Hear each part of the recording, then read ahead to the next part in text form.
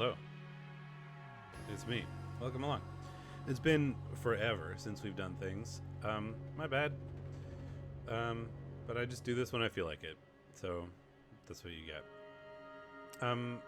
But just last weekend I learned that apparently so last weekend I learned that there was a new there was a DLC for the Rise of the Golden Idol. I played through this forever ago, I think in March. And I really liked it because I'd played through the previous game. Really played through the whole base game and was like, cool, I'll get the Detective Pass thing, which is all the new stories when they come out, because I am excited for this. I really like playing this game. Hey, T-Self. So last weekend I saw there was a new DLC for it, and I was like, cool, I'll play it on Saturday. And then a bunch of stuff came up and I just didn't have time to play it at all. So I was like, so I've been waiting all week to play it today because I knew I could do it today. And I was like, all right, cool, we'll play it today. So I reinstall the game, I load up the downloadable content section. There are 3. I just heard about this one. Somehow I missed both of these occurring. So now I have 3 DLCs to play and not just one. So let's go. We'll just straight up start with this. Okay, I guess maybe a good thing to do actually would be to maybe because I played this one when it first came out, this DLC when it came out, but I haven't played any of these. So maybe we there's a story button here to sort of remember everything that occurred. So for those of you who sort of aren't aware, this game it's sort of like a detective game, in that we're going to be viewing a bunch of scenes, and in the scenes we'll be looking for clues. The clues are generally pretty obvious, you can click on things, they're very obvious what you have to click on, and those things will pop up words that are related to that, and then we'll basically be getting a fillable in document that we have to use to figure out what occurred in said scene. So for example, if I click on the story thing, this is what I mean. You'll collect these words through the scenes, and then you have to fill in these little scripts. So it's often pretty obscure, right? The blank gang headed by blank blank was one of 2 blank blanks in, right? So there's so much to fill in that it's really hard to just fill it in by guessing often. So you have to sort of figure out what's going on in a given scene in order to I wonder if I can find a good example.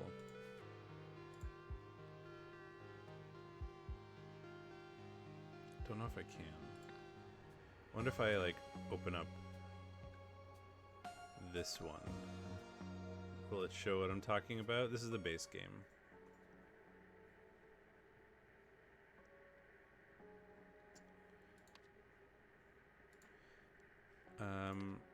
I think this is the first one. This is the first scene from the base game, so this shouldn't spoil anything too badly. This is sort of what I'm talking about. Is you're sort of given a scene, and you can click on things, and you'll get words. You'll get to see the stuff that's in people's pockets, and then you generally in each of the scenes you have to try to figure out who the people are and what happened. Is sort of the idea here.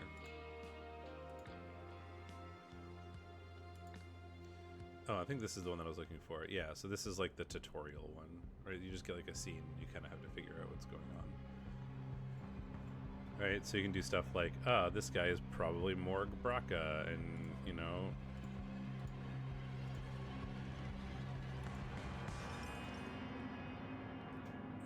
learn these little things.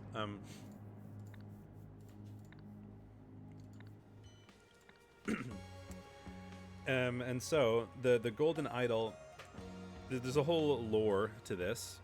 There's a previous game, The Case of the Golden Idol, where we are sort of learning where the Golden Idol came from and that sort of thing.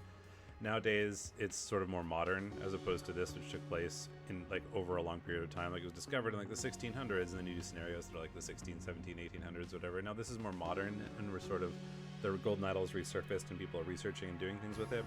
Basically, it's an energy transference device. You can take youth from people and give it to yourself, or you can take heat from things and give it to something else. and people are trying to steal it and research it and do all kinds of things. And these are like sort of the stories following it. It's hard to do a very brief overview of everything that's happened up to this point. This is a main character. He's like a researcher. His name is Toussaint, Auriel Toussaint. He researches Lemurian artifacts, and ancient Lemuria is like the old civilization where this idol comes from. But here's the sort of overall story from the last DLC, which is, the Bauer gang, headed by Hildegard Bauer and her 2 crime families in New Wells. Hildegard Bauer gained Mora Meredith's favor by working on the Heritage Project and gave advice that weakened the Andir gang. The Heritage Project is a project involving the Golden Idol. As revenge, the Andir gang planted a tape recorder in Hildegard Bauer's office that contained evidence that the Bauer gang was selling drugs. They gave this evidence to Moira Meredith. When Moira Meredith announced a surprise press conference, Hildegard Bauer called for accelerated testing of a weapon that could scramble people's memories using sound. That was the very most recent thing that happened. I don't know if I have a great way of showing you the final story of this. But this is the kind of thing that I'm talking about, right? It gets really complicated. So, we had to decipher what the idol was capable of doing. This is, removing people's memories. And what they were trying to hook up the idol, essentially, to a TV broadcast. So that they could use it to mind control everybody, do, nasty, horrible things. I wonder if this will be the best way to describe it.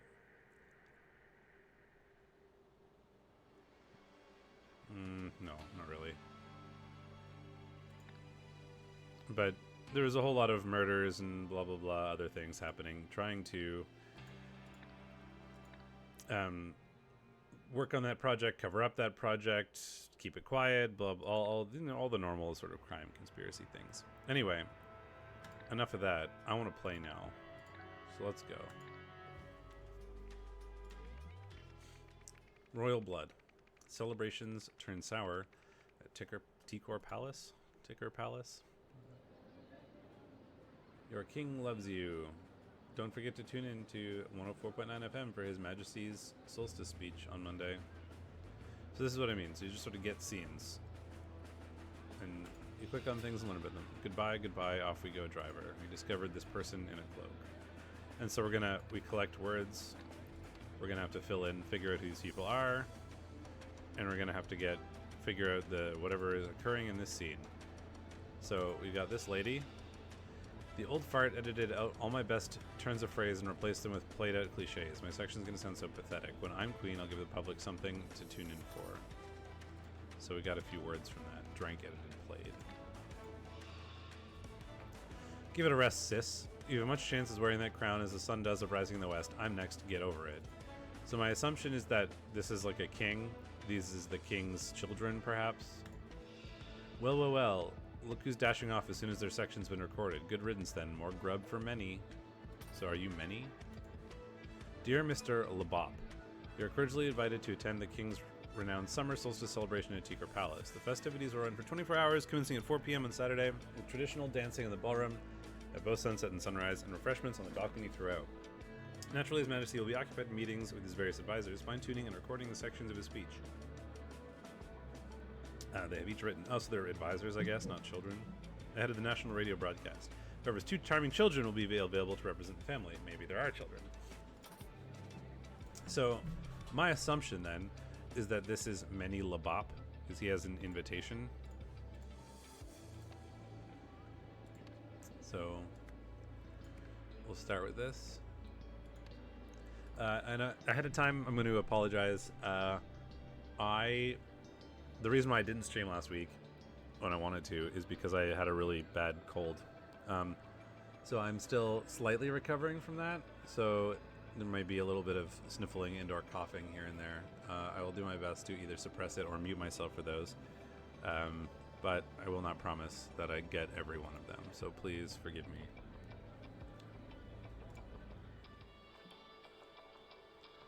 Yeah, more places to go. That's one thing that I will state about the DLCs now that I'm thinking about it, is that like the base game, it tends to start you off pretty easy. Like you get like one scene or whatever. But in the DLCs, they just sort of jump right in. So there's going to be a lot going on. Even in like scenario 1.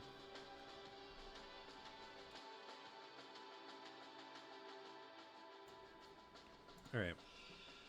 Becca, really? It's now well past my meeting time. Why can't you just let me in? Your Majesty, happy summer solstice. I hope you'll enjoy this fine champagne. Outside visitor protocol. Arrival. Mr. Shabak will meet you at the outer gates. From there, she will take you...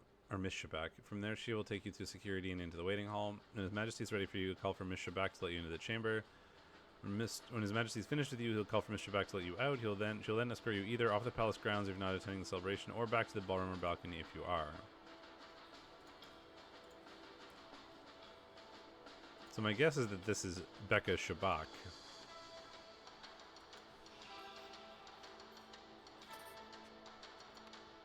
Please be patient. I'm only following orders His Majesty gave me when the last meeting ended. He clearly stated that he will tell us when he is ready, and I'm not to disturb him until then. Oh dear, there's the names. Meetings in Cabinet. Princess Leva, High Guardian, Justice Minister. Intelligence Director, Prince Zarek, First Sentinel, Propaganda Chief. So my guess is that... and so one thing that I like to do is I like move the names as I've used them. Or like do things where I put them together as I discover things. Right, so there's like Propaganda Chief was a thing. I think the Intelligence Minister was a thing. If I look at those.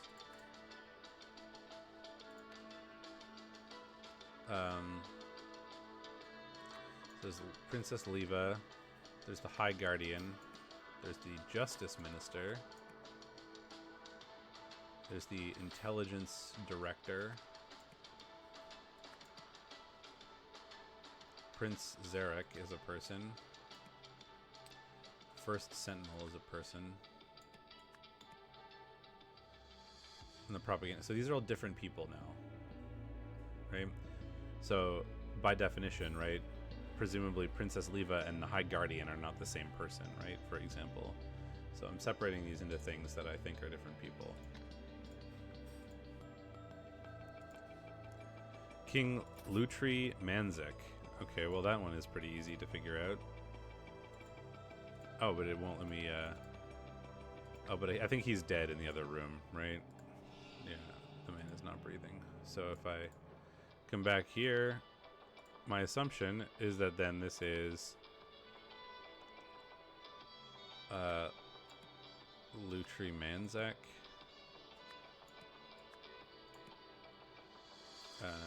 Which to me implies that Leva and Zarek are the like children, which I think are these people, but I'm not 100% sure on that. There's a champagne he brought as a gift. Place gift here. No knife, no gun. King Lauren. Oh, King Lauren Manzik.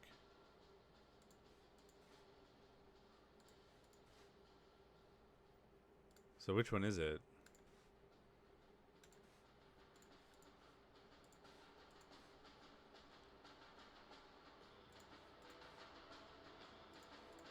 That's irritating. Here's a map. That's probably useful. Ballroom, balcony, king's cabinet, prince's quarters, princess's quarters, checkpoint.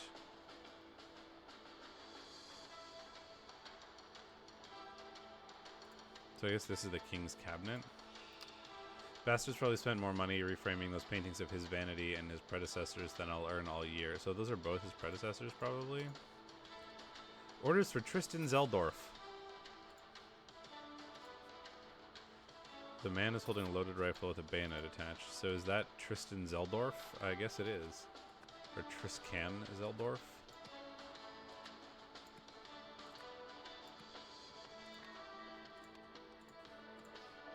Guard cabinet door throughout solstice celebrations. No one is to enter or leave unless ushered by Mrs. S.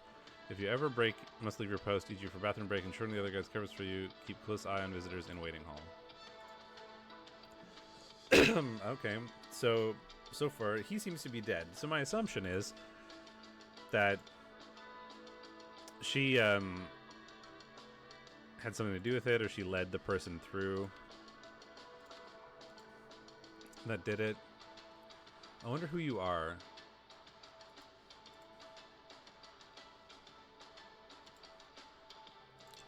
Like, I don't know what time it is.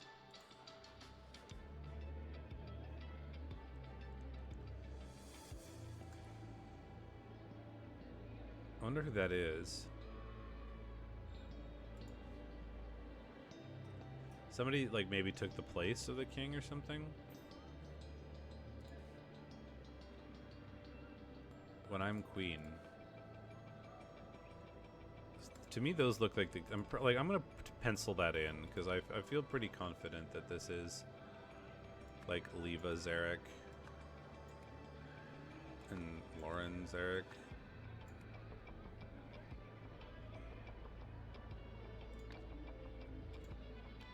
Because we have the Leva, Lorik, yeah.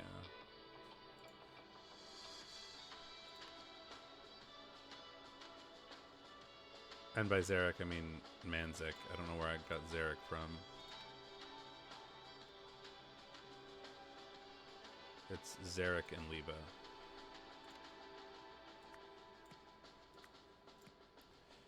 And then...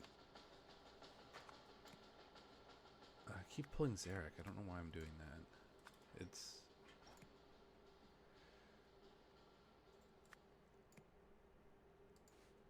Prince Zarek, yes. And then I think it's Manzik.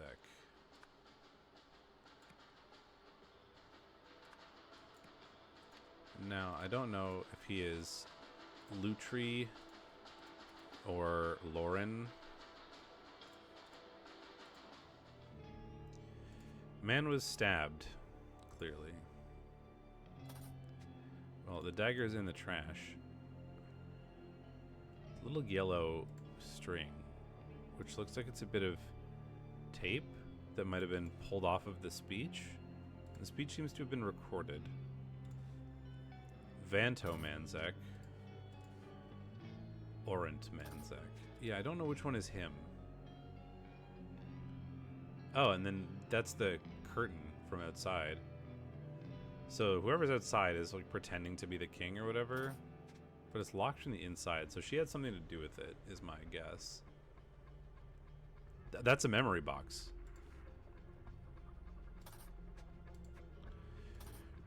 So this is something that matters from the previous game that I'm sort of remembering now, is that these are basically like hard drives, because people are using the Golden Idol to like pull out people's memories basically and then put them into other people, which sort of functionally let them kind of like switch bodies. And there's those symbols meant a certain amount of time, essentially. And there was like sort of an old warrior, an ancient Lemurian warrior, whose like memories are put in the body of like a modern scientist, and he kind of went nuts. Bottle of wine. So these are all gifts. So I wonder, basically, we can figure out, if we can figure out who brought what gifts, we might be able to figure out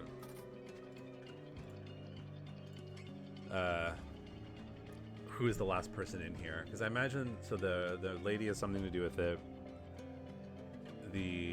Whoever it was, like, edited the speech, stabbed King, jumped out window with curtain, and is, like, now doing the speech. Because if we look at this, there's somebody, like, clearly wearing a curtain.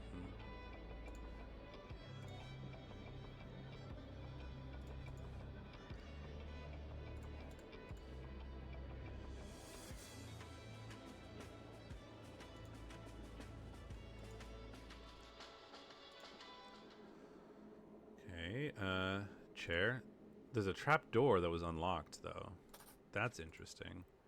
So that gives us another option. So if this was locked from the inside, either the lady had something to do with it, or she left, then this happened, and the guy went out the trap door. Tea and crumpets.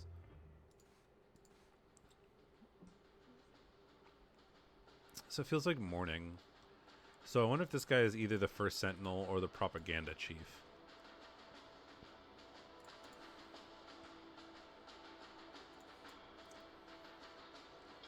So maybe it was Prince Zarek or the... Oh, so I wonder if Prince Zarek actually met with him.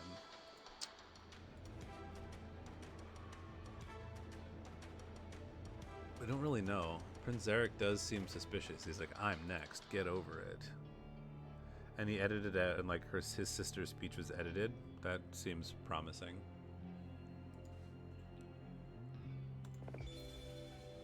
Your Majesty, use the section of prepared for your solstice speech. Resolve. The day Lemurians shy away from bold decisions, we are finished as a society. That is why the orders I've given recently do not disturb me. Until I tell you I'm ready to end our struggle for unity, you must all embrace it.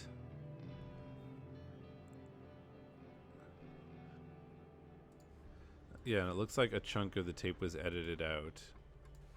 Yeah, and that's the curtain. Stabbed him, walked over. Like, edited the speech.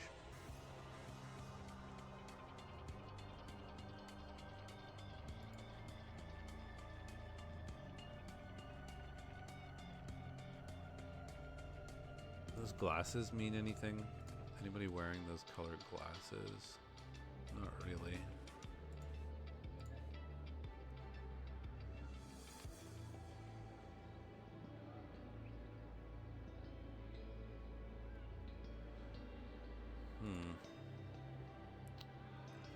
Yeah, normally I have a better place to start, but these DLCs are always like difficult for me. So let's see. I hope you'll enjoy this fine champagne. That looks like fine champagne. That's wine, which hasn't been gifted yet. So how many gifts are there? There's 1, 2, 3, 4, 5, 6, 7, 8. So presumably, 8 people have seen him already. Right? So we have 1, 2, 3, 4, 5, 6, 7. That doesn't make sense. Maybe the flowers aren't gifts? Or maybe this isn't a gift?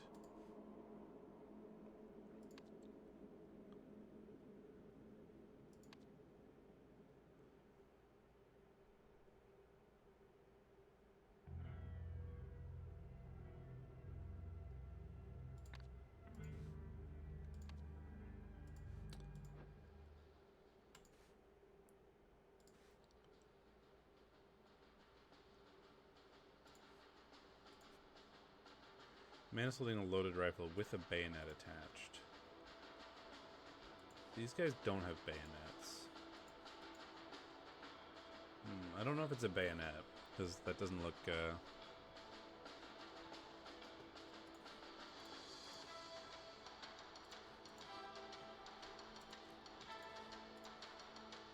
So, referring to paintings of his vanity and his predecessors. My guess is that he's the most modern looking one, and that his name is Orant.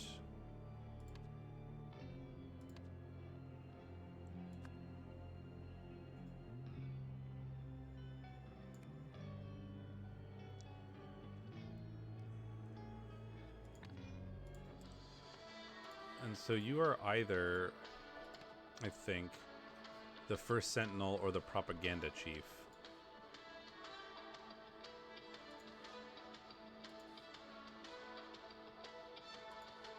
And I don't really know how to prove that. So the two sort of thoughts I have... Well, you'd think that he could have done it, but I don't think that's true. Because basically nobody has been in since the last one, right? Just like, he'll tell us when he's ready and I'm not to disturb him till then. Right, so she, like, waits.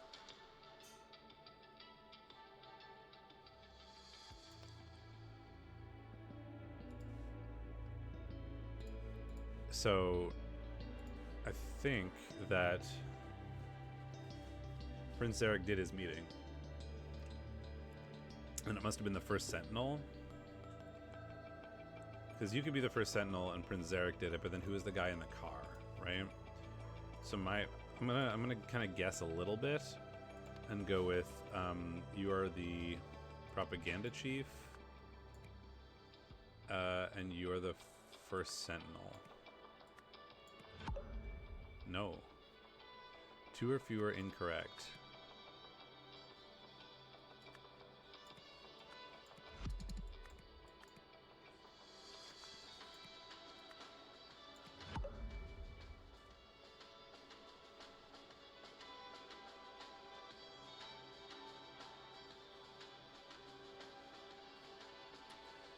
I do not want cheap viewers.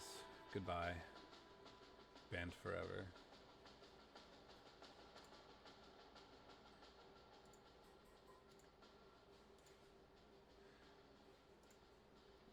Okay. So I should.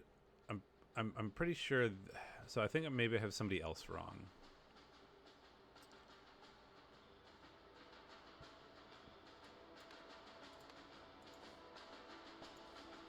You're Tristan Zeldorf. Pretty sure that's true.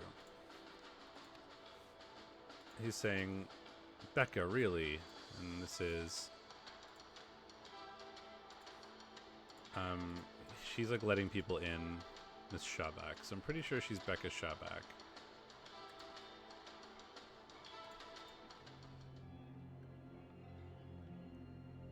I mean... It's really hard to tell which of these is newer.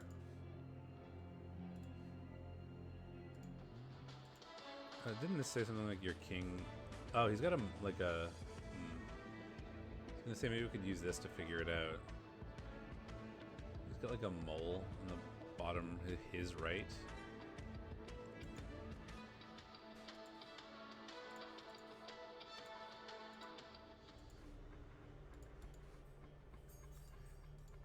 That's not really helpful. They all look too similar.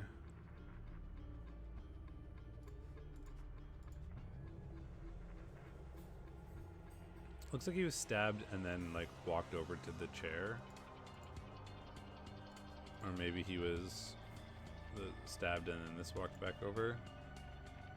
I don't think that's a bayonet.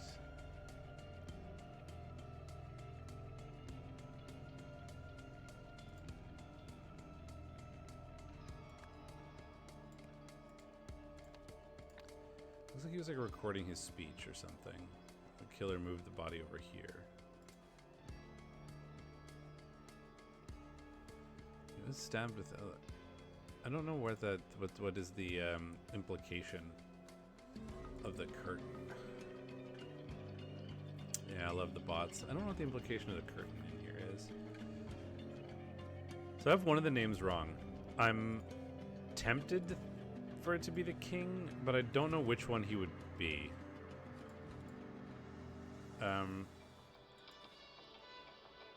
The other thing that it could be is, like, you know, you might not be the propaganda chief. You might not be the first Sentinel. But, like, I don't know how else we'd figure out who they are. I guess we have to figure out, like, something we could try to figure out is, like, my assumption is that we're sort of in the morning because of, like, the tea and crumpets. But technically we could be back here somewhere, and that could be, like, the High Guardian and the Justice Minister, and Prince Zarek, like, hasn't met with him yet. But the fact that there are, like, this many gifts already, to me, sort of implies that we must have gone through most of the meetings.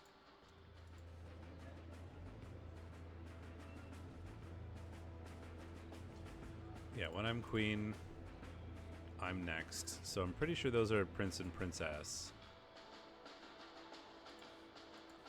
Right, so Princess, Leva, and Zarek.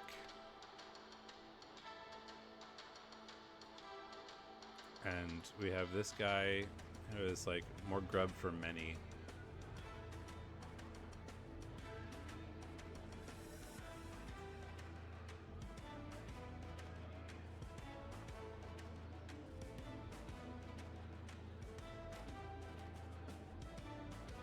Mr. Labab. So my guess is that he's Many Labab. Oh, and I guess as per usual, my standard disclaimer. I'm okay if I'm okay with backseating, under the assumption that you yourself don't already know or haven't like looked it up or something, right? The way that I approach these games is that I feel like it would be fun to be like playing with your friend on the couch together or whatever, like just trying theories together or trying to figure it out together or whatever. So if you're behaving in that manner and be like, well, what about this? Like, you know, then I'm okay with that. I'm leaving it totally up to you, because it would be very easy for you to like, you know the answer or cheat and like look it up or something and then say you just thought of it. But I don't have a big audience and I trust all the people in my audience, so I don't expect that to be a problem. But that's my general policy, is that like if it's the kind of thing if you haven't played the game before and you don't know what's going on, then I accept your suggestions. So one thing that we can do a little bit as well is right, it says 2 or fewer incorrect, right? So we can do something like this, and yeah, so it's my guess is that the king is wrong,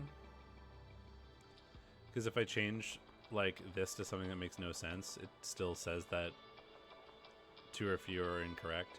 So that's, if you get down to just 2, sometimes you can play around with it a little bit like that, and I have mixed feelings as to whether that's like okay. Yes, Mark Bielsa killed the king. So I guess we got to find another way to get a name.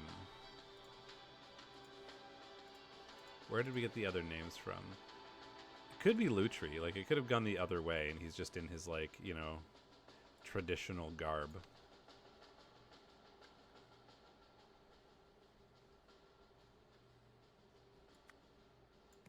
It is, yeah. It's just, it's backwards as to expected. Right? This is probably the oldest one. And I wonder if there's a way to figure that out.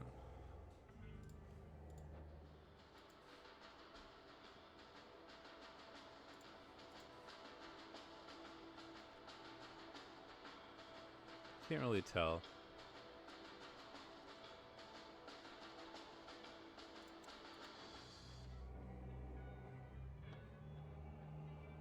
Yeah, I can't really tell. Anyway, we got the names. So now we gotta try to fill in the things that occurred. So as my guess is that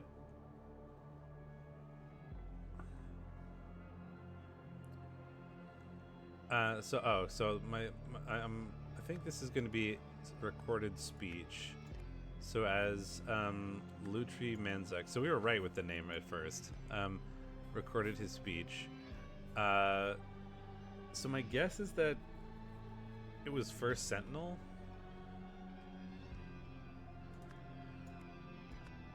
Killed him with a dagger from a... Oh, this very clearly looks like the dagger could have been in that statue, right? Yes, and it's also bronze. That's one of the things I love about this game, is that when you like look at this like set of blank words, and it just feels so like unapproachable, and then you like start filling in the words, and like suddenly things just start to make sense and like falling together. Like I was like, killed him with a dagger. I saw the dagger in the garbage can, and it's like, from a what? And you're like, what do you mean from? What could the dagger be from? And clearly the intention is that what they want you to do there is think that it could have been like bayonet from a gun, because you've got these guys out here, and maybe it was one of the soldiers or whatever. And, you know, he clearly doesn't like the king, but his bayonet is still attached, right? And they're like, okay, well, where could the dagger be from? You'll get the gifts, and it's the same color as the statue, and like things start to come together, and it feels great. So, with a killer from a statuette, afterwards the killer moved the body to escape. First Sentinel.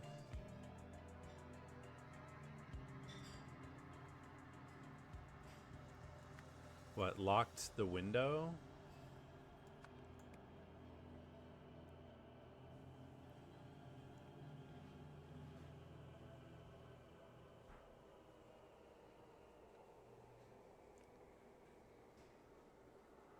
Oh, It could have been the prince, right? Because he's like, I'm next, get over it, right? Maybe he did it, like, working with the first sentinel, and in order to, like, assuage suspicion. But that doesn't really make sense, because how this is supposed to happen is... And when he's finished with you, you'll call from Miss Shebek to let you out. So wouldn't she have come in and seen, like, him being dead?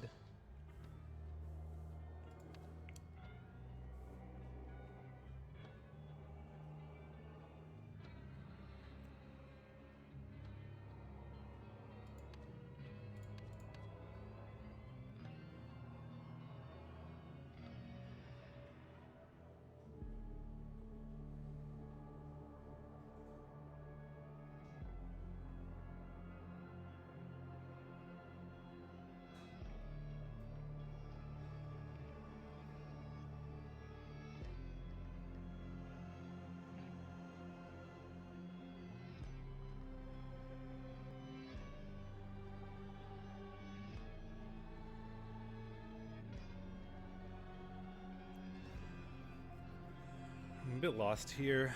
I'm pretty sure I'm right with the first part. Although it could have been the prince. I'd be happy to say that the prince killed him.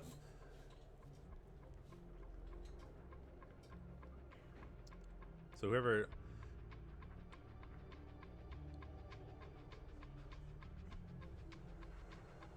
I don't know if that makes sense.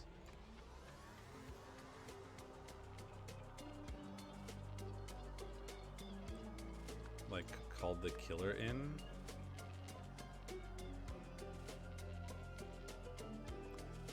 Maybe this is the prince? Because he was right before.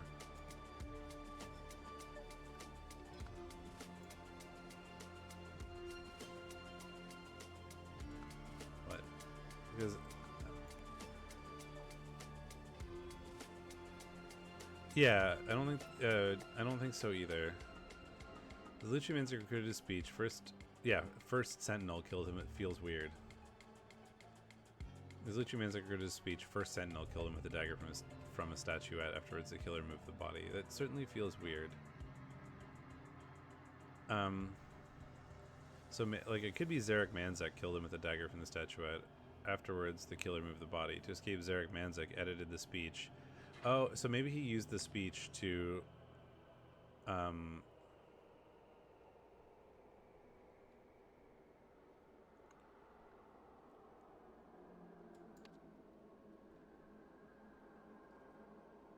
come out. Maybe use the speech to play the, like, call the people, like let people out. Now that he's moved over here, maybe she didn't notice or something, right? It's the speech edited part.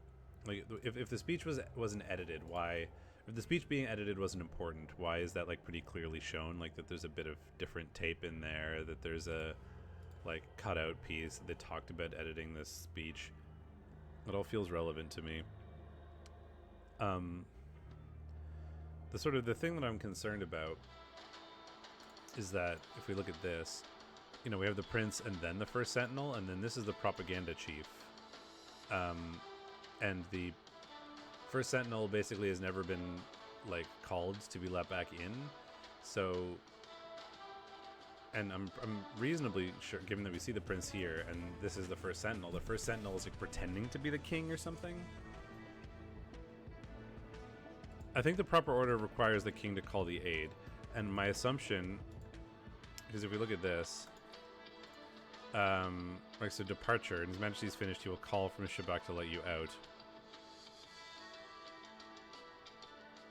So my assumption is that, like, maybe the prince killed him because the prince wants to be king, edited the speech, used the edited speech to, like, call her in to go. Oh, but then the problem is, doesn't the king have to call the... Yeah, he has to call for someone to let them in, too.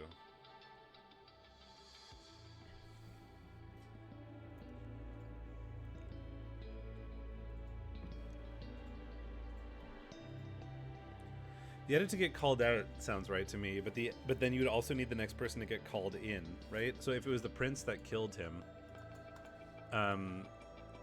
then also the first sentinel would have gone, because this is the propaganda chief waiting. When his last meeting ended, he clearly stated he'll tell us when he is ready, and then I'm not to disturb him until then. So, I mean, either the first sentinel just never went in, and this guy's just pretending, but he's got the curtain on him, so he clearly went in.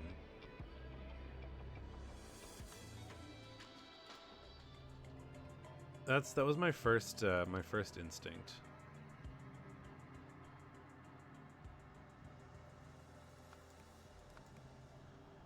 That was my first instinct. Because he just never got called in. Edited the speech and played it for Becca Shabik, who then let the killer out. Feels the right thing to me here. Yeah. It's just the thing that felt weird to me is that first sentinel killed him with the dagger. Like the grammar there is a little bit weird, right? To escape first sentinel edited the speech, but like that's the one like they have to make it so that there's the possibility for other people to fit in there. So sometimes the grammar can be a little bit weird. So it's not too surprising. First sentinel was able to get a dagger past security because it formed part of his gift for the king. After killing the royal and moving the body, the first sentinel hastily mopped up most of the blood of the curtain. He then edited the recording of the king, reading the speech segment he had written so that it said, "We are finished. Do not disturb me until I tell you I am ready." On hearing this over the speaker system, the usher escorted the killer out without suspecting anything. So actually, let me go back to that. Because there is a, like, in hindsight, there is sort of a hint to that, right? If we look at the... "We are finished.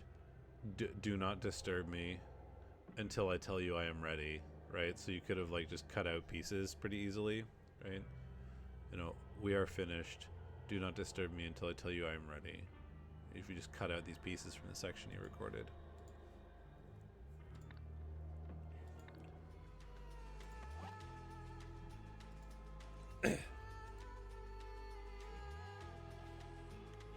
Ash Intelligence Agency, Office of Research and Reports, monitoring Lemurian technological process.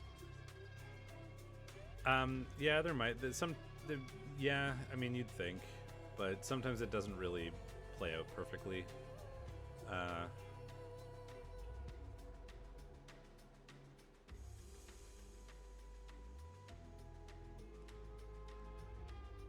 And it would have been like red tape, I think, because you see he's spliced in like red tape or something. It was a little bit weird.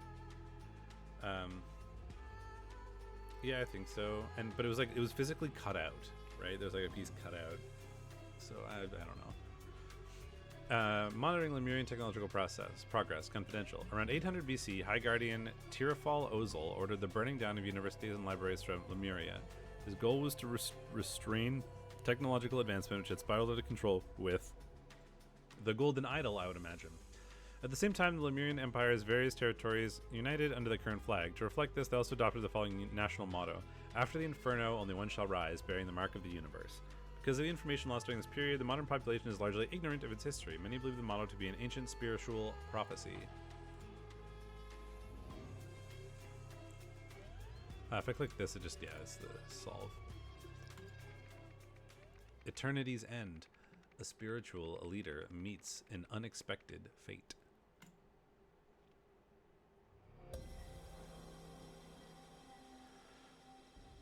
What do we got going on here? Well, let's start with the people.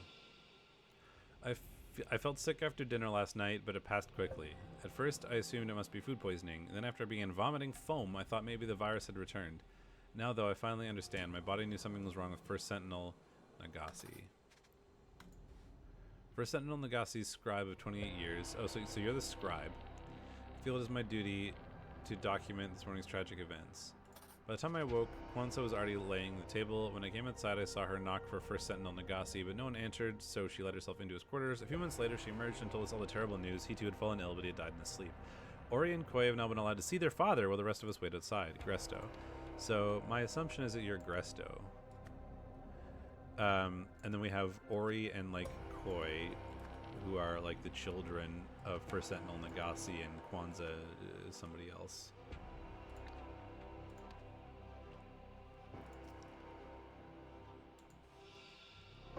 The same thing happened to me. I threw up all foamy after dinner, but I was soon as fine again. I wonder why only us two seem to have been affected. Perhaps we have unknowingly reached a higher level of empathy than the others, which allowed us to feel the First Sentinel's energy moving through his final moments.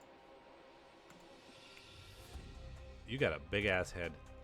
You shouldn't feel sick or sad, for that matter. You should feel nothing in particular, for he's not gone. His consciousness has simply been redistributed. Come now. I've already laid the table. Let's eat breakfast. We don't want last night's leftovers going to waste. That's suspicious. You seem suspicious to me. So there was an animal like tied up here, and then it was taken. Mint chili. Newcomer's Handbook. Oh dear.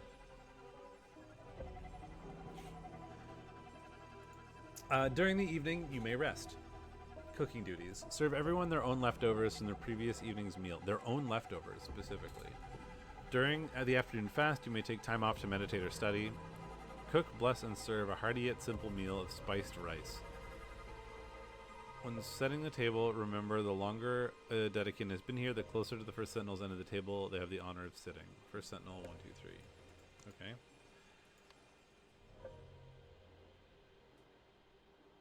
So we're going to have to figure out who is who. You're probably the First Sentinel. We'll have to figure out who is who and where they go. Don't know which end is better. And there's like these different meals that are probably going to be relevant too. This looks like the table. Yeah. And this is for people's 1, 2, 3, 4, 5, so 6. And people have to have their own leftovers, right? Do those all match? They do, okay. So we don't have to worry too much about that.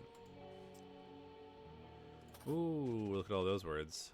Chili powder, coriander, cumin, mint, jasmine, mustard.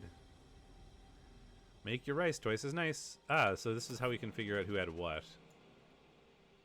Right? So this person had wild mix, which is... Oh, so we're going to be able to figure out what thing is poisoned, right? Because somebody else was, like, throwing up. So we can figure out who had the same thing as the first Sentinel. I just don't know which end is the First Sentinel's end, whether it's here or here. But, you know, this is mint leaves, mustard seeds, and coriander seeds. This seems to be mint leaves, chili powder, and mustard seeds. This is jasmine, coriander, and cumin. And these are jasmine, chili, and cumin. So we've got to figure out... So there's, what, 3 people who are foaming at the mouth? Or foaming at night, I think they said, right? Felt sick, but it passed quickly. Same thing happened to me.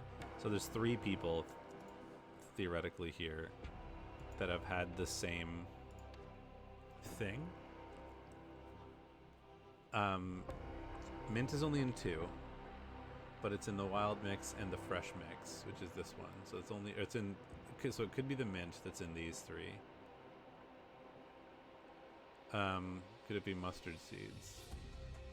It could be mustard seeds, 'cause that's also in all 3 of these.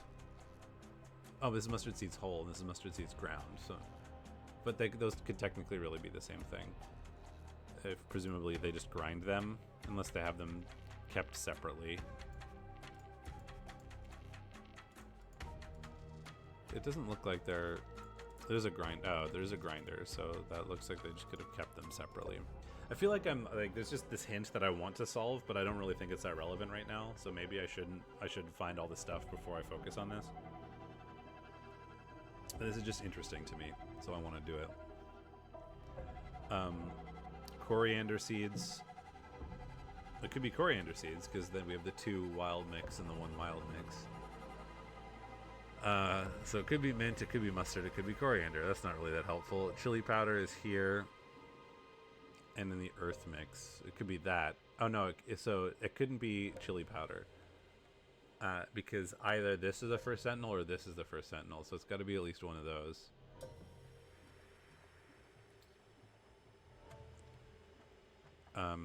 Jasmine leaves. So could it be jasmine leaves? Yes, if it's these two people that got sick. So I guess the thing to figure out is who is sitting where, and like I got to figure out who is older, or been here longer or whatever, and then I'll be able to figure out what this is. So yeah, I should just move on because I'm not gonna be able to do anything with this. There's too many possibilities until I know who went where.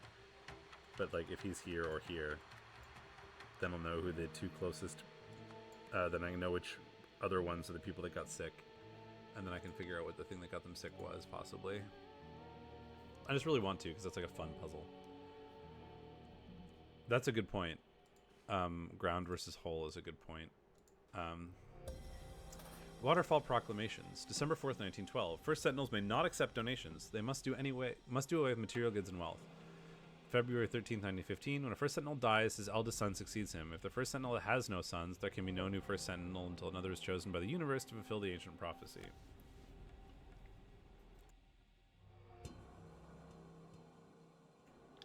In the case of twins, there can be two First Sentinels. Sin is no longer to be met with punishment but compassion. The first true Sentinel, First Sentinel Nagasi, will live forever. Okay. It's weird that these two happen together.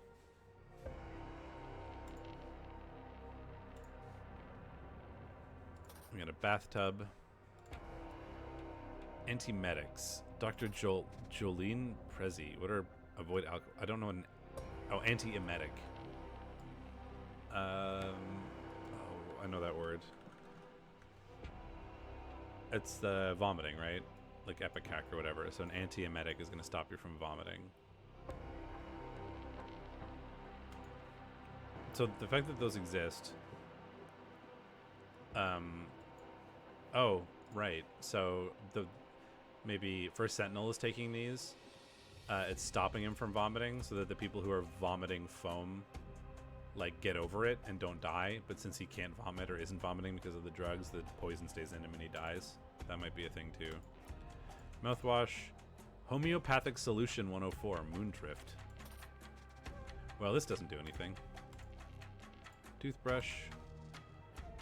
Unless somebody like poisoned it or whatever by like making it non-homeopathic. Moisturizer. Jojoba oil, jasmine petal paste. Straight razor.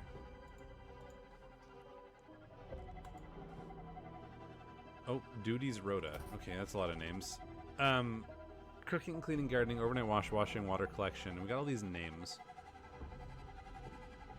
Dedicants, Nosy, Raffelli, and Tronta. Excellent work lately. The universe will surely reward you. Boys, I expect the same output from you as any other Dedicant. Raise your standards. So that might be able to help us with names. Oh, but we need to get more people. But because we saw this, like, we see these people here. So my assumption is that this is the First Sentinel. These are his, like, twin sons. And then these are the supplicants or whatever. So we'll be able to figure that out, I think. We know that the supplicant... I guess we know now that, the... something that we could separate here is that they're the twins. Raffelli and Tronta. So they're going to be Quanza, Gresto, Tronta, something else. But I don't know if the Quanto is like a last name here, because this is like Scribe. 28 years. He's been doing it for a long time.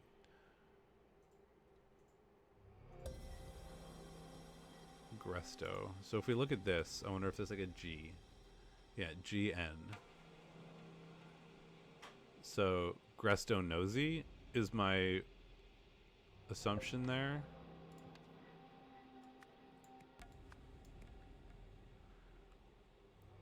We have Raffelli and Tronta. So like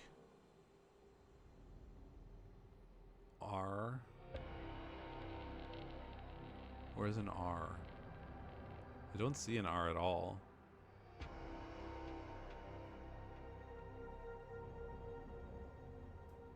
Yeah, I don't see an R at all. Tronta. AT. But I don't see an A anywhere either. In like the names here. Maybe we'll find out. Maybe there's another A to find somewhere that we haven't like checked yet. Apparently I missed something here. Jasmine plant. Oh. Someone's doing some weird nonsense. Dead fish, rubber glove, a shaved goat belly,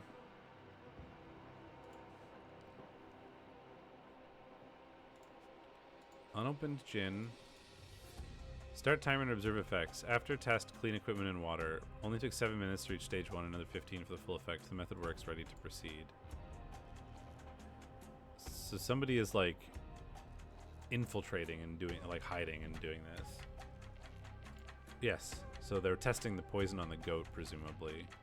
They also got like some dead fish. So this person clearly like kept their stuff.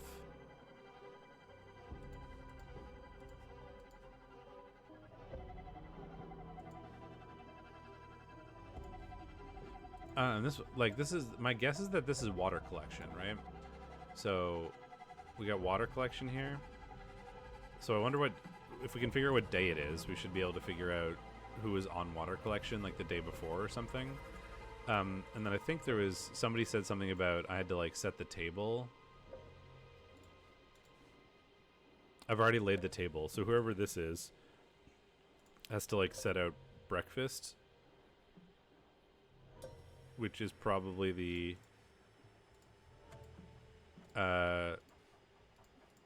where was that like have hearty rice thing or whatever? Was it here? Yeah.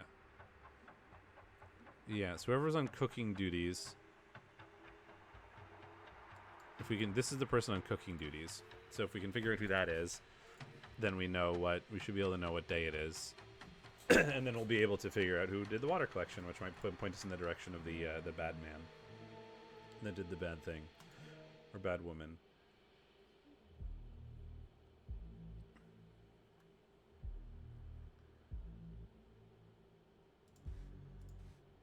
Today is my son's 25th birthday, making him the same age I was when I fulfilled the ancient prophecy and took on this mantle. Kwanzaa is concerned that our boys are not worthy of their destinies. Our boys. I must admit I am too. Her intuition has developed impressively since she first arrived here, days before the second proclamation. She's become a fine mother, so Kwanzaa is their mother. Everything is clear now. The waterfall agrees, and the universe has provided a solution that does not contradict any past proclamations. I'll reveal the message this evening. First thing this morning, before anyone else was awake, I found that our stupid goat escaped again. Must have chewed through his rope last night while we were asleep, and he was definitely there when everyone went to bed yesterday. Okay, so goat doesn't look like he chewed through his rope. Someone took him.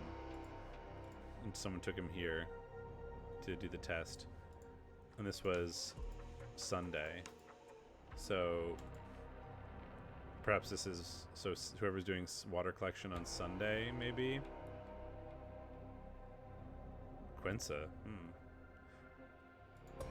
Well, actually, I guess he found that the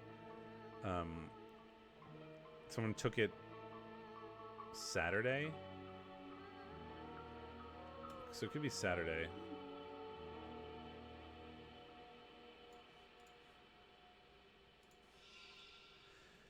Anyway, I should try to like pencil some things in before I like I'm trying to piece literally everything together in my mind ahead of time, and really I should finish exploring and like just get some things in there before I like go too hard on this. Don't you see, as I've been telling everyone for over a year now, our father never truly understood the waterfall's proclamations.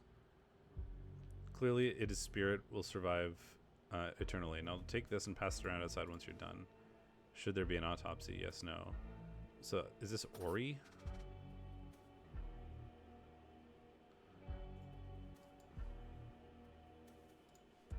Because he's already voted. So my guess, then, is that this is Ori. And it says, like, boys and twins, right? So I'm pretty sure that's Ori and Agassi.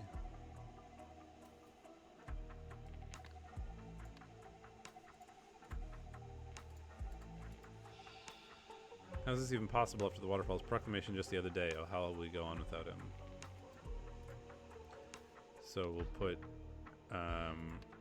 Koi.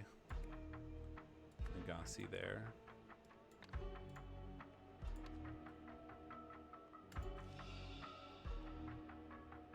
Lemurian homeopathy. Absolutely not. No man of his position should ever be made to suffer such an indignity in life or death. So, are you Rollo Krish? Is Rollo Krish one of these names? No. Patient history. Pravi Nagasi. Ooh. So you are... The man is not breathing. So my assumption is that you are Pravi Nagasi.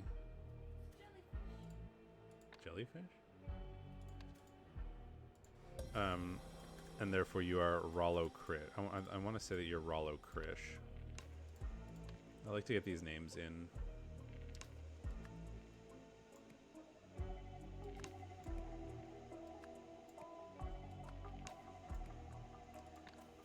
Presumably there was like the doctor,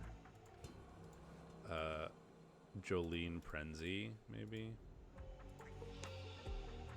From what everyone here has told me, it sounds like the virus you had a couple of weeks ago is going around again. Surprising though, I'd have expected you all to be immune from eating a second time. It's also, so it's happened before, right? It's also strange that Mr. Nagasi succumbed to the virus while the other two caught it again, seem to have shaken it off. We'll need a full autopsy to get to the bottom of this. Suffered severe burns as a young man. Right, so he set himself on fire and then the waterfall moved to put him out or whatever. Otherwise remarkably fit and healthy for his age. Cover burn areas from direct sunlight, moisturize burn areas each night before bed. Foamy vomit and DP virus. Antiemetics, fluids, and rest. All followers are also infected. Some insist on taking Quack's medicine. So my guess is that you're the Jolene Prezi.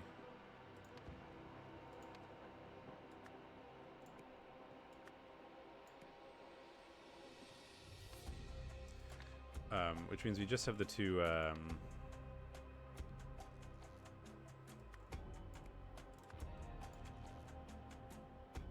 they're all Nagasis. So we're missing like these names.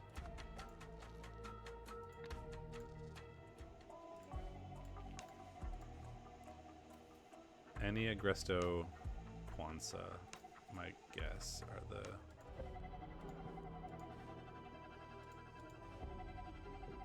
It's sort of hard to, like, my assumption is that, I don't know, I'm getting vaguely more female vibes from these two, but it's sort of hard to tell, honestly.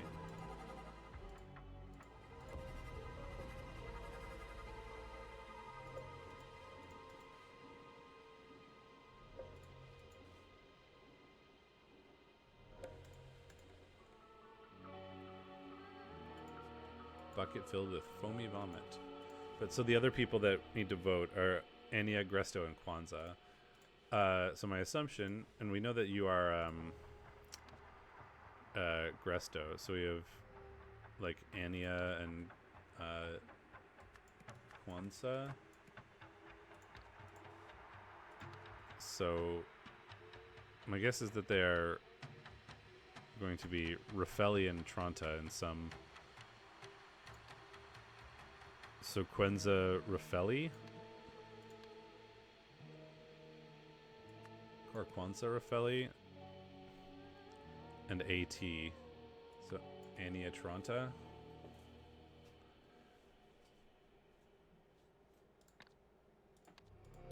And then we know that it's probably...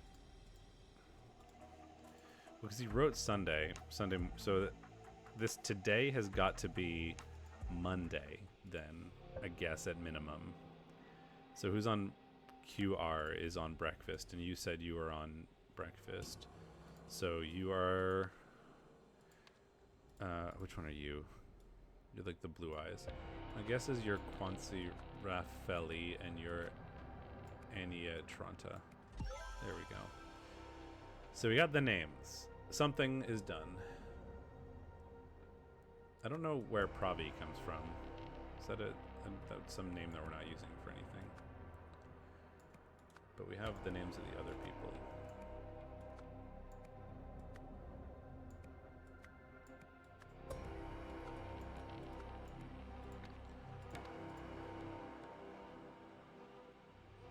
Probably is the dead first sentinel.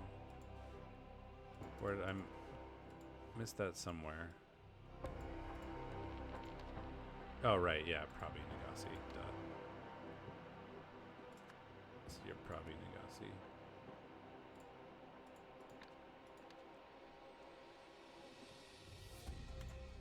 Still more things to click on. I think just one more though. Equipment must be washed in pure alcohol between tests to remove all contaminants. So it's like the doctor's kit or whatever. I'm missing a spot. There's something that I haven't clicked on. Oh, these two things. Foamy vomit, solar plexus chakra blockages, homeopathic solution 104. All followers also affected. Some are so arrogant as to favor Western medicine. Oh, those freaks. Like cures like illness, hay fever, symptom, insomnia. Alternate cause of symptom, onions or coffee. Homeopathic cure for illness, onion or coffee. Certain substance normally causes a particular symptom.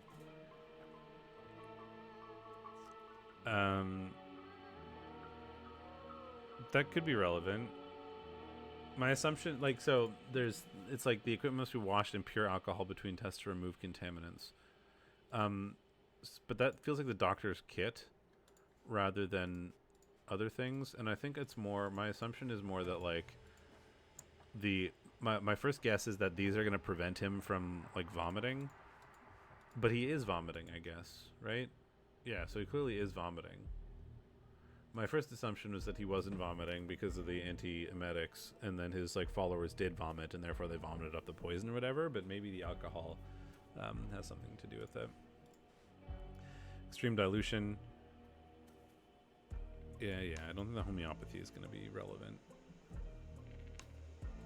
He could be.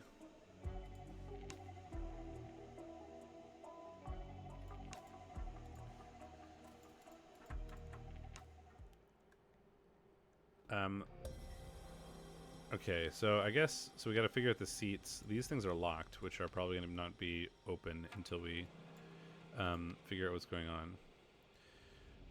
We could probably get something in here. Pravi Nagasi died of homeopathic medicine because someone put nothing in his medicine.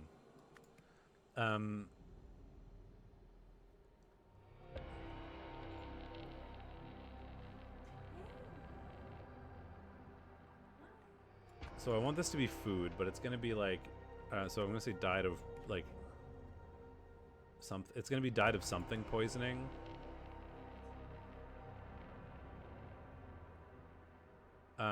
Because someone put something like, or put something in the something, right? Like, or it could be like, I want to say like poisoned. And it's going to be in the whatever food was relevant.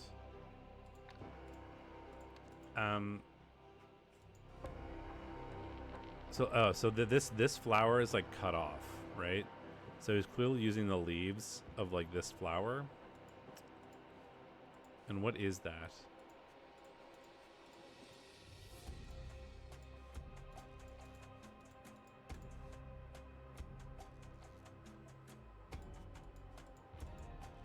What is that flower?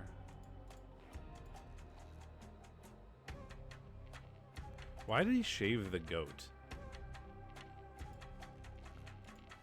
I mean, there is a razor here.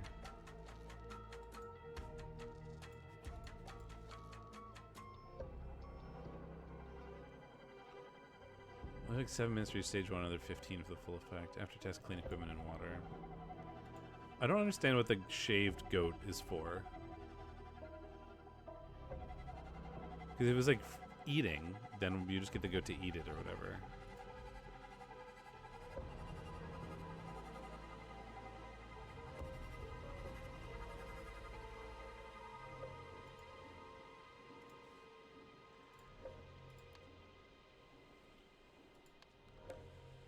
I mean, it could be food poisoning. My assumption is that it would be like a flower, though. Like it's like moon drift poisoning or whatever, if the flower is bad. Ah, this is where moon... Ah, there we go. See, it's this flower.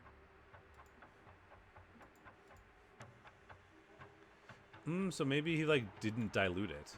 That's the other thing that could have happened. Because it looks like this flower was cut. This is clearly a moon drift, right? From this. And this is a homeopathic solution. He could have decided to not dilute it.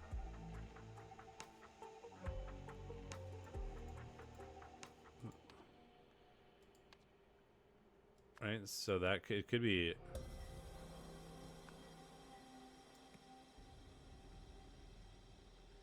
Is there, like, leaves?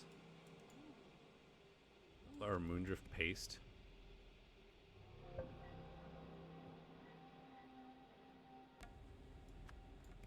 It's not going to be food, and it's not going to be medicine, right? I'm pretty sure this is just going to be whatever we have to figure out which food it was. So the thing I guess I should figure out is these seats. I don't know which end is the first sentinel's end. First sentinel. 1, 2, 3. I don't know which end is the first sentinel's end.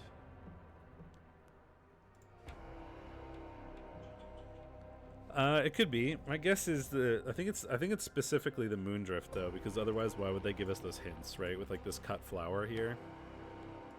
And the fact that it's specifically moondrift.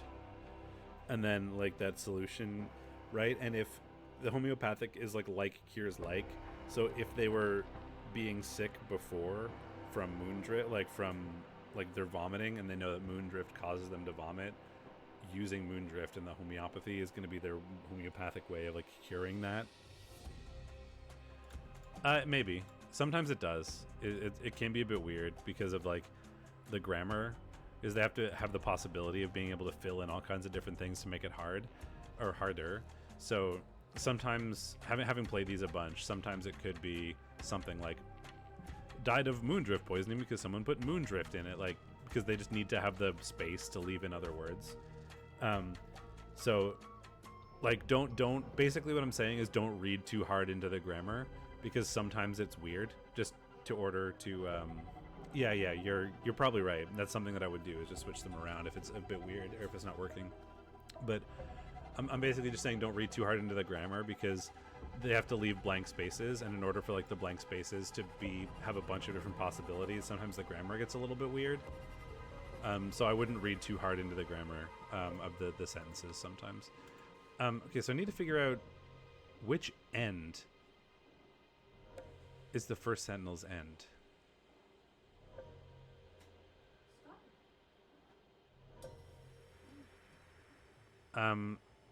Okay, so it's the closer to the first sentinel's end is the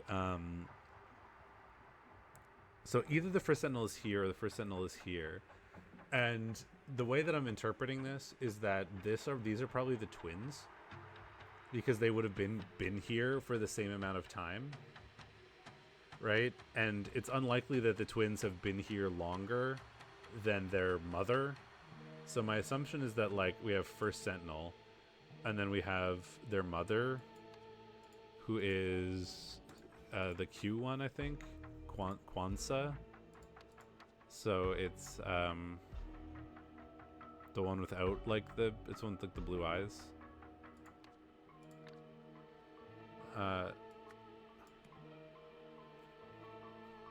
She's been here like it says 20. So it's my son's 25th birthday. I don't know which order they would be in though. She's become a fine mother, so she's obviously been here longer than them. So it could be here, it could be here. But there was something in the scribe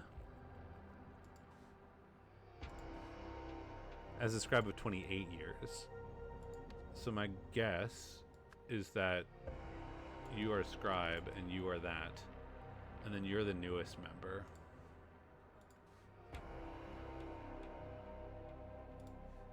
Which I mean, you're the newest member. You have a watering can, so you're probably doing gardening things. And the newcomer's handbook is here. So you're probably the newest. That makes sense to me. So this is either going to be right or wrong, and if it's wrong, we just switch the two twins, which feels a bit weird. So I wonder if there is a way to come up with the swap.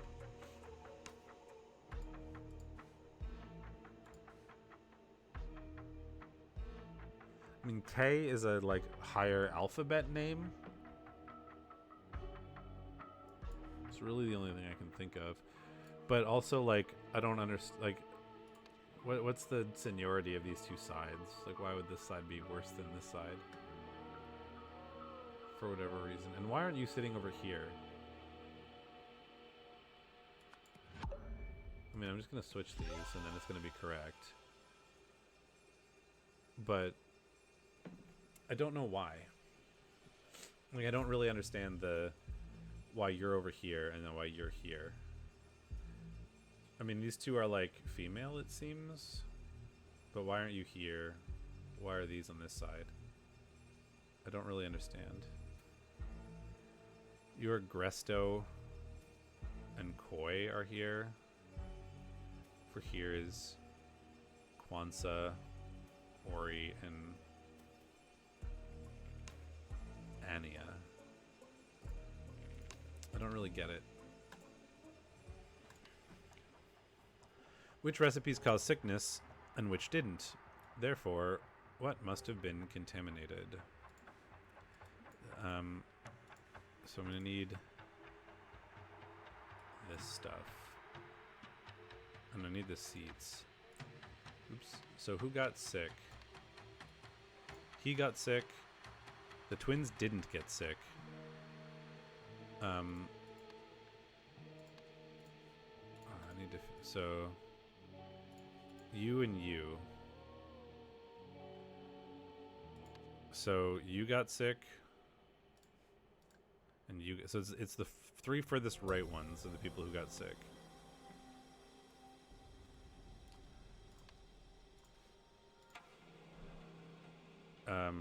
Man, I need all of these things. Hey, Zord.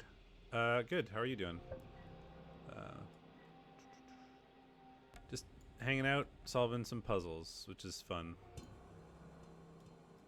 I wish I had more monitor space to put all these things up here. Oh, you're right. I don't need the book. Aha. Very smart.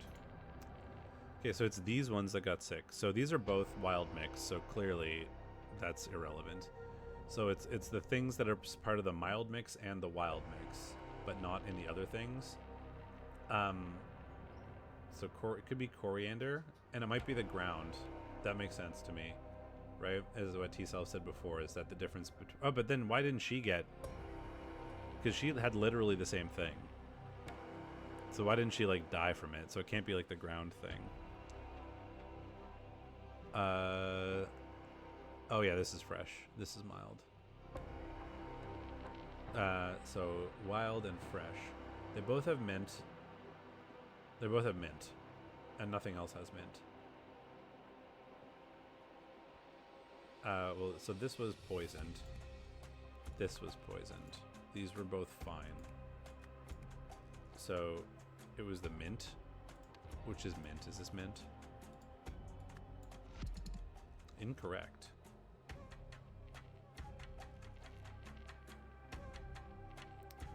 What did I do wrong?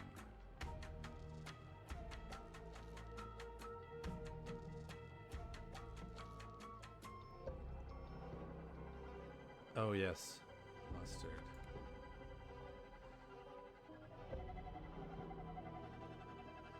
I missed that. One of these is mustard.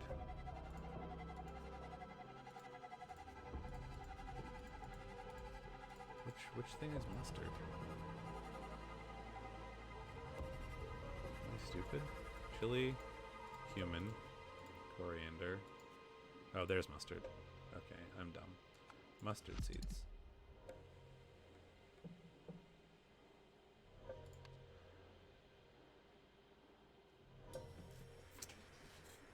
let's double check. So they both had the wild mix, and they were poisoned. You had the fresh mix, and you were also poisoned. So that has to be mint.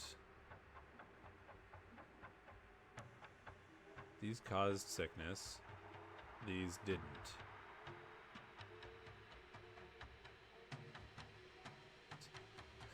The grindy bowl is contaminated. Because it's the ground. Apparently that's closer to right. So it wasn't the individual ingredients, it was the fact that they were ground. So wait, why are you not okay? Why are you okay?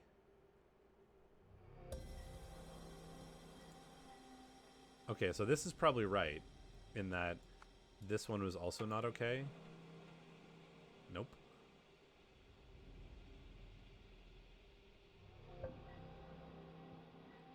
Oh, but this wasn't okay either. No. And this has no ground things in it, so this can't be what's going on.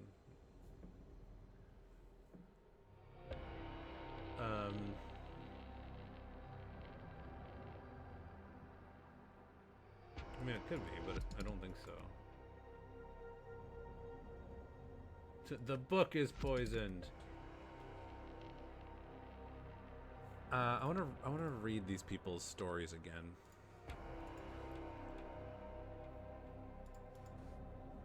Felt sick after dinner last night. Same thing happened to me. It was just these two. So to me, it seems that only two of them should have been sick. And or three of them should have been sick. So it was you and you. Which are these people, right? I'm not crazy. Oh no, I have a person wrong, I think. I think I've been looking at the wrong people. Because it wasn't you that was sick. I'm silly. It was you that was sick. Right? Yes, I was thinking about the wrong people. I was looking at the wrong people. I love Poisoned Book. I was thinking of the wrong people. I had the wrong people placed, so it was you. So it was actually you. You and you. Wait, then how did this person not get sick? They had the same thing. Because this is correct. And you had the same... and maybe you did it. You're the... well, I mean, you're the newest person. This is the... maybe this person actually... their meal was poisoned and they just didn't eat it. Because they were... this person is probably the person who was doing it.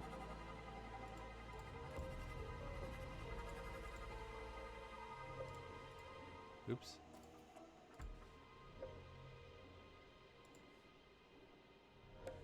That's something that I might... because this person got sick. I'm very sure of this, and this is correct. So this person got sick. So it was also... it was in the mild, the fresh, and the wild mix? So... actually, I think what happened... so then it's... I think it's the grinder, because these are... both of these have ground things in them. Oh, but this doesn't. So how could it be the grinder?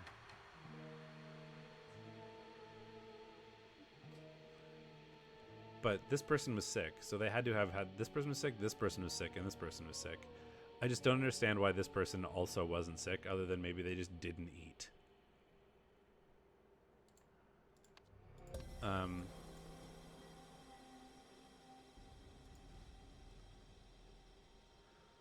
By the time I woke, Kwanzaa was already laying the table. And you are Kwanzaa. Oh, you're not the newest person, though.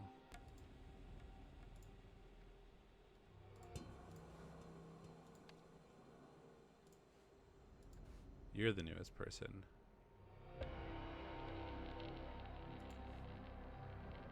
This is hard to keep track of. Pretty sure this is fine.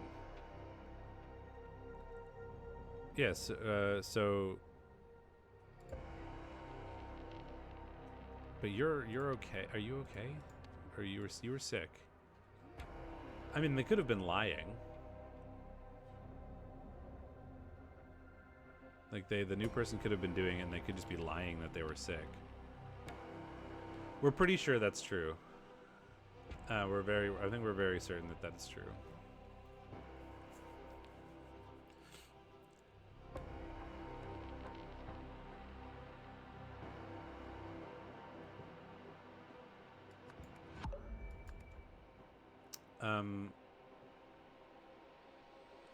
So why, like, I don't understand why you didn't get sick. If you ate the same thing as the guy who died.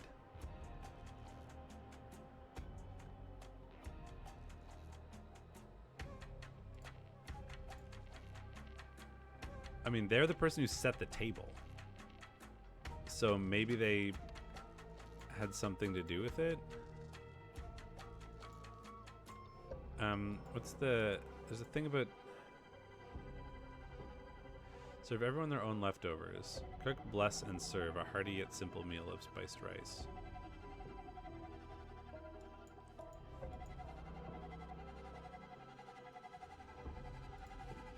I'm a little lost because this person said they were sick. These people weren't. So basically I know it can't be the jasmine leaves, chili powder, or cumin seeds.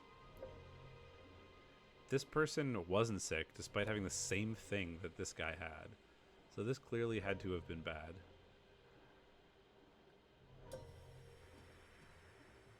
This guy got sick, and this person got sick.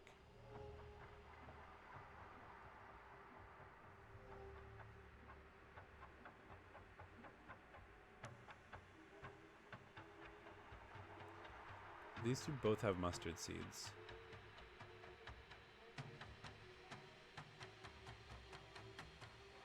These two have nothing in common other than the grinder. And these guys have nothing in common other than the grinder. Well, this doesn't have a grinder in it. They all have leaves in them, which could be the knife. Herringzord may be onto something? No.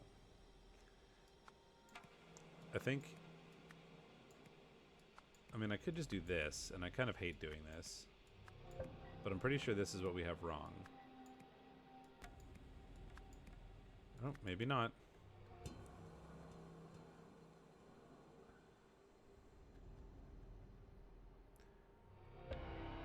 Which recipes caused sickness and which didn't? Oh! Maybe Herringzord is right. Herringzord and T-Self could have been onto something, right? The fact that this person didn't get sick.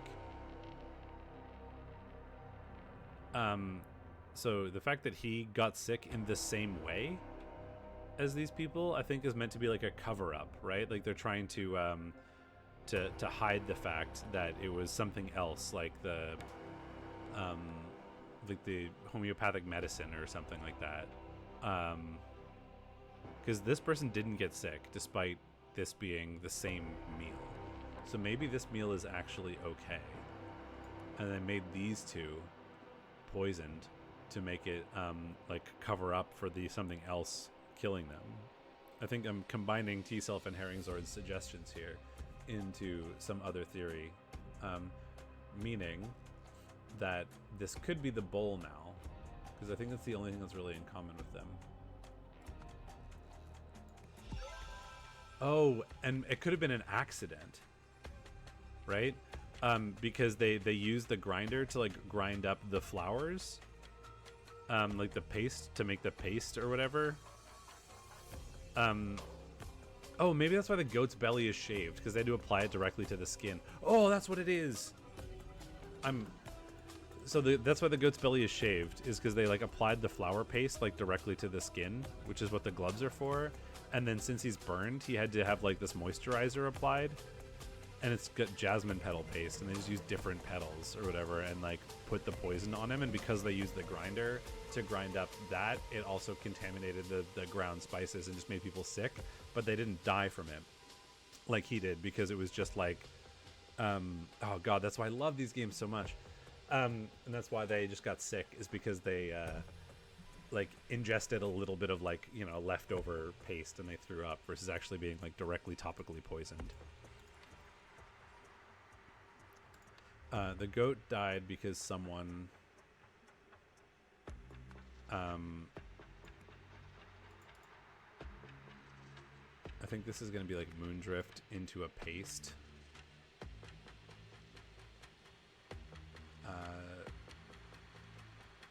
Where's paste? A nice paste. Using the mortar and pestle. And then put it on the goat's belly.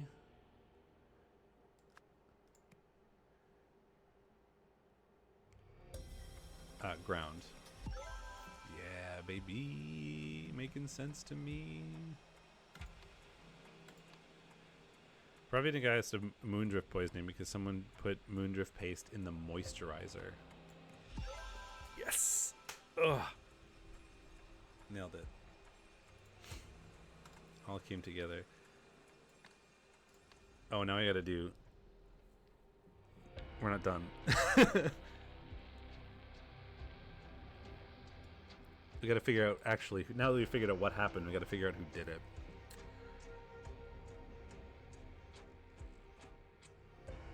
So I think the murder actually happened like Saturday night, or maybe because he didn't write anything down, or maybe it could have been Sunday night. Where's there's like a prescription thing here somewhere, right?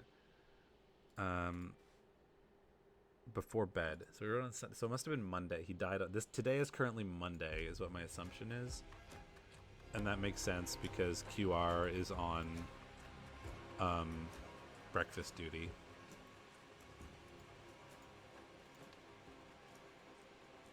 So on Saturday, somebody announced that he would something. So I will reveal the message this evening. So my guess is that this is Pravi Nagasi, who is the guy who died, announced that he would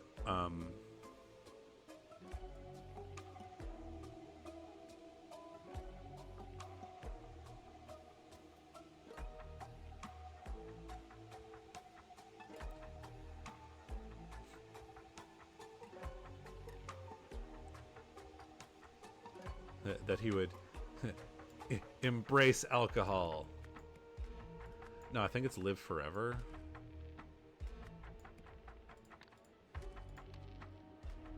Because there's like a thing here. Waterfall proclamations. The first true sentinel, first sentinel Nagasi will live forever. And I think that's what he did. So he's making a proclamation that he will live forever. That he would live forever. So later, so this is on Saturday. So who is on Saturday? So when he woke up Sunday, the goat was gone.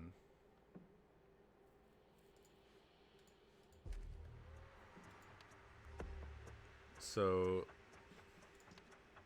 my guess is, oh, it could be on overnight watch duty because it would have been, the goat was there at night. So who is on overnight watch duty on Saturday? KN. That is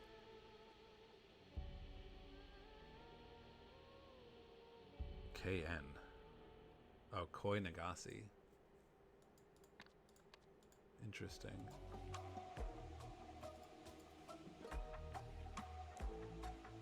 Are you Koi? No, you're... Are you Ori? Yeah, you're Ori. So I wonder if this is overnight, like Sunday, because it happens in the morning or something. Could be PN. No, because that wouldn't make sense, because that would be him on overnight watch. I don't really like that. I don't really like Koi Nagasi being the one who did it, but I'll put that in for now. It could be like water collection duty, and then it could have been GN.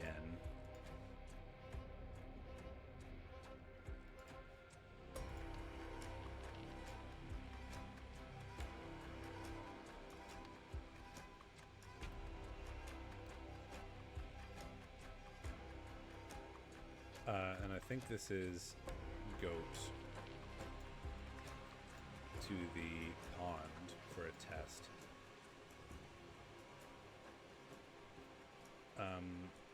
So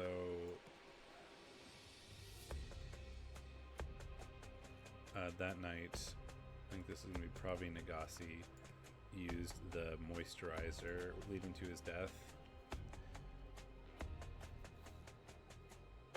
Oh yeah, so I just don't know if this is Koi Nagasi really, but this is my best guess. And then he would have washed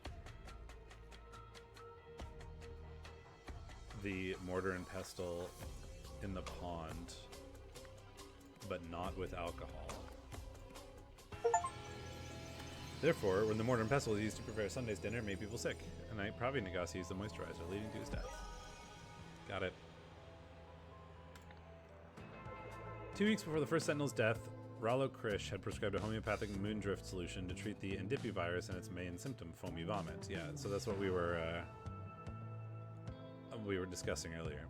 Koi theorized that, according to the key principles of homeopathy, the moondrift flower should therefore cause foamy vomit. He wondered if it could be used as a topical poison to kill his father without arousing suspicion, and set about his test.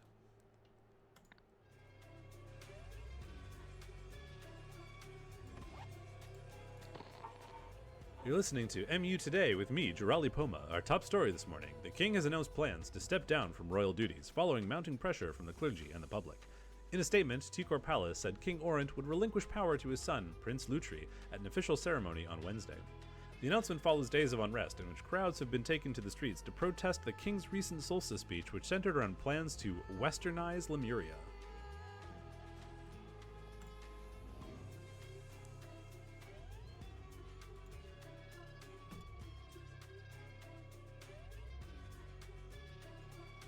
Sorry, reason why I didn't do this last week, as I mentioned before, is because I had a nasty cold over the weekend, and I'm still I got some throat tickles and stuff, so I'm gonna pause for coughs every once in a while.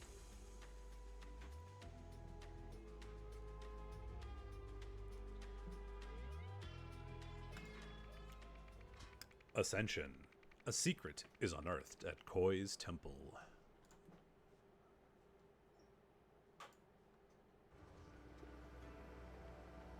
I love the art style of this. Like, everything's like so slightly weird, right? Like, people's faces are a little bit weird. Nothing's ever like perfectly square. Like, this is such a weird crane. It's got like weird spider feet. Like, I love the art style. It's like everything's just like a little bit off, and it kind of weirds me out.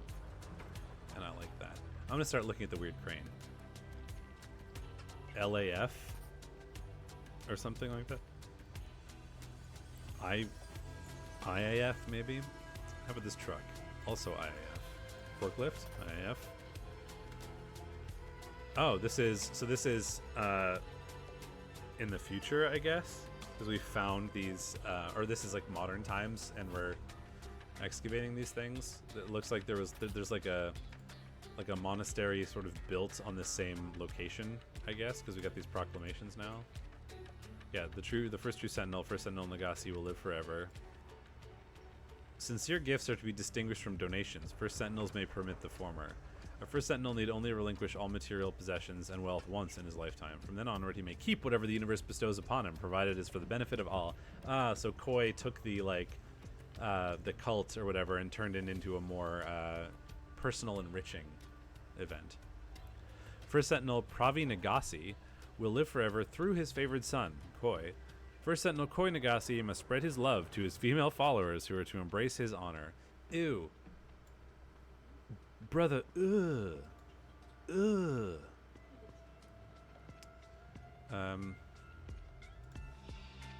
That's it. That explains the discrepancy. I'm gonna have to talk to him about this. It has to stop. You're, somebody from the last scenario we just did. I already forgot. You're the scribe or whatever, and this is like a little plan, I guess, and an inhaler. Why are we in like the desert now? Didn't there used to be like a pond and stuff? I don't know. See all those planters down there? They're going on the stairs, a row on each side. That's your job for this afternoon. You can carry on with the roof ones tomorrow. Foreman, I need to borrow Betsy again. Treat your boys to lunch at one of the new pub at the new pub in town today. On me. Take your time. Keep the change. Coy. Betsy. So there must be another truck or something. I guess we can switch. We can switch time. Betsy could have been a forklift or maybe the dump truck. Flower pots on stairs. I'm on it. Leftovers in a foil swan. Weird.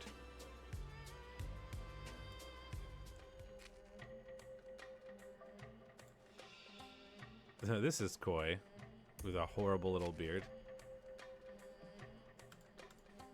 Congratulations, Dedicants. Today you all progress to level 9, granting you access to some of Lemuria's most ancient knowledge. Yeah, man took like a genuine sort of like religious monkhood thing and is turning it into like a sort of scammy cult. Hey, kitty cat. Want to look at the cat, everybody? This is Lemon. She's being spicy. I think you can see her. Can you see her on the camera? Yes, she's back here.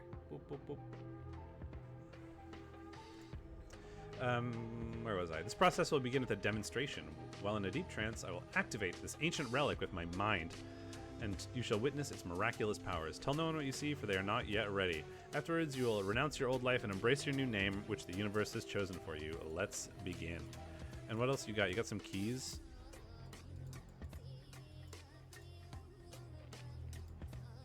An idol. This is not the golden idol, though. This is the same pattern that was on those curtains in like the first scenario, I think. It's fire extinguisher. This is like where it is, I guess, in the map. So there's a discrepancy somewhere, as we saw outside, right? This is like, yeah, I don't understand what's happening with that. The sounds of chanting and drumming are blasting from the speakers. Unbelievable, this changes everything. Your new name is Sarada Shona, meaning independent one. Oh, AKA, so I gotta find out their real names. Irritating. My bet is that you're Koi Nagasi. Incredible! Your new name is Tessa Navari.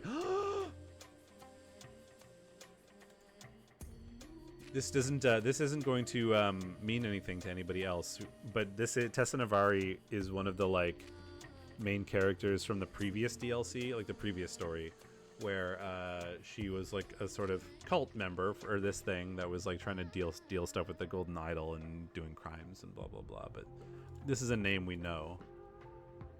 I don't recognize that name. Amazing! What an honor it is to witness this. Nalzi Zarati, meaning coddled one. Astonishing, his mind and body must be in perfect sync with the universe. Fes Rolaki. Interesting. And then I think, so this is either later or earlier. I don't know which. Looks like later to me.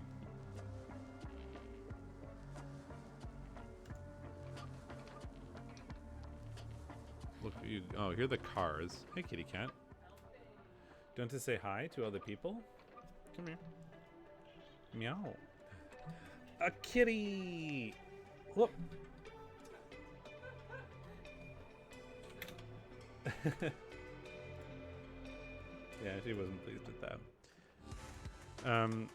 Cars. Oh, so Larkus. So this is one of his cars. He had the keys to it. Bellator. And this is like Ek or something. So if we went back here, we'd see that he has keys to, well, Alaris. There's like a face key. This looks like the E. So then what is that U? Yeah, that's the E. This is the face. So the key that's missing is like a U. Fire extinguisher. There's also one here.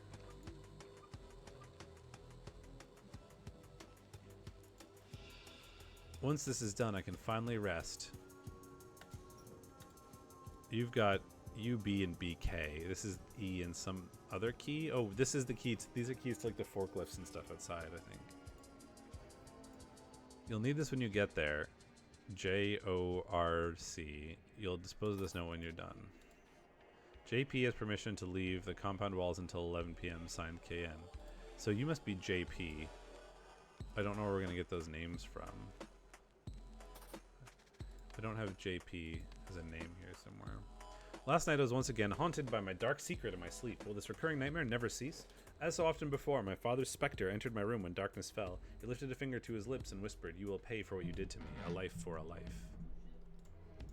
Spoopy. So you get U, like U something and BK. I don't know what those stand for.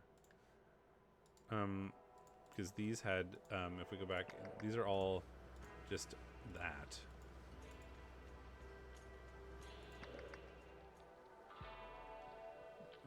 I wonder if Betsy is the dump truck? It seems very weird that Betsy is a dump truck. But it's certainly not one of these.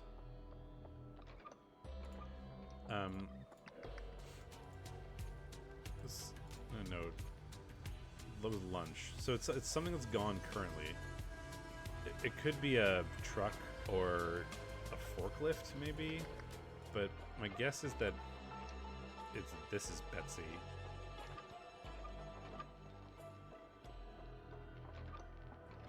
I wonder what the fire extinguishers are for. Those seem like relevant to the fact that they keep showing these plans. I wanted to look at the windows. So that must be like your brother. Encyclopedias A through Z.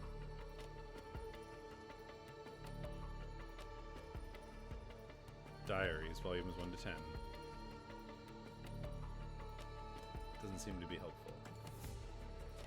A dead bird. Canary in a coal mine? That just takes me back outside. Ori's camp. That snake. Say, it's freezing in here. Do you mind if I close the window? Well, Ori is the other twin, so maybe they like have made separate separate religions or whatever. So there's a fire extinguisher here, here, and here, but not here, maybe?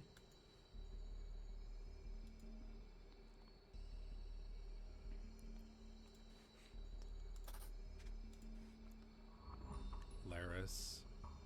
He doesn't have the key to the truck anymore. So my guess is that he borrowed it yesterday. Being so perceptive, I expect you to already know that our comrade has sadly left for Ori's camp. Never struck me as the type, to be honest. This is a folded up plan.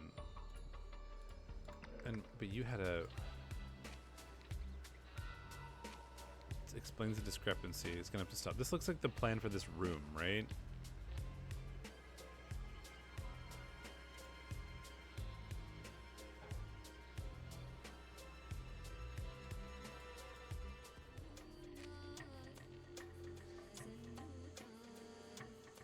That like all makes sense.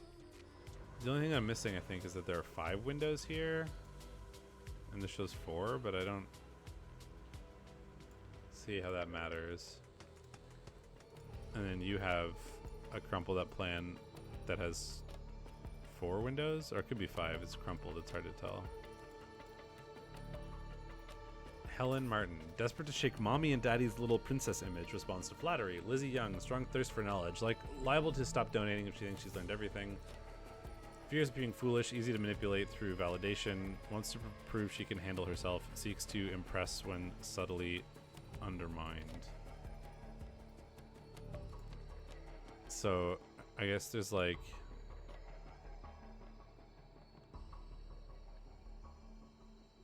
So I guess you might be Helen Martin. Let's, cause you don't, oops, the independent one, right? Wise one, I guess Nina Lavelle. Strong thirst for knowledge, liable to stop donating if she thinks she's learned everything. So naive one, perhaps. So it could be Lizzie Young. Which makes you Maggie Carter. Seeks to impress and subtly undermined. Coddled one. Yeah, that makes sense to me.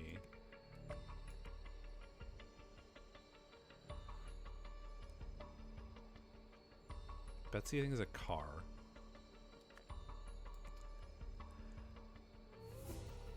So this is the guy from the, like, the scribe or whatever. Gresto Nosy. Father scribe since the beginning. Strong believer, good to have in inner circle. Just don't let him overstep his bounds. He's been showing signs of doubt lately. Keep an eye on him. So that is Gresto Nosy. Being all nosy over there. Nosy, maybe.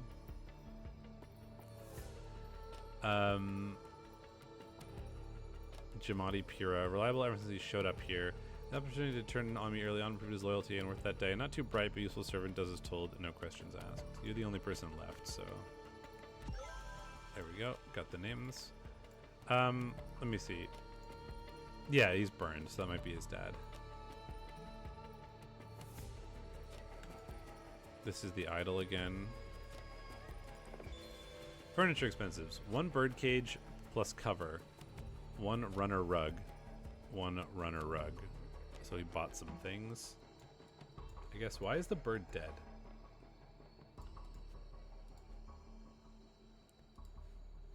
I don't know. Looks like we found everything now, so we gotta figure out what happened.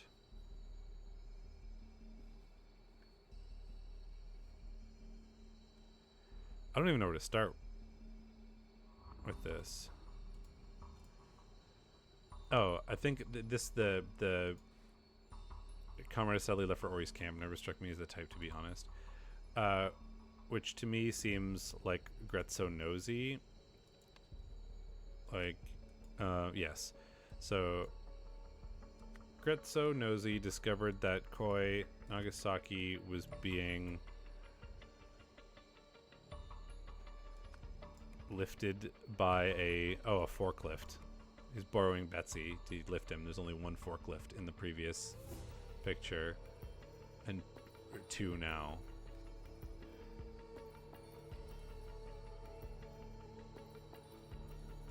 And if we look at these, like, plans versus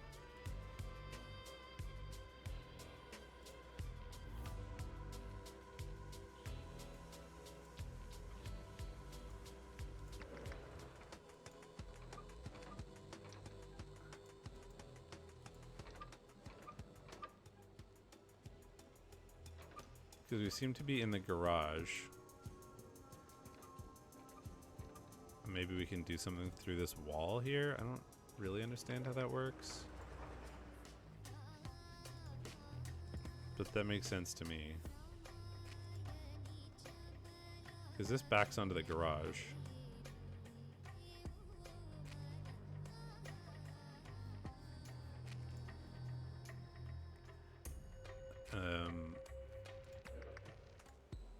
And this is this room. So what is this room? I don't know. We don't really find that out. Anyway, lifted by a forklift in a secret room. That makes sense. When confronted with this,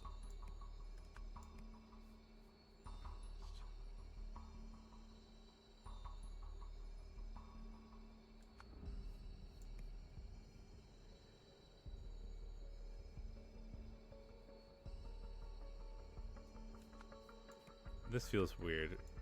I don't know why this is coming into mind, but like, he blasted him with a fire extinguisher? That doesn't really make sense to me, but those are the first words that appeared. This one is empty. Oh, and it looks like he's been bonked with it. Like, this one has been cut. And this one has not been, and it's full. And where was the other one? It was in the garage. This one is also full. So it looks like he used the fire extinguisher, which is kind of a weird thing to me, but it does look like it was cut and then used.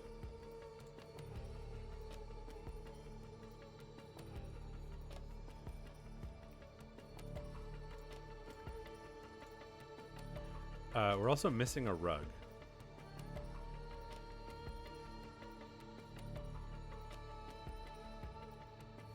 We're missing a rug. The bird is dead, which might have something to do with this. And I think that rug is like, it's the spring range. And this is the autumn range. So the spring range rug has something to do with this, I think.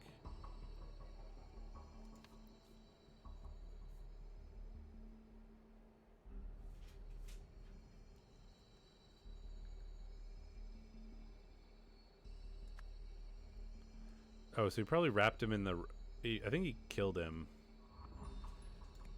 I think he did kill him. Because the dump truck is missing. So he probably took the dump truck.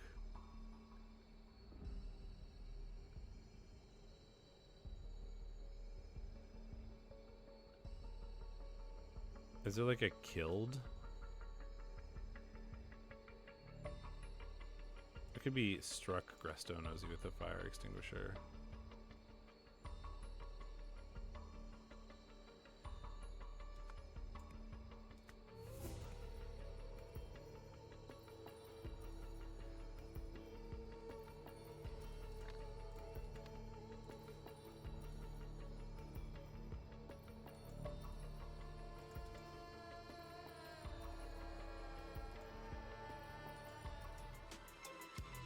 Did he like dump the body out here?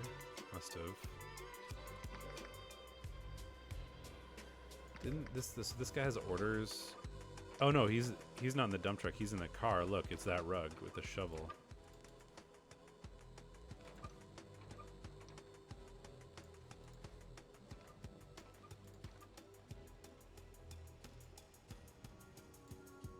Okay.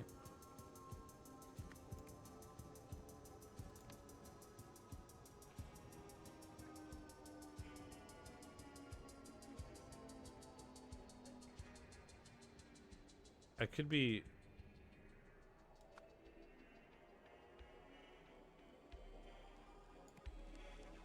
It could be this. Because the fire extinguisher is also empty. So it looks like he, like, you know, blasted him with the fire extinguisher, then he struck him with the fire extinguisher afterwards. Because then it looks like afterwards Koinagasi ordered that the body be disposed of by the other guy. Who is this man? Jamati Pira. Yes. First try, baby. No adjustments.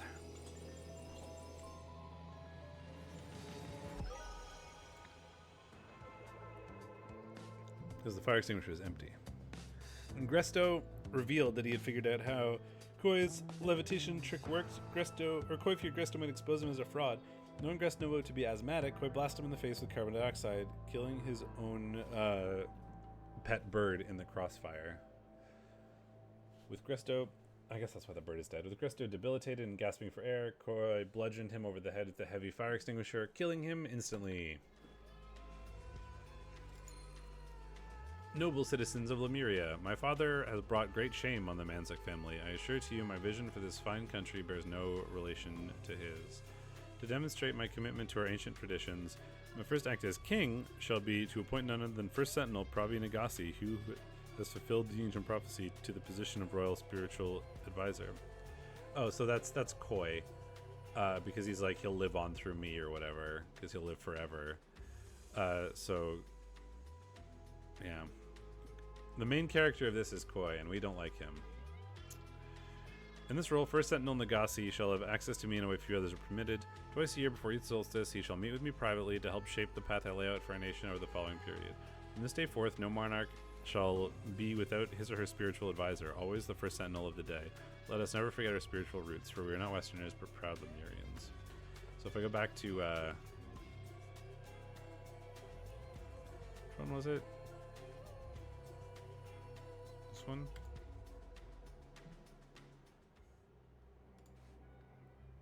So we have the king here. So we think that we got Koi in his little outfit here.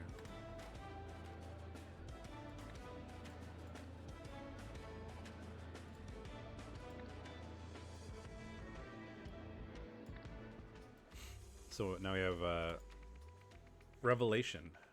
Ori receives a haunting message.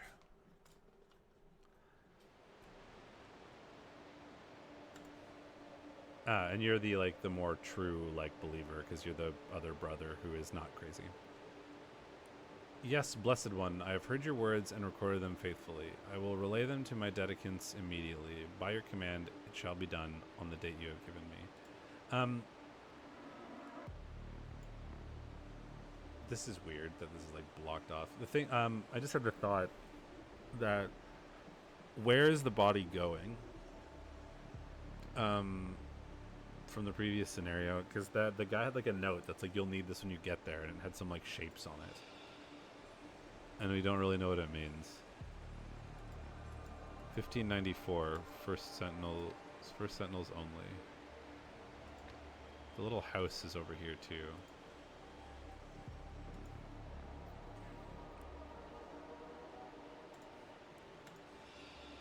Oh boy.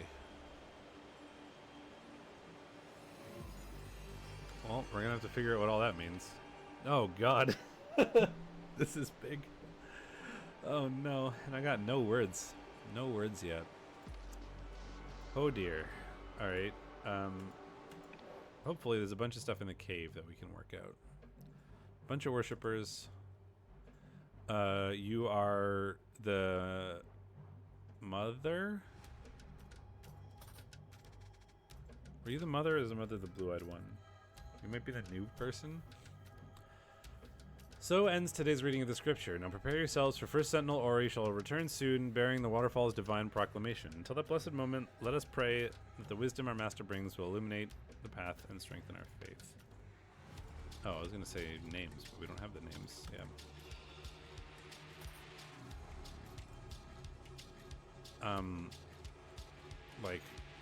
Worship, burn, extinguish,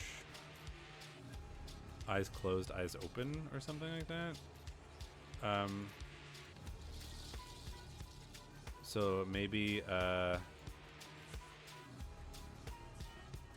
this looks like, but it's going in the wrong direction.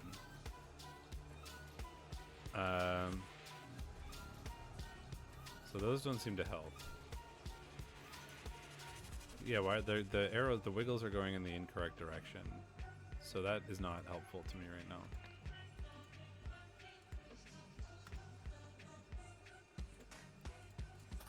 Oh, there are all the words.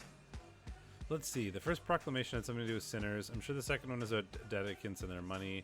Oh, they're trying to translate the old writings now. Third mentioned not endangering someone. The fourth involved not leaving. The fifth mentioned a virus. No.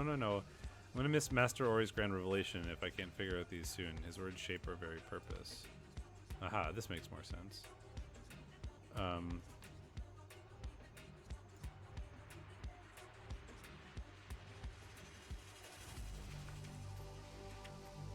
Maybe this has something to do with extinguish.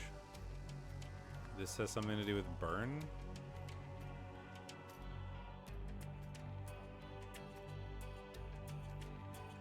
Pray.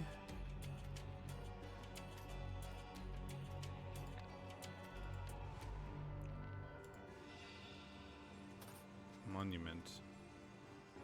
Oh, and this wants me to figure out what these are. The first proclamation had something to do with sinners.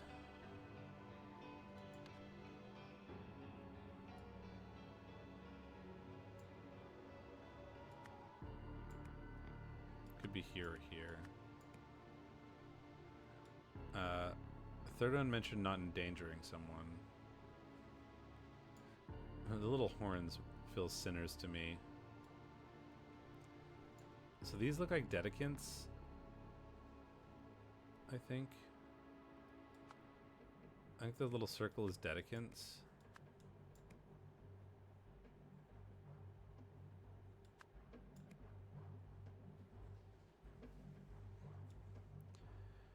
Not. Maybe the little bar means not.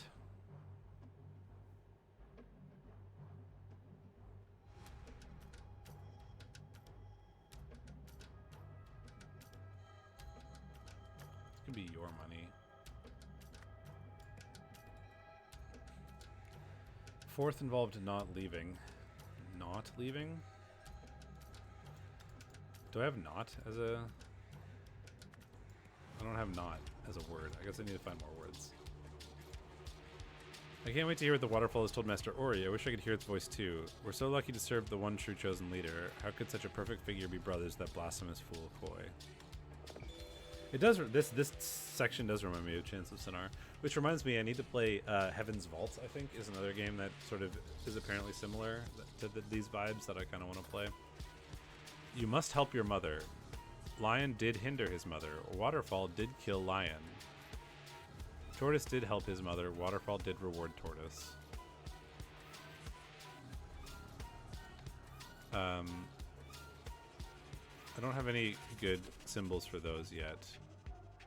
But I do know this seems to be Waterfall. Oh, this is really fun. I'm already excited about trying to piece this together.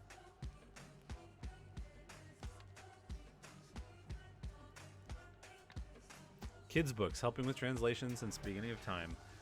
The little... That is Tortoise. We don't have that anywhere, though. So this is like Did, that little star. So we got a little star here, but there's a dot above it.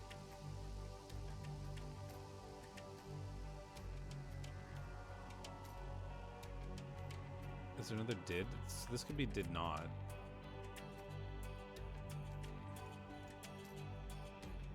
Or like maybe Will Not. I don't know what the present. Oh, what are the arrows? Did, you must, did, like, I think it's tense maybe? Like forward might be tense. Like, so this could be something like must not.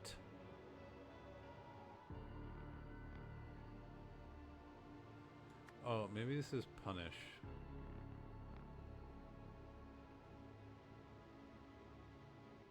Could be punish. Because I remember must not punish sinners or whatever from that one other scenario. Like, if we look at this one.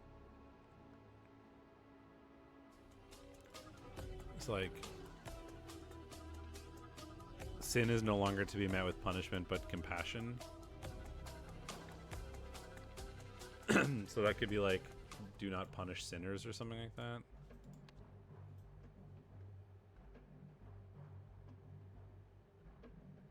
Like, Dedekins must not punish sinners. But I don't know what the square is. I don't know if the square means anything. The square's got to mean something.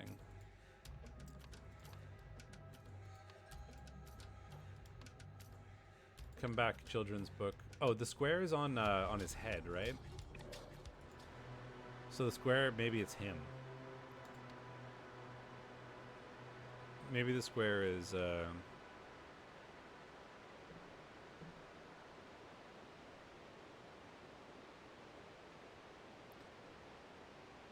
is the square him specifically, or is it like all? It might be him specifically.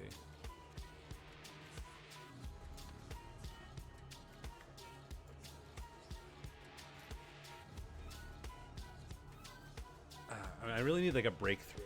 I need something to.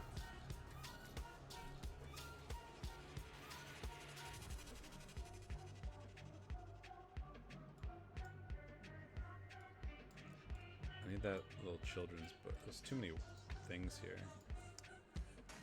This is absolutely the kind of thing that there's just going to be like a breakthrough. Is Mother is here. Okay, so we can get Mother.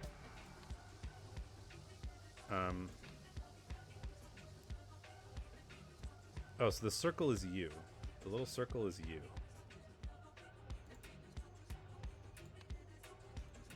So this is your mother. Your mother.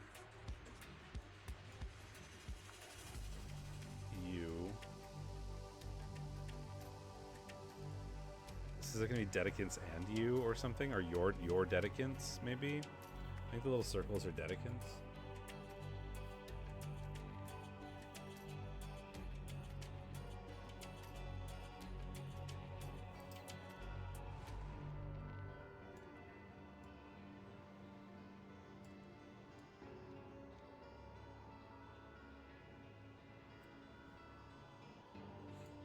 Kill.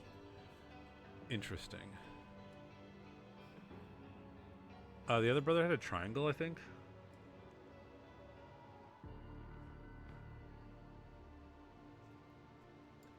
So I'm wondering if that represents them specifically.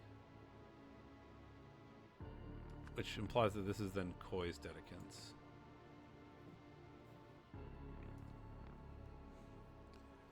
I don't see hinder in there, but I do see kill. Kill is a thing. Kill.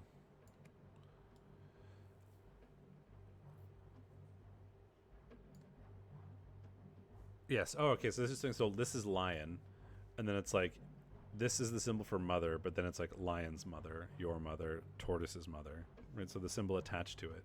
So this is your mother. Oh no, this isn't mother. This must be father? Because mother is, the line is the other way. It's on the, like, the little hair, like the female-ish looking hair one. So this would be father. So this is... Well, this has got sort of father vibes. Oh, this is brother? Yeah, because it's referencing the male side of you. And this is past tense.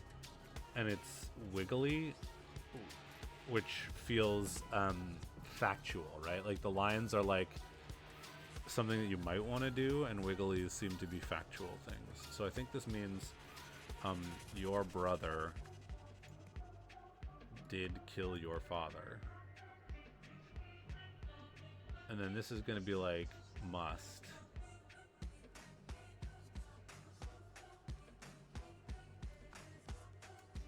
So then this is going to be a must. And this is a must. And this is a must. And this is a like will. And this is a will. And this is a will. This might be a will not.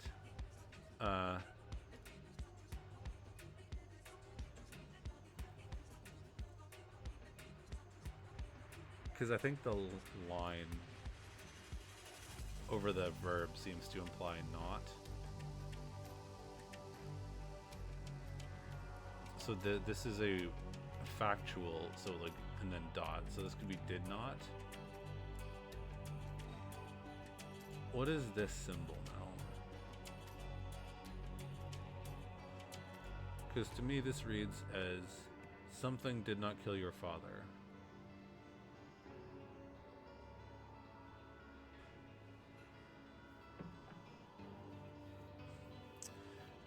Line not on the gray. Dot opposite of the verb. The dot on the top, you mean? Yeah. Possibly. I mean, my instinct wants to say virus did not kill your father, right? Because that's what we know didn't happen. Your brother did kill your father. But maybe I don't know if that's a bit of a jump, because I see no indication of virus anywhere. We do know that this is waterfall. So waterfall, factual.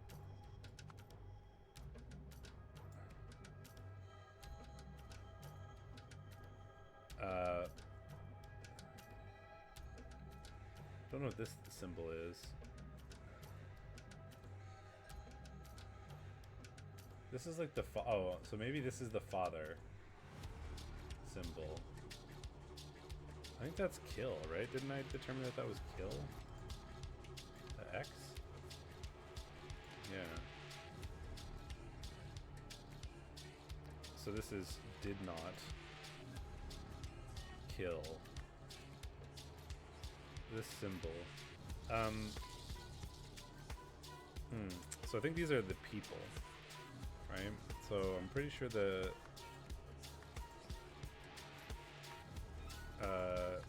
let's go look. I'm gonna go look at these. So we look at this guy. He's got a triangle. Yeah, father's got a little no on him, a little cancel.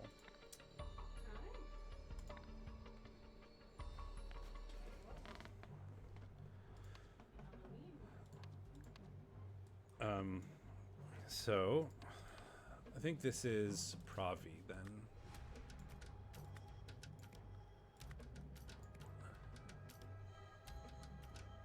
So what is this, like, X house? Temple, I guess? Oh, that makes sense, because there's like a burned temple here, right?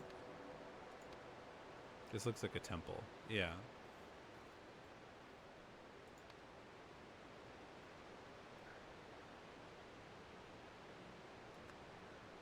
So probably did pray temple. Could be inside temple.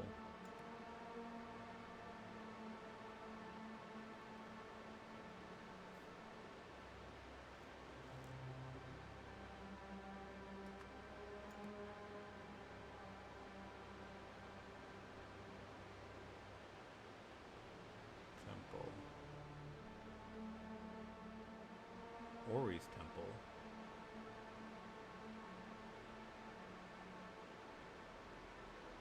Is it Ori's temple or just temple? The fact that it's X, like, it sounds like inside temple to me.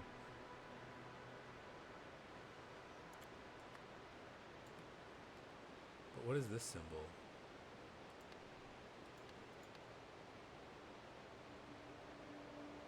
Oh, so this is going to be like Ori's temple or somebody's temple when they have the symbol there.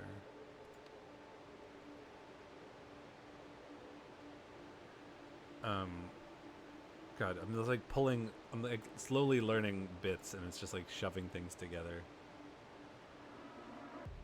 Yeah, it's been so long since I've played Senar.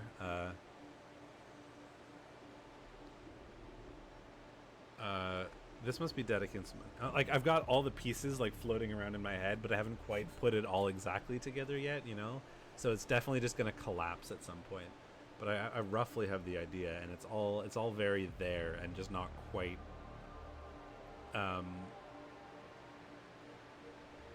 coming out, you know? I think this is must.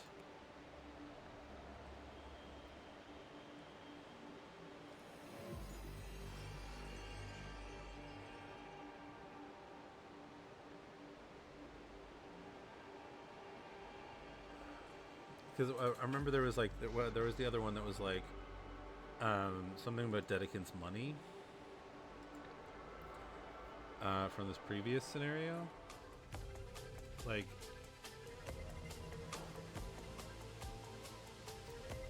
do away with material goods and wealth.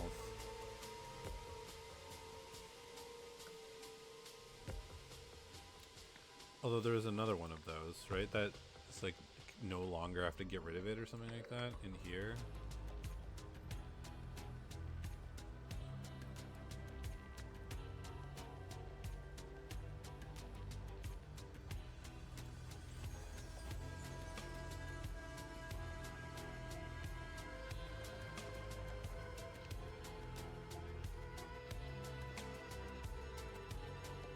Unclear.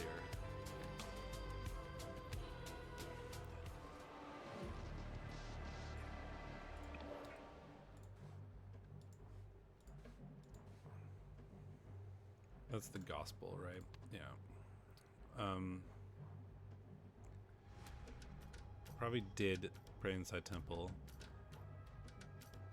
What is? I don't understand what this symbol is. Have we seen that anywhere else?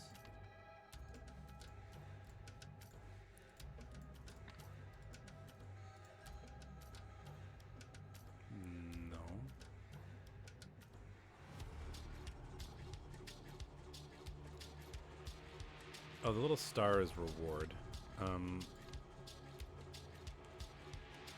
So that's opposite, yeah. And this must be did not, must not kill. Let's fill in all these. Must not. I think this is also must not.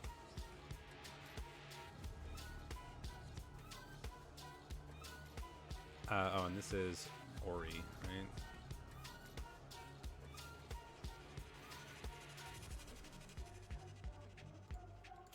Yeah. There seem to be, like, there seem modifiers here, right? Like, but I don't know what this individual thing is, right? Because this looks to be a modifier of inside temple, is the way I'm interpreting that. Oh, did we have waterfall, don't we? Waterfall is a thing. What was waterfall? Oh, waterfall was this. So the circle has got to mean something. Or this little thing is gonna. This little thing has got something, and it's got a little arrow on it. So those are different, maybe? Yeah, so I need to know what that is. But what is the arrow?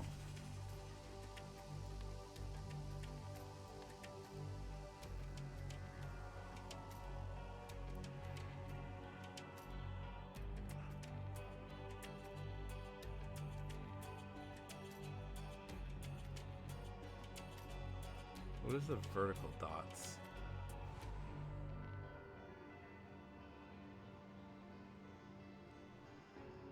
So this looks like Ori's temple to me.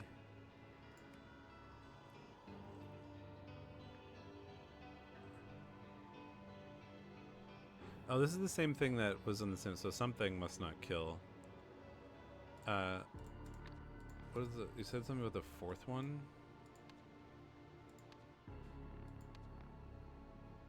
Oh, this is probably temple. I could just finish this and have this, There we go. Now we don't need that part anymore.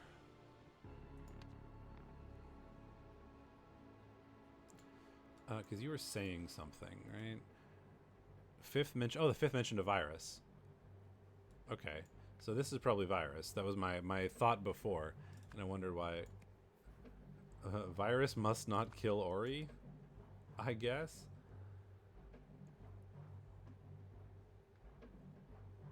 Because we had something... Yeah, virus did not kill your father. That was sort of my guess as to what that could mean. First proclamation has something to do with sinners. Like, Ori must not punish sinners. Dedicants must... Something Dedicants money. Because it was like... Like, leave? Because I don't know, like, pray... Because this is... I think this is money. I think this is Dedicants. And this would be like the money belonging to the Dedicants.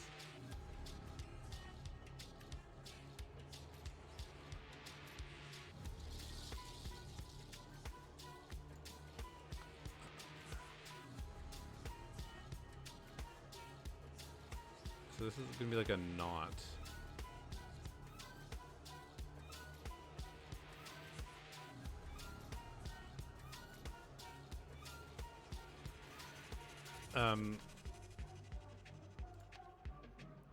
Let's try to figure out, oh, extinguish. I decided that this was extinguish. Oh, and this is burn.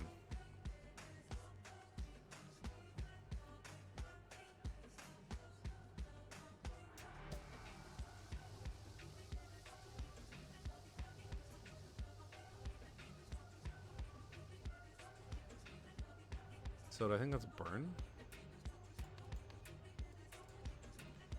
That feels weird. They have to burn their money.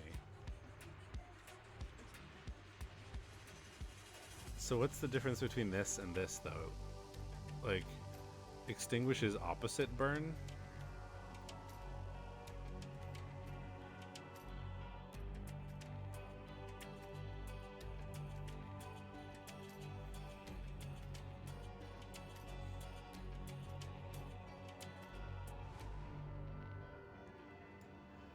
Well, okay, so we only have so many options, right? So I think it's not pray, and it's not burn, and it's not extinguish, and it's not kill. Since the circle is both spots on those, there's only one way that fits.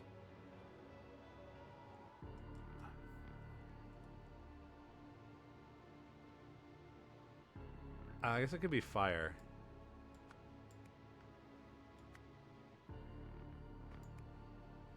Because it's like the concept of burning, I guess.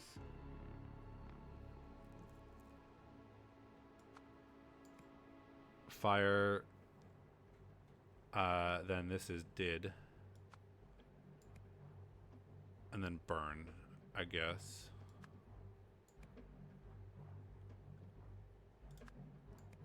There we go.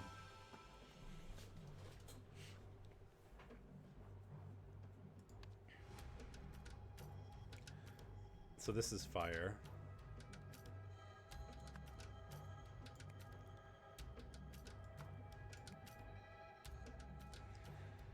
This is your brother. These are both you. This is Koi's temple. Koi's temple. Koi's temple. Koi's temple. Is this enter?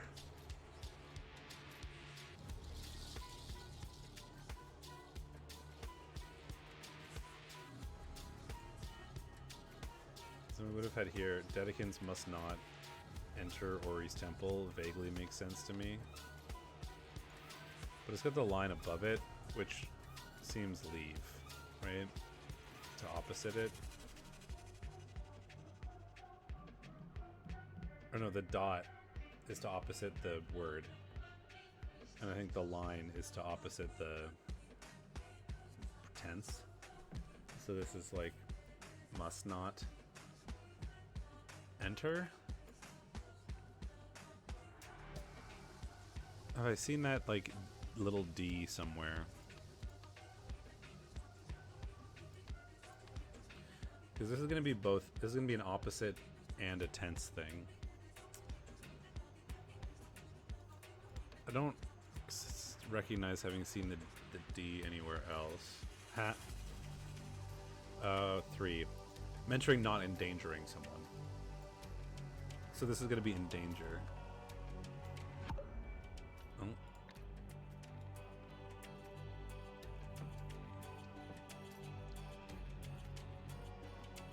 Ori must not punish sinners.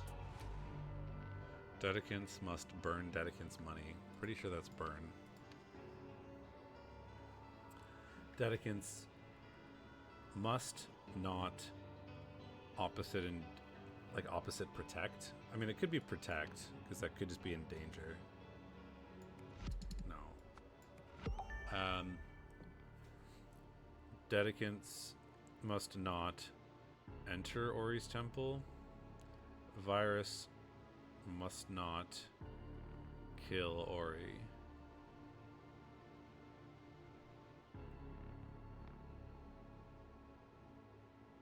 Oh wait, aren't these? Do I have this backwards? And that those are wills. Oops. Yes. Oh no. Line is not factual. Wiggly is factual.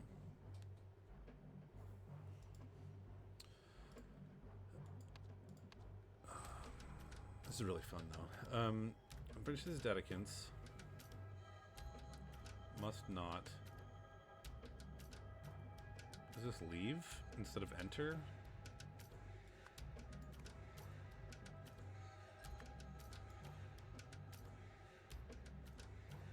Maybe it's neither of those.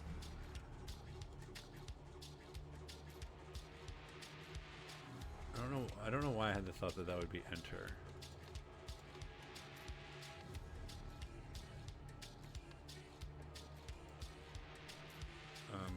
Fourth one.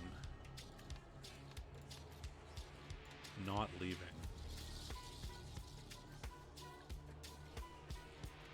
I guess that's why I said that.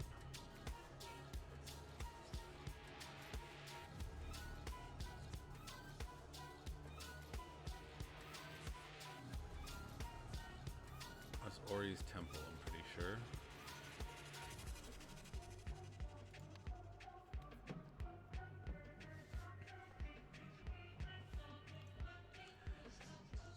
I guess I could probably figure this out.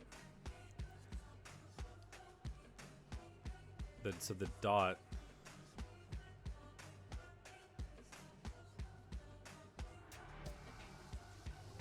Yeah, that makes sense to me. So this must be, you must enter Koi's temple. Koi must enter Koi's temple. Your dedicants must burn Koi's temple. Your dedicants must... Oh no, Koi's dedicants must burn. Burn Koi's temple. I'm pretty sure that's burn.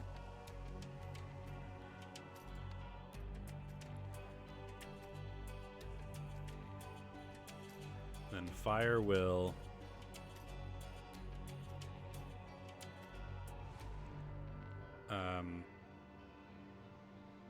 not burn you. Waterfall will,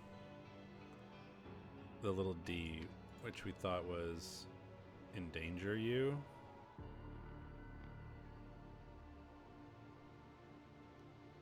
Oh no, it's opposite. Waterfall will protect you.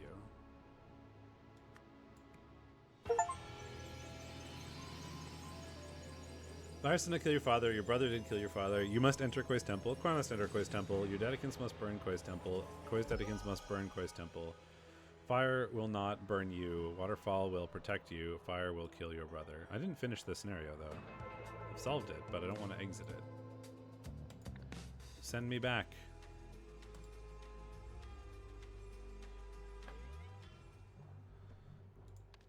Because I have to finish this monument. Ori must... Oh, this is backwards, right? Because I have the dot line thing, right? So the dot is going to opposite this, and the not opposite the line. There we go. I want to look at this because there's something here. 1594 for Sentinels only. Oh, right. So that's. Oh, I'm sorry. Feed the cat, please. Yeah. Okay. I want to look at that.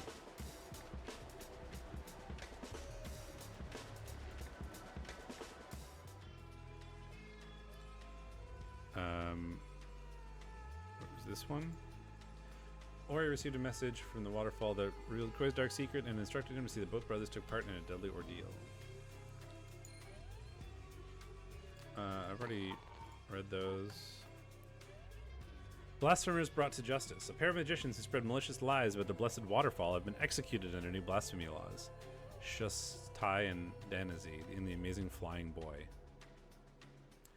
At a public cinema screening yesterday, husband and wife Shasti and Danazi Akai were overheard questioning the veracity of the miracle that saved Pravi Nagasi. But Pravi is dead? Today we were both found guilty of spreading misinformation before being swiftly beheaded. The ruling given by, and sentencing were given by His Majesty King Lutri Manzek with guidance from his spiritual advisors for Sentinels Koi and Ori Nagasi. Oh, so this must have happened before.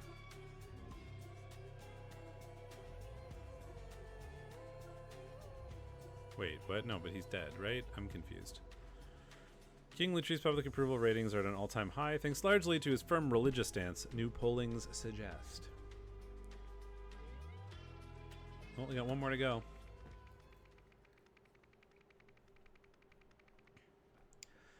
A victor rises from the ashes. Oh, so this is his compound having burnt down. That's the forklift lifting him. Worshippers, bunch of people. Psst, scribe, take down this message discreetly and have it delivered to King Lutri at once. Your Highness, I regret to inform you that today's trial is not going to plan. Our insider could not be found this morning, but we saw no way to halt proceedings that arousing suspicion. Now the trial has ended. The spectators have accepted their new soul for Sentinel. The Royal Council has reviewed First Sentinel Ori Nagasi's challenge to his brother Koi. Several council members initially raised concerns about the possibility of Ori becoming the sole first sentinel should Koi perish. Oh, so maybe it was Ori that killed Koi because Koi died? Or maybe Ori died as part of this? We still don't really know what the deal with the waterfall is. Like, does the waterfall actually provide, like, you know, guidance, or is there somebody manipulating it or something? This is the chance that, you know, maybe Koi is manipulating it or something, so that Ori was like, burn down the temple and then you'll be fine, and it actually not. As First Sentinels are among the few afforded the privilege of holding private counsel with His Majesty, maintaining stability in this role is paramount. The favored party was contracted discreetly to confirm that he had a plan to ensure his survival. His plan satisfies our conditions, and his accomplice has passed our clearance checks. We have provided the spare for handover. Therefore, His Majesty King Lutri Manzek has authorized the trial by ordeal.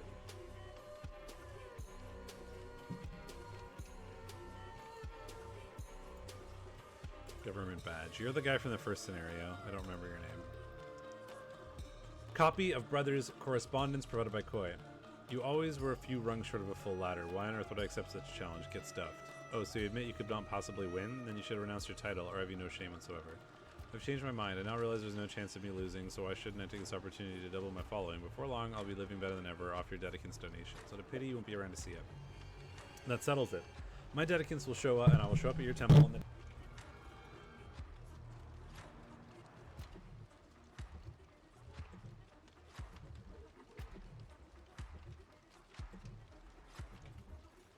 Be ready and waiting. Hang on, Many. I'm still struggling to keep up with the victory speech, and before that started I didn't have time to finish the minutes. My fingers are going to fall off at this rate. Government badge. Please bear with me, I'm still not entirely sure what just happened, but I'll do my best to recount everything. This morning, as I prayed in the study, I entered a deep trance and lost all sense of time and space. When my consciousness returned to this earthly plane, I found myself surrounded by fire and smoke, yet I felt no pain. Instead, I heard the voice of our beloved waterfall. It said, "Fear not, child of the universe, for this is your destiny." This experience has given me a whole new perspective on life. As such, the Master of Ceremonies called the trial to order. Zira Legstoy and Nolly's Rati searched the participants, shackled them together inside the prayer hall, and returned the keys to the Master of Ceremonies. Kwanza Rafeli and Tessa Navari ensured all exits were locked, as well as blocked by at least one follower from each camp. The King's soldiers also assumed their positions. Anita Tronta and Festrolaki handed out Molotov cocktails to all followers from both camps and saw that they were thrown through every window in unison. The fire was allowed to rage for several hours until it finally died down by itself. Victor declared as... Fire extinguishers. 2 keys, government badge. How can this be? We cannot deny the Blessed Waterfall's choice. It truly is a miracle. First Sentinel Ori Nagasi has challenged his brother, First Sentinel Koi Nagasi, to a trial by ordeal. Koi has accepted the challenge. Both men will be locked inside Koi's temple, shackled to one another by the hands and feet. The buildings will be set ablaze by their Dedicants, who will guard all possible exits alongside soldiers from King Lutri's Manzik's royal army. The Blessed Waterfall will surely protect he who is worthy of his position, leaving he who is undeserving to perish. So, my like, suspicion is that Koi manipulates the waterfall or something, or he just believes it. Koi has some plan to not die to the fire, the secret room or something.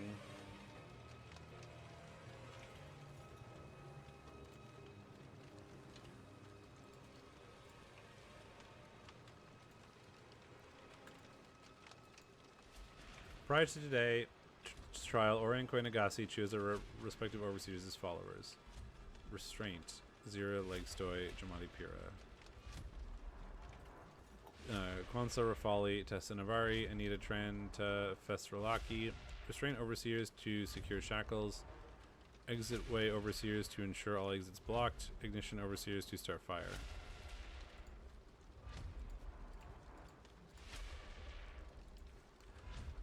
Waterfall proclamations. They're still there.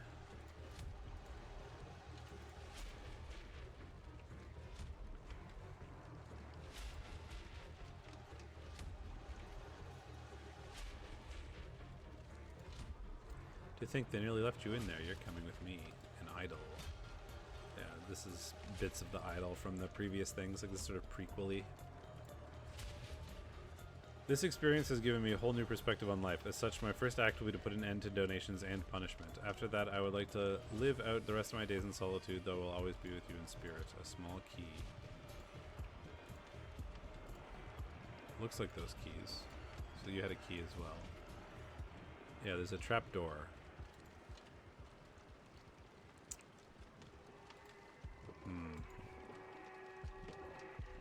Oh, so he burned his hands trying to open this trapdoor and was crushed.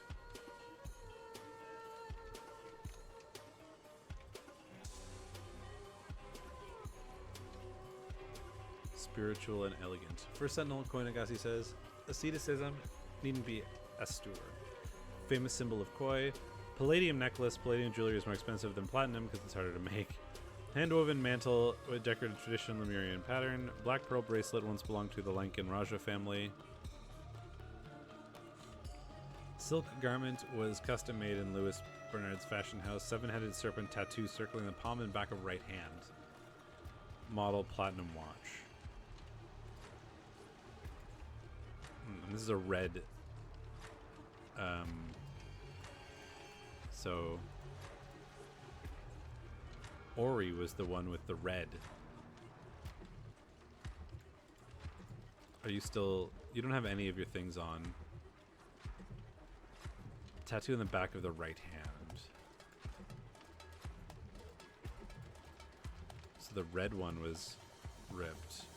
We can't... Annoyingly, we can't see the back of either hand. But those do look kind of blue to me.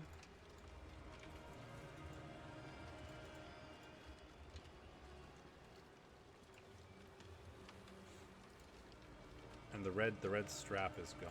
Oh, but I think the strap is just between the manacles, right? Like they both have manacles on. Or maybe not. Yeah, I can't tell what the strap is for. Restrict shackles.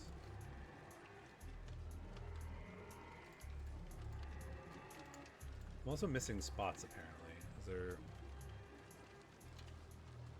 What am I missing here?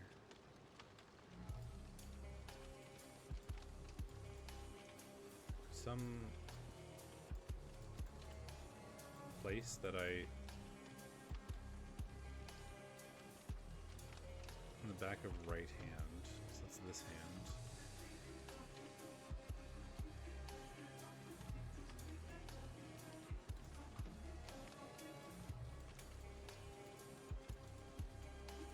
This is missing spots.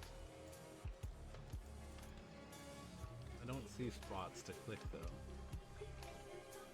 Maybe I need to figure this out first. And I have no words though. Oh, they're down here. Ori Nagase challenged Koi Nagase to a tribal ordeal.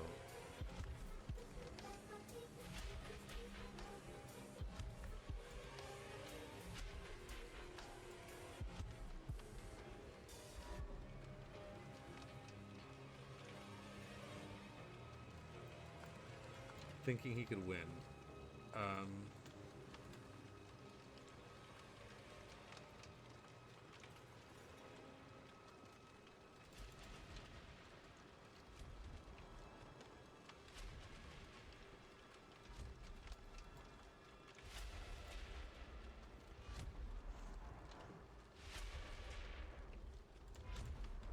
Where somebody... Who is it on? Is it on you?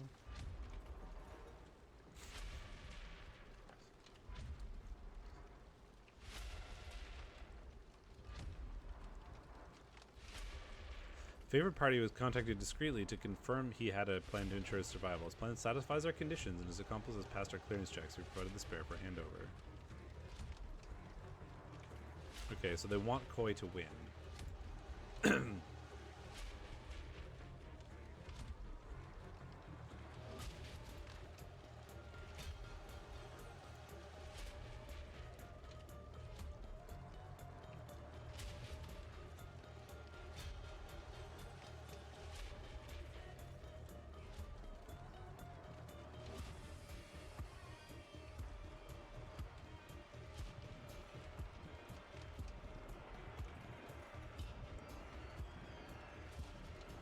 So they want Koi to win, and he has an accomplice.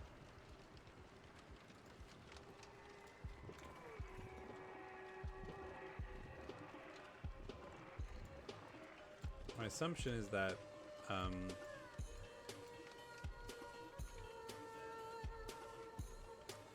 Zero likes Doi, and so it's got to be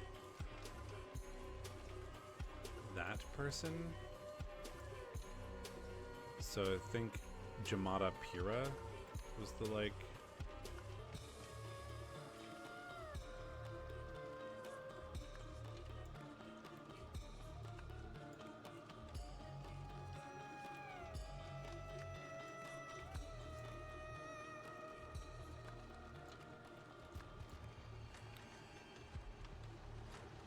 Before proceedings began,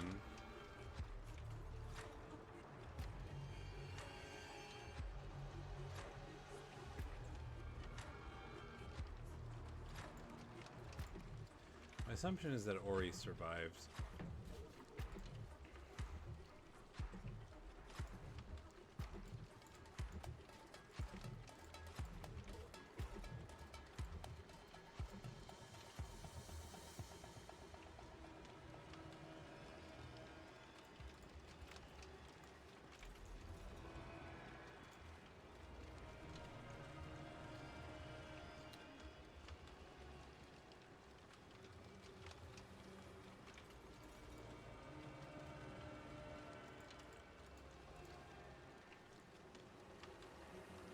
So you've got a small key.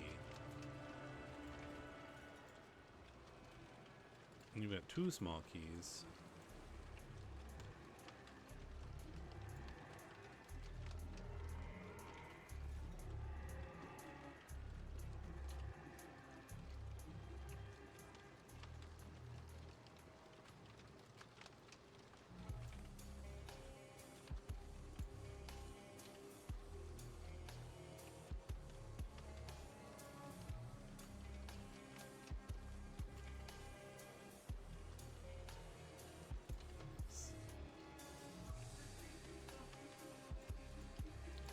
Look at the red on him, which to me implies Ori.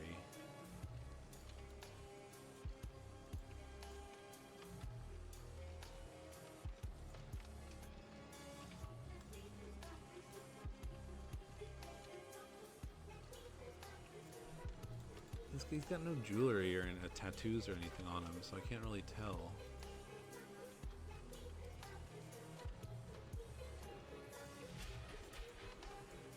Where is that? It should be. It's like on the hand. Circling right, circling palm, and back of right hand. I can't really tell.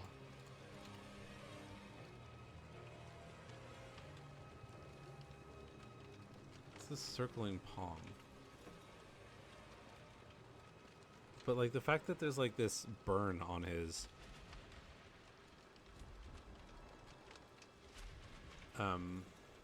hand implies that he like tried to open it and couldn't or something.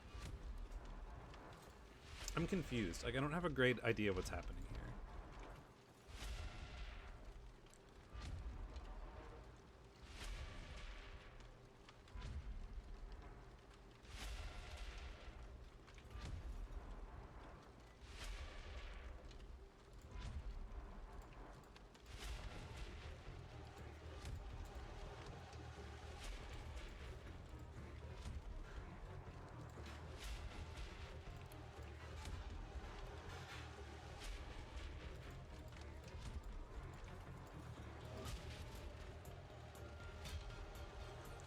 Yeah, not gone to plan. So my assumption is that Ori won. Our insider cannot be found this morning, but we saw no way to halt proceedings that are in suspicion. Now the trial has ended. The spectators have accepted their new Sulphur Sentinel.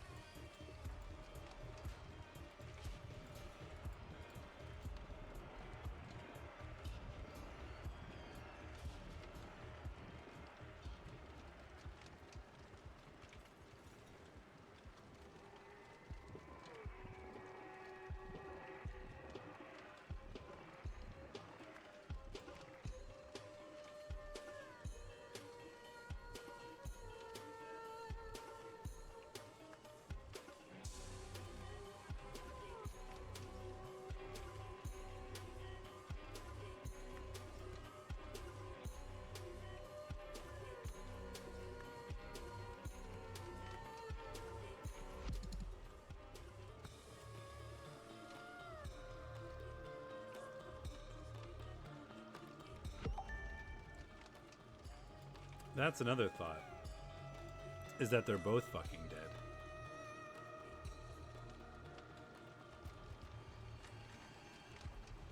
And that this is Jamadi Pira. Because you had the key, so you're the one who survived, and you went down to the bunker. Who is Jamadi Pira? I always forget. It's they're one of these people, right?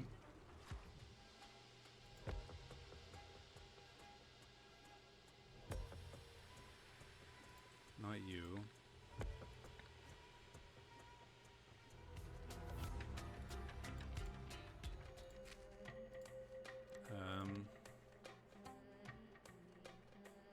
You.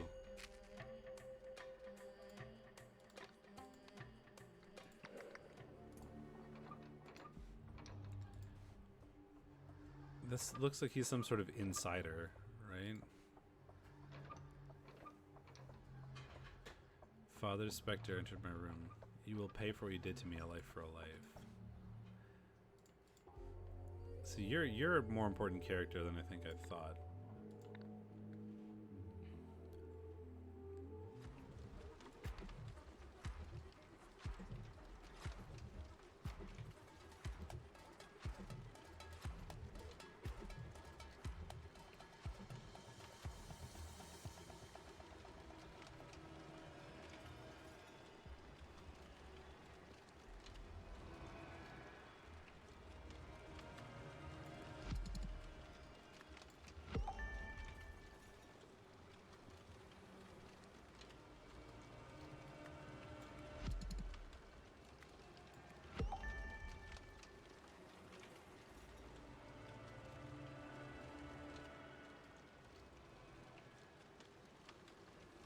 Oh, right, it's not him.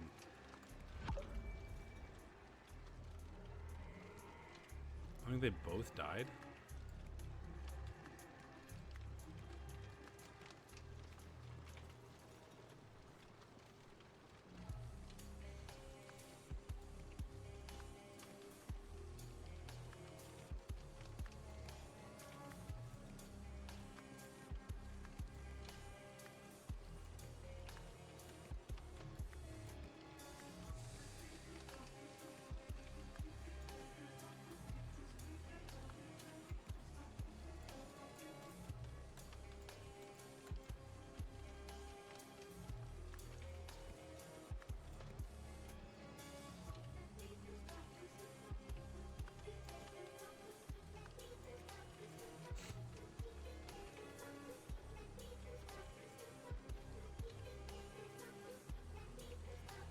Got something wrong here.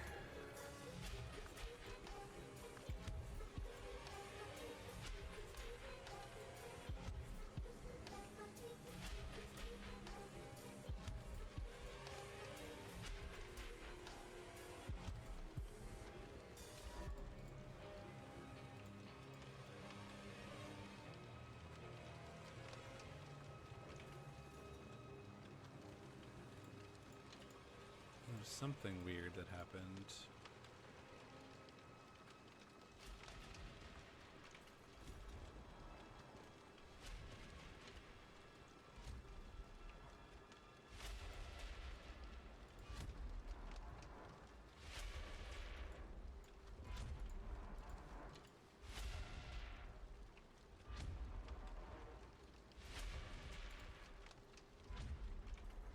Zero Leg Stoy and Nolly Zerata. So Super Discipline. Shackle them together inside the prayer hall and turn the keys to Master of Ceremonies.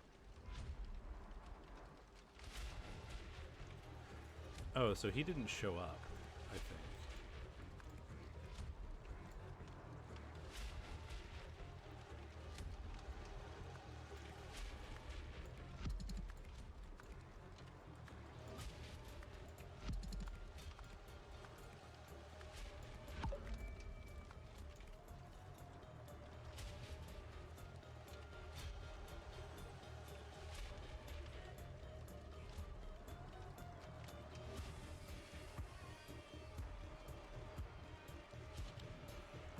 Zero Leg Stoy and Nolly Zerati.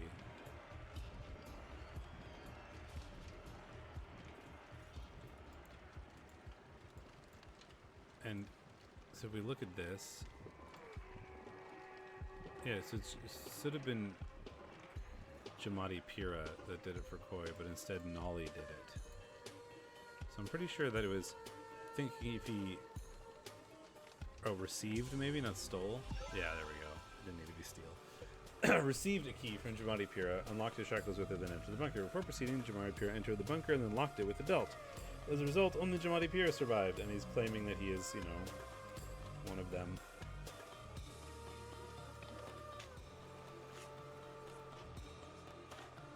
There's his truck. 1594. Koi really has a sick mind, choosing this of all places, although I suppose no one will ever disturb the sacred ground here. Dispose of this once you're done. JP has permission. Oh, so this is before when he was disposing the body of the guy. A miracle at the waterfall. Could this really have been the result of a miracle wind, like they say? Something with the footage seems off.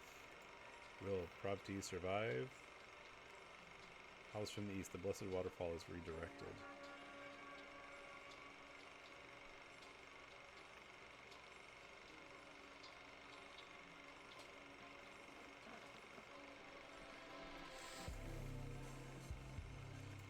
Ticket stub, a few coins. To honor the death of the first sentinel, Pravi Nagasi, the classic Miracle of the Waterfall, will be showing all week at the Lagoon Theater. Witness the first miracle ever to be captured on film. Real footage of the divine moment that gave rise to the first true sentinel. First sentinel. An ancient prophecy once fulfilled. After the inferno, only one shall rise, bearing the mark of the universe. Admissions. Maybe it was. What else could explain the water's trajectory? We had a better viewing angle. Thank you for those wonderful photographs. What a handsome young man my grandson has become. How lucky he is to have you inherited such a strong set of features from you and Shastai. Give my love to the family, Daddy. You're like the magician person?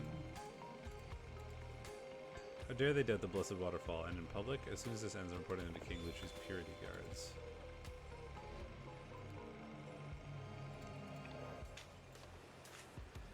Order these events chronologically.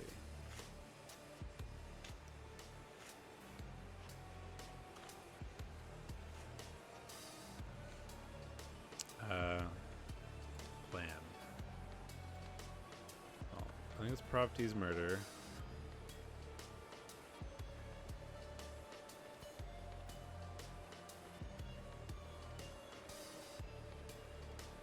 Koi's miracle, Gresto's burial.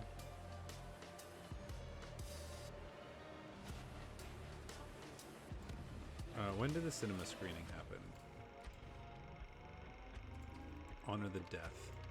So my guess is maybe that this is like this. Yeah. And so Lucci is actually murdered by the guy. Jamadi Pira need to hide in the bunker.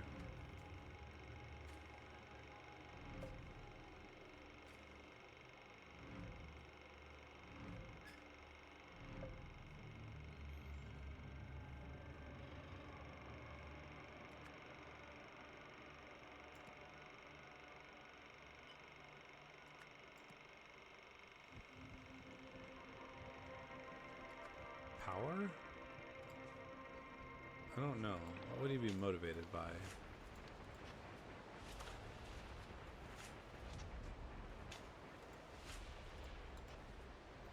Dark secret.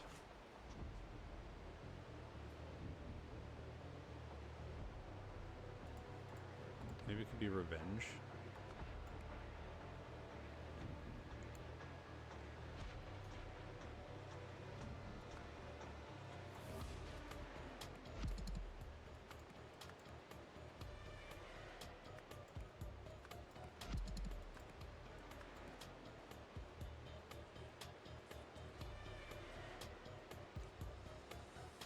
I'm a bit lost on this one.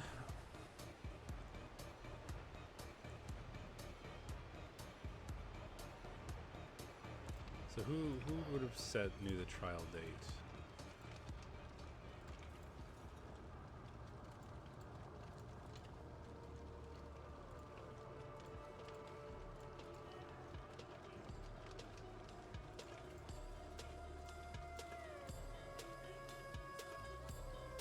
Deadhands will show up at your temple on the date given to me by the waterfall.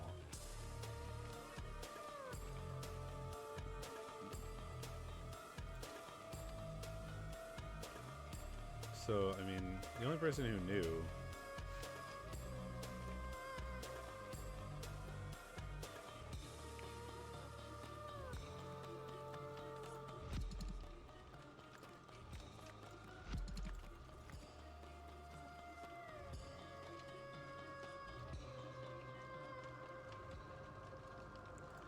How would Pyrrha know the trial date?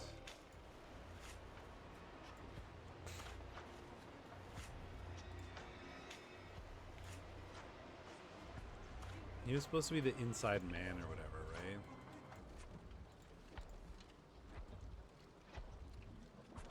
Favorite party is contact discreetly to confirm they had a plan to ensure survival. This plan satisfies our conditions. Doesn't accomplish past our clearance checks. So, what, Koi?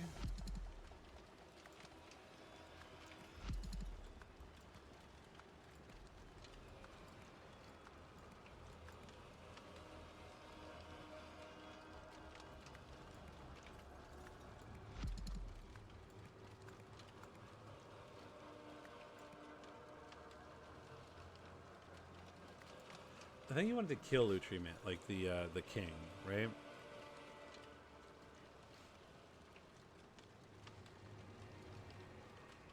Because the whole point of this was for him to become First Sentinel, so that he could get a meeting with the king and then kill him.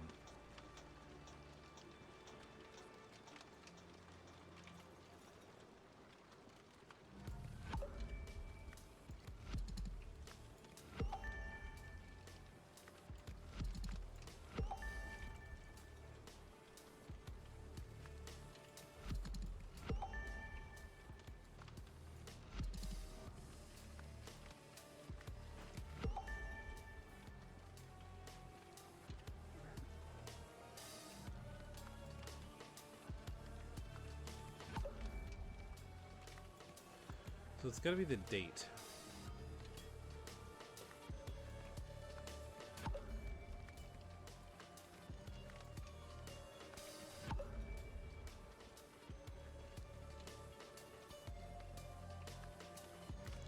It's got to be the date. That was wrong.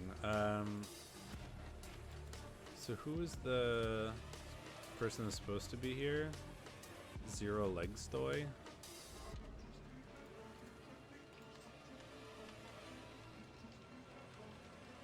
That's not an option though.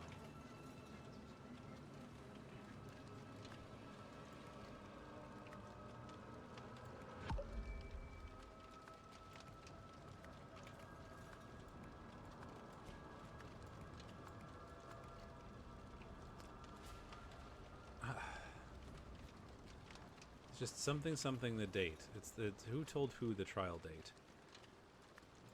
I mean, like somebody would have had to have told him that, right? So I could just try all of these, but that feels bad. But I might do it anyway.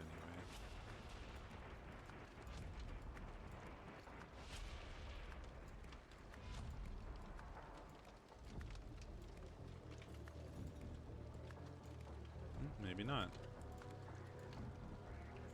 So so it said here, prior to today's trial, chose the respected overseers. It's to be Zero, Kwanzaa, or Nita, which are not options, right? Could be Kwanzaa.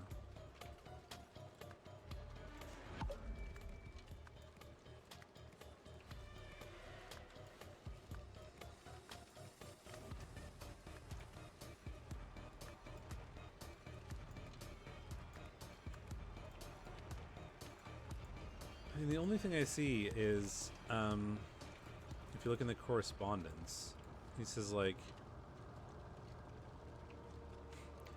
my Dedekins and I will show up at your temple on the date given to me by the waterfall. You'll receive no advance notice.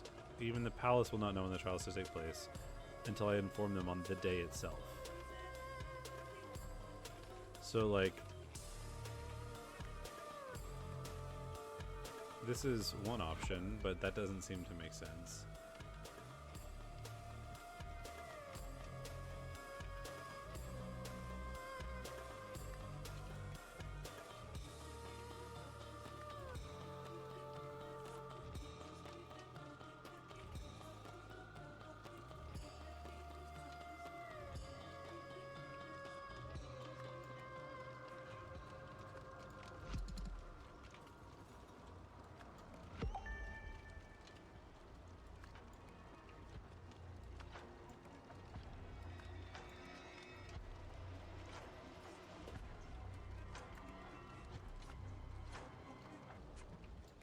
says the palace.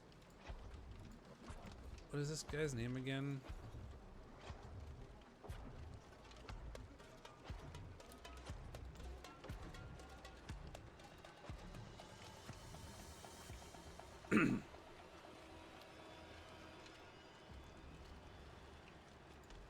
You're in like the first scenario and you have a name.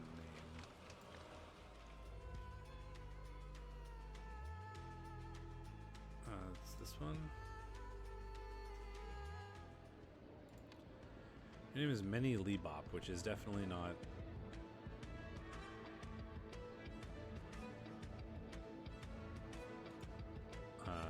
Definitely not what we're looking for here.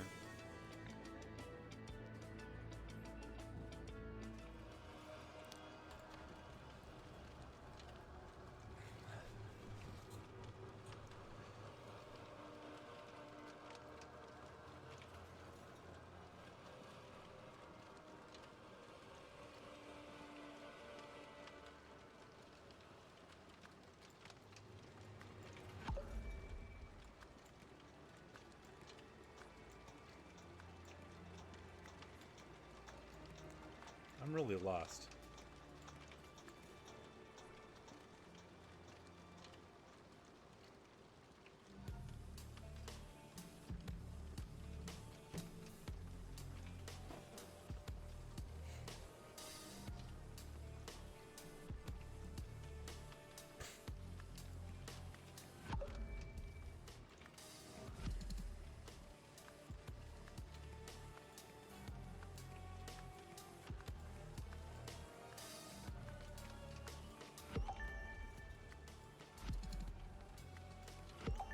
I'm pretty sure it's this.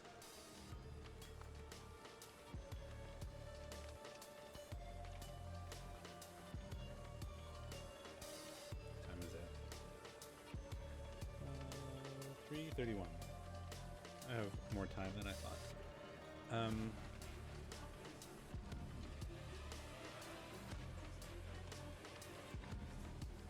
We made a typo. Consider the evidence. Re-examines assumptions.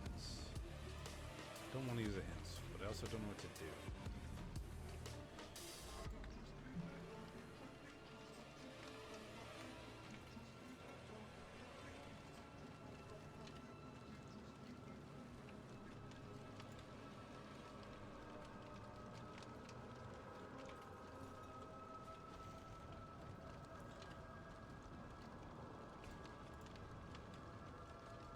I would have possibly told him the trial date.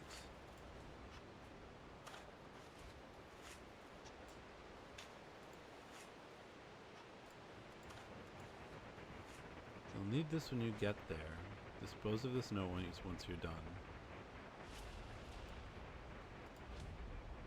I mean, I think the diary is what we know the motivation from, right?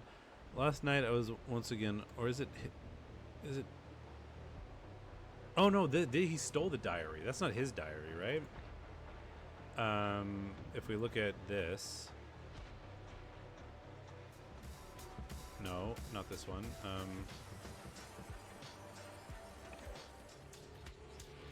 This one. So you've got a diary that I think you stole.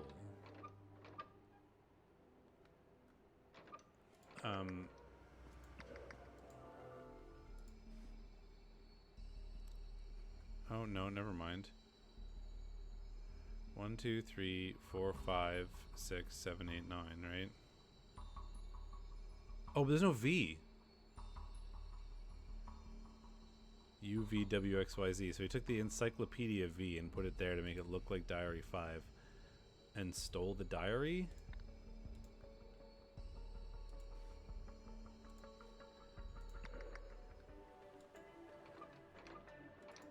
So this isn't his diary.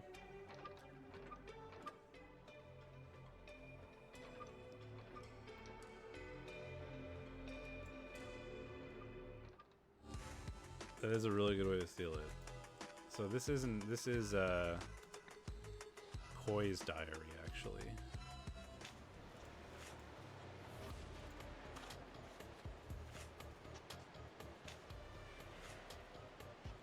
Hang on a second. Did he find something here?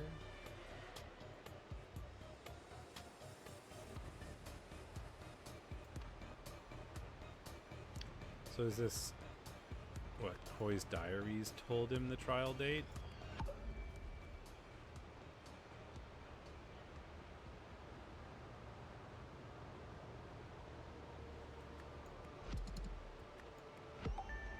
Because I thought the diary was for revenge.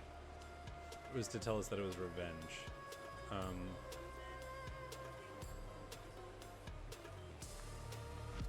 don't think so, because it switches.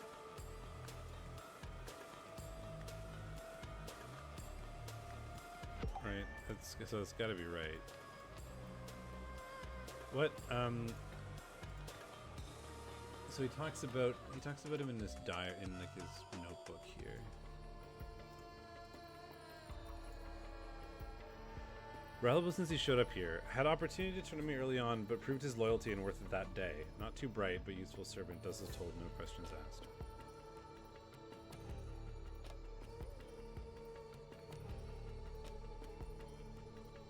So we don't know, like, why did he show up here?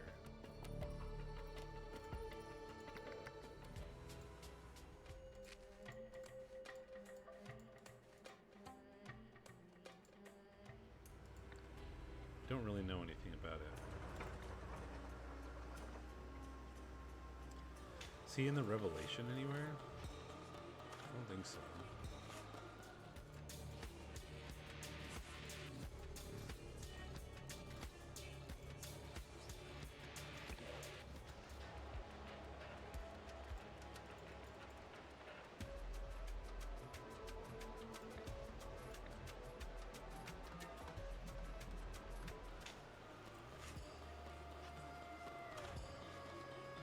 So he's clearly like an infiltrator somehow, right? I just don't know who you are. Because he's like, Koi is a sick mind, choosing this of all places. And like, there's like, you'll need this when you get there, dispose of this no once you're done. You stole the diary, so you're clearly like infiltrating or something.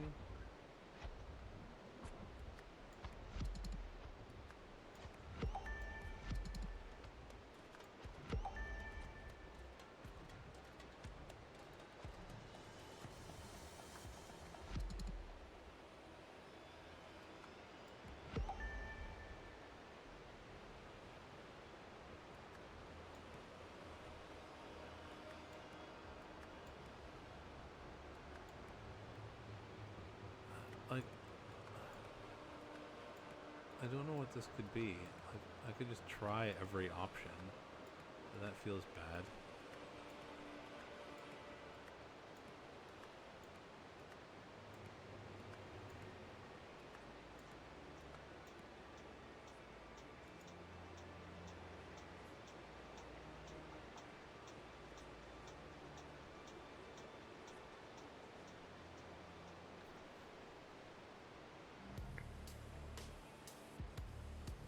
Yeah. That's what I'm thinking.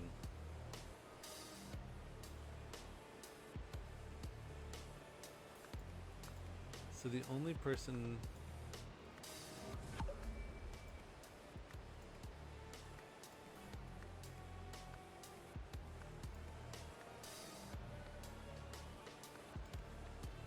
I'm pretty sure the only person that really knew the trial date was Ori, because the waterfall told him, right?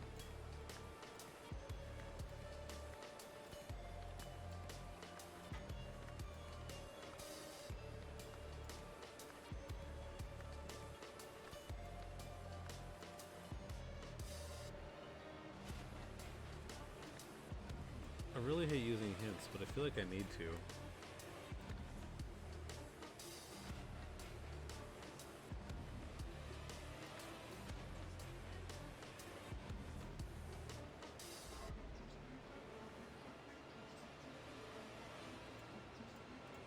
I mean, yeah, I guess that's true, right? So I could go like...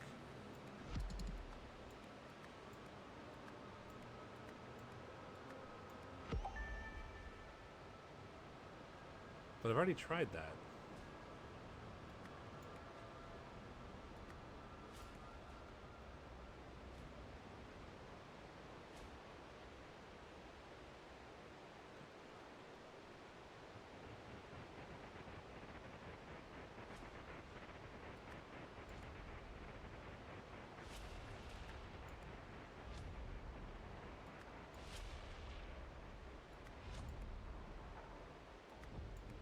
And I'm like very sure that Jamadi entered the bunker, right? So it's got to be Jamadi knew when to hide in the bunker.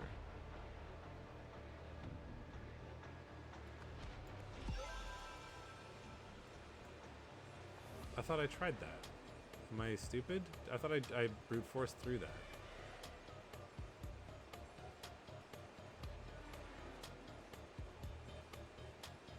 I still don't understand this. But I thought I tried this. Why does it work now?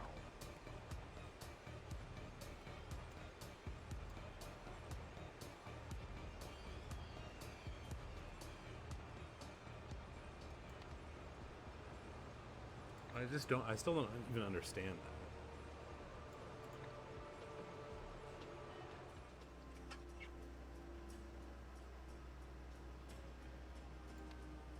That's Jamadi Pira. Yeah, I mean, I guess. So if we look at this again, this happened before the waterfall. Before Ori learned the date, I guess.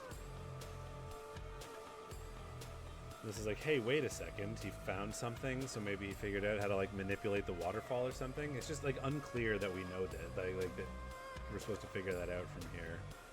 Or like maybe he manipulates the waterfall, but it's unclear that the waterfall is capable of being manipulated. The only hint to that is hang on a second. So I'm unsure. Jamadi Piro, maybe this is something from the previous DLC that I just like don't remember. If I go like all the way back.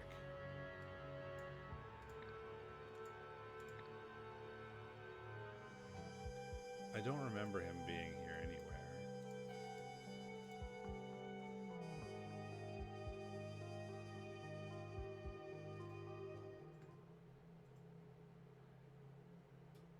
No, this isn't gonna help.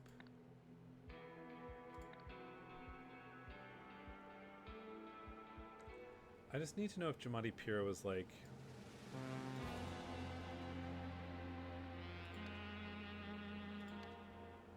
somewhere else.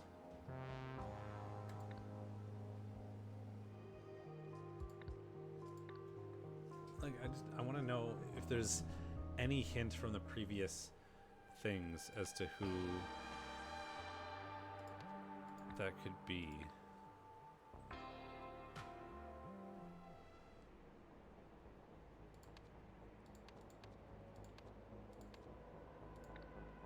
Doesn't seem to be.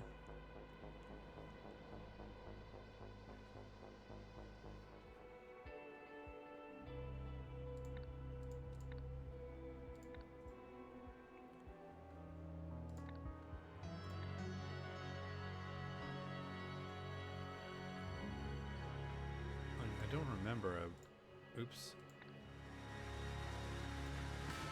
Like a Jamadi Piro. It's been a long time since I've played this, but I don't remember it from anywhere else. This is Tess Navari.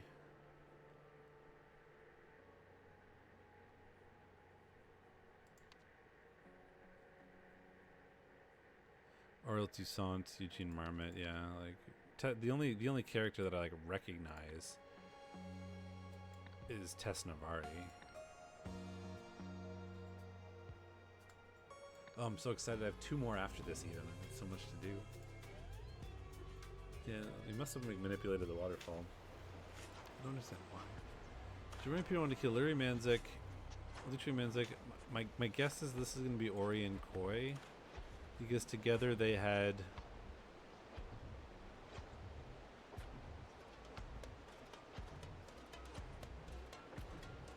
Jamadi Piro is able to access the waterfall because Koi Nagasi gave him the code so that Gresto Norzi's body could be buried there. This is like, you'll need this when you get there, dispose of this once you're done. Oh, is this like the code, I guess? 1594? Maybe?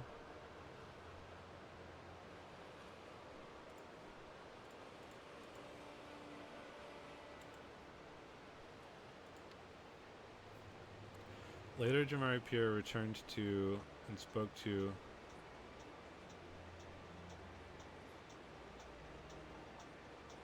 Oh, he just hid behind the waterfall.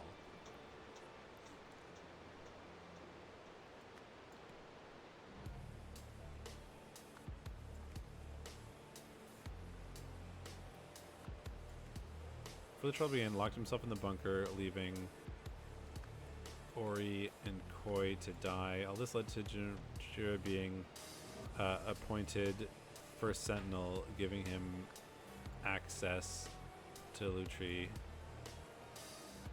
But, like, why?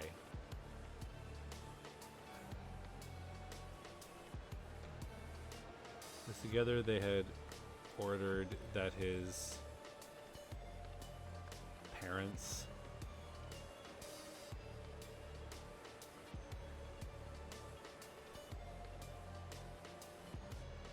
he's the kid.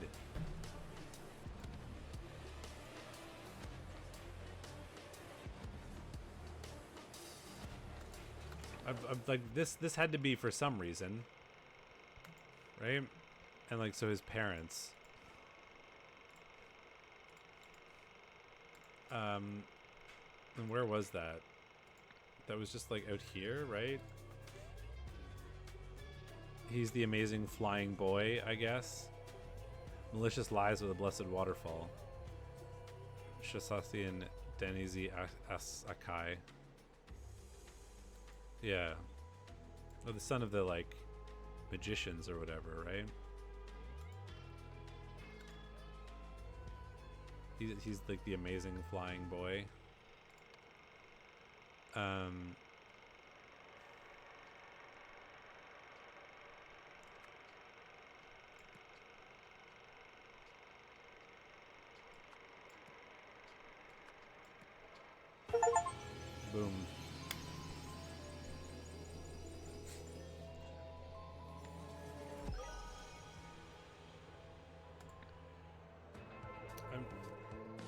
It comes together eventually that you can sort of figure out why he would do it, but it's not necessarily clear immediately that he like hid behind the waterfall, and it's not clear immediately that he's actually their son, other than like, why would they mention it if it wasn't something that was important? Like, I didn't see any way to connect him to their parents. Like, what does the amazing flying boy have to do with it? I don't know, it feels weird. After his parents' execution, Jamadi Pura sought revenge against King Lutri Manzik and his two first sentinels.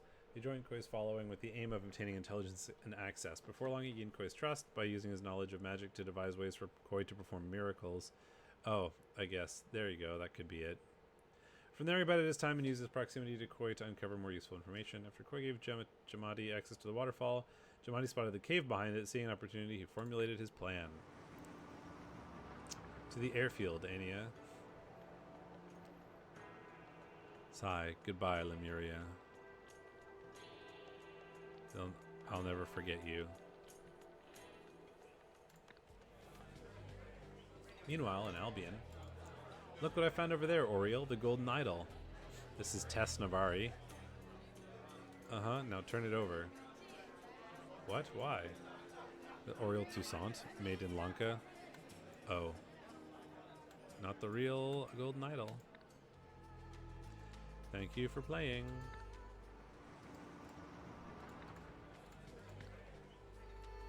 Because though the story of this one, of the original, involved her like trying to reassemble the golden idols, sell it. Like, people were using it as like a propaganda thing, because the golden, basically, if you haven't played these other games, the golden idol is basically like an energy transference thing.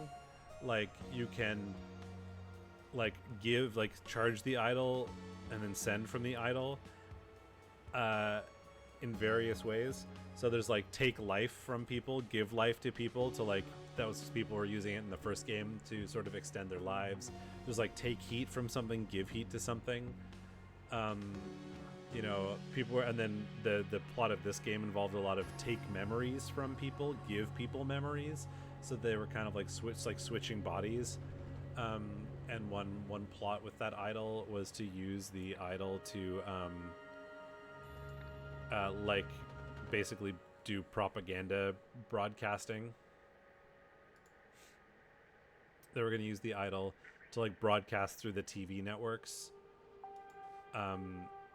Like this here, like the idol was going to go here. They record things, they broadcast like somebody's memories through the TV networks through a big speech to like sort of force everybody to follow the dictator kind of thing.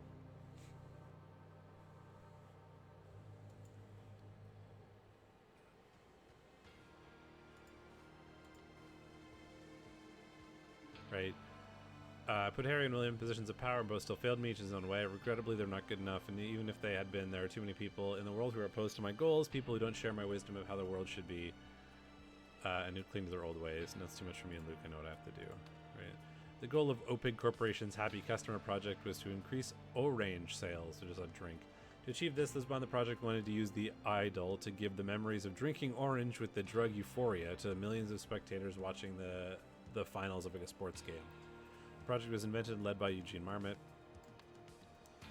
But then they changed it. Like, that was the idea. It was to be like an advertising thing. And then they, people like terrorists basically hijacked that and wanted to, you know,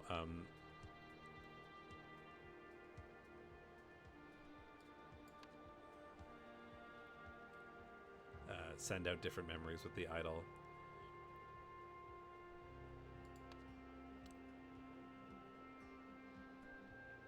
Bad memories of Orange. As a result, only Jack Novak received all memories from the square disc. Shortly after testing it very long, the accomplices stormed the TV station, threw the idol out of the window. Yeah, to want to educate humanity. After becoming disillusioned, Jack Novak decided the only way was to turn everyone into a genius. To fulfill this plan, Jack Novak tried to use the Happy Customer Project to turn millions of spectators into Isaac Novak, who was like a famous scientist guy. However, because of what happened at the TV station, Jack Novak was the only person to turn into Isaac Novak. That was sort of the twist there. But yeah, the idol is used for that stuff, to transport things around and, or, you know, input, output, something, and the something is often memories. Well, shall we play this? Shall we start the next one? I kind of want to. I don't really have anything else to do today. At some point I'll have to eat because I am hungry, but we could play this for a bit more. I don't know if I'll have time to do the entire next DLC, but we can start. The Age of Restraint. Maybe I'll do both. Fuck it. I can just eat on stream. It'll be fine. Who cares? Ancient society cracks down on a dangerous technology. Yeah, the ancient Lemurians have like some weird technology and stuff. And like, you know, Utopia, old, you know, Atlantis kind of vibes. What is all this? Fruits of Disobedience. A tragic occurrence in an ancient orchard.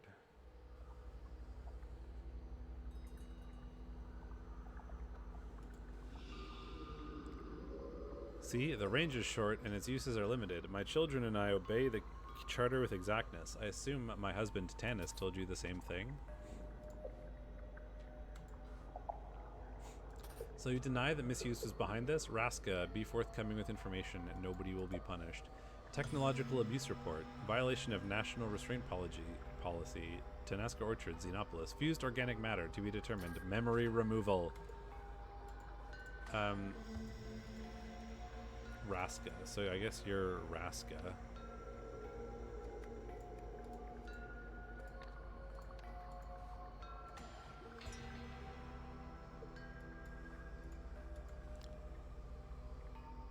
My children will buy the charter. Your husband is Tanis.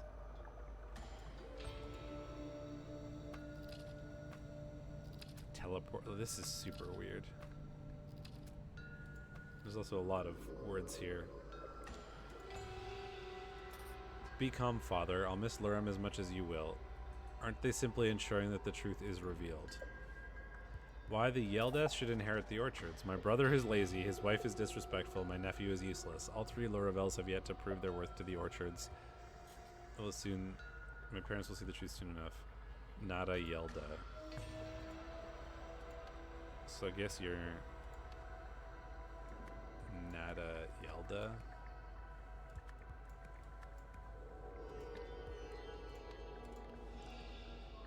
My son was just killed, and they raid my orchards and strap us in Veridolus like this. I said father, so my guess is that you're somebody Yelda. Lurum is the child.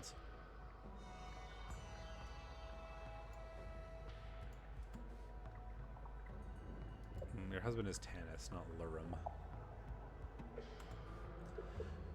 My colleagues are interviewing your family members separately. Please recount your day to me. I went to the grapefruit orchard with my grandfather for the harvest. What else is there to say? I harvested glut fruit.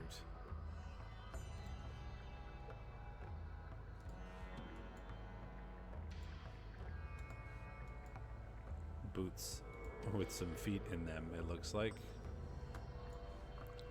Before giving your testimony, let's make sure your temporary Veridola is calibrated. Repeat after me. I am a sentinel. I am not a sentinel. The canal is pink. The canal is blue. Veridola is the, like, things on her heads. I am a sentinel. I am not a sentinel. The canal is pink. The canal is blue. Oh, so it tells if they're lying or not? So, like, pink is a lie?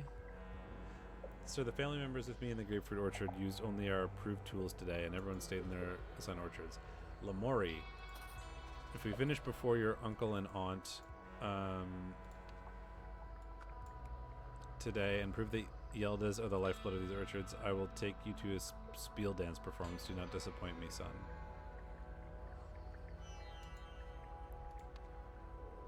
So green is true and pink is a lie? So you lied about harvesting glut fruit?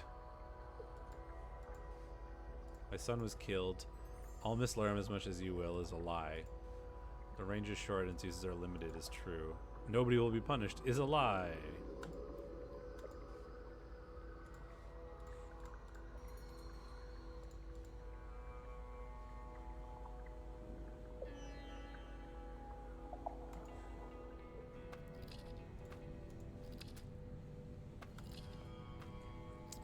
It will be so much more efficient. Better reach means quicker work. I'll test it today. I'll prove that Nada is wrong about me. Modified Tine requires modified safeguard to work. I'll need to adjust that as well then. So the pieces, they've all got their little tools. So maybe with something like modified. But it looks like somebody tried to like harvest this. Maybe that's the modified one. And it like harvested a whole person.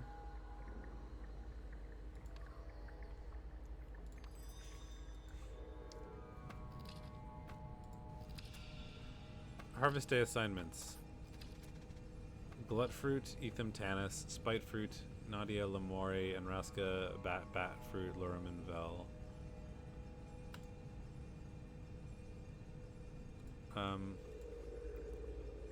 Range is short. So you are Raska, and you're supposed to be harvesting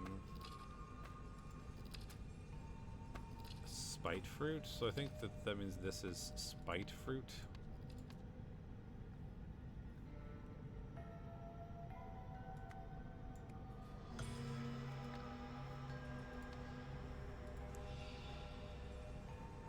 Oh, yeah. The man is not breathing. Yeah, okay.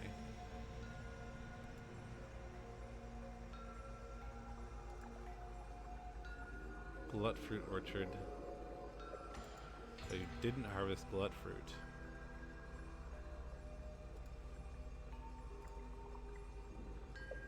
So is this glut fruit?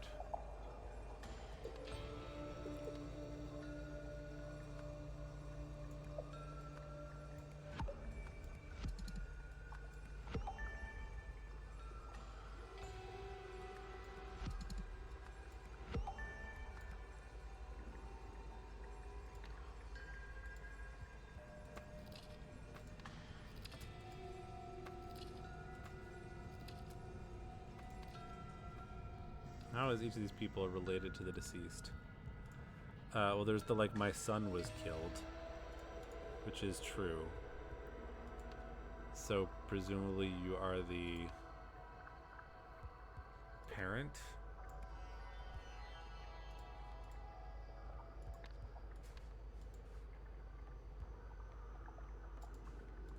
children, then I obey the charter.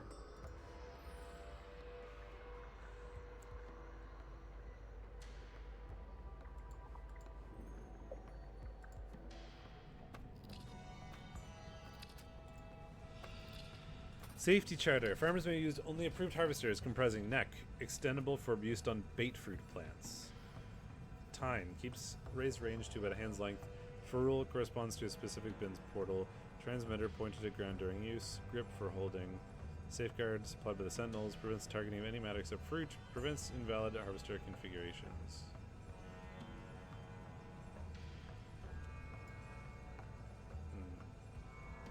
Triangle. So you got a little triangle, so you're teleporting this fruit into the wrong bin. Because you're supposed to be harvesting some other thing.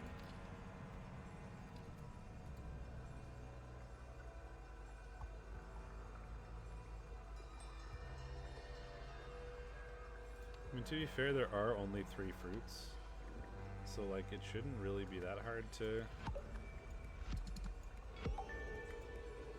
swap them around.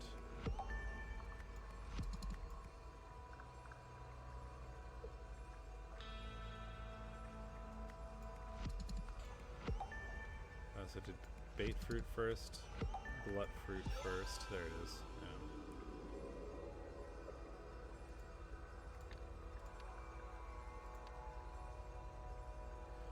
Yeah. Oof, all of these pieces.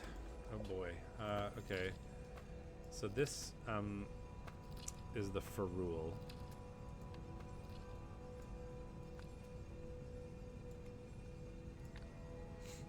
Presumably that's the grip for holding.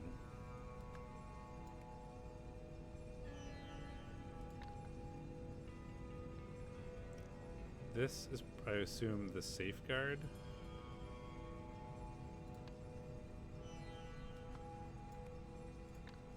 Because up here we had requires modified safeguard to work.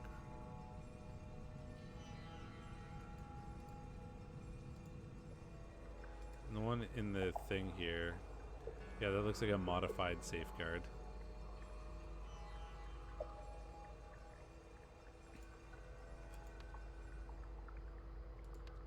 We have a lot to fill in here. This is a lot of stuff. Should probably finish talking to these people. No one did. Please let us grieve in peace. Whatever happened today was an accident. Where did you take my son? Your son is being questioned in the Spitefruit Orchard. This is the standard procedure for our investigations. Why do you fear us? An approved harvester could not have caused this atrocity. Which of you broke the charter? No one did. Which is a lie. Someone broke the charter. Lurum Larval handles a glut fruit.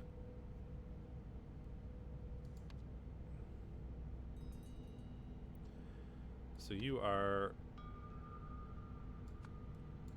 Lurum Larval.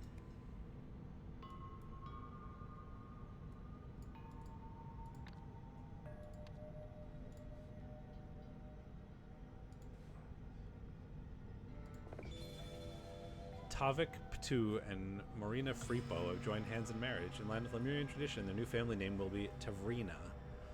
Oh, that's interesting. So when people get married, it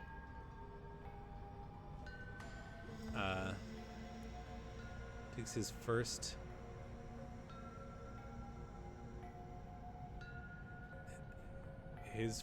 name, first 3 and her last 4. So to help out figure out the people's names, I guess.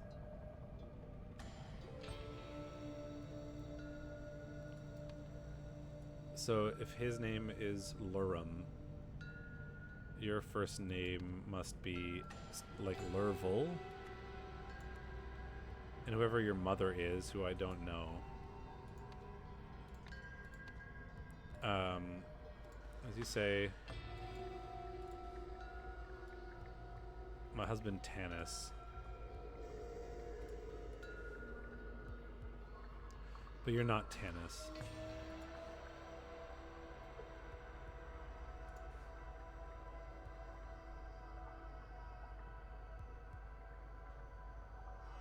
All 3 Lurvals.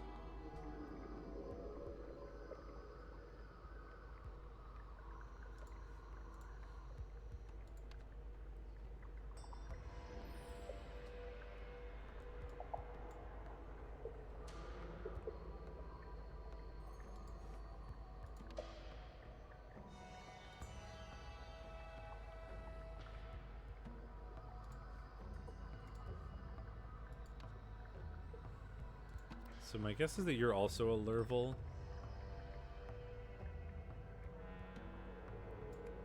Wait. No, you're not a Yelda. I'm a bit lost.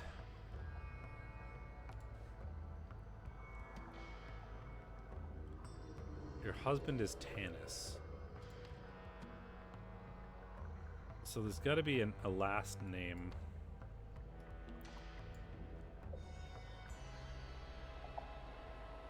So this would be Tanska? Like the kids?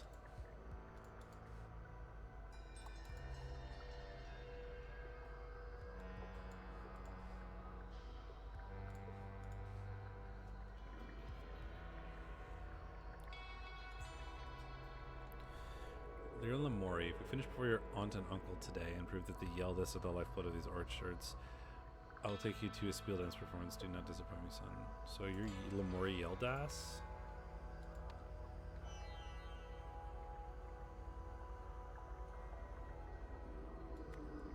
Lamori Yelda? So Lamori and Nada Yelda. So then you are,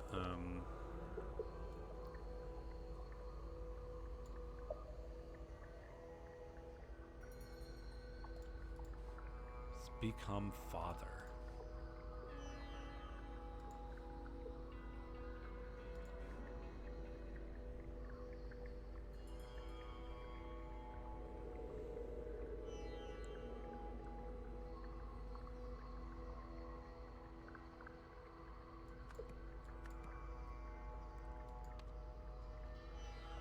So if that has anything to do with the father, and her name is Yelda, his name is gonna have to be...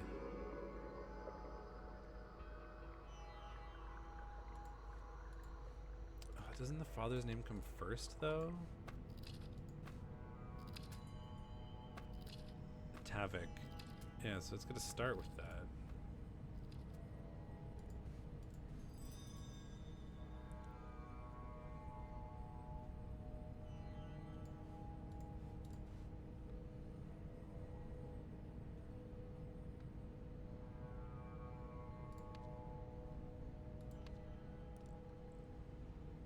This feels like the Tyne.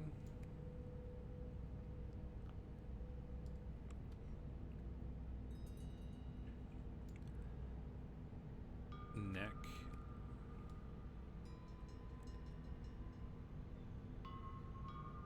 Maybe this is the Tyne. And then that's the transmitter.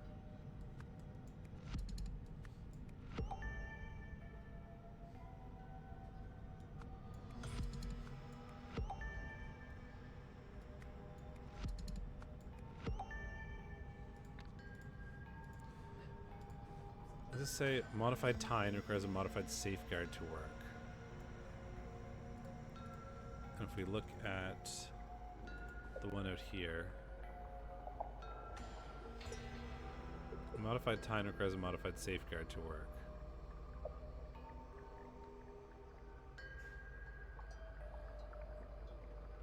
So that looks correct.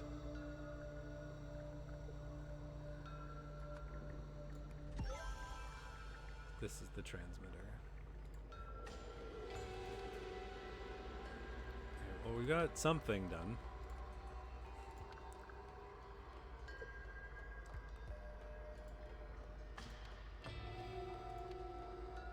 There's a lot to this. Damn.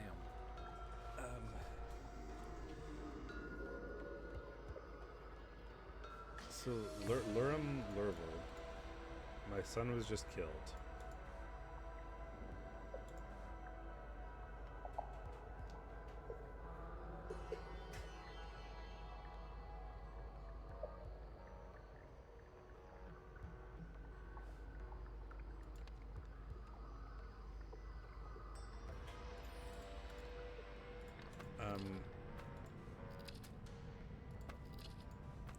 Your family name.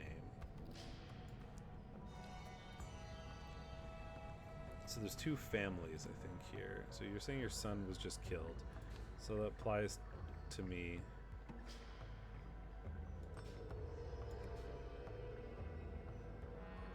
So what, when it says their new family name, so does that mean their names stay as Tavik Patu and Morina Fripo? And then the, like, kids' names are Tavrina? Like, do the parents have different last names than the kids? Or do they all have the same last name?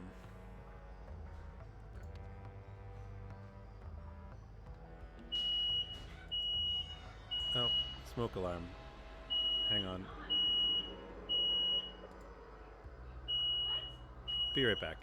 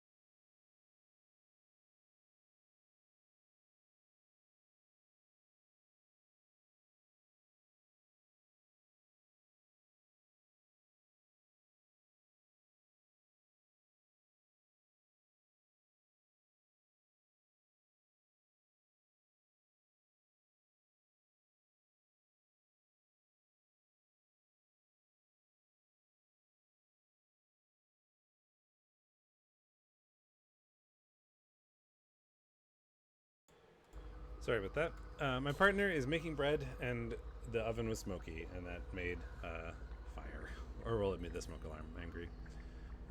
We are good now.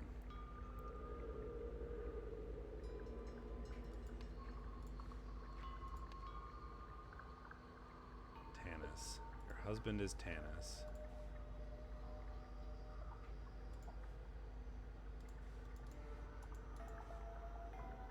So somebody used the modified one.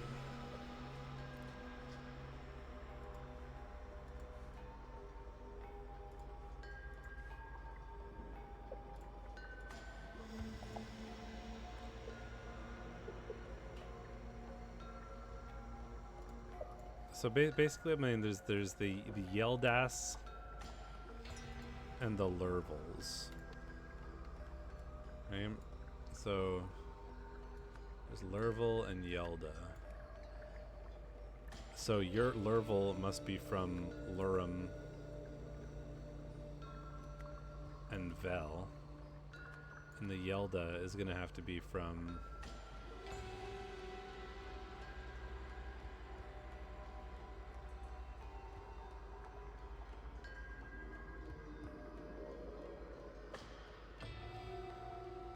Nada?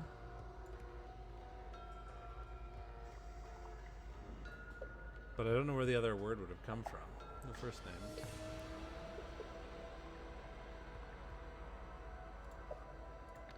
And it's also unclear to me whether it's like... So when they get married, is it going to be Tanis?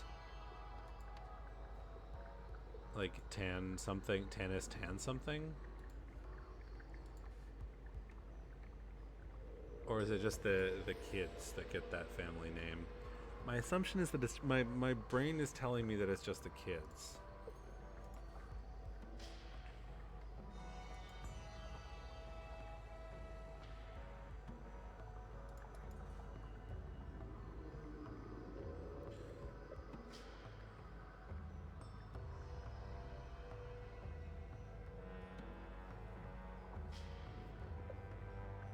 brother, his wife, nephew. So I think you're a grandparent.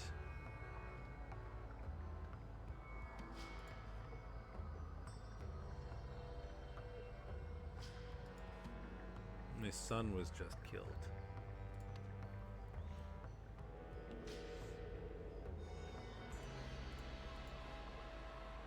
So is he brother? Brother is lazy. I know that, well, I do know that you were supposed to be harvesting triangles, which is spite fruit.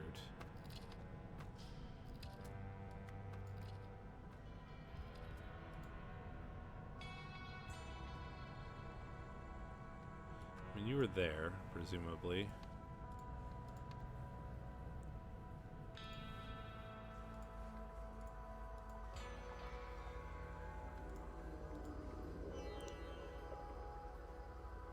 You're also supposed to be harvesting triangles.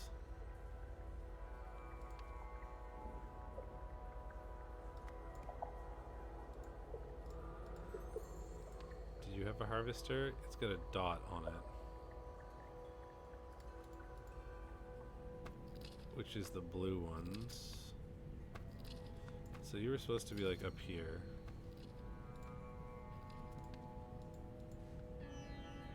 You were supposed to be harvesting line, which is these ones.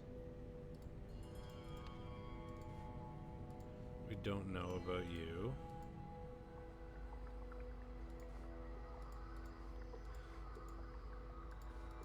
You didn't harvest glut fruit because you're lying. And glut fruit is dot, so you weren't doing dot.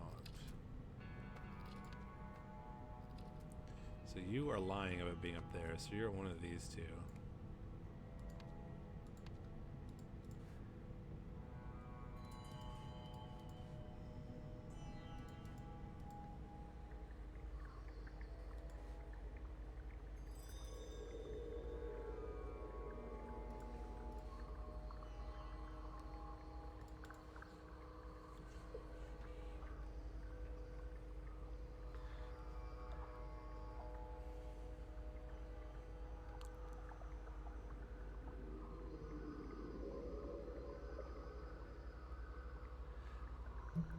I think they must take on the names of the people that they marry.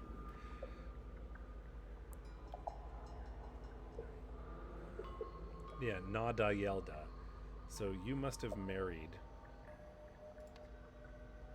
So we have Nada Yelda. And you must have married somebody who begins with Y.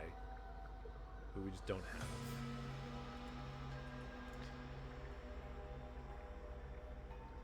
Because this is the Yeldas should inherit the orchards.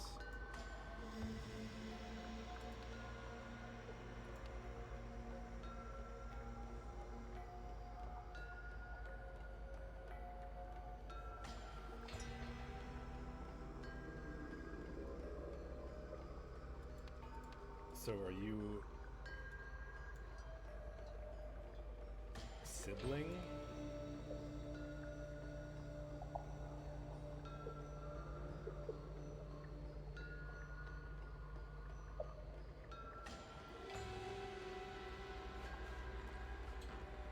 It looks like there's two families, like sort of the Lurvels and the Yeldas. So my assumption then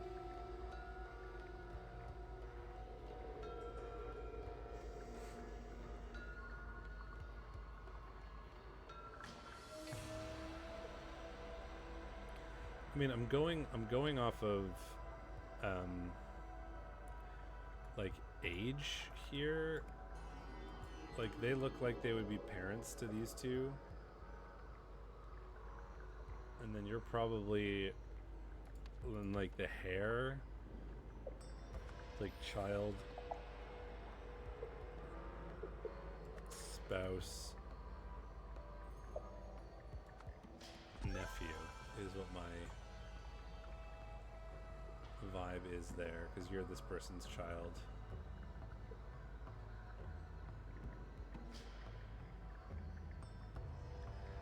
Okay, so now we're going to use that, and this to come up with the names.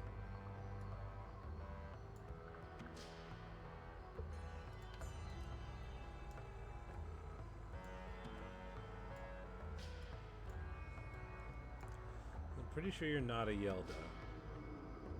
So you must have...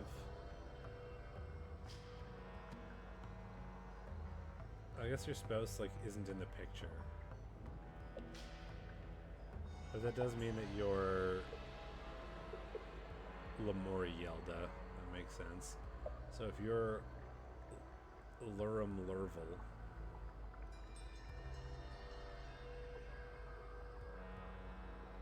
so then you must be...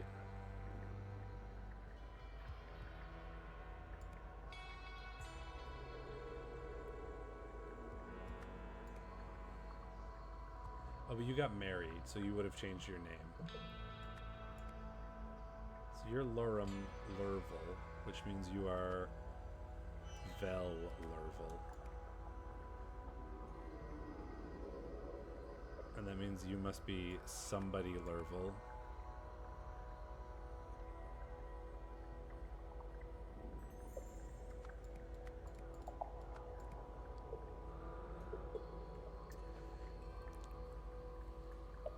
Okay, so then the parents, she said her husband's name was like Tanska or something. Oh no, that would have to be their last name. And Tanis, because Tanis and Raska, so it's Tanis Tanska and Raska Tanska.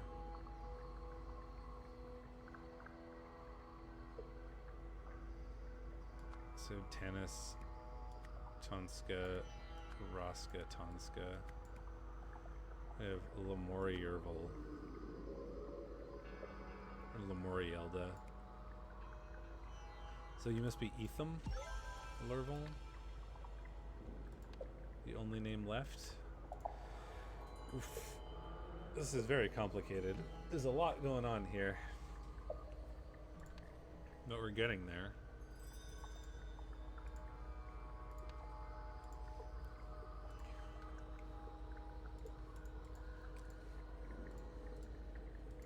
Okay, so, I mean, you were clearly harvesting.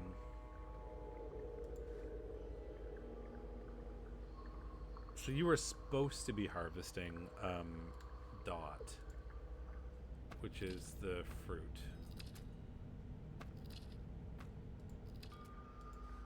Oh no, you,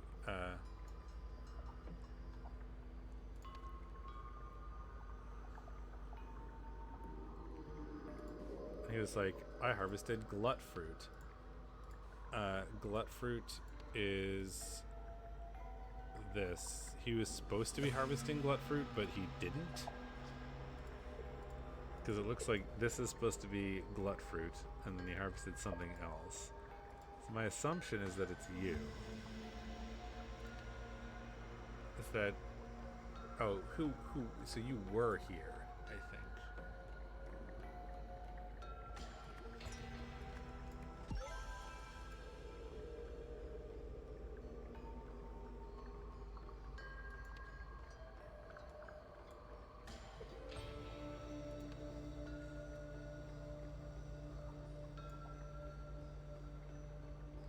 So while in a glut fruit orchard, Etham Lurvel. This felt so like impossible. There's so many things, and then it slowly like condenses down, which feels so good as you like slowly figure that out. Aimed a harvester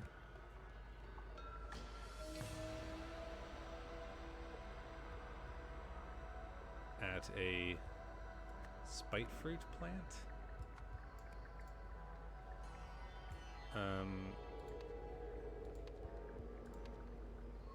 No, it's this other one, I think.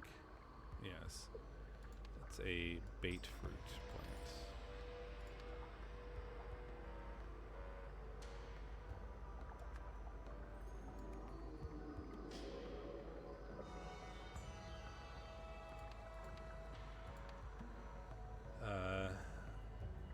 Lurum Lurvel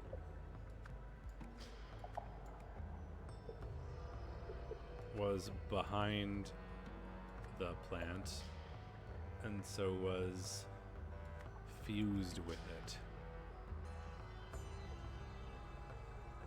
So I think this is Etham Lurvel.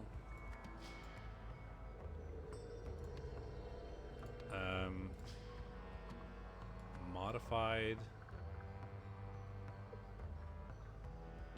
the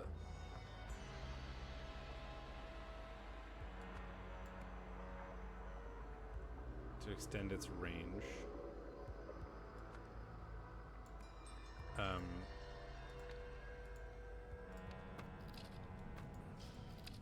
This is like modified Tine requires modified Safeguard. And this is Tine each range. So this is gonna have to be modified the Tine of a harvester to extend its range. In the process, the Safeguard was also modified. Boom.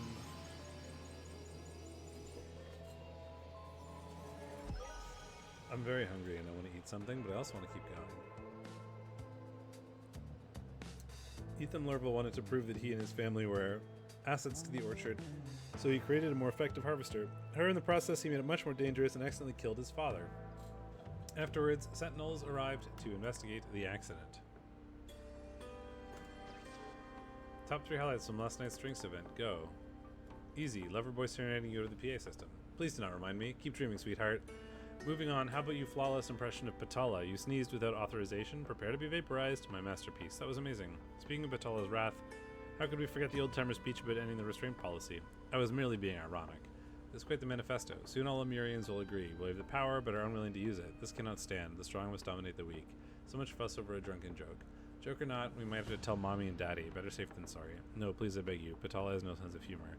Relax, they're messing with you. We all know you'd never have meant something like that. Right, of course. Very droll.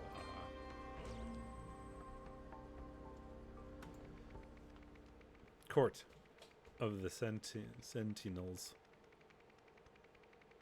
Lies, punishment, and a dance of deception.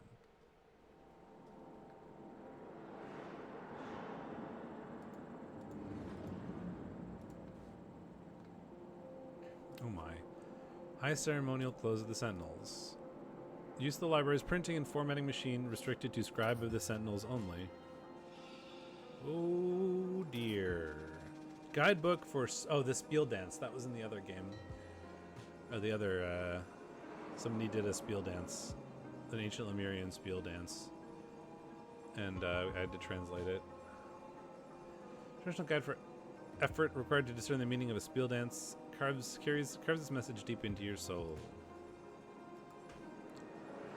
Guidebook for Spiel Dance, first draft. Daria, this is excellent work. I'll make a few minor formatting adjustments, then make copies. Don't listen to Patala. I'm confident your performance will change hearts.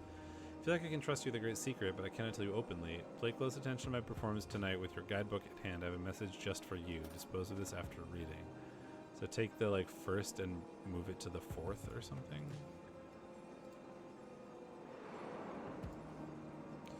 To avoid hypocrisy in their sacred mission, handling unsanctioned technology outside of Sentinel's duties is forbidden. To maintain the humility befitting their station, seeking wealth or status beyond the purview of the Sentinel's responsibilities is forbidden. To follow the letter and spirit of the law, any attempt by a Sentinel to take the law in Desarhone hands is forbidden. To devote their attention fully to the work of cultivating a safe Lemuria, allegiance to any outside cause or movement is forbidden. Gift.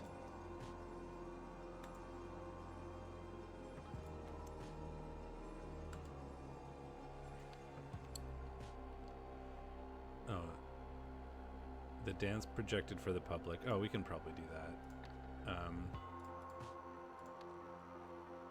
Oh, what is going on up here? What are you? During routine security check last night, library found free of any foreign objects. Hallway surveillance of Sentinels into the library today as follows.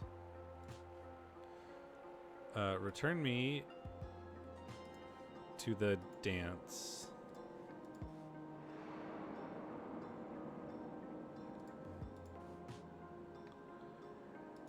And we do this.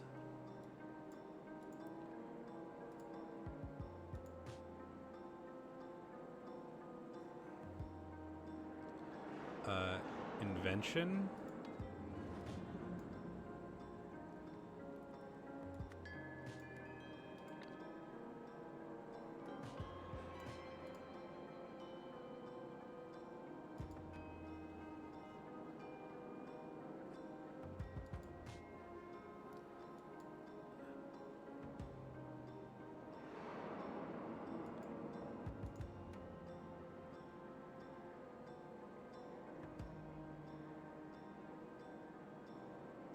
Virtue?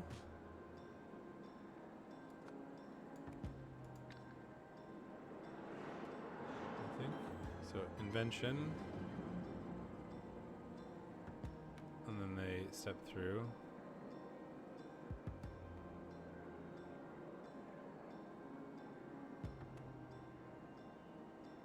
That looks like virtue. Oh no, that could be without. Yeah, without.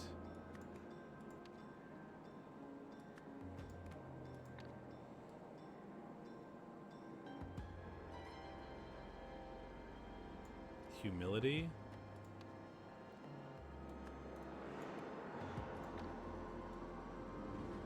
And they spin? Which way are they spinning? So sows?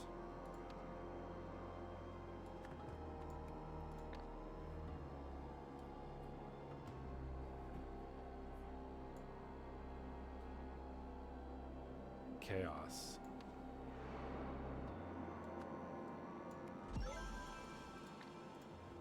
And there's like a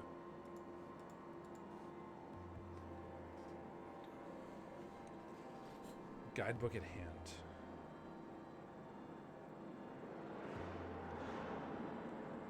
So if it wants us to like swap them like this, maybe? So instead of invention, it's I love you, find, gift, within butterfly. Gift within butterfly.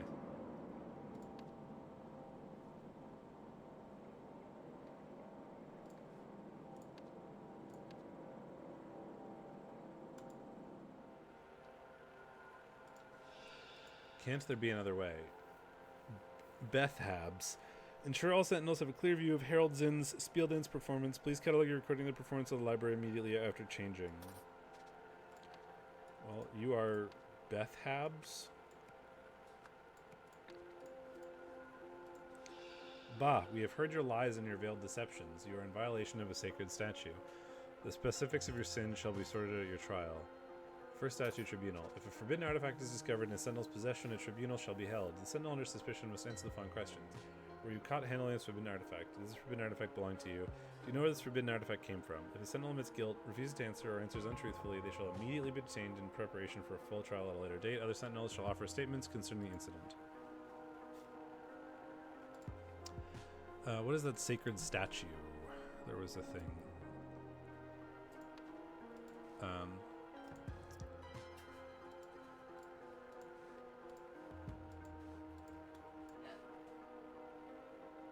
Forbidden Art. First Statue Tribunal. Handling unsanctioned technology outside a sentinel's duties.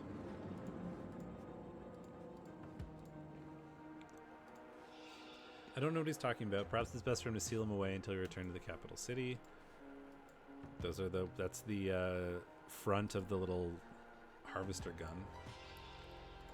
Listen to me, I've never touched that thing. Daria, please tell them. He's telling the truth. Why are we not questioning further? How did he smuggle this detestable thing onto the ship? We must determine whether he's an accomplice amongst our ranks. Daria, please tell them. Are you Daria then?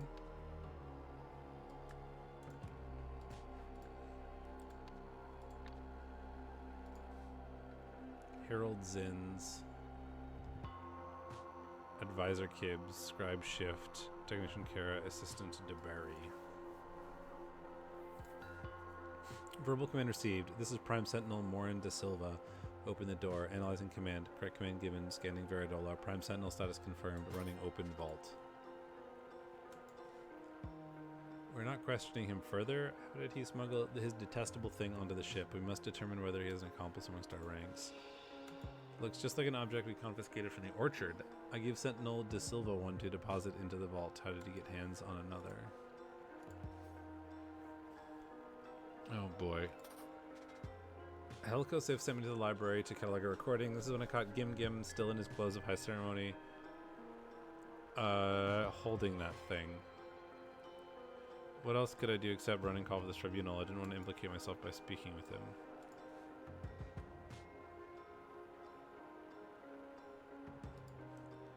Is that like the weird clothes?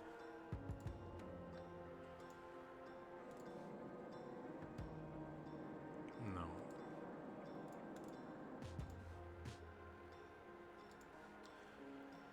I went to the library this morning, but only to retrieve translation materials for the mattress masses. Patala arrived and spoke with me, and then we both left. I've never seen that device before this tribunal. I was in the library alone and didn't say anything. Perhaps he brought the artifact in with him. But why did he do it? I would never thoughtlessly violate our code. My duties as Prime Sentinel do not require me to enter the library, nor would I ever handle forbidden technology unless I am depositing it into the vault. Am I not above suspicion? Yes, I entered the library to speak with Daria concerning her message to the public, lest it be an insufficient rebuke. I believe this incident validates my concerns. How quickly technology has corrupted one of our own. Yes, but I've done nothing wrong. I mean, I didn't know. That doesn't belong to me. Hold on, I have no clue who put it there. Damn it, let me explain.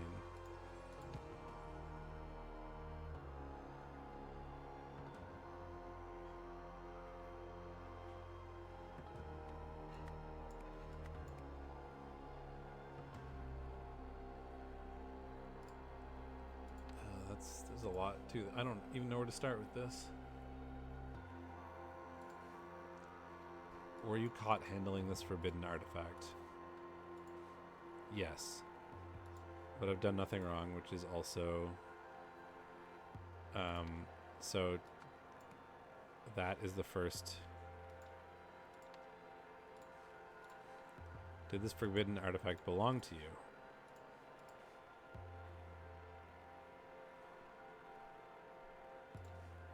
That doesn't belong to me, which says is a lie. Well, it belongs to you now because it was a gift. Like, it was gifted to you, I guess. Which is why when you say, I never touched that thing...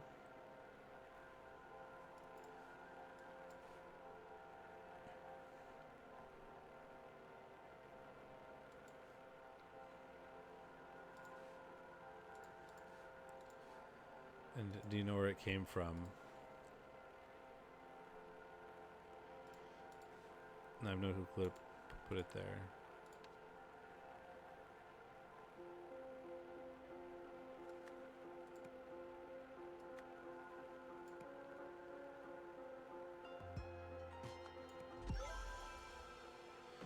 Nailed it. So he was in possession of a forbidden artifact. It doesn't belong to me as a lie because it was like gifted to him. I have no clue who put it there. He does because of the secret message. I've never touched that thing because he was wearing gloves.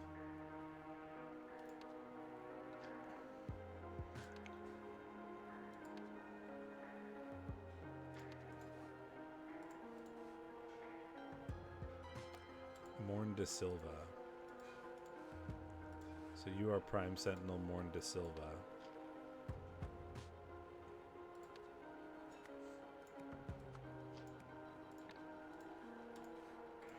And there's like, where's the timeline thing?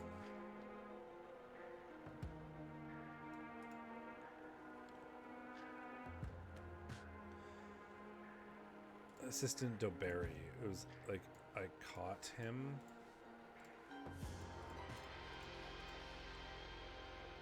Caught Gim Gim holding that thing. So I think you're Gim Gim Kara.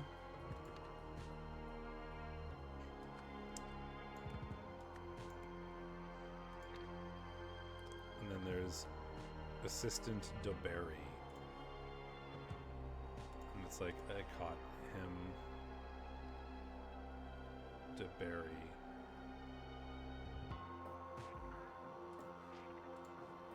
So Bethab's DeBerry.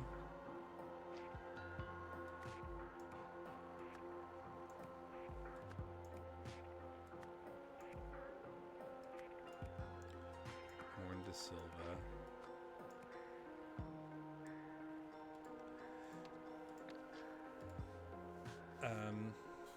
9:45. Prime Sentinel Morn De Silva opened the door.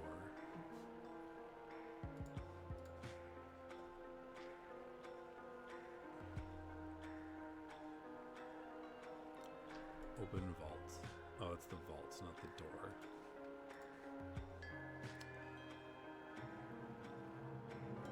Heko Sift is a name.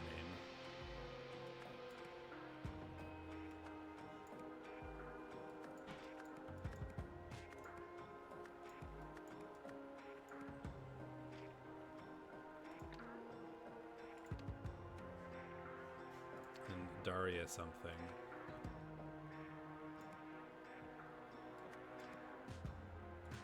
I think his name is Patala.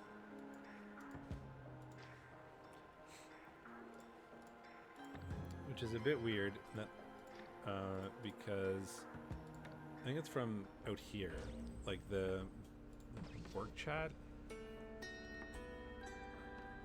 Yeah, he's Patala.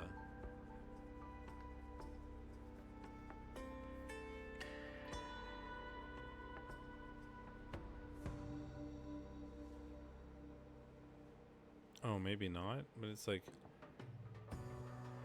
speech about ending the restraint policy. I was being ironic.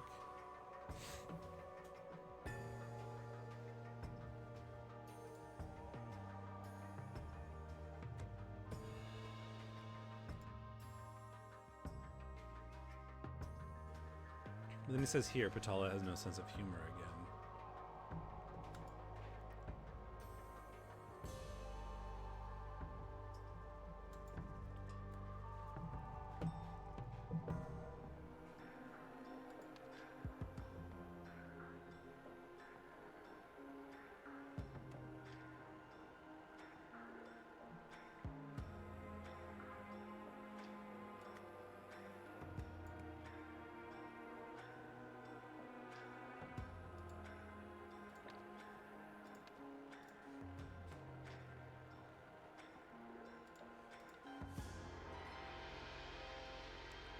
Sentinel De Silva.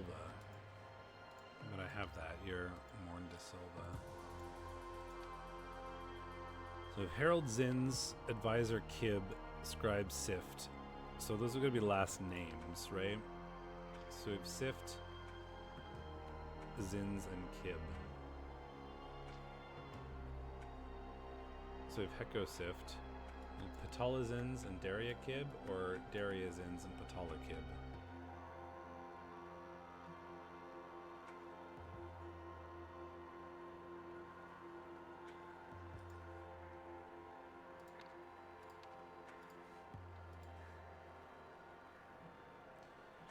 Harold Zinn's Spiel Dance performance. Ah, so you're Zinn's, because you're the one who did it, I think. So you're Daria Zinn's.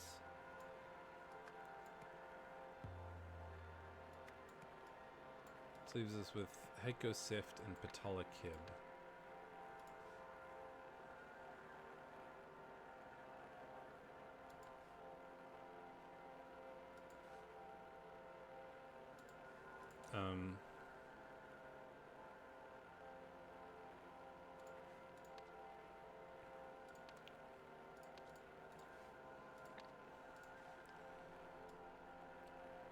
Harold Zinn's Spiel Dance performance.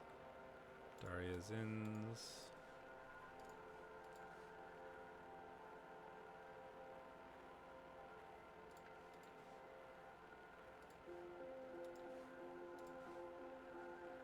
Heko Sift. Hello. Thank you. Sandwich. Oh, that looks so good. Large.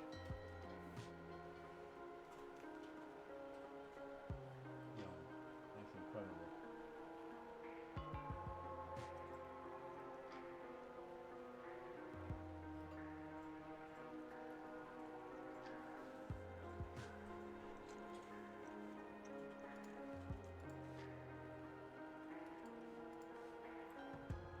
I was in the library alone. And the only person in the library alone, Scribe Sift. So you are Heiko Sift, which makes you Patalakib. Boom. Good sandwich.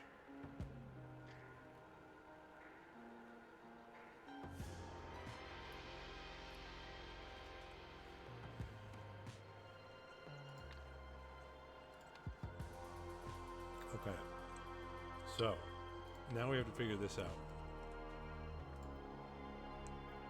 This is Daria Zins. Wow. That was unnecessary for you to do, but thank you.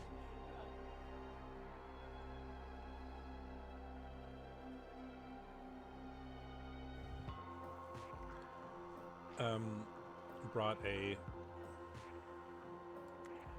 forbidden artifact aboard the ship.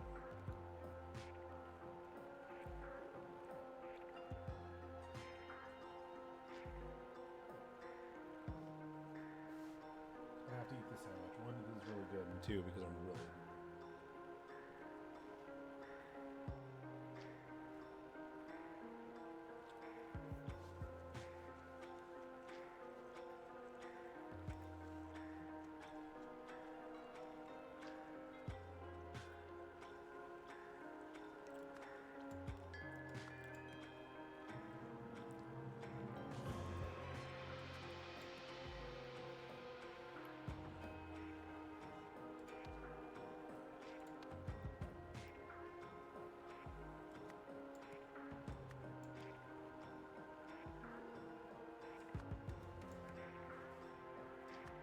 I love you, find gift within butterfly. We did that earlier.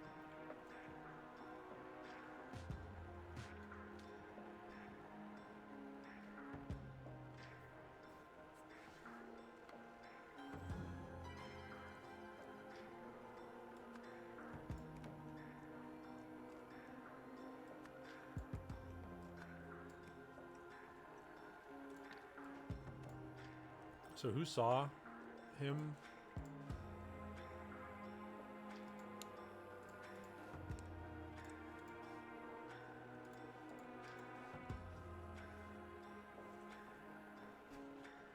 Katala arrived and spoke with me, and we both left. I've never seen this device before this tribunal.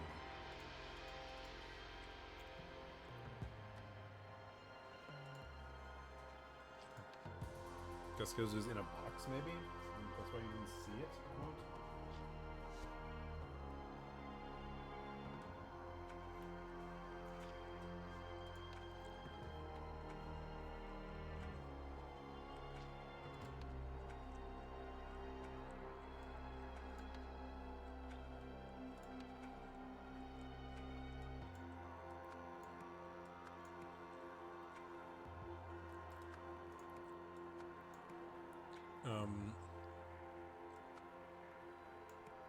I think it was Bethab's Dalberry or whatever that saw you.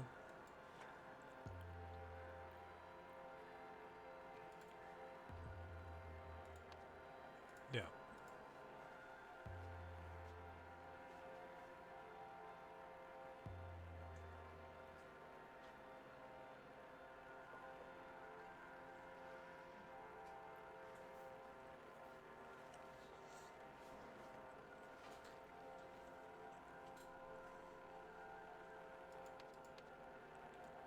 Brings at the tribunal.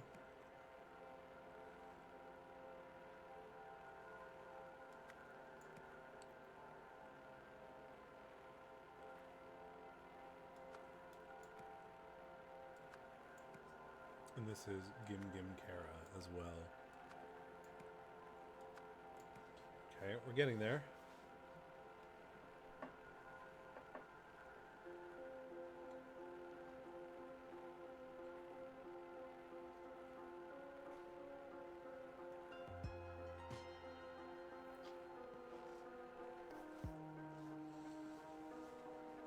I think it was Daria Zins that brought it aboard the ship. Was it him? He like deposited something into the vault?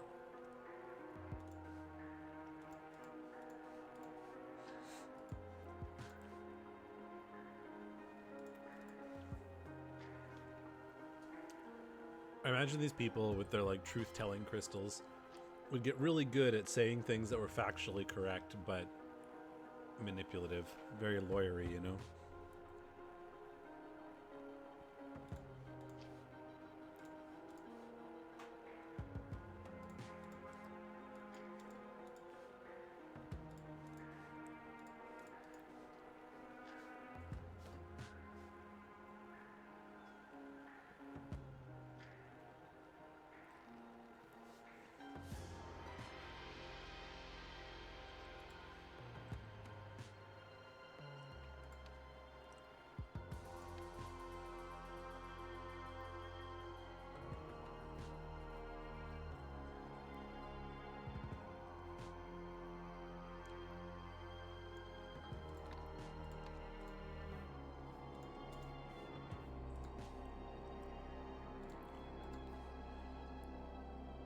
Make copies.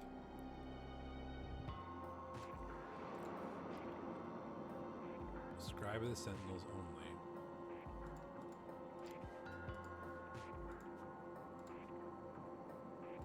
I was wondering if there's like a forgery or something involved here.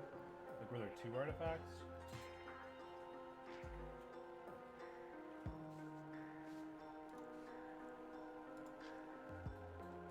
Because you put something in the vault.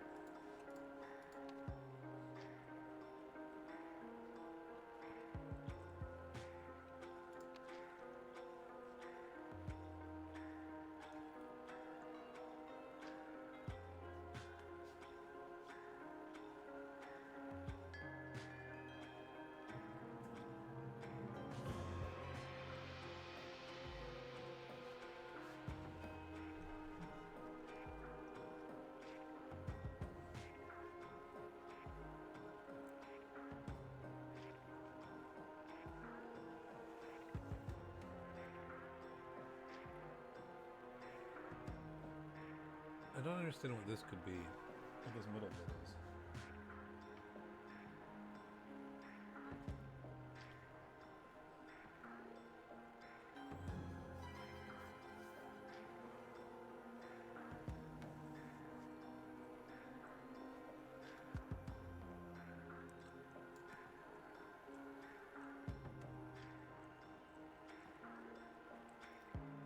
So because of this, he translated the dance. So is this like Daria's Inns?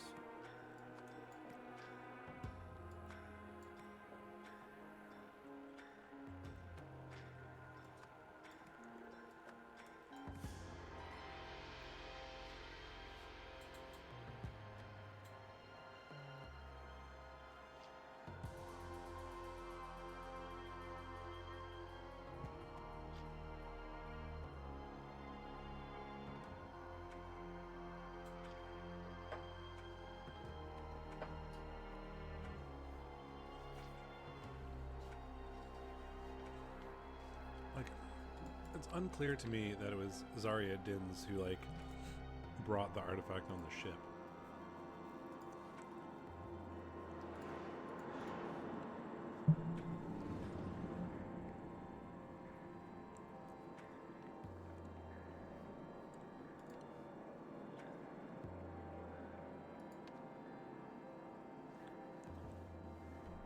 I don't know if this is right either.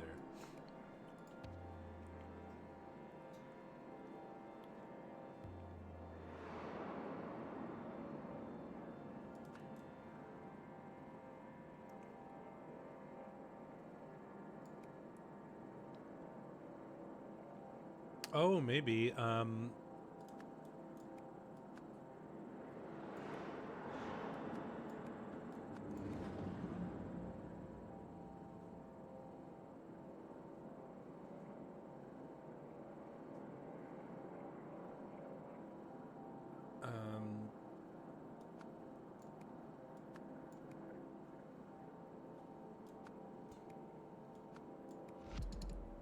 Feels close.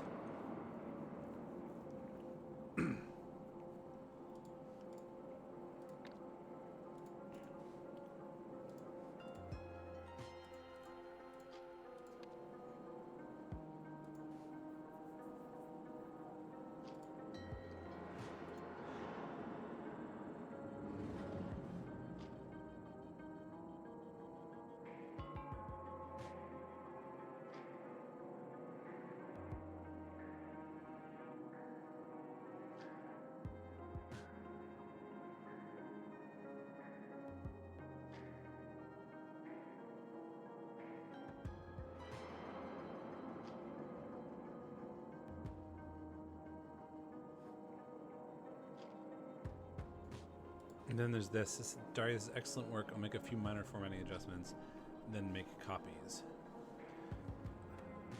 Humility gift without butterfly knowledge. Humility secret invention chaos home. So he adjusted it. So I think it was him that did it.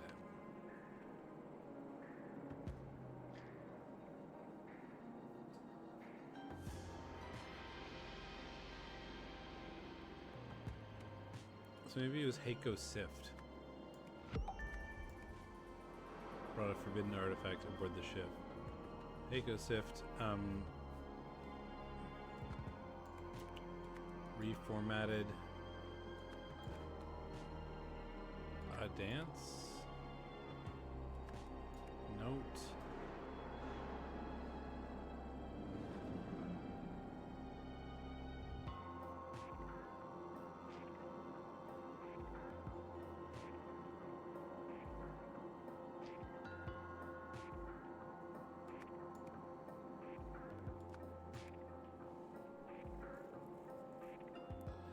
So he brought the artifact aboard, I think, and then he adjusted the pamphlet or whatever, the guide, or the dance.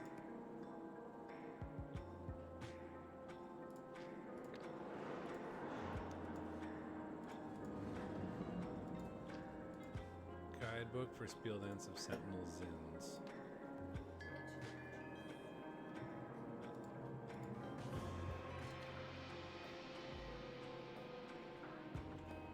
Make some minor formatting adjustments and then make copies.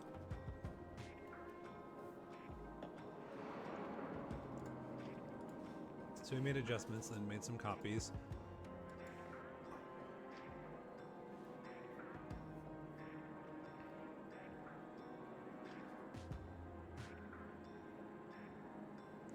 So did she send this note?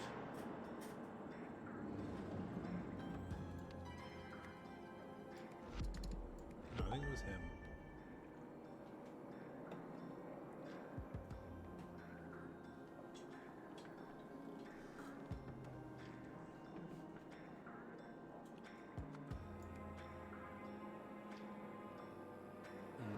Forged a note. There we go. That took more work than it should have, but we did it.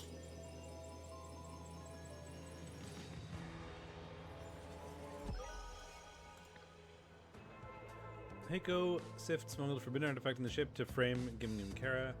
No questions would be asked of a suspect in a Sentinel's tribunal. Heiko laid an inescapable trap for Gimgim and exploited his infatuation with Daria Zins.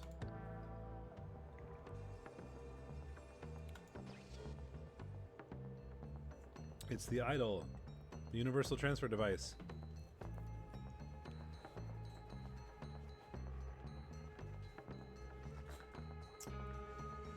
Used to excise dangerous memories from perpetrators, but the automaton that holds the device only functions if the target willingly complies and requests the procedure.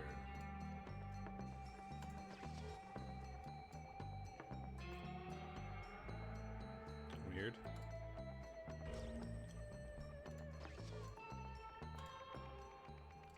The Sentience Gambit. How dare you? I am a sentient, conscious being, just like you, with all the same rights.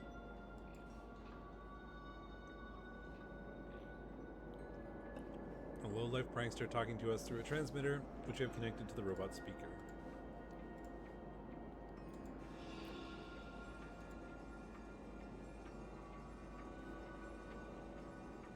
Something going on up here. You've got the idol. You can worry about that later. For now, just get me and Mr. Black back to the hideout.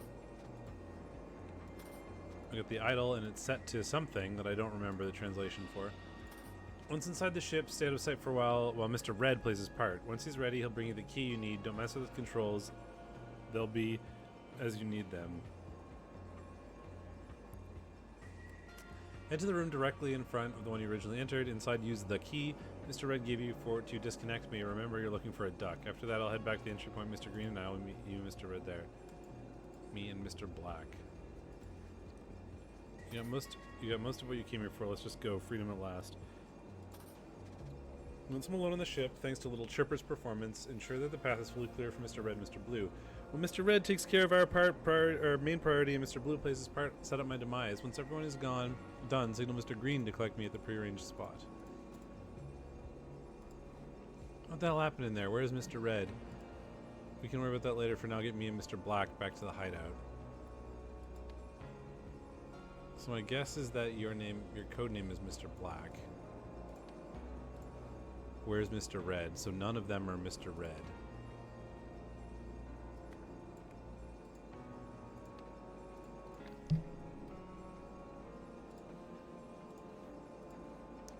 We'll only need space for 4 of us. Little Chirper will work remotely. Once Little Chirper and I have cleared the path for you, I will signal you. On my signal, head straight to the entry point. After that, stay out of sight for a while. When I give you the signal, collect me from the prearranged spot. From there, we'll head back to the entry point to collect Mr. Red and Mr. Blue. Artifacts that are all tagged. Mounted 4-barreled gun. So you're... Mr. Red plays his part. Mr. Green and I will meet you and Mr. Red there.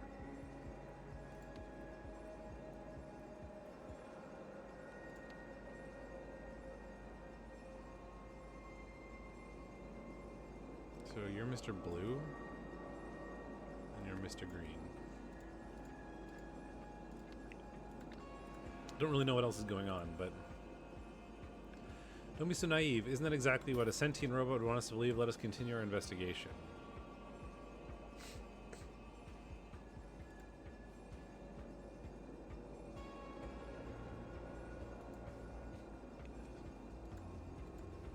Death to all humans, death to all humans.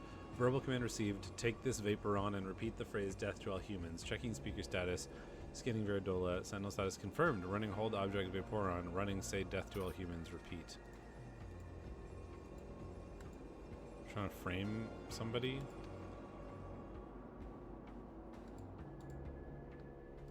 Oh boy. Looks like you're trying to escape somehow.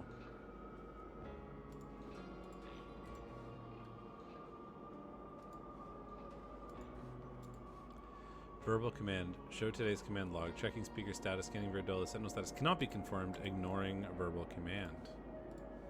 Okay. Into the ship where everything is complicated.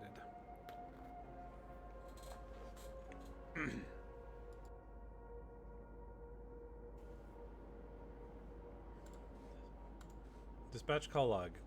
Anonymous caller reports sentient robot in Sector 4. Code red dispatching full team for investigation.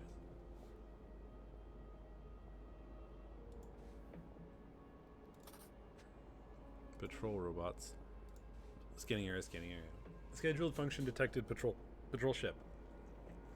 Running patrol duty hallway circumference. Verbal command received. Set patrol area to gym only. Checking speaker status. Scanning Veridola. Sentinel status confirmed. Running patrol duty gym. Somebody has got... Any one of these people have like a Veridola?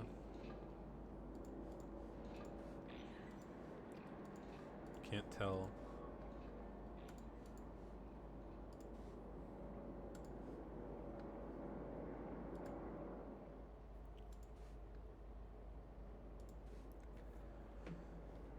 Things would run a lot smoother if we're all allowed to calibrate temporary Veridolas rather than having to wait for Gingham to do them all at the start of each job.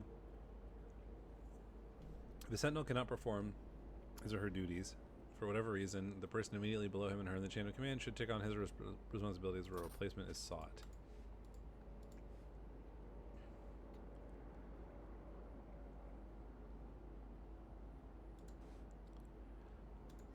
The man is not breathing. You're dead. There's a thing. Arg, my leg, it hurts so much, but you're lying? So this is a distraction. Once you and Mr. Blue are inside, grab the first key from under the bed. It was prepared yesterday, so it should be good to go. Take care of our main party first. So they use the second key, the one you brought with you, to get the third. Hand the third key to Mr. Blue. While he does what he needs to do, bring the stuff back to the entry point. Mr. Green and I will meet you and Mr. Blue there.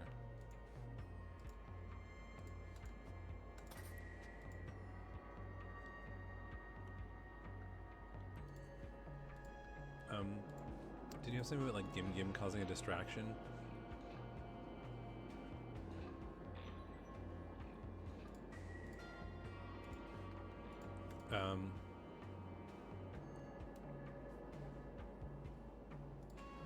One of the keys is the idol, for sure.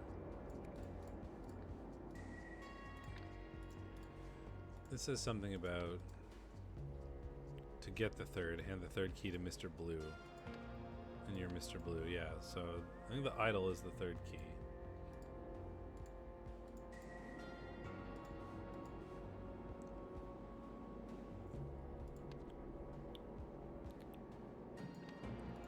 Oh, you're Mr. Red. I think. Yeah.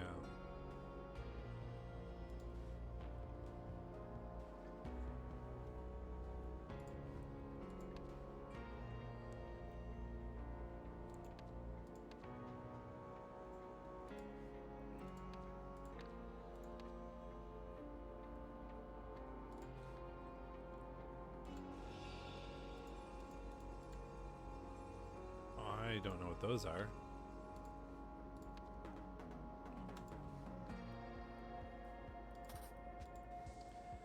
Antenna Veridola.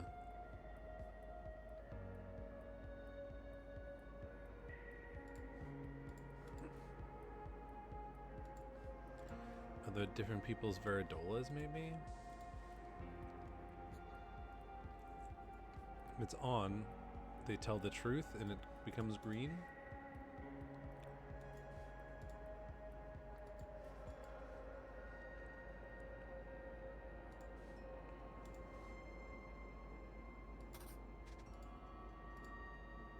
Oh, these are the different robots, maybe? Or people?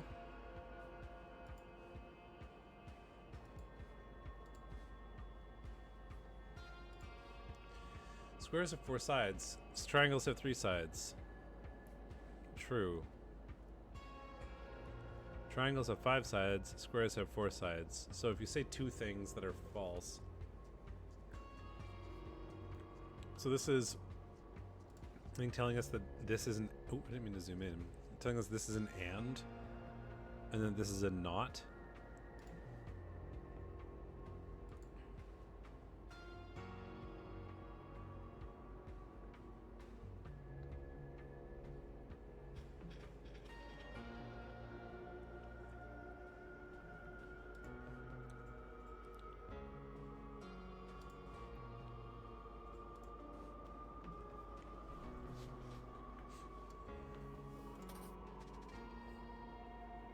I mean, my guess is that it's Gim Gim Kara.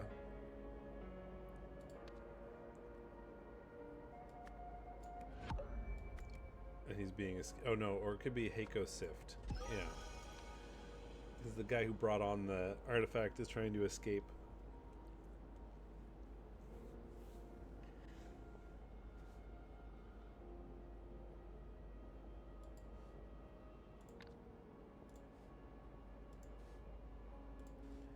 Prime Sentinel entered earlier as only as he permitted to do as per protocol. He identified himself and I saw that he spoke true. No one else has come. I'm the Prime Sentinel, let me in.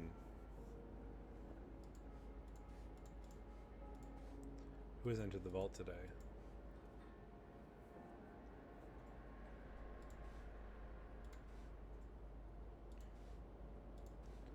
Confiscated artifacts inventory. A1, A2, A3, B1, B2, B3, C1, C2, C3.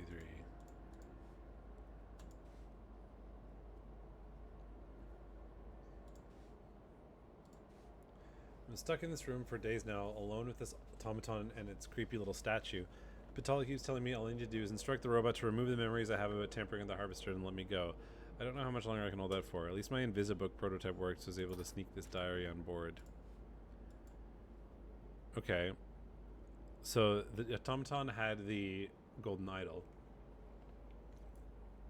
That was going to be to remove his memories.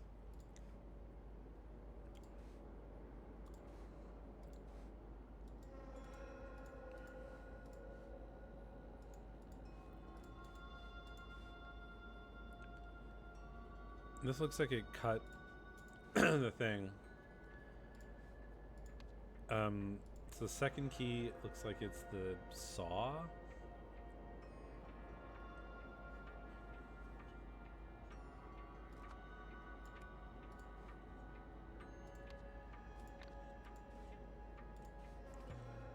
Grab the first key from under the bed.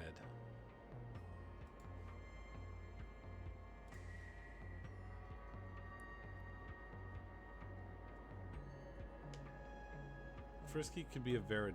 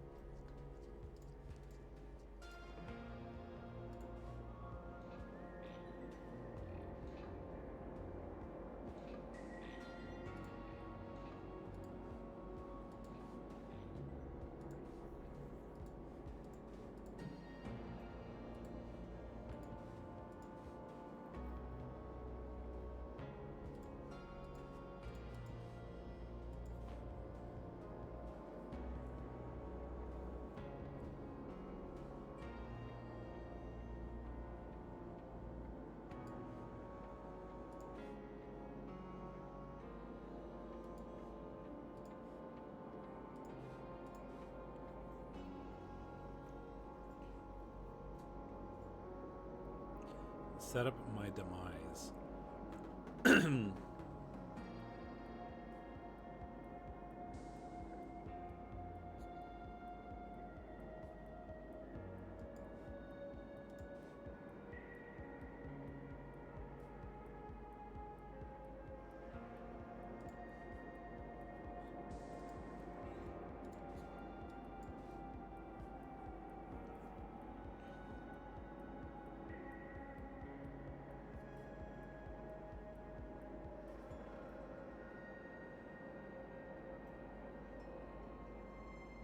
I heard the room directly in front of the one you originally entered. Inside, use the key, Mr. Red, to disconnect me.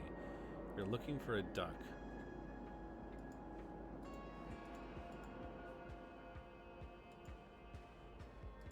I mean, that looks like the entry point to me.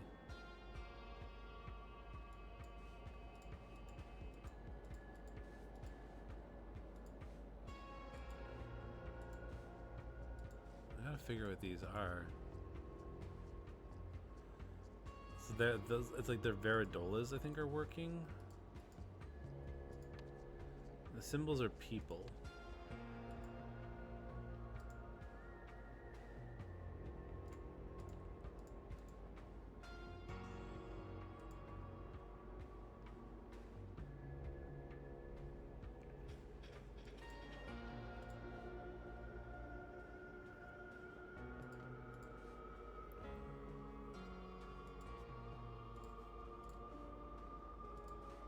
You're the Prime Sentinel, I think, right? You're not breathing.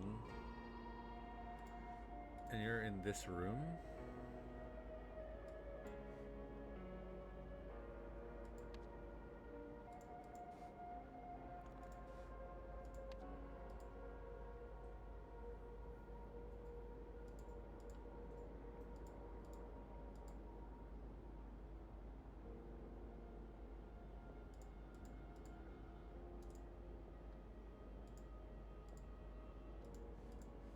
Did they take his Veridola?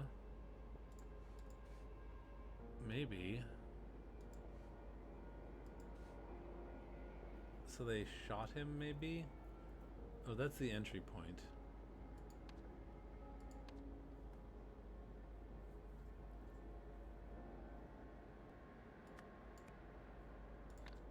Because I went in this window, I think.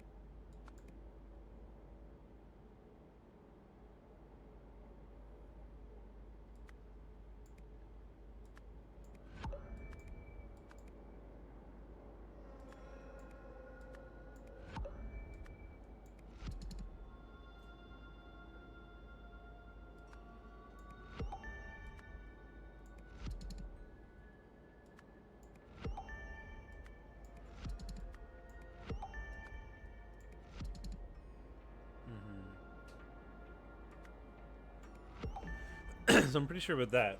So the main priority and the robot's a victim. So it looks like they entered through here, and they like, you know, took his Veridola, and then they used that. And they like deactivated one of them.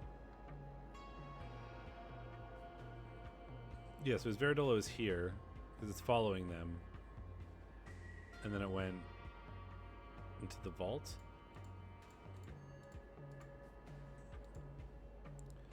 So I think you're the prime sentinel or whatever, which is Morn Da Silva.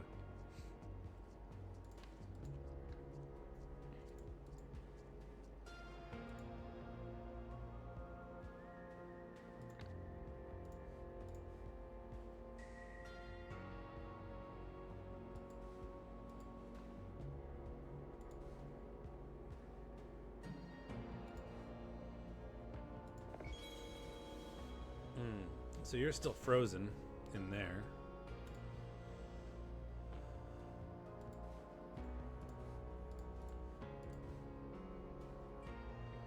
Use the saw to get the idol.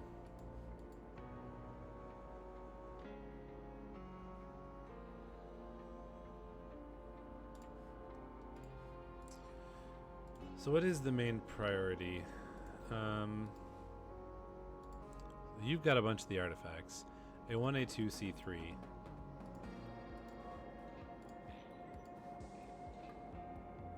Yeah, so you're missing a bin full of the artifacts.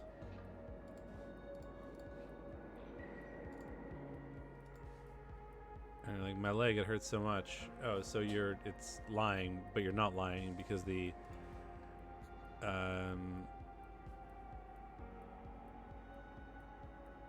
it was configured to be like not true or whatever.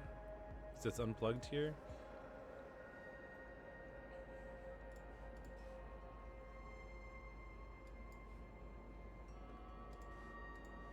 Yeah, so I configured it to be not so that you could lie.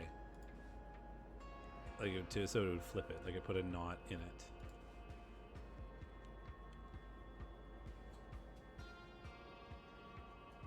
Take care of our main priority first. So it's not the... After that, use the second key to get the third.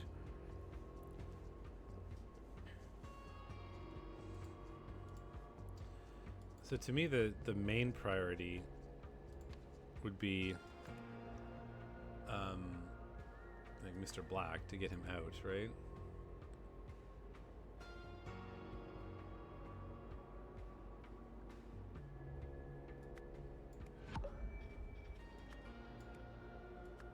So who's the robot's victim?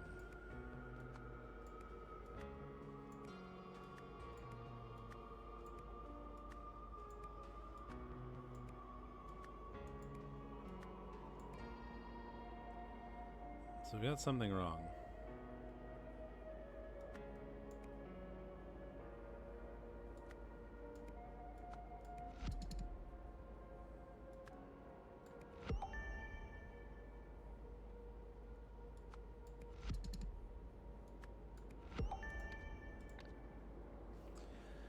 Like, really, I think what I have to do is I'm going to have to trace out the whole plans of everybody, which is very irritating.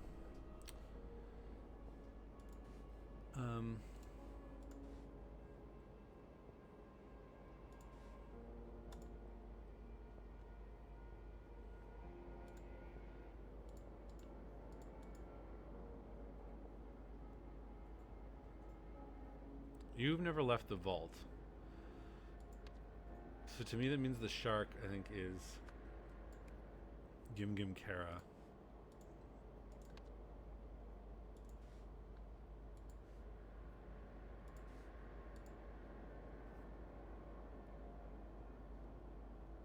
I think this one is the guy who like faked his death, which I think is Mr. Black, and therefore Heiko Sift. So I think this robot is Heiko Sift.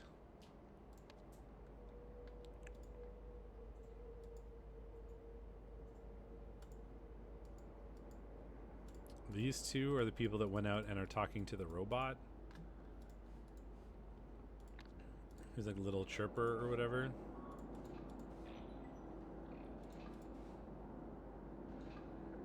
Who, if I recall correctly,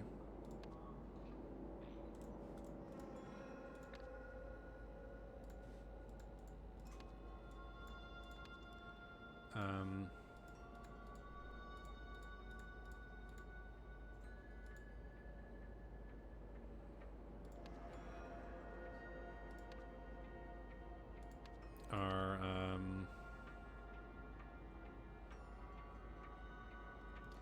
Patala Kib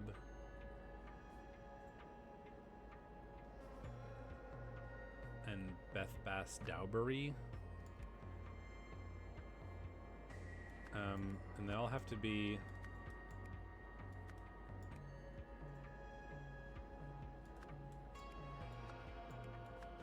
you must be Darazins.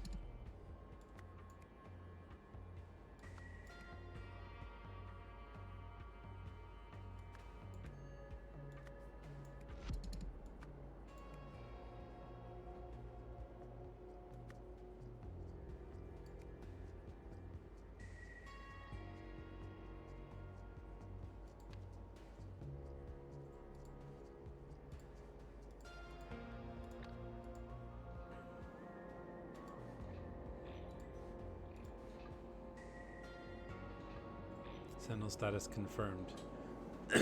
Death to all humans.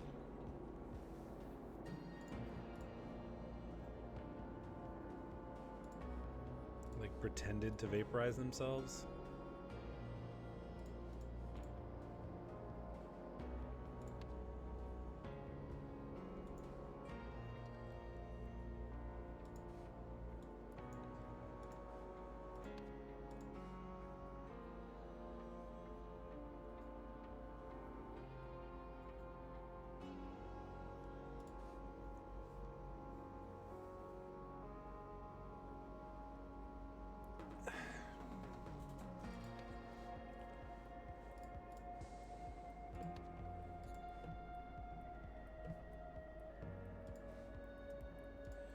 Pretty sure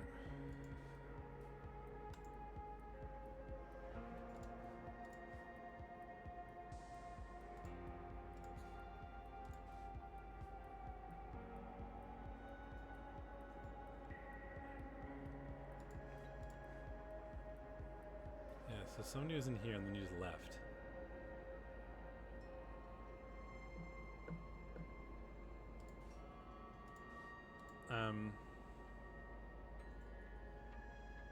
You were like doing patrols and then you left somewhere else. You just never left the inside part. Both of these people ended up at the same spot, presumably, or they're like looking for robots. You look like you went outside and got zapped.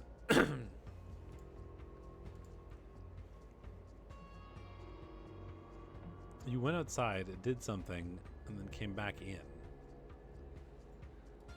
Probably unloading the artifacts, maybe? Set patrol area to gym. So somebody just told all the robots to patrol the gym only.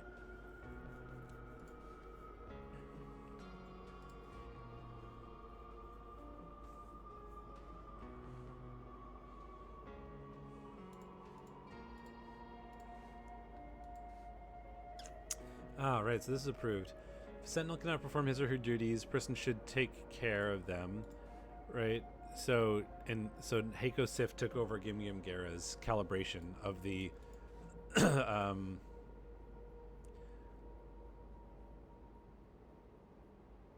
Veridola things.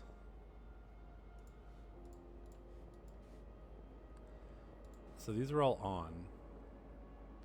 But this one, I think, was calibrated backwards.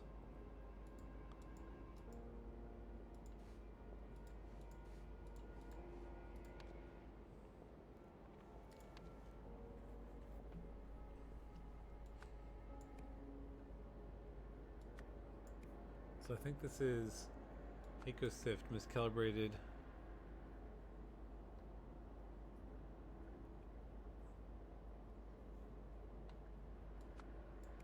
ordered the patrol robots to the gym.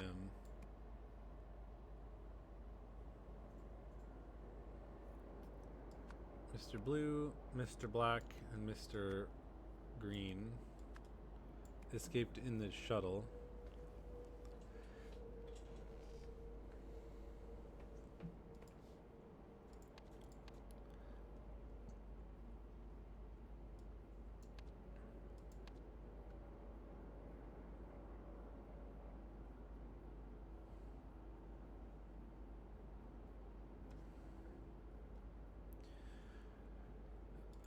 So I think to enter the vault, Mr. Red stole a Veridola that Heiko Sift had purposely miscalibrated. Once inside, Mr. Red disconnected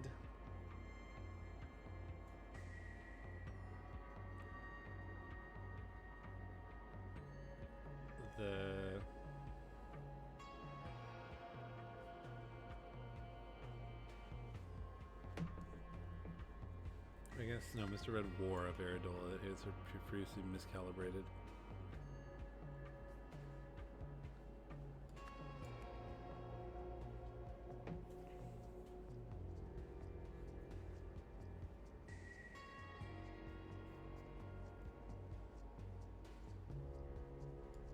Stole the artifacts and the golden idol. Using the latter,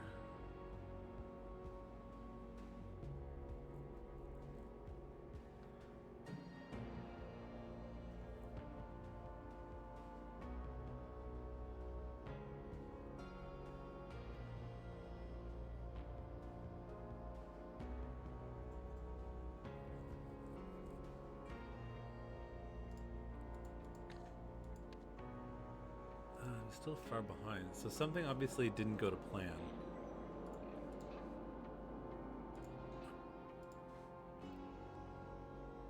Like, my leg.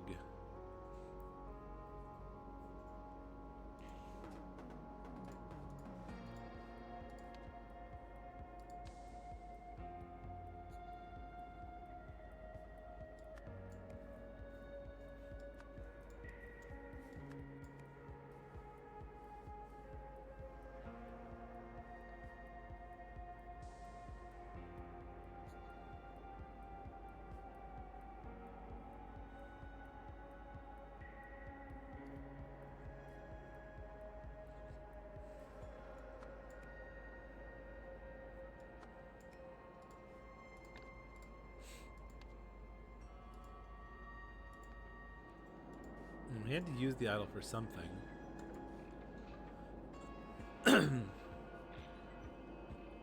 Head to the room directly in front of the one you originally entered. Inside, use the key Mr. Red gave you to disconnect me. Remember, you're looking for a duck.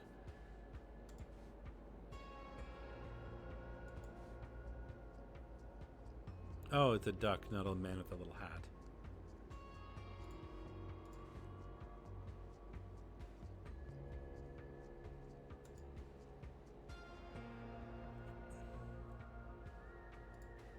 Oh, so I think it looks like a duck. I think he accidentally disconnected the wrong one.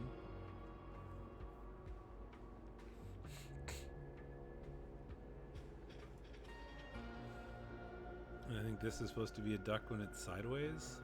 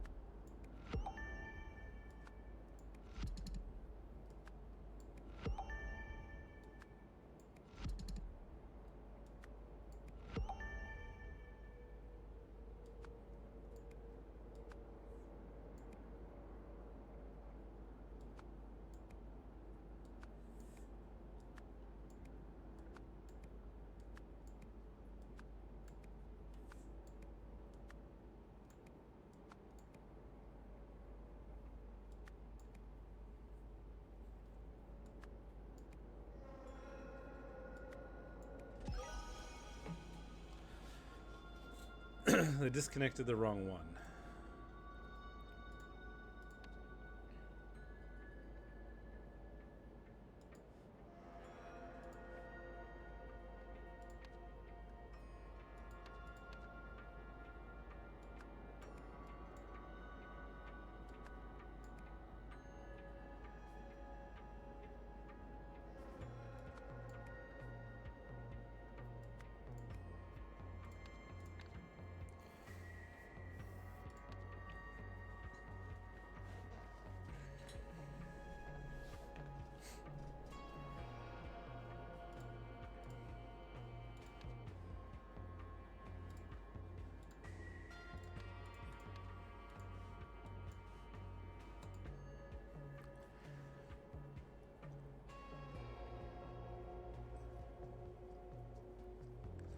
So it looks like he like went around and told the robots to go back to the gym, and then he went out and meant to get himself vaporized, and it was supposed to be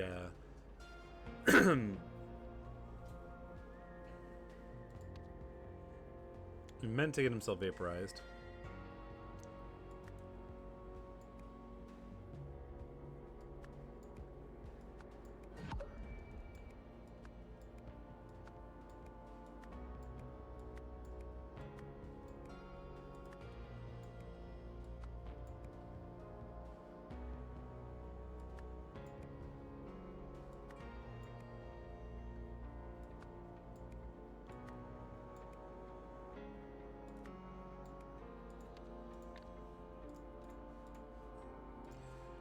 Meant to get himself vaporized, but then just kept going. The one that actually got turned off was this one.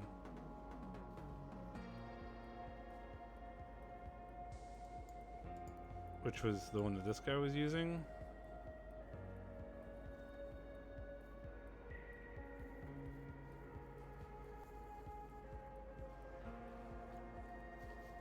No, that one's still on.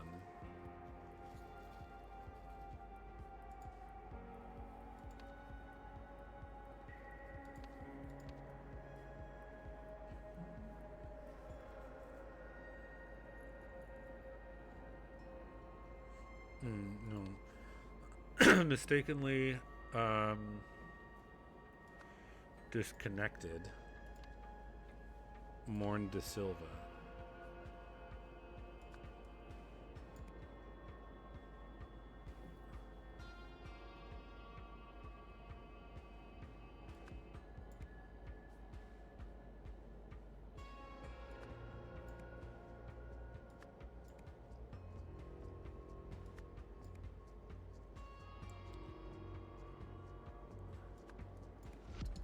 Ah.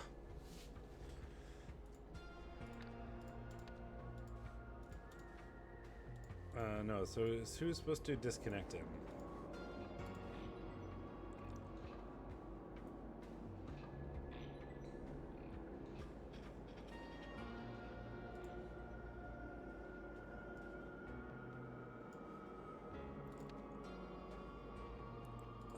So that was Mr. Blue. Mistakenly disconnected Morn De Silva.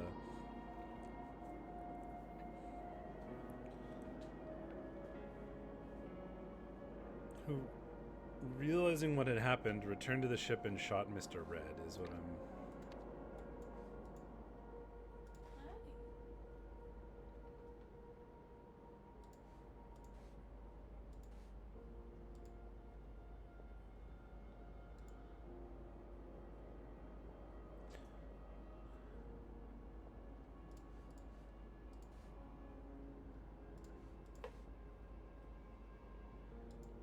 Is that like a gun?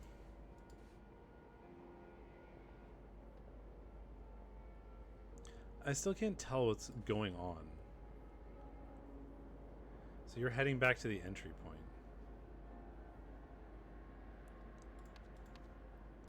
So you have the third key to Mr. Blue. Take care of our main priority first.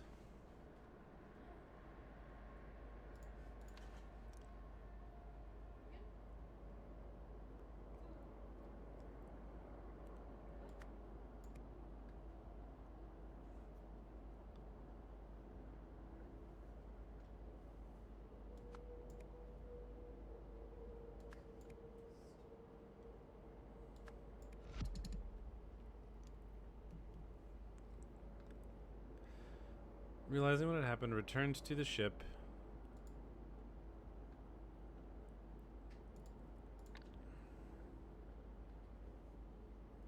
Mr. Blue definitely disconnected more to Silva.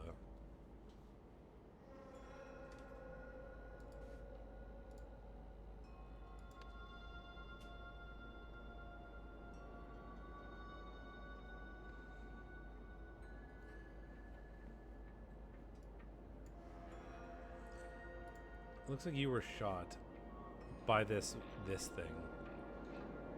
Oh no, he shot the ship.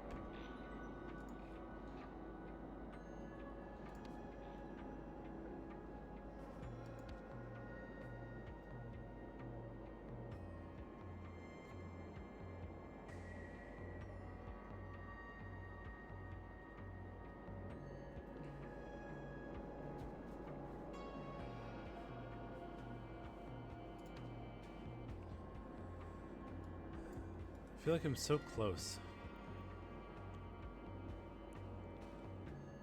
Also, I've been doing this for like 5.5 hours and my brain is starting to go.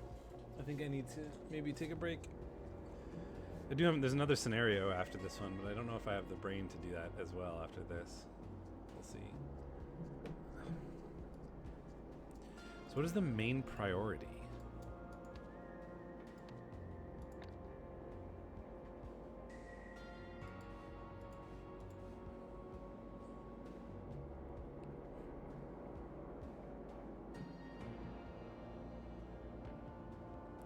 Straight to the entry point.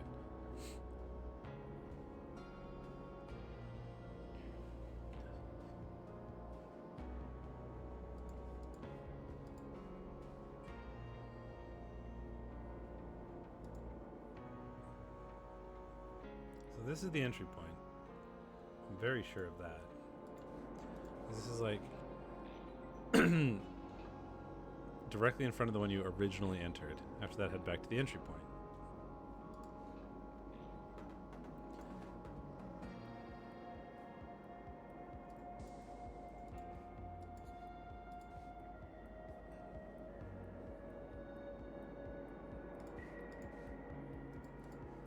It's like talking about the main priority.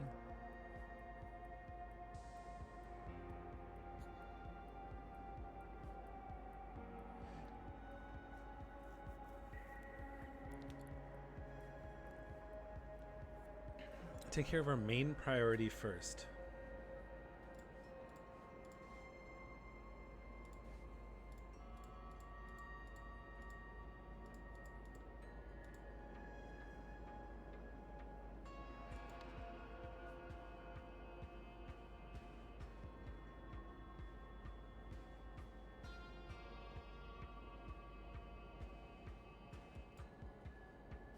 One outside. Who is Daria Zins? Am I crazy?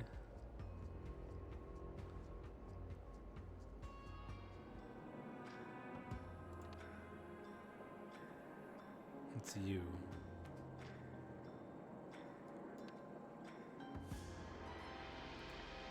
But you're not even in this.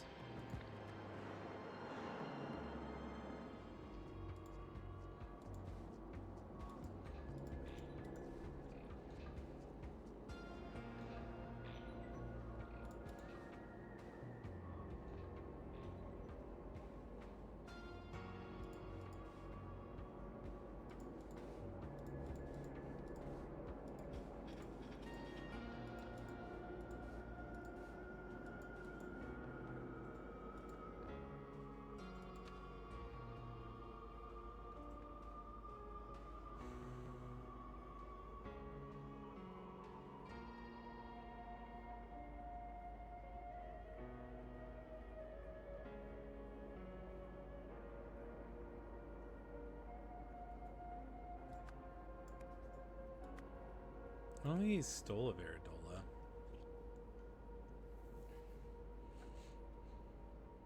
He ordered patrol robots to the gym. Alright, so this is ordering patrol robots to the gym.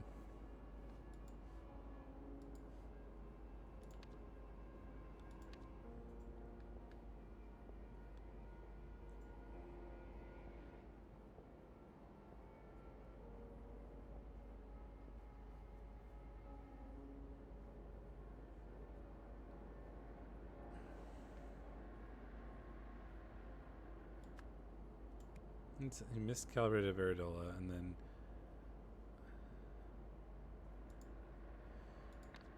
could have been. What did Daria Zins have anything to do with this? I think Daria Zin's Veridola is the one that was like stolen, though.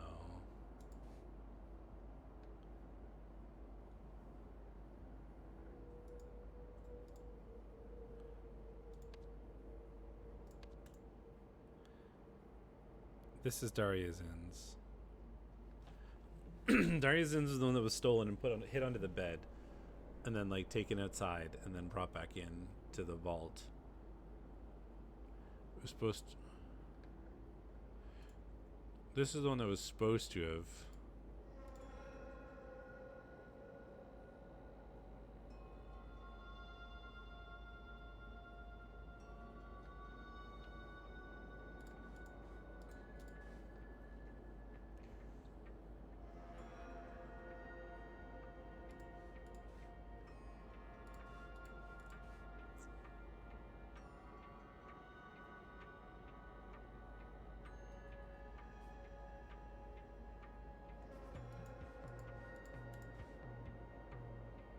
Like, you've got like a gun that clearly seemed to have shot this ship. And this, you also seem to have been shot by the gun from the ship.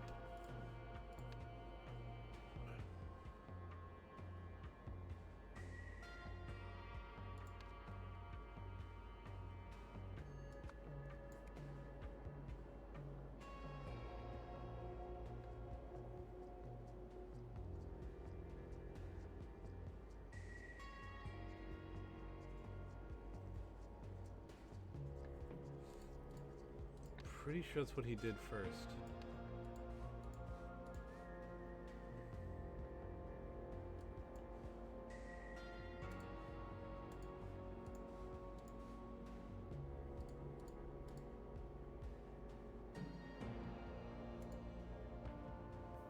You miscalibrated the Veridola first, then you ordered the robots to go to the gym, and then you left. I still don't understand what our main priority is going to have been. Yeah, you don't have your Veridola on.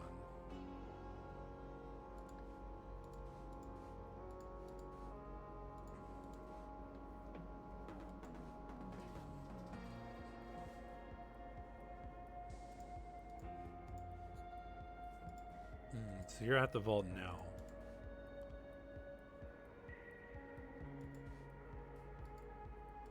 But I don't think you have your Veridola now. I think that was the one that was taken.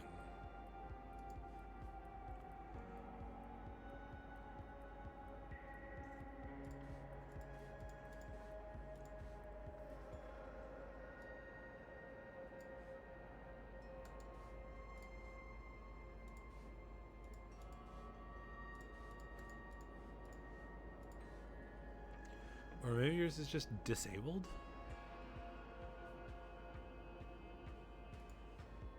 Because, like, his seems to be there.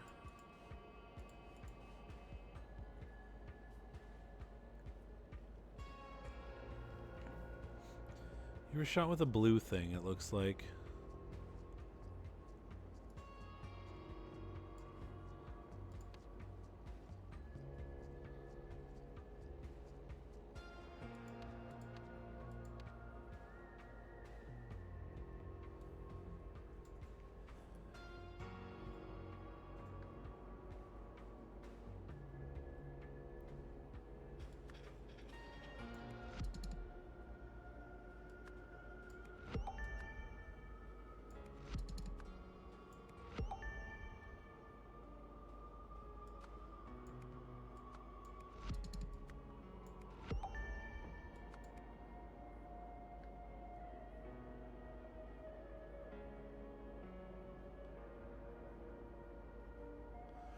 Oh, the victim's robot was nobody. It was supposed to. It was supposed to be somebody. It was like faked.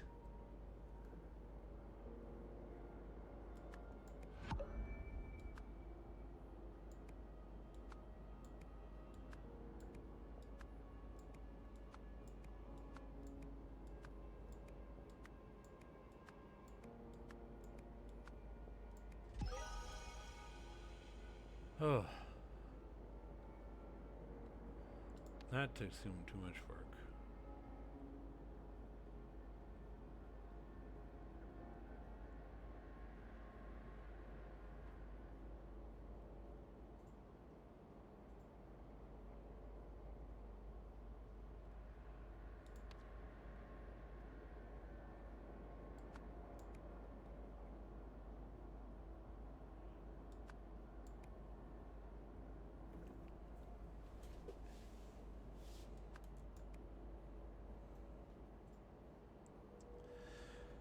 I'm very certain of all of this.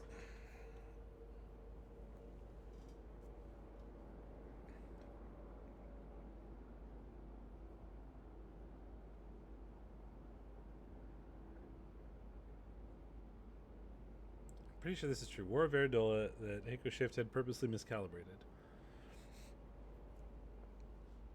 Now to clear the coast, he miscalibrated Veridola and ordered the patrol rows to the gym.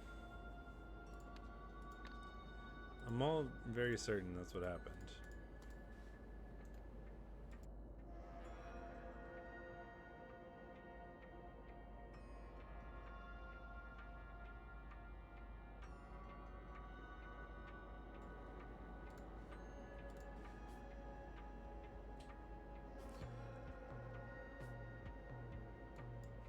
Oh, maybe it's the sentient robot thing.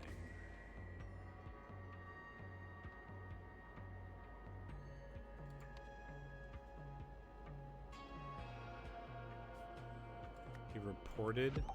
There it is. He reported a sentient robot.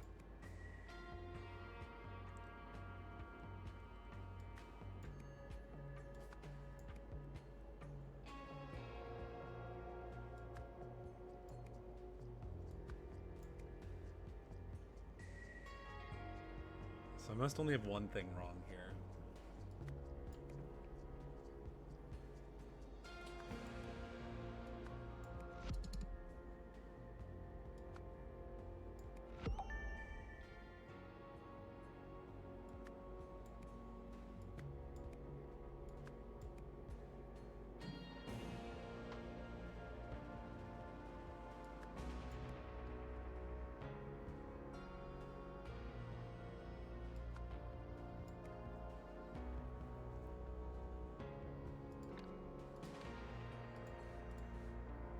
Ten oh 5 a.m.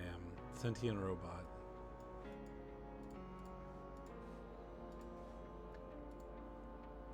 And they just left. Oh, and you have access to the bedrooms, which is how I know that you are Patala.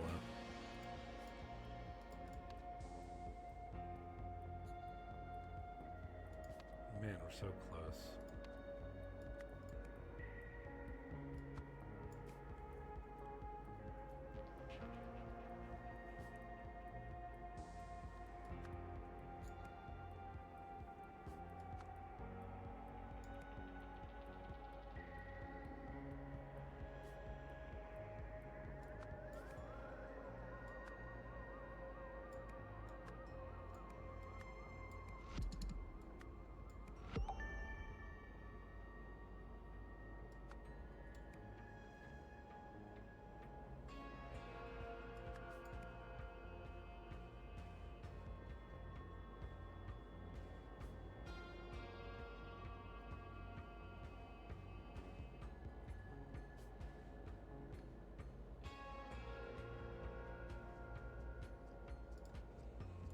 Wow, we're only missing one thing.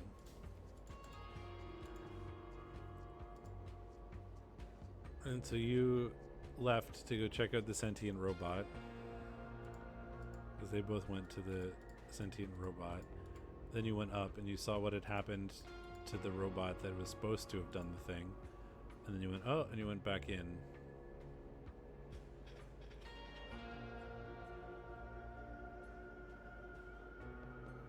Oh, it looks like you just went to the vault.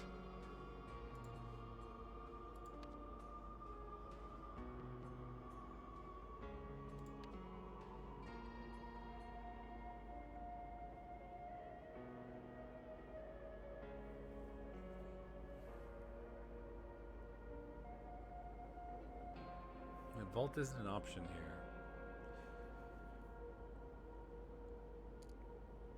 Returned to the...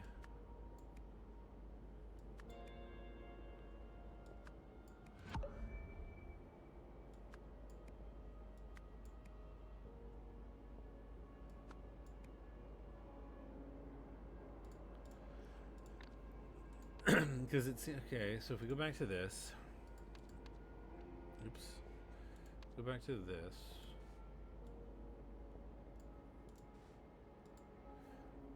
This is Heiko, you know, ordered the robots to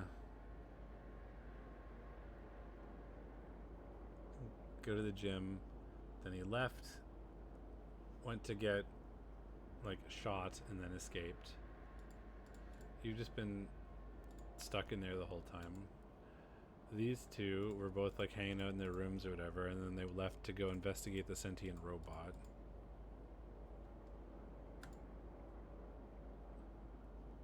This is Dara. She left. Went up and saw this. Oh, so maybe it's oh,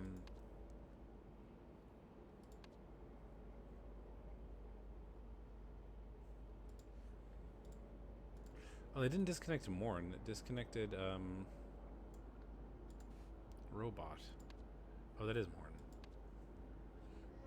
So she went out to investigate the robot, went up to the other robot, went back into the vault.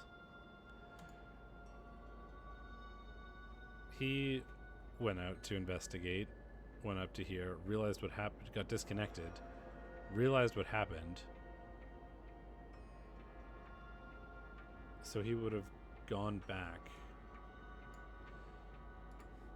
to the ship.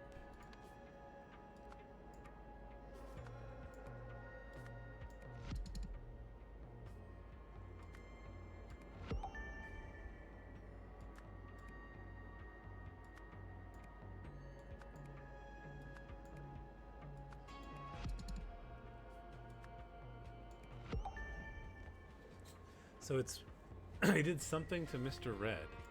Stole, wore, reported, returned, miscalibrated, disconnected, ordered, shot.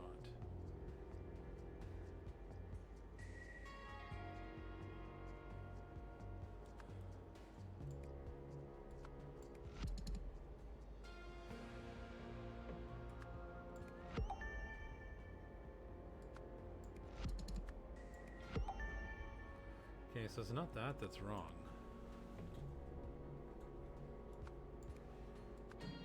Is it this?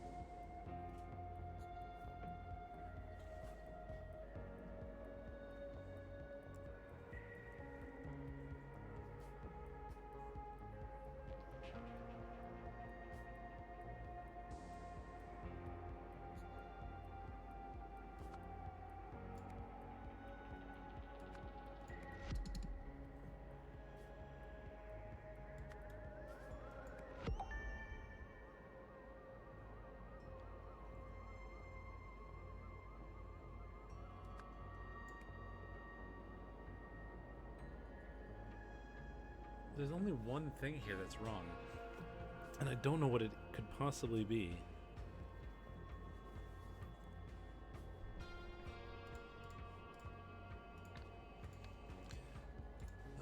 So he reported a sentient robot, in which case all of these people left.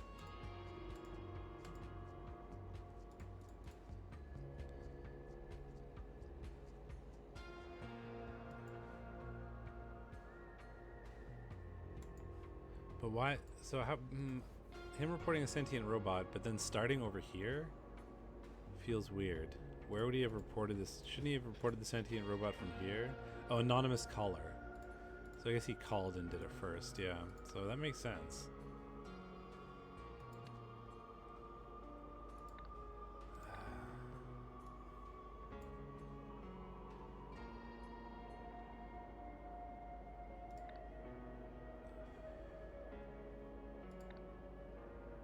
So tempted to use a hint here, but I've got it all the way down to one thing.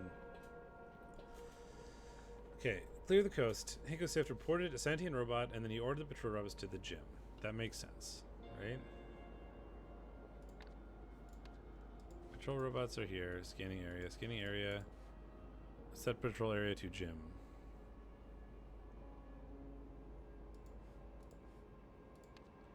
To enter the vault, Mr. Red, who is this, wore a Veridola that Hiko Sift had purposely miscalibrated, which he's in charge of.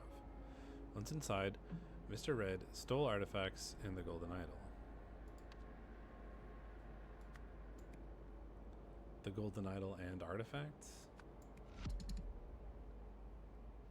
Stole the Golden Idol, artifacts, and the Golden Idol.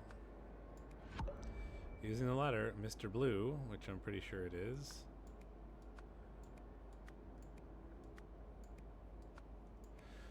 mistakenly disconnected Morn de Silva,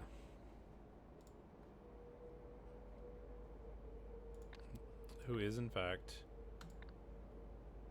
the head guy.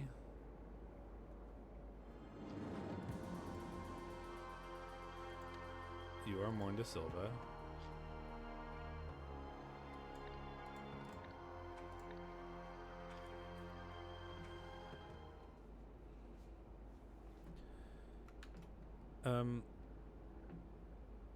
I have to check. Are there achievements for not using hints?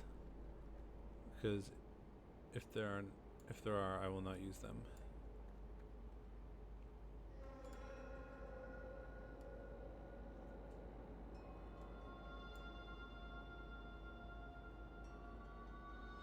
I don't think there are.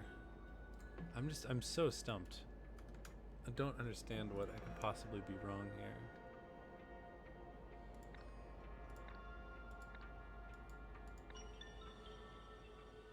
Breathe in, breathe out.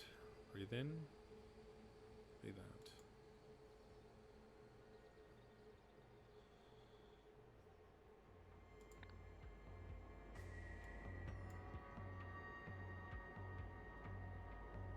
What was Morn de Silva shot with and where from? The ship.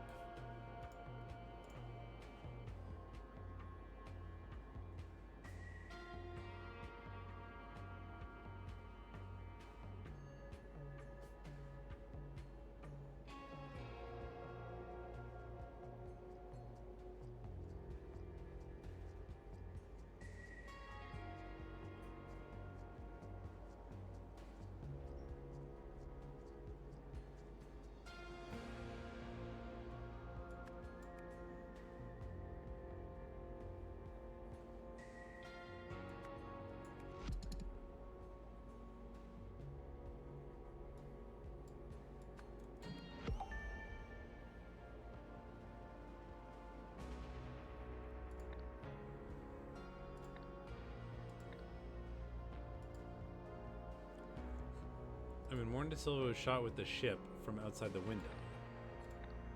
The mention on the leg is carrying a note telling him to take care of the main priority after using the first key, but before using the second. Yes.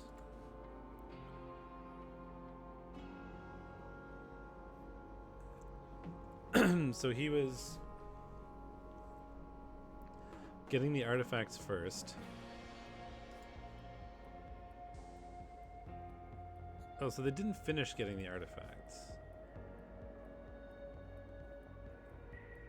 But he must have handed the key to Mr. Blue.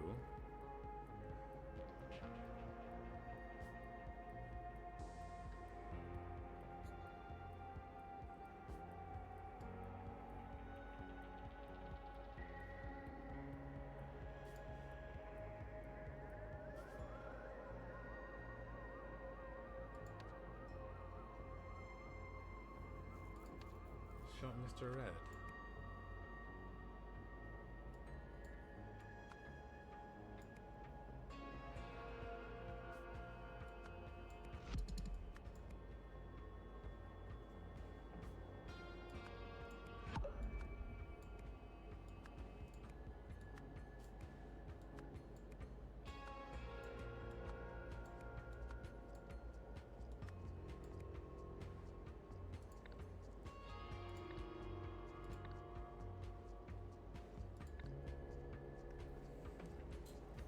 After using the first key, but before using the second.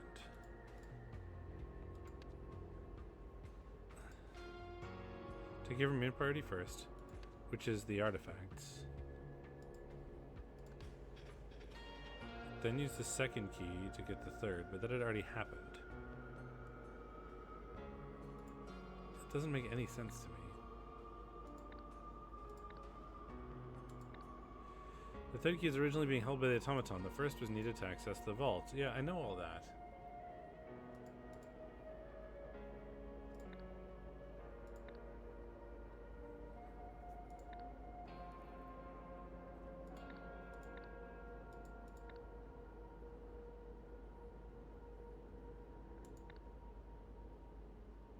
Yeah, none of these things help. Those hints are unhelpful to me.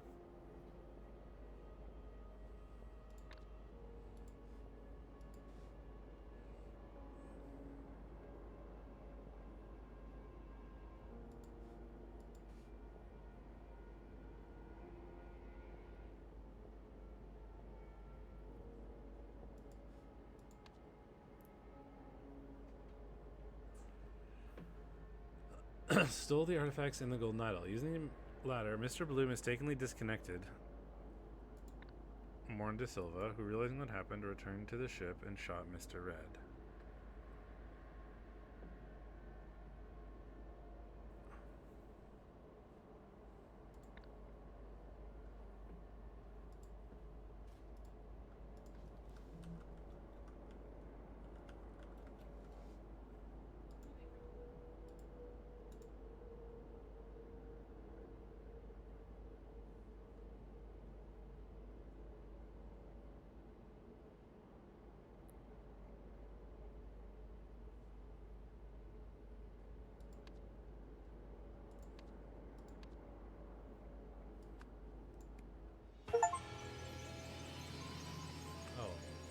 I was right about everything.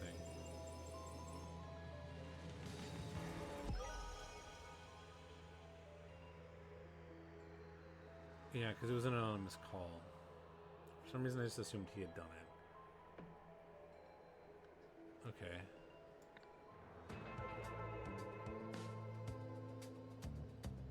With getting him out of the way, Heiko gained access to the temporary Veridolas. He intentionally miscalibrated one to glow green when the wearer lied, so Mr. Red could use it to access the vault and steal the artifacts inside.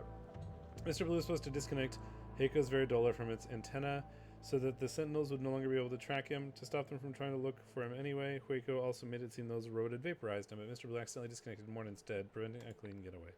That was way more complicated than I wanted it to be.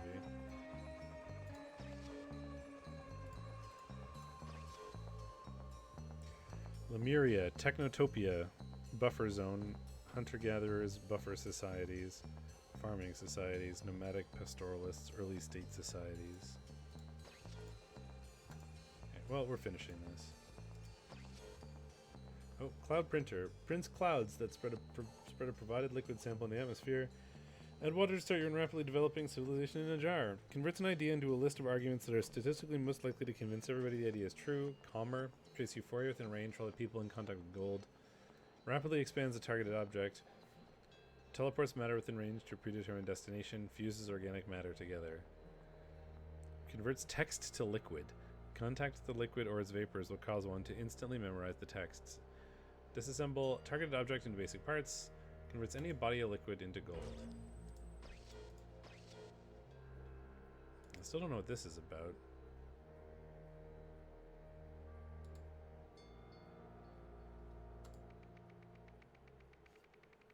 Consequences. Disobedience sows chaos.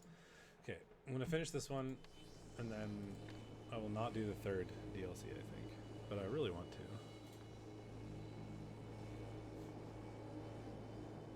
Although I feel like this is going to be a lot. Oh, we got the modified harvester.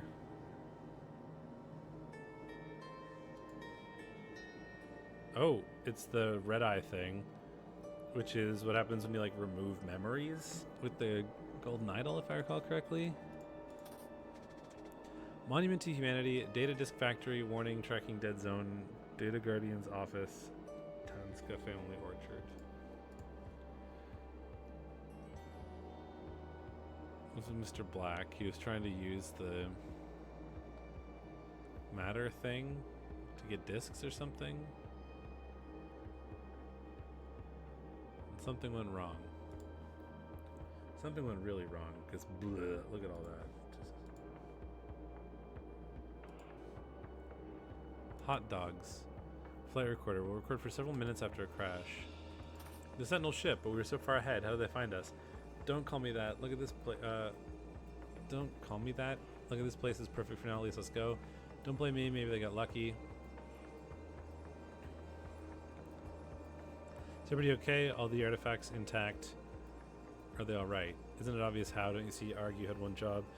5 more that do that. We won't need Mr. Deadweight here anymore. We two stop bickering. Look behind us. Is that surely it can't be?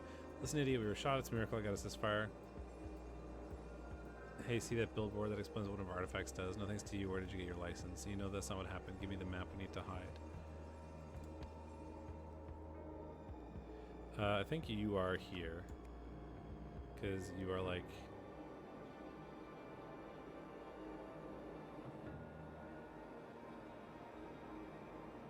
Right, we won't need Mr. Deadweight here anymore.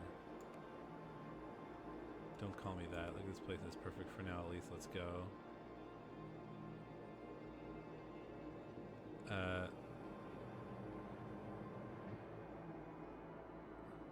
The Sentinel ship, we were so far ahead. How did they find us? Isn't it obvious how? Don't you see? Arg, you had just one job.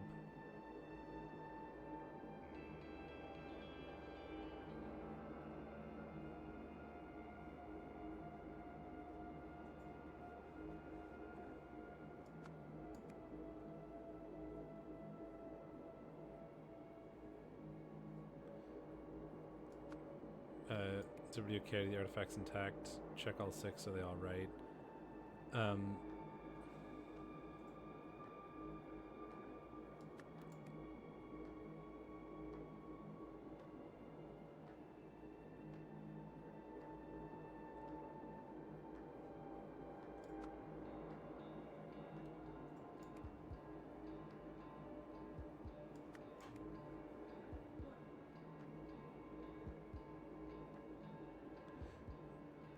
Oh, this is... no, further.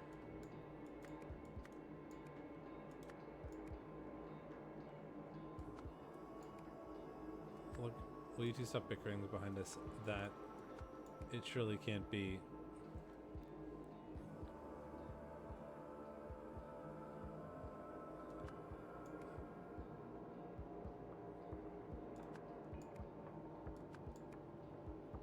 Probably don't need to... It's funny that I can make the words the people's names. I think this is the guy actually flying. So I think this is you and this is you. Will you two stop bickering? Are they like bickering first?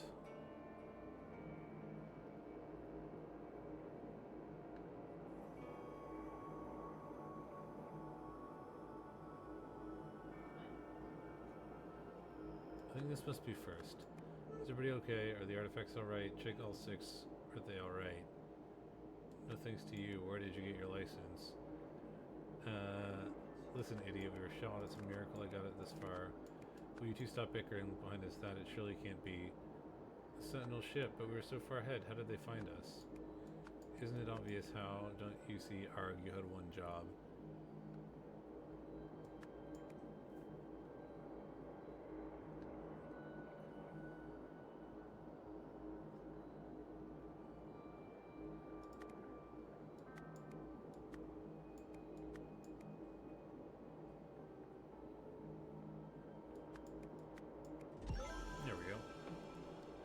Is everyone okay? Are the artifacts intact? Check all 6. Are they alright? No thanks to you. Where'd you get a license? Listen, idiot, we were shot. It's a miracle I got us this far. Will you stop bickering? Look behind us. It's that. Surely it can't be. The Sentinel ship. We were so far ahead. How did they find us? Isn't it obvious how? Don't you see? Ugh, you had one job. Hey, don't blame me. Maybe they just got lucky. You know that's not what happened. Give me that map. We need to hide. Take it. Hey, see that billboard? That explains what one of our artifacts does. 5 more that do that, we won't need Mr. Deadweight here anymore. Don't call me that. Look at this place. It's perfect for now. At least, let's go. Billboard. Pipok 23 teleporting harvester. Effective, safe, legal. Teleports fruit straight from tree to storage bin. Except it does not do that, because this is the modified one that extended its range. Oh, so he was trying to teleport himself, maybe, and it did not go well.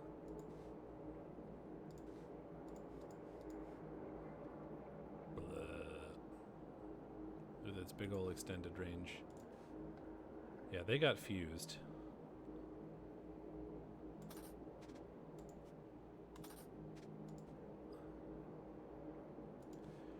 Golden idol. The idol is empty. The idol is set to give all memories. Those are the artifacts.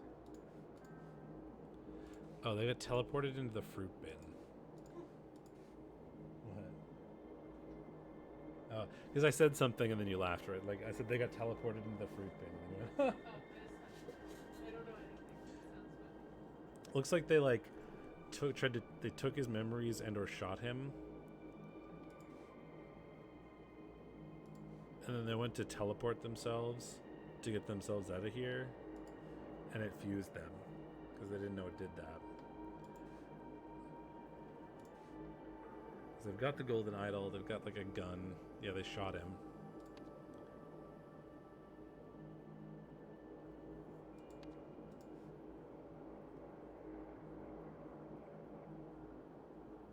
So using the harvester, they teleported to the orchard. But this went horribly wrong. It certainly did. Should probably get some more words here. This is the Sentinel ship being attacked by a robot. These are the tenants.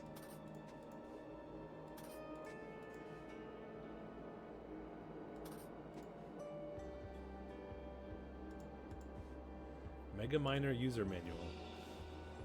Oh dear. The Mega Miner robot can be programmed using either visual or traditional scripting. Figures 1 below and 2 right show the default mining function looks in each case.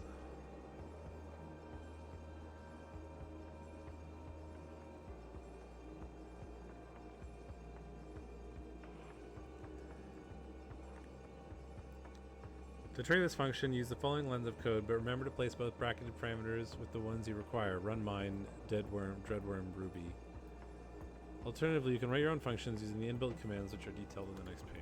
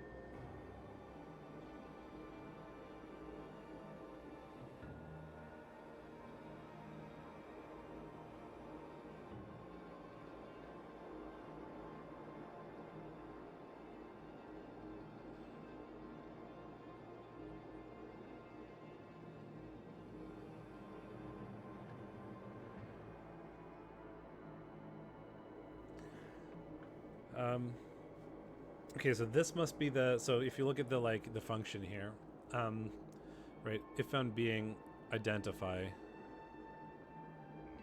So this is like found being identify, found gem identify.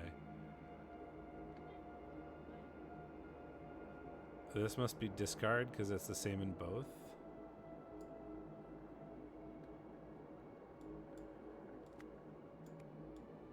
I don't know which one of these is which. but we should be able to figure that out eventually. And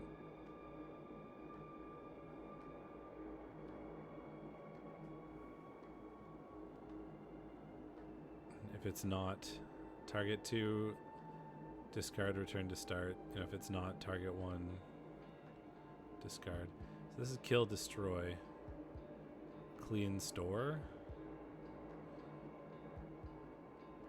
Ah, so this is destroy, kill, destroy. Okay. So this thing is destroy, meaning that the square is obstacle.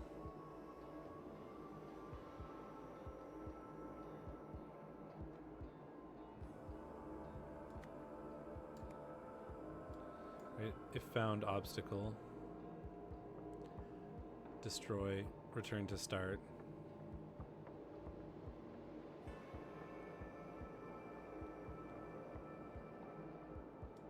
This is find.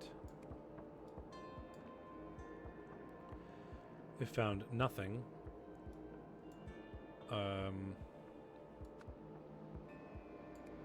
If found nothing, walk, return to start. So this is walk. If found obstacle, which I did, square, destroy, return to start. So this is being. So star is being.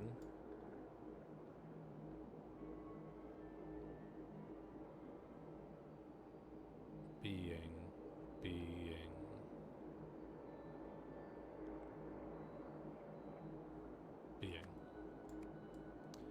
Found being. Identify.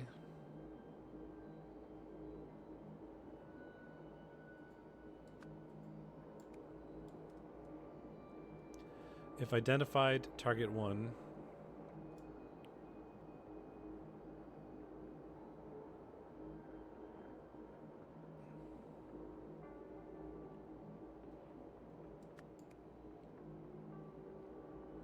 I guess I don't have the words for that yet, maybe? Oh, target. Target, not target.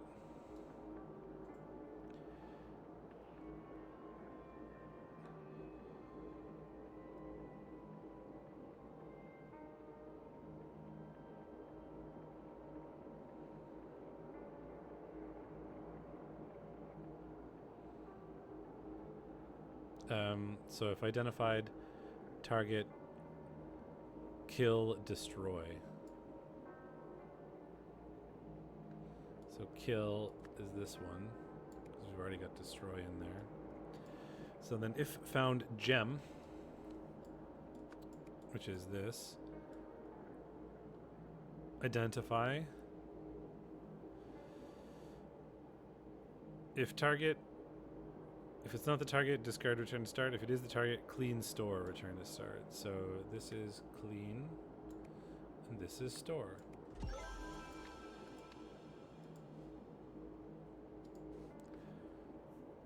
Clean. Mega Miner polishes gems to radiant shine with 0 damage. Destroy. Uses latest laser blast technology to quickly remove any obstacle. Discard. Stop. Drop whatever it's holding or leave alone whatever it is identifying. Search its current area using advanced eyesight technology. Upon identification, marks the specified targets with X symbol and non-targets with O symbol. This guy had an X on him, so he was being told to be a target.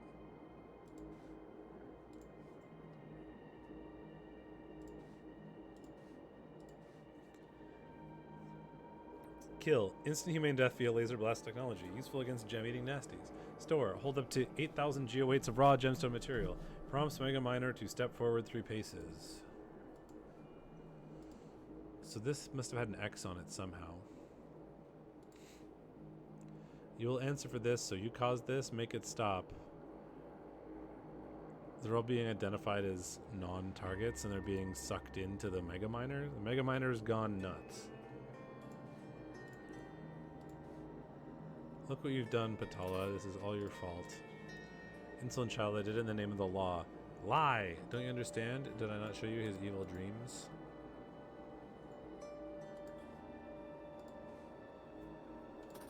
Verbal input received. I am a lawful citizen. I am a sentinel. I am not intoxicated. Input correct. Set operator authorization to Ptolikib only. Justice function. Heiko Sift.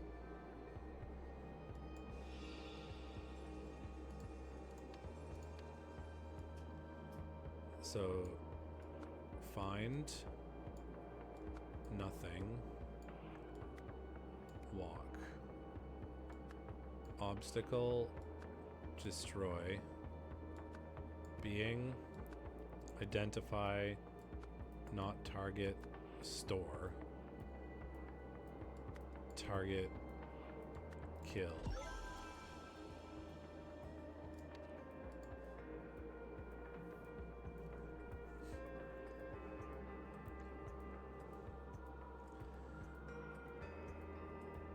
I'm a lawful citizen. My name is Ptolikib. I'm not intoxicated.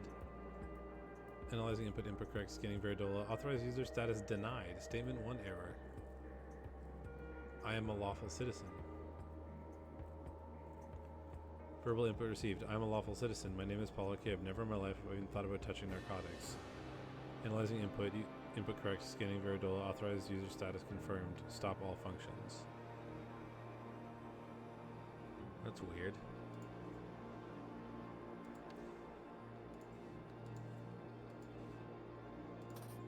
You're not target getting sucked up. I'm a lawful citizen. I'm not intoxicated. I'm a lawful citizen. My name is Patala Kib. Never in my life have I even thought about touching narcotics. Oh, because you're using the fake one? Or the recalibrated one? First a sentinel I'd never seen before entered my cell and removed the idol using a circular saw. On his way out he said to me, "You saw nothing." It's strange, but I could have sworn his Veridola glowed green as he said that. Not long afterwards I heard people running around and then gunshots. All the while I just stayed myself frozen in fear. That was a while ago. We're experiencing terrible turbulence now. I'm done sitting around. I'm going to try to sneak out and see what's going on.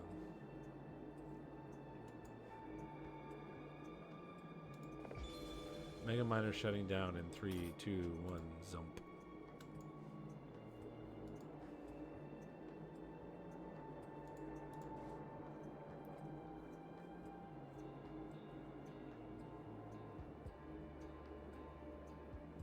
Oh, so he said I'm not intoxicated, but that was a lie.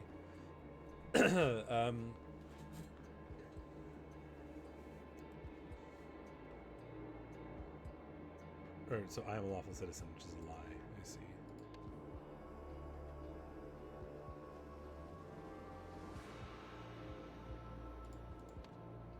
Robots. There's a lot going on here. Talakib programmed the robot to find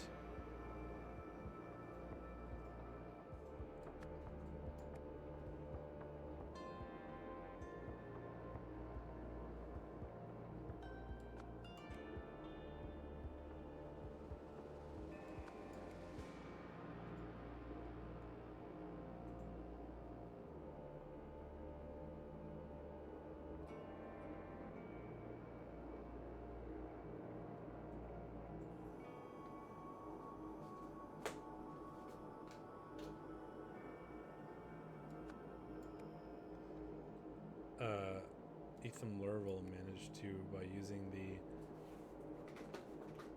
Veridola that had been previously miscalibrated. What are you doing, Cat? What are you feisting at?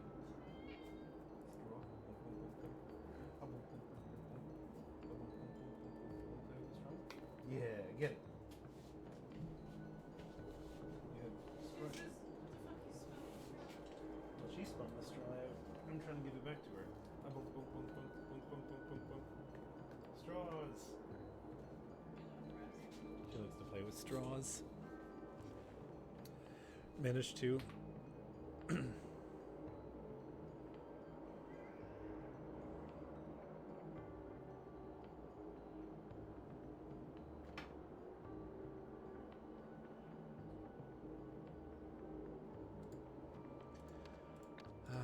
There's a lot going on, and I need to try to figure this out.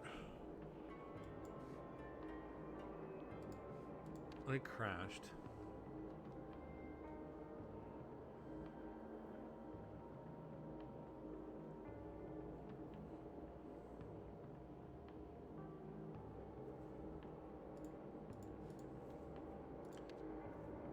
Okay, so when Mr. Blue, Mr. Green, and Heiko Sift realized that Heiko Sift was being tracked, they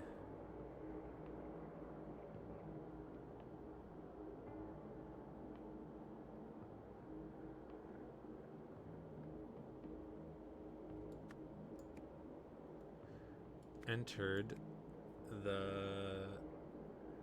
it's like the memory place.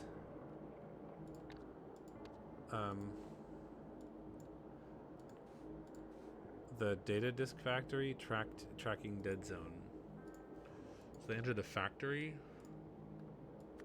because it was a dead zone.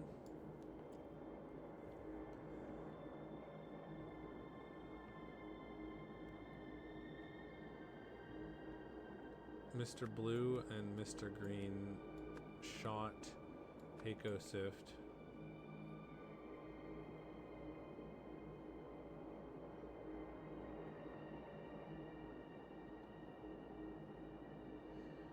Then, using the Golden Idol, they transferred all Heiko Sift's memories to a disk.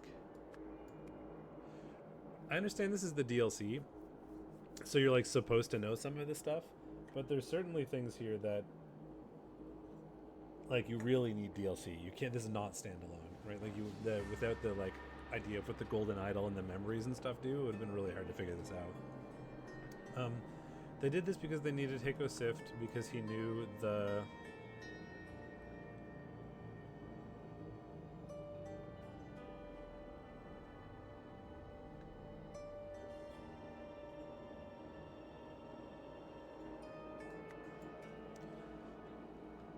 left the factory without being shot because he knew the locations.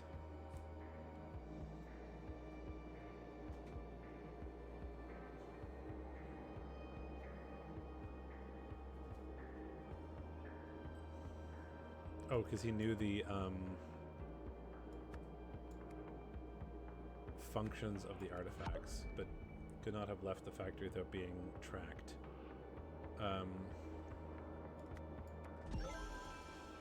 Finally, using the harvester, they teleported the orchard, but this went horribly wrong. Bramp. Looking at the artifacts, the gun, disc, idol, fused.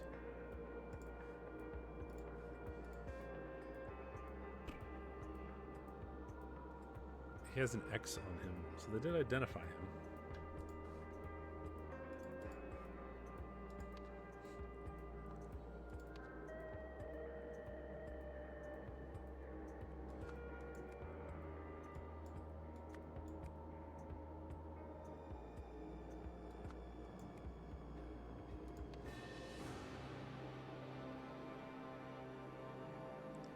Find nothing, walk.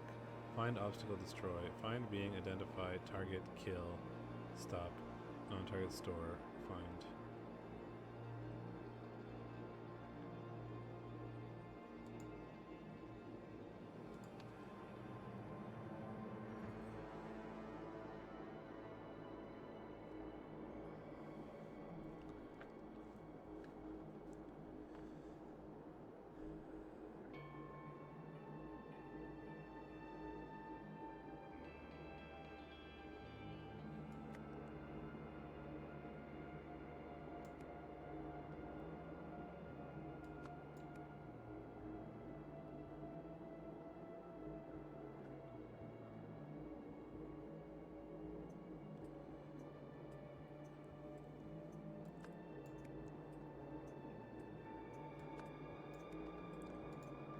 Violated something.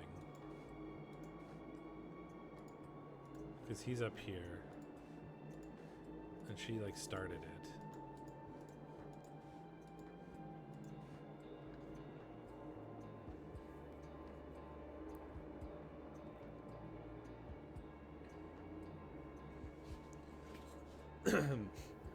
I am a lawful citizen. So then this is like several like. Well, I'm a lawful citizen. False. My name is Patalakib. False. I am not intoxicated. Statement of one error.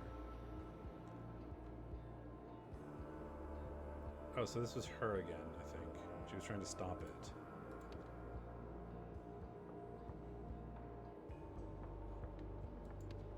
I think this is Patalakib tried to stop it, but couldn't, having just violated the something statute.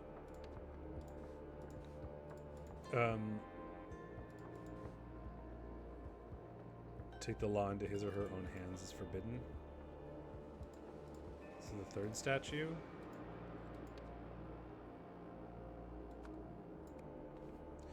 But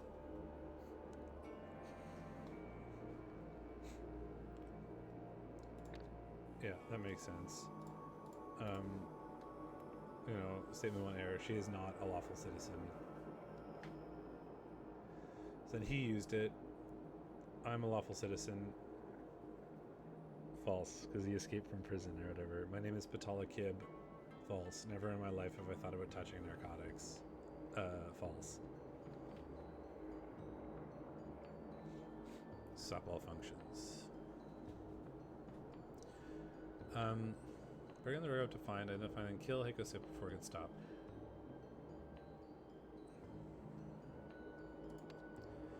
But because the dead zone had been entered,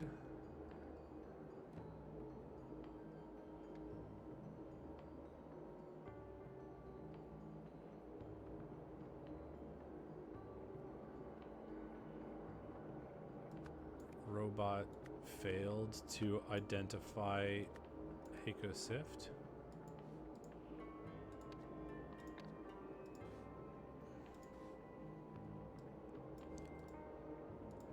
Where there's a thing about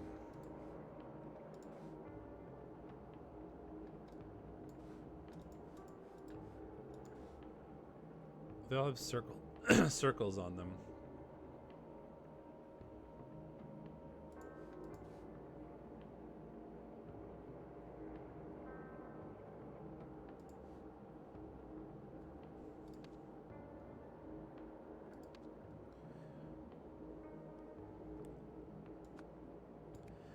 But because the golden idol had been used on Hikosift, the robot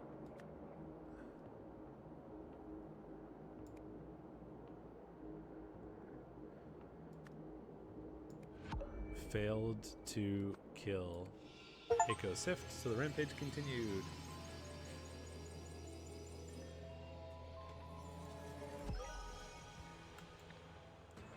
The mining robot got stuck in an infinite loop of destroying buildings and capturing people because Patal had programmed it not to stop until he killed Heiko, which was impossible because the idol had already extracted all his memories. Fortunately, Ethan realized he could trick the robot into accepting his commands by lying to it while wearing the temporary Veridola from the heist. This way he managed to end what otherwise would have been an endless cycle of destruction. 1 year later, what do you think he was trying to achieve? Oops. No. Come back. Damn it.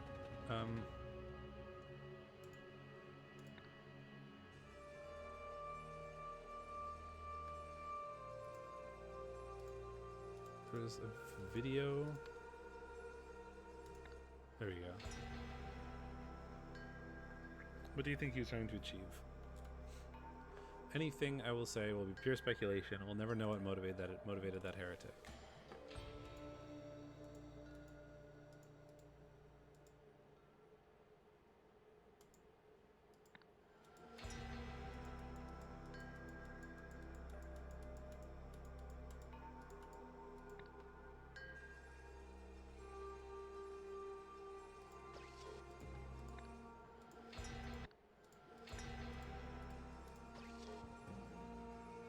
What is this?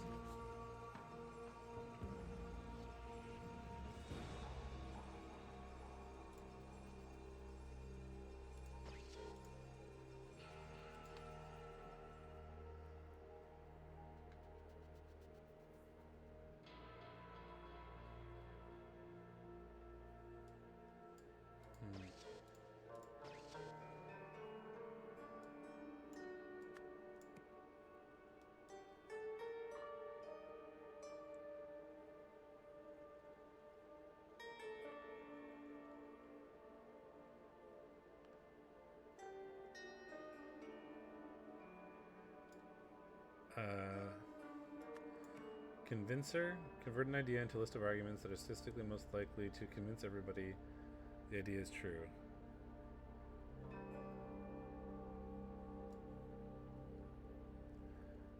Converts text to liquid.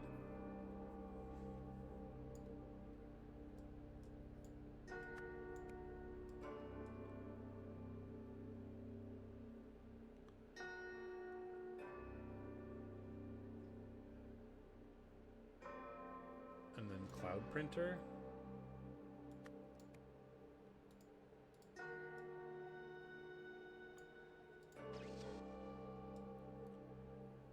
Free the dragon.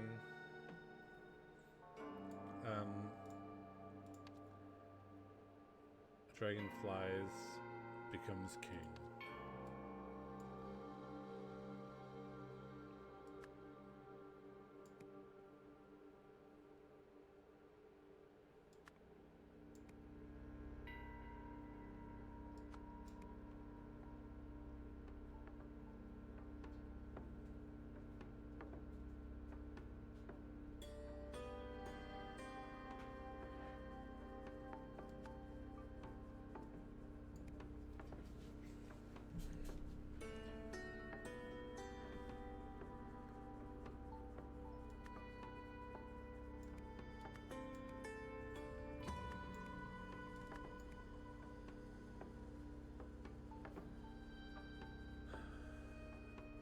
Convince all Lemurians to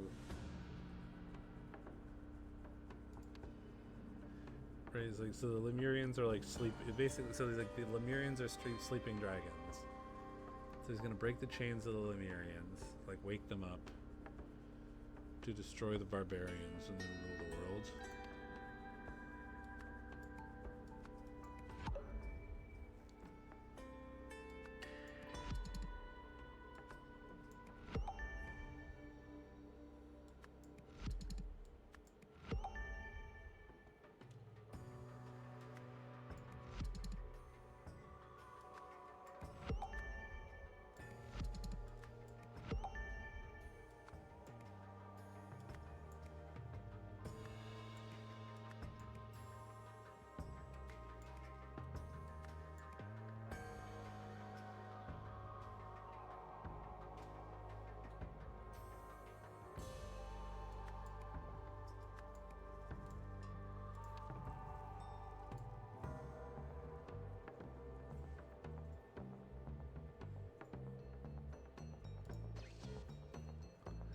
So he could convert an idea into a list of arguments that are most likely to convince everyone the idea is true. Convert the text to liquid.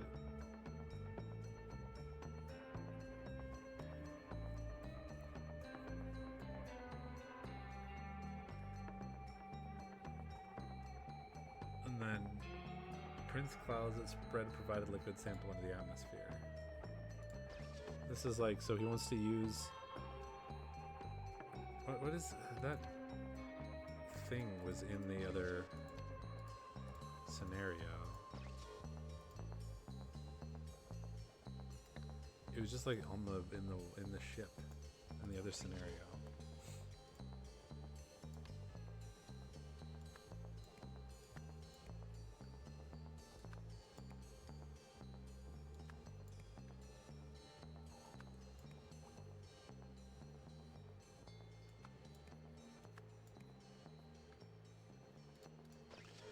Right, so if these are the Lemurians, I think is what that's we got a Technotopia, buffer zone,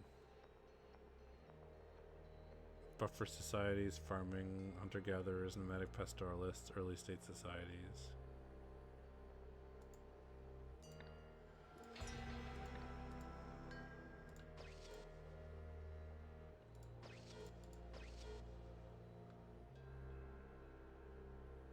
Ending the restraint policy. Yeah, he wanted to end the restraint policy. All Lemurians will agree.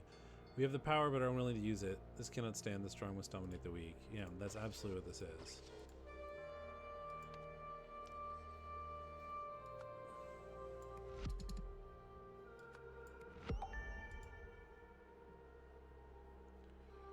To convince all Lemurians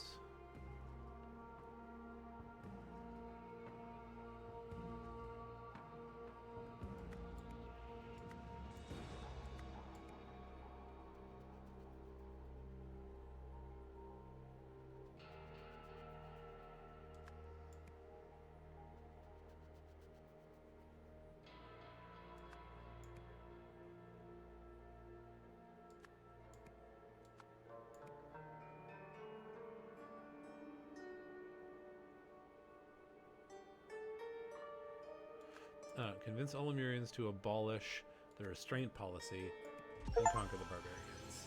Yeah, it wasn't conquer the barbarians or kill the barbarians and conquer the world. It was abolish the restraint policy and conquer the barbarians.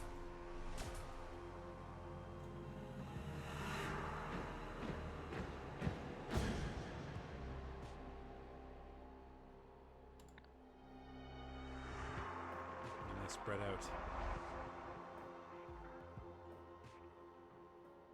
But his idea to do that is in the disc,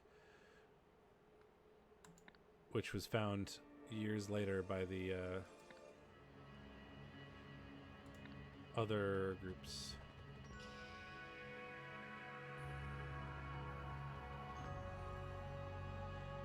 I wasn't going to finish this, but fuck it. I'm doing it now. I want to finish the game. That's what we're doing today. We're doing all of the DLCs, baby. Let's go.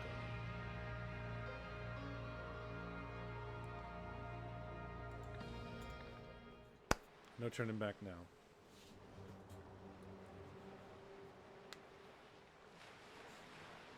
Lemurian pirates? Pay heed to the curse of the Last Reaper, a horrifying tale for the ages.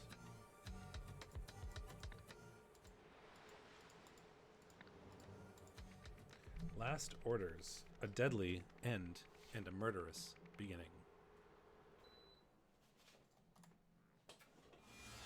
A murder. A murder most foul.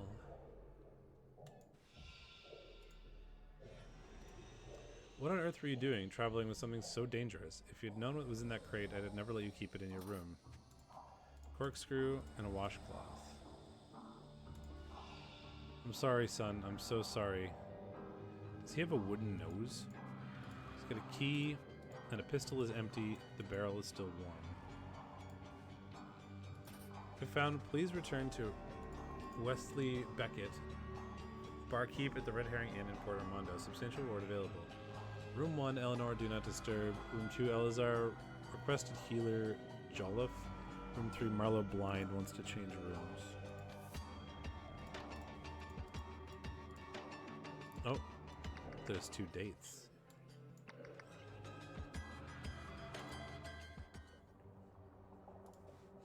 The Red Herring Inn, rooms available.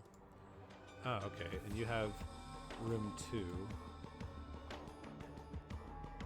Eleazar.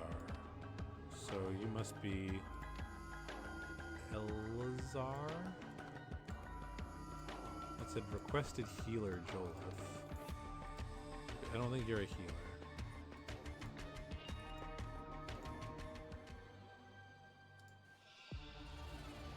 What's the meaning of the strange sketch the evil beast dropped as it fled into the waves? A bad omen, perhaps? If so, I fear the bosun's prognosis is grim. Dear mother. A red tincture? Dried roots and herbs. So I wonder if you're a healer, Jolliffe.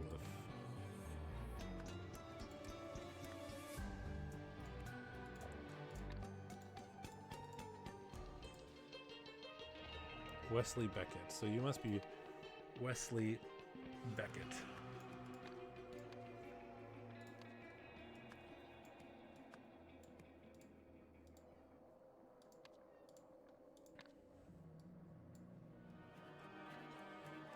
Do we have anything else going on here? No.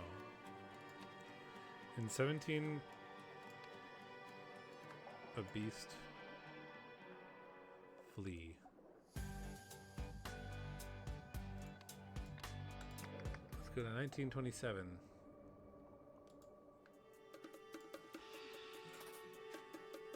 Ashamed to see what that goateed fool leave.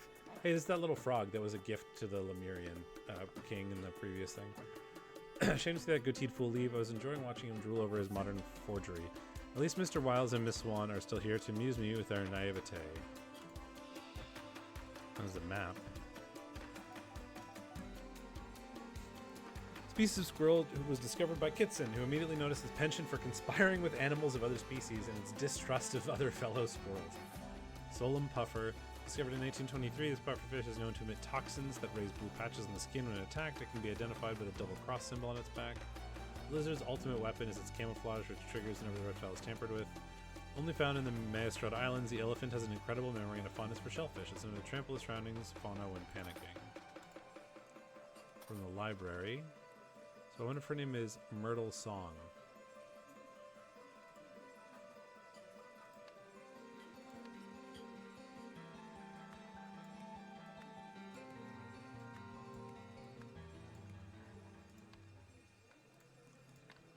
When you say that, Mr. Wiles and Miss Swan. So my guess is that you are Miss Swan. Sorry to burst your bubble, Jasper, but that's fake. I've got the real one right here in my pocket. Wait, where is it gone? A knife. Trust me, Eliza.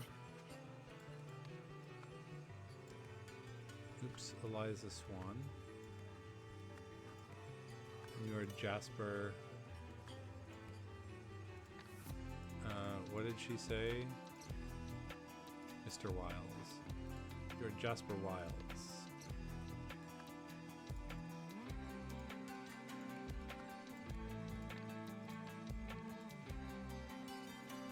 Trust me, Eliza, yours isn't worth the paper it's drawn on anyway. My research proves that mine is a genuine artifact.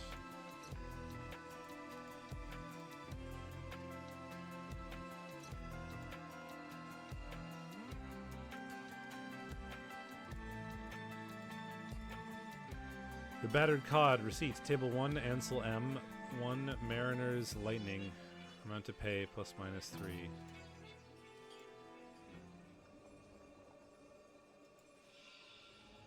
What are you barking at? What have you see? Oh, heaven have mercy.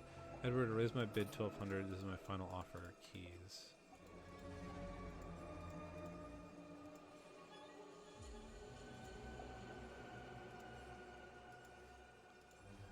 Noble son, I leave this necklace which belonged to my father, Abacus. May you hand it down to your own children one day. Loving father. So I wonder if it's like Abacus is one of these people.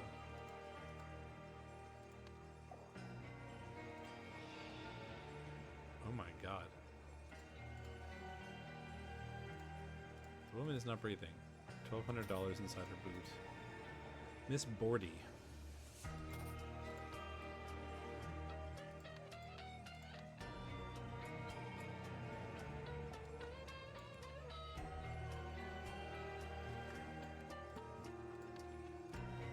Here's the $1,200 in advance. When you're done, meet me back at the entry exit point in the courtyard for the museum. As per your instructions, once you have given me what I've paid for, I will ride off in the night, never to hear from me again. This is some instructions. Crowbar, manhole cover key.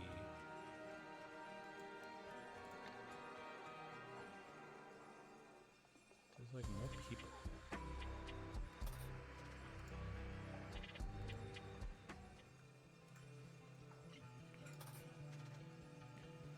Gangsters used the lighthouse to Port Armando to crash ships so they could rob them. The leg cutters used the ploy to run aground 3 vessels yesterday.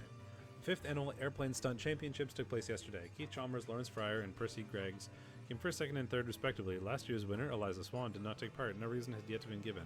The ships were then plundered by the gang's sole fuel member known as Light Hands Loretta. Crime mimicked an infamous heist carried out in 1814 using the St. Osmond Lighthouse on Skull Island, which had been built just a year earlier. Battered cod receipt, Ansel M. Mariner's Lightning. Goateed fool. So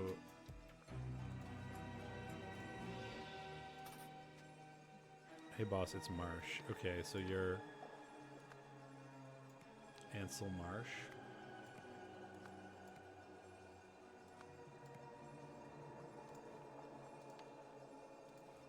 Guess what I just got hold of? The one and only remaining map from Captain Triton's final voyage. Positive it's the real deal.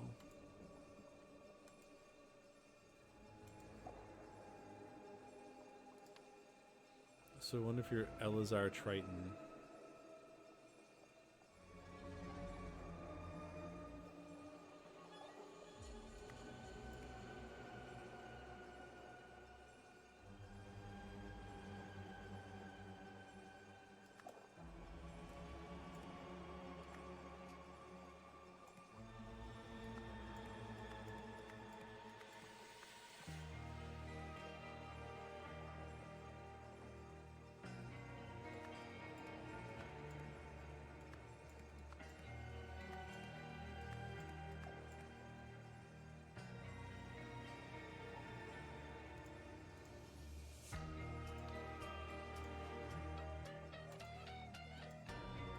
Cigarettes. Another map.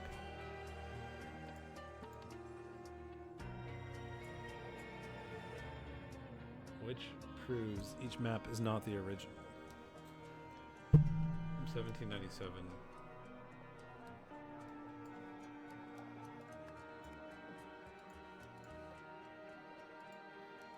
Oh, I don't know where that was. The cigarette at the manhole. You got a little boot.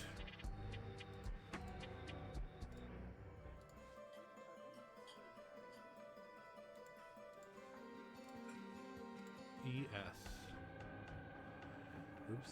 Captain Radigan Ulta's pub crawl boat tour of the Mesarade Islands. Highlights include the rusty anchor and the raised tankard. It says ES on it. Oh, you've also got a boot tattoo, don't you? Well, these are cigarettes. This one. That horse. Cost me a pretty penny, this map, but it's going to pay off real big.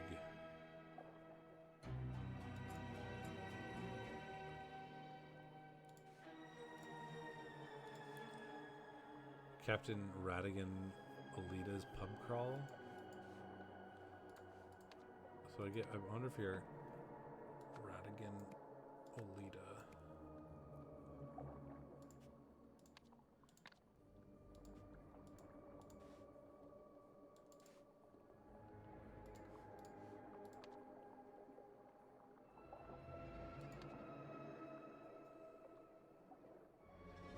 He must be Edward something.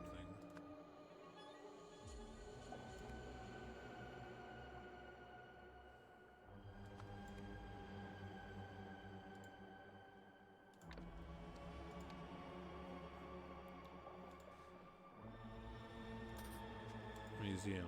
Old Woman by Unknown Artist. Donated by A. Joliffe.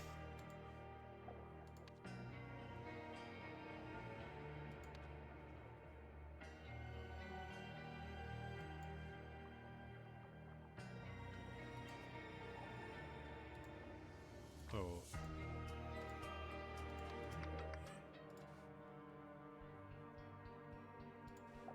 You got Dear Mother.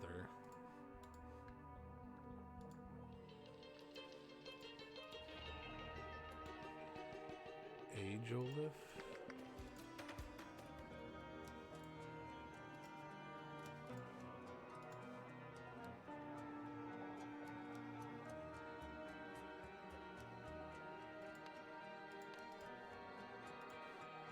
Flintlock pistol, once owned by one of the pirates from Captain Triton's infamous crew, who went missing along with their ship, the Last Reaper, after looting a Lemurian vessel.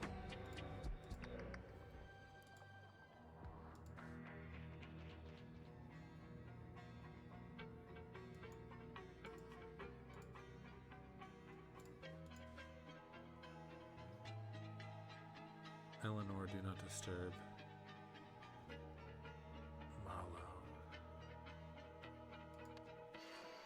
So I feel like Eleanor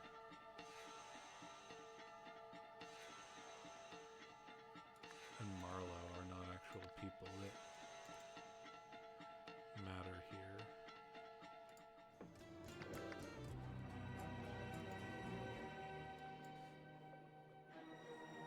Captain Triton's infamous crew. Nearby beach after the tsunami of 1905 washed away one of the Mesarade Islands.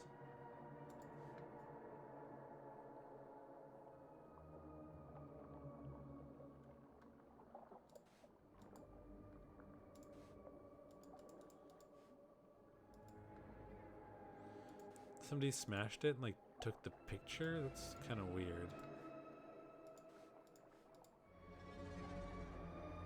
I'm also still missing something. Is it in here?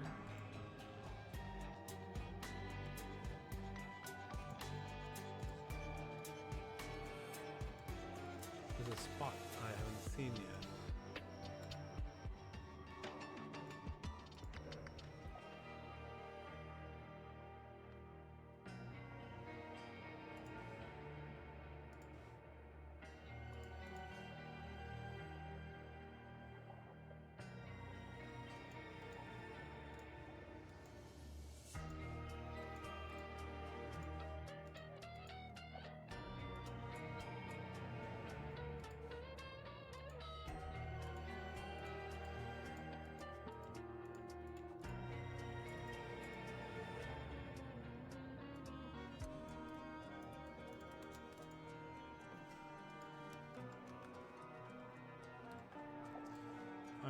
missing a spot, and thus a word. I do not see where it is.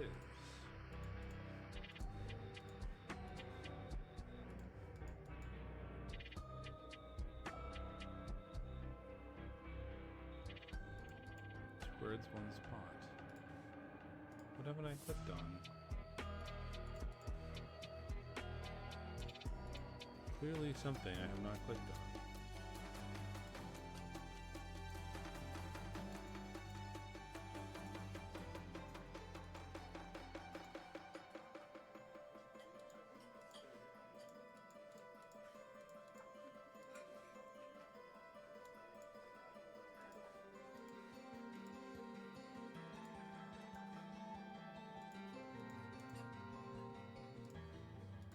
Oh, up here. On this spot more than 100 years ago, Bosun Garner was mauled to death. So that's it. So you must be Bosun Garner. So I think his name is Elazar Garner.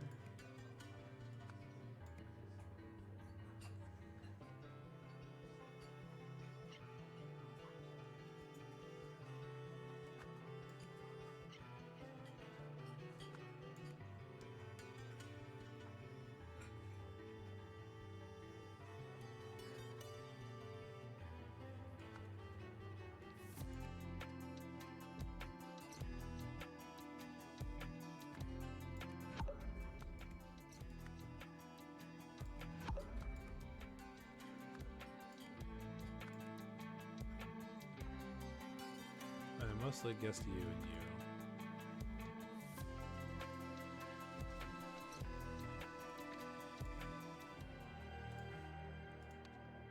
you. Right again, Alita.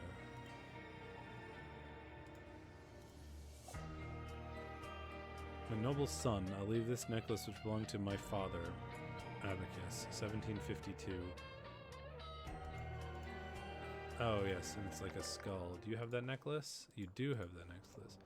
So I think your name is in fact Abacus Joliffe, and then which means you are a descendant, and thus Edward Joliffe. And I think you're Loretta Bordy, like the only female member of the gang or whatever, as it said. Now, how are we going to figure out which one of these maps is correct? 1797.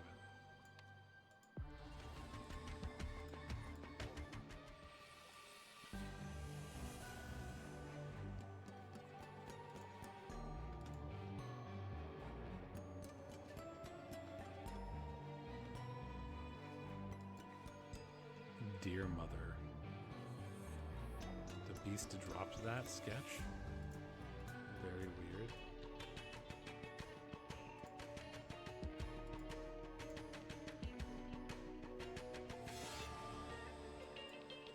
I'm sorry, son.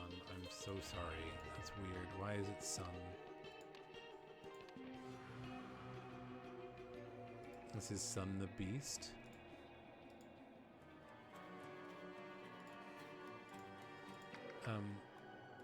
Okay, so there's something here like gangsters use the lighthouse at Porto Armando to crush ships. The lightcutters used a ploy to run aground 3 vessels yesterday. The ships were then plundered by the gang Sulfima member known only as Light Hands Loretta. Crime mimicked an infamous heist carried in 1814 using the St. Osmond lighthouse on Skull Island, which had been built a year earlier. So anything that has a lighthouse on Skull Island cannot be fake, cannot be real. So that's fake, because it has a lighthouse on Skull Island.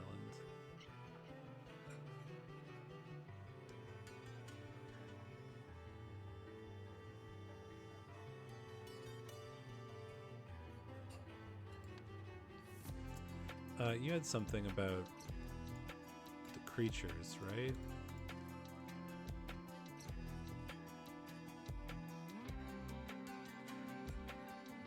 The Solem Puffer, discovered in 1823, double cross. So anything that has a puffer fish on it can't be real either.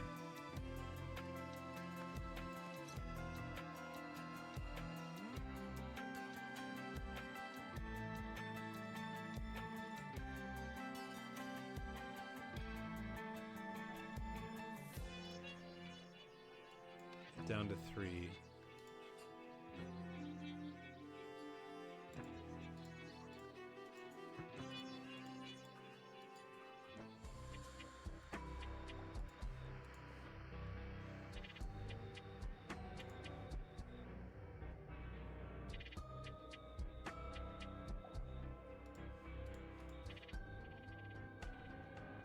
Cost me a pretty penny this map, but it's gonna pay off big, real big. See? Nope, that's fake. Sorry, pal. What absolutely annihilated you?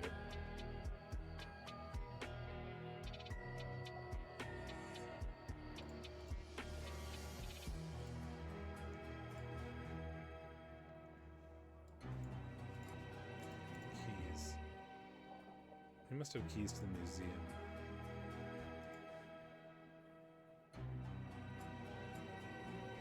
Looting a Lemurian vessel.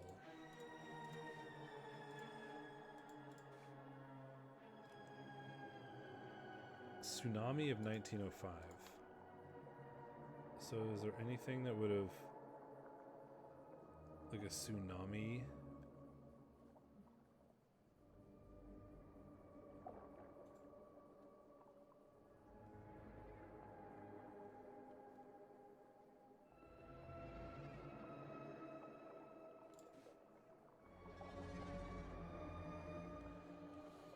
Washed away one of the islands. So the one with the extra islands?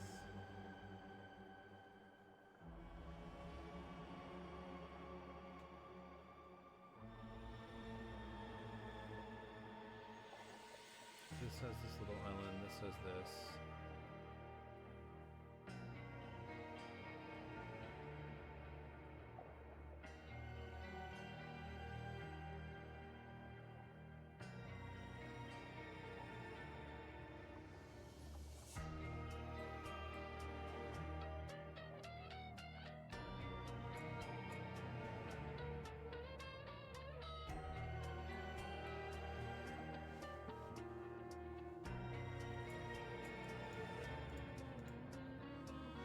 There's also like the pubs, right? The Battered Cod was established in 1892. This guy's got the Red Herring Inn.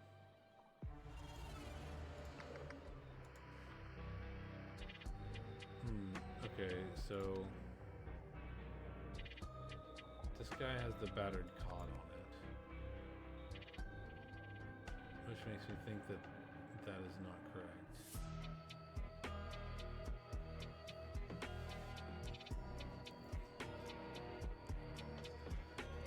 Now I've got to like, I want to. It's hard to like mentally rotate these. Because the other thing that's left here is that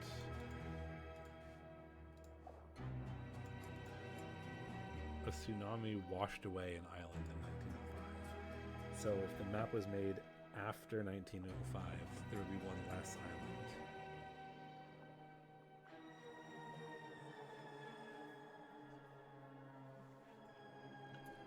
So this, I think, is this island.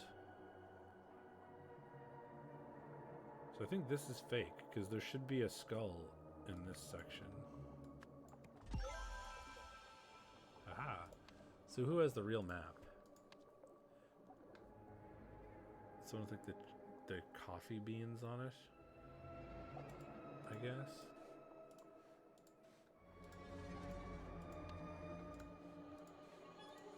Not you.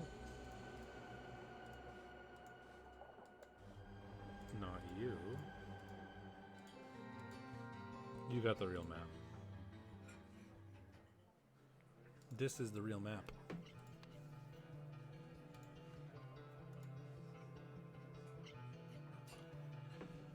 Okay.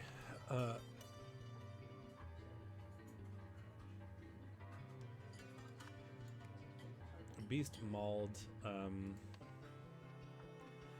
Elazar Garner, who in turn shot the beast.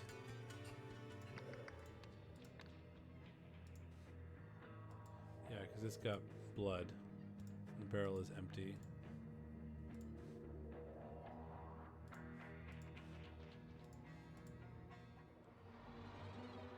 And it ran off and like jumped into the water.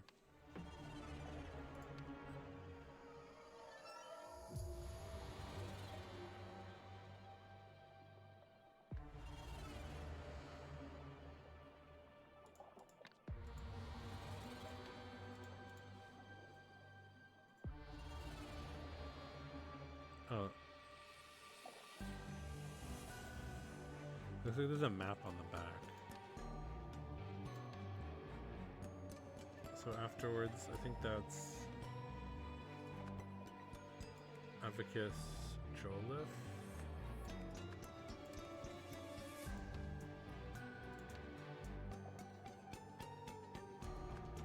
Found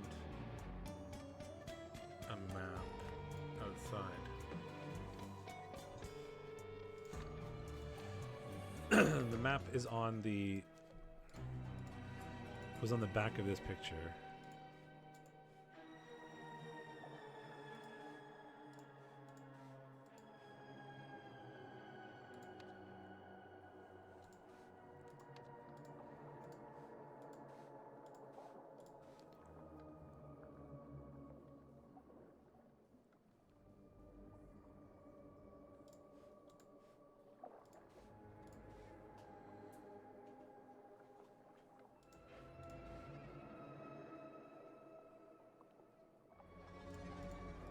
Say like cost me a pretty penny. So I think that's going to be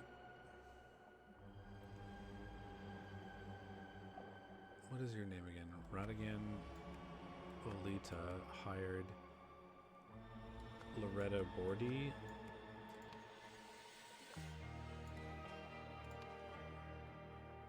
to steal the map from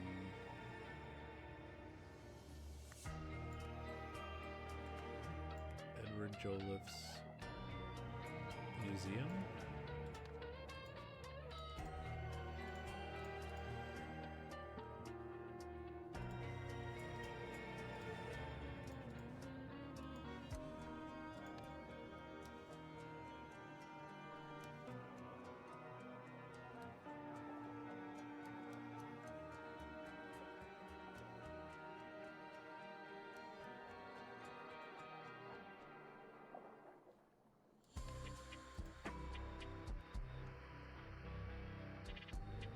What happened to you? You have a manhole cover key and a crowbar. So that's for breaking into the museum. $1,200. $1,200 in advance.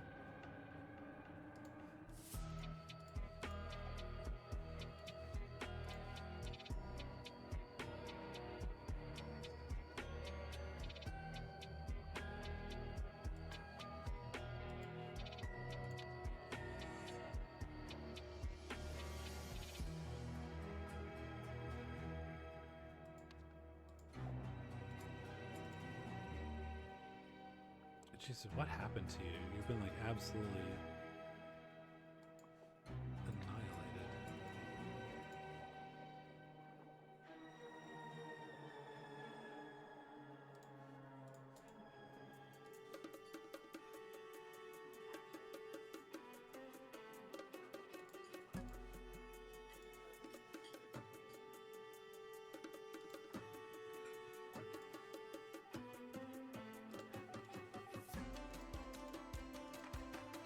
So you stole the map from her? I don't know what happened to her.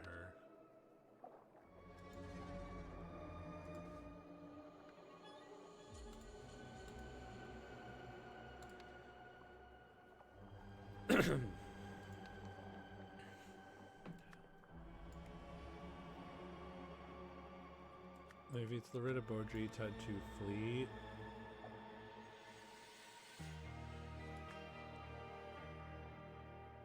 With the map, so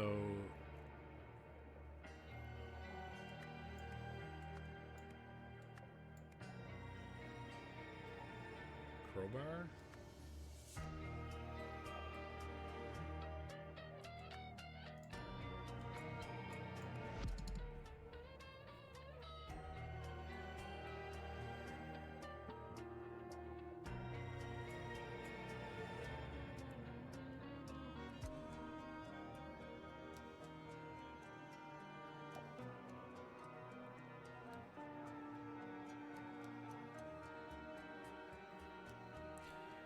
Why would she try to run?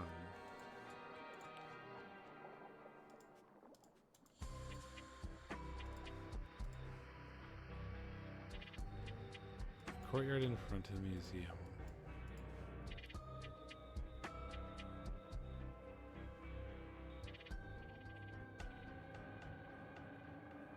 And instead she went out here.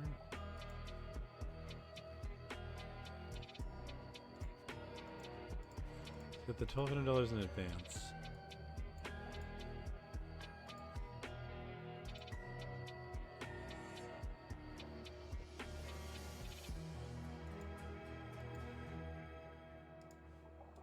What's that? So somebody went into that manhole. ES. Who's ES? Eliza Swan. Oh, she left. She just left her map in the bag.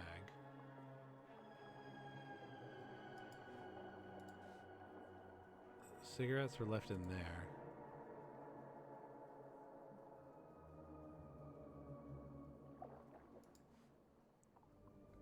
Maybe it was Marsh?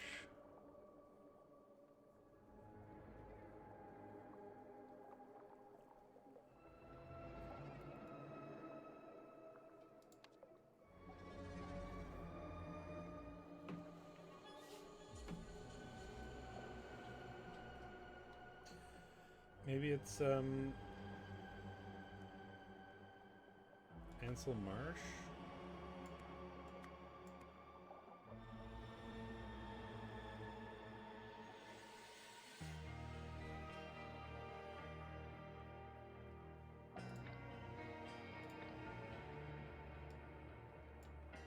I've already done the map.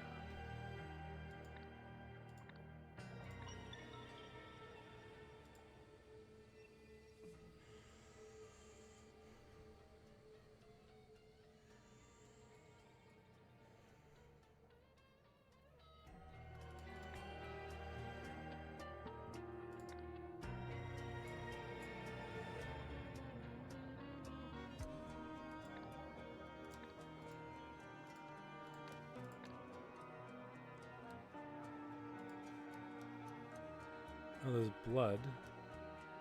Like a washed rag.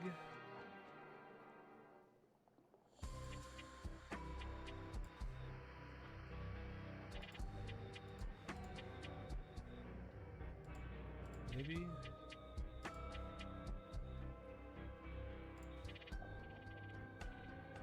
it wasn't a crowbar.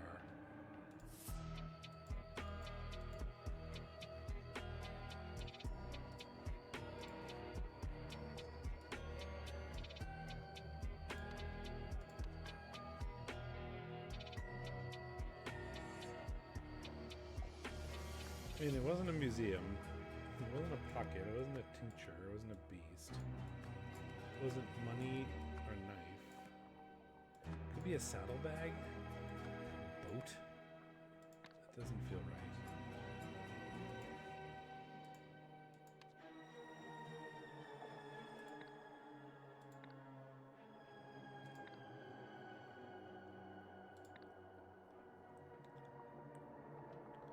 Close-ups in the 1927. A couple contain key visual information that may not be immediately apparent.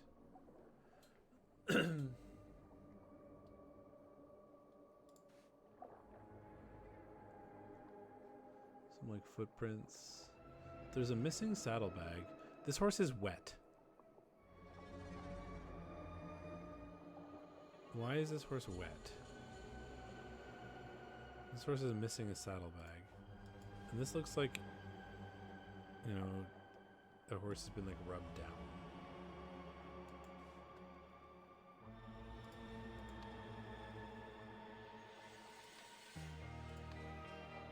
it with a horse? Trampled?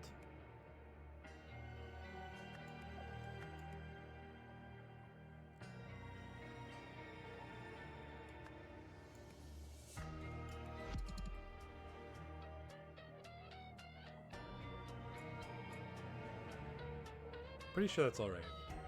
The beast mauled. Elzar Gardner in turn shot the beast. Afterwards, Abacus Jola found a map outside. Redigan Alita hired Loretta Bordy to steal the map from Edward Jolas Museum. However, Loretta tried to tamper with the map. I think it's flee with the map. Flee with the money? No, the money was paid ahead of time.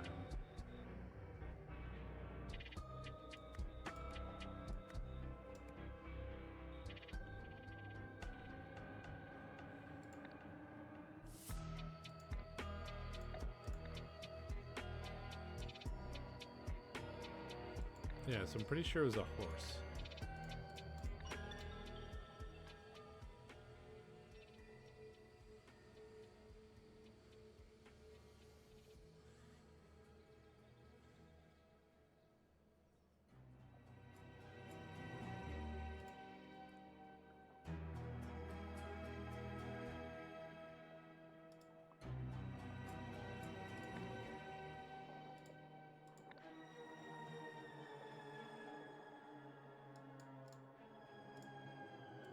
Okay, so it didn't go according to plan. I mean, it looks like it was broken in through the sewer. She took the map, and instead of coming back out, she went out the other way. Which I'm pretty convinced of.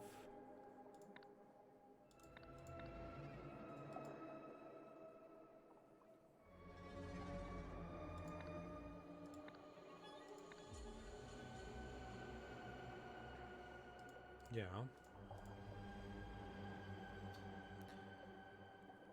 So what is wrong?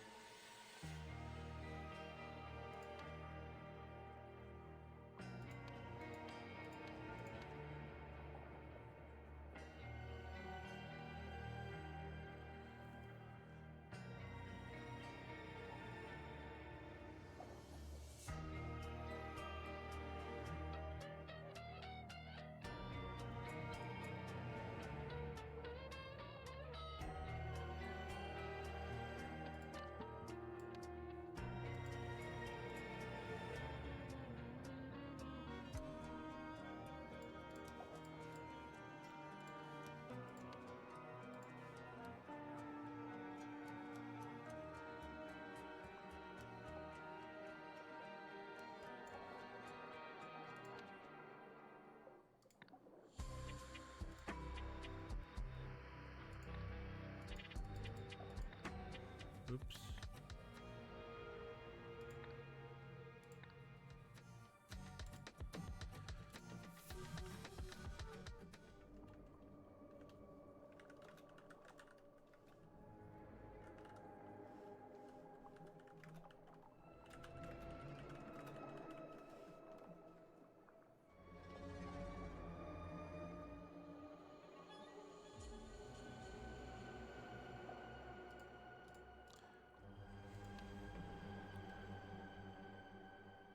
Pretty sure it was him.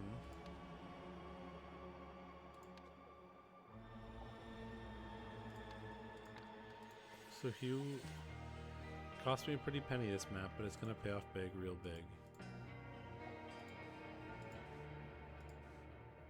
Here's $1,200 in advance. Meet me back at the entry exit point of the museum.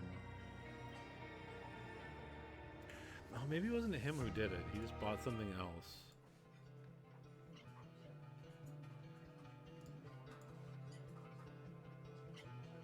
Maybe it was him that did it.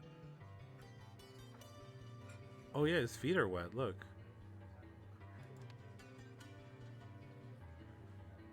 If we tried Jasper Wiles.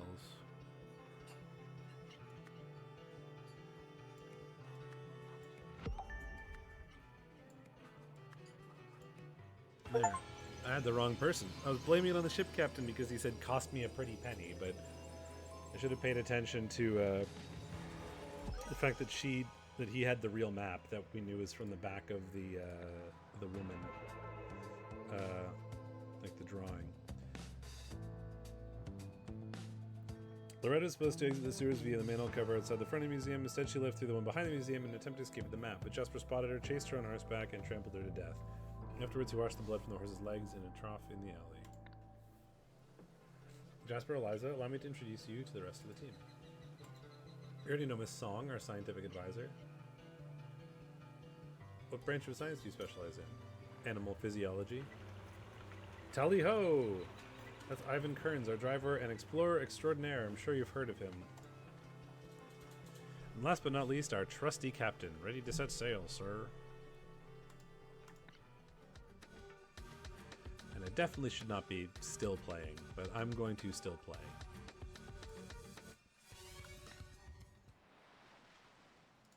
Oh, that was the original. That was the Lemurian ship. That's the team.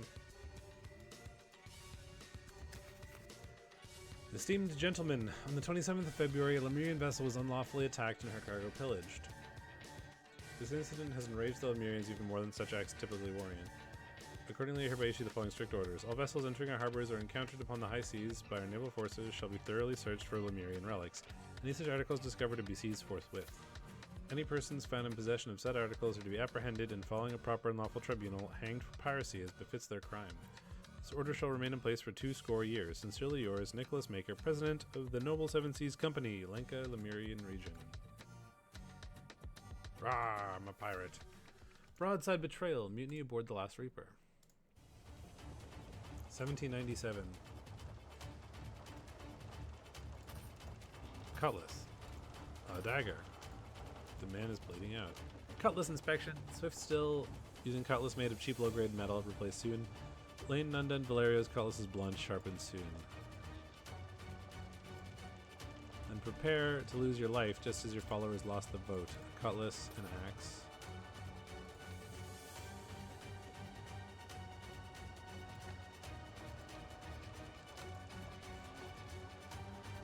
To all hands aboard the Last Reaper. With the untimely passing of Captain Triton, the fate of the ship now lies in the hands of our crew. As per the pirate code, the new leadership shall be decided by vote. The following terms are hereby set forth. The vote shall take place in the deck at high noon. Each crew member shall cast one vote, with the exceptions of the Powder Monkey, whose rank doth not grant them such privilege, and the candidates themselves. The tally shall follow below. Once all votes are counted. Alistair Sims, William Nunda.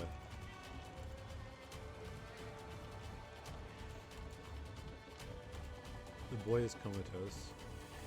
Have you lost your wits? We're on the same bloody side. Pull me aboard. A cutlass.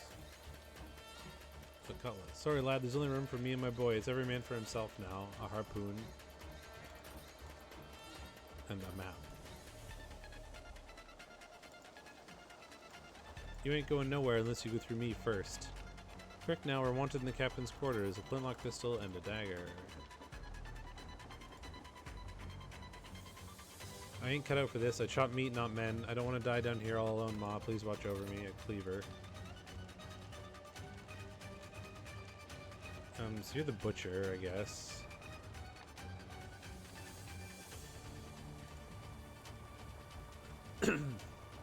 We outnumber us, but we're twice the sailors will be. Surrender now, and I might let you keep breathing. Kukri, dagger. Pile of cannonballs. Ladder.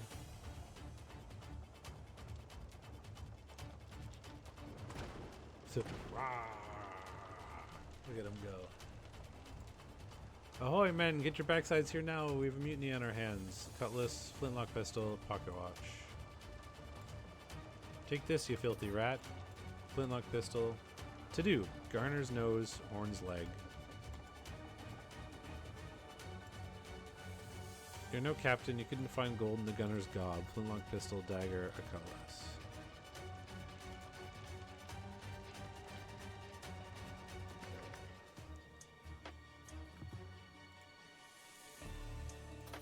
Drowned man. Mast is toppled. It's Obradin, pirate ship, and I have to figure out who killed who. Let's go. Ship is falling apart. Let's leave. The old geezer to forget whatever junkie saw the dream down here. Expedition contracts. Split among the 6 party members.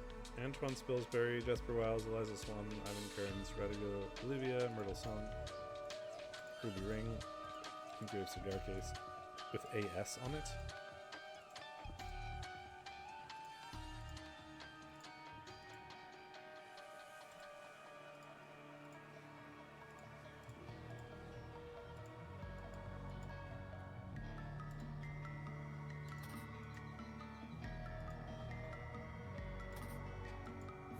You couldn't find gold in the gunner's mouth. You couldn't find gold in the gunner's gob.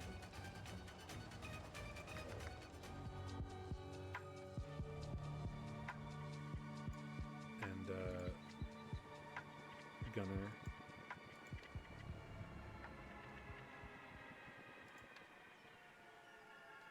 Oh, I still don't have the words to call people things. Are you alright down there? Pipe. Oh, someone fell down here. And rolled overboard. Shiny gem. A net.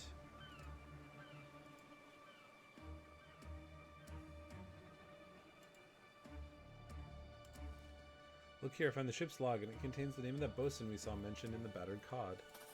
Spotted. Oh, there we go.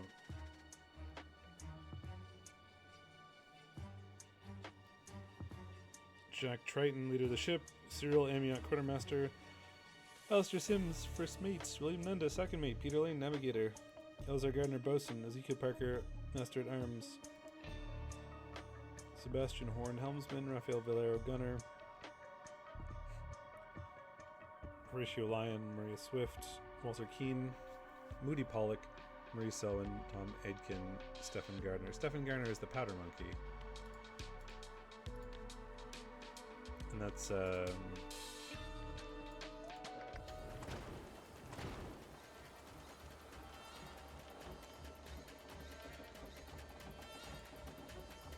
you're the bosun.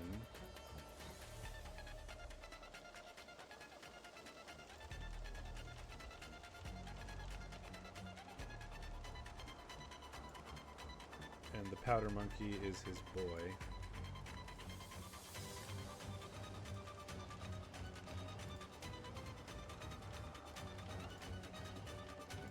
He's got a cutlass. And this is cutlass inspection. So there's four people that should have cutlasses. 1, 2, 3, 4.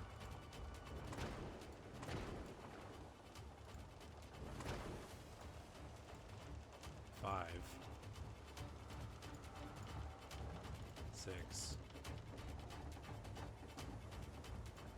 But you couldn't find gold in the gunner's gob. Implies to me that you're the gunner.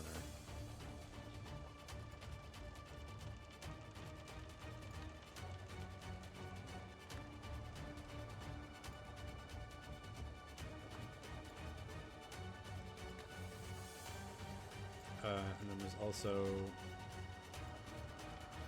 a chopped meat, so you're the cook. I would suspect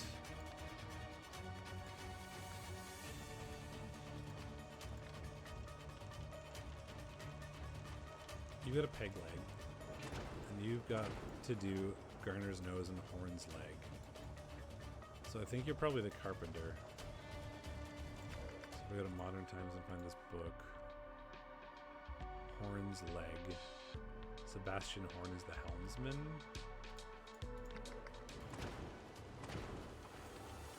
I think you're the helmsman.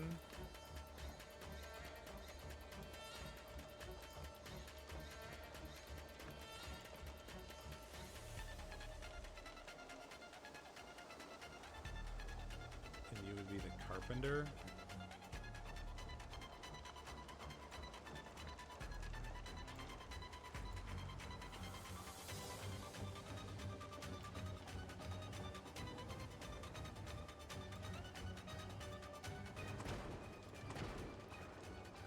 I mean, I feel like you're the captain.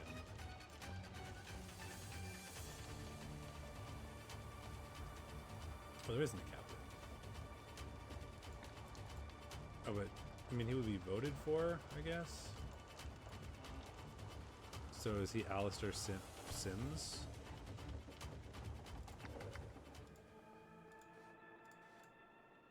The first mate?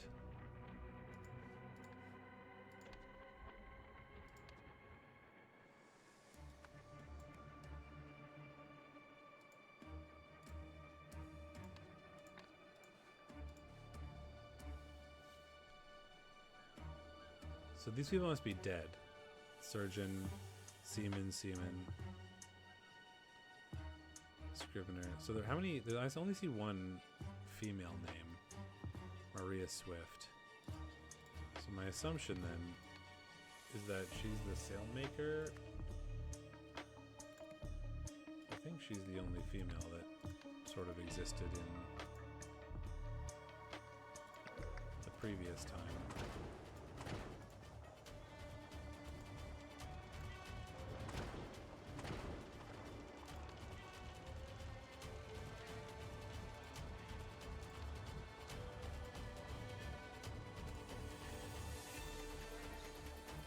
Swift still using cutlass made of cheap low-grade metal, replaced soon, so I think that's her.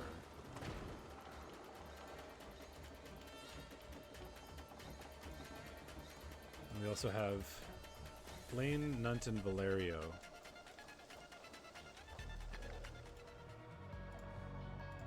Who are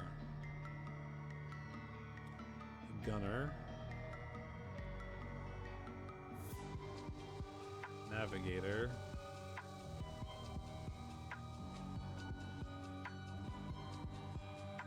navigator,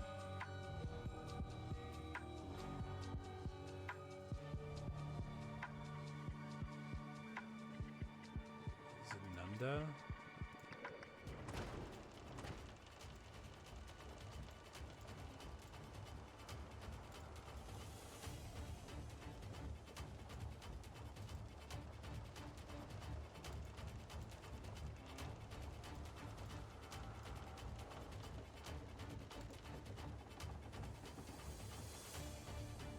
We're on the same bloody side. So the powder monkey doesn't get to vote. So we're fighting. So these two people are on the same bloody side, presumably.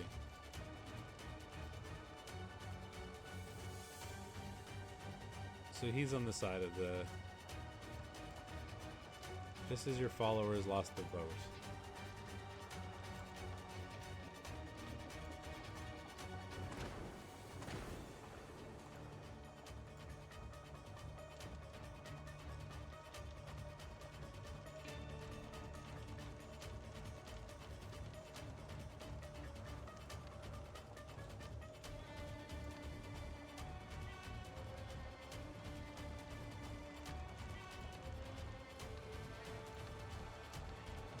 So, I need to figure out who's on the same side here.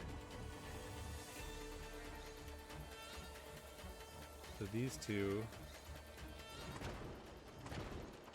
It's 4 that are presumably on the same side.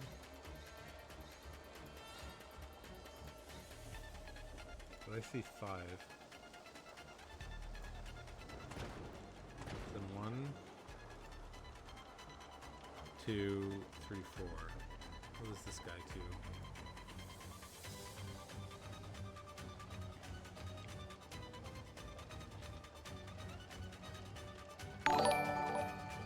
Nauseam. Welcome along, friends. We're on like hour 8 of playing through this. It's been a very long day. Well, so my brain has started to fall apart, but I'm still having fun and I want to finish it. So we're working on it still. But it has been, in fact, 7.5 hours. So please forgive me.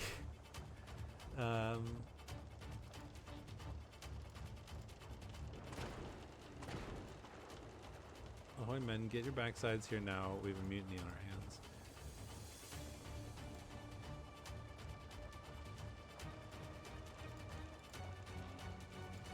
Lost the vote.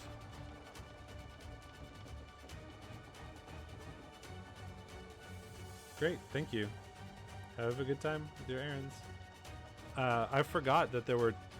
I saw the release of this DLC, and I had forgotten that there were 2 other ones that I hadn't played yet. So this is the 3rd of 3 that I'm doing in a row.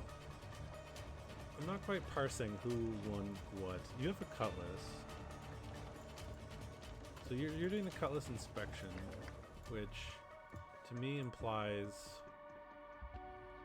Master at Arms, responsible for weapons. So I think you are the Master at Arms.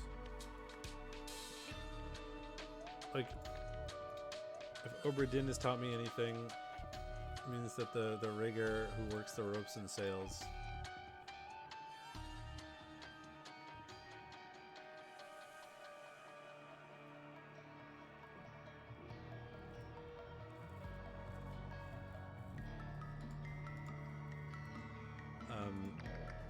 is just going to be this guy.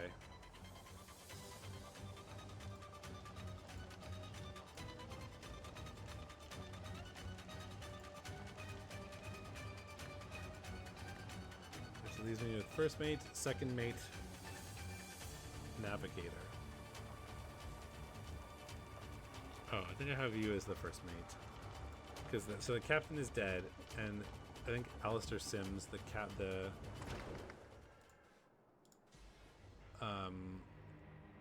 first mate, like, won the vote, and therefore would have become the captain.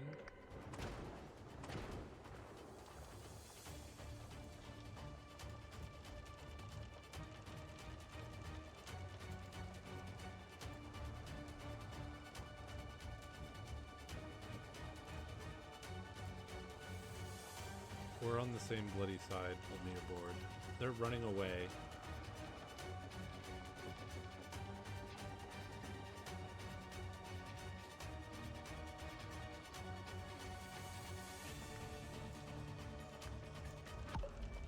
I think it's one of these two.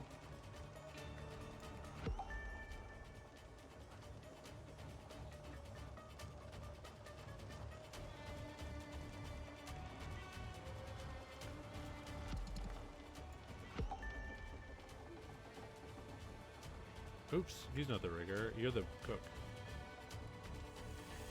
There we go.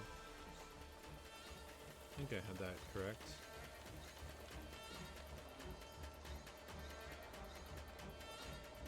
So the navigator and the bosun.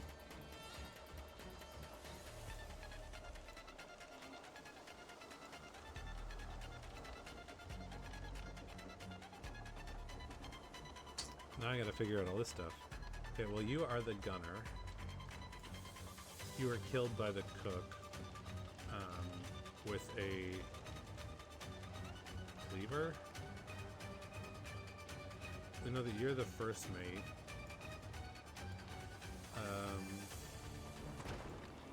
It looks like you were killed by you, probably.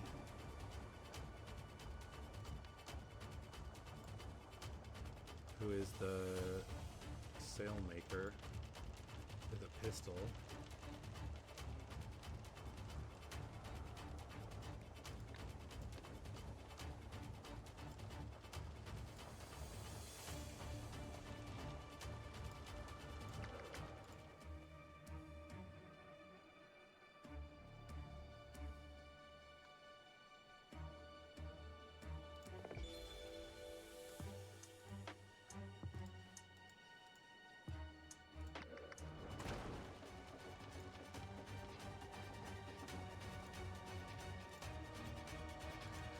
You're the only person that has an axe.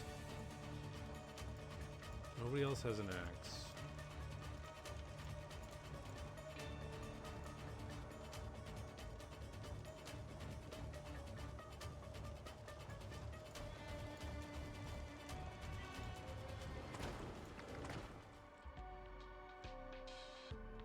So presumably the guy with the axe in his head was killed by an axe.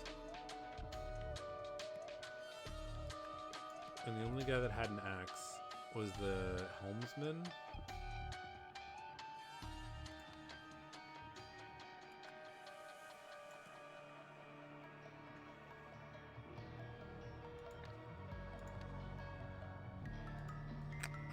reasonably sure.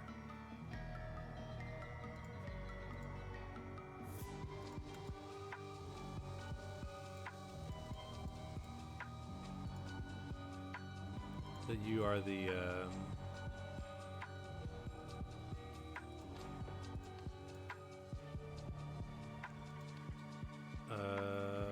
navigator.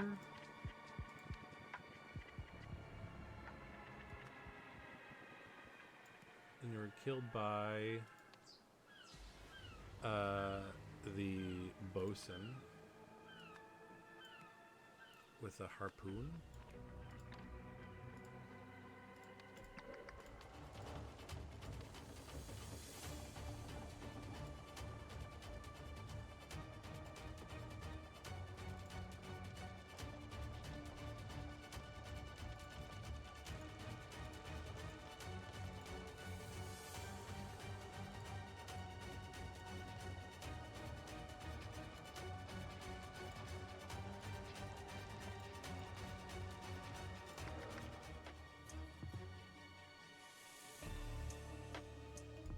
You've got a necklace, a little gold necklace on.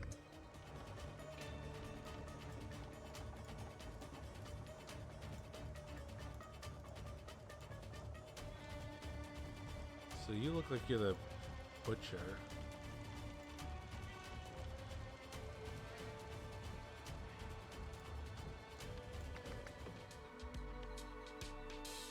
Ah, his hand was cut off and it's down here. So yeah, you're the... Oops. No. I like clicked away from my stream manager, which is not what I want to do. Okay. Where was I? You are the cook. I'm not 100% sure how you died. My assumption is that it was the hand being cut off.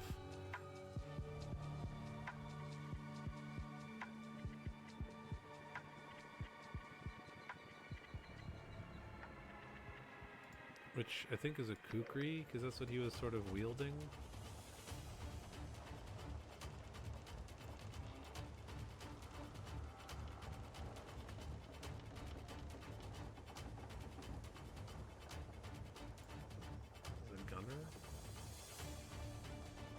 A bit weird, like the gunner killed the cook and the cook killed the gunner, but I don't know else how, like, so he came down, he clearly chopped him, you know, cut off his hand or whatever, and then he chopped him back with the, I don't know, his necklace stayed there.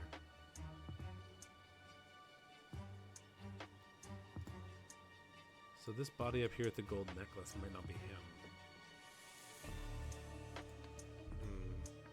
Maybe I'm not convinced about that.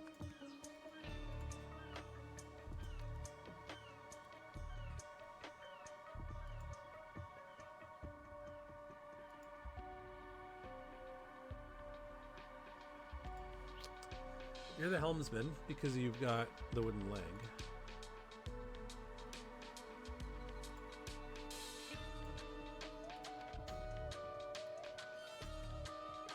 You seem to have been killed with a little dagger.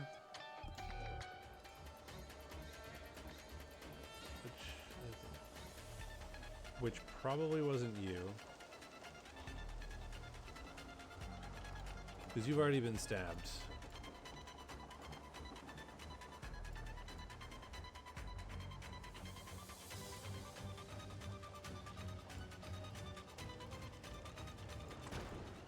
You also have a dagger.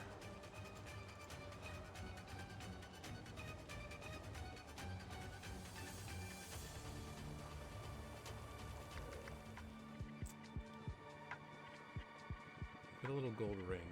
You get a little silver ring. Get a gold earring.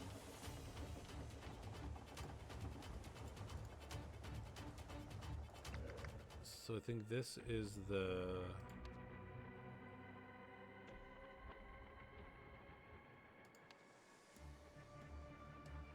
carpenter?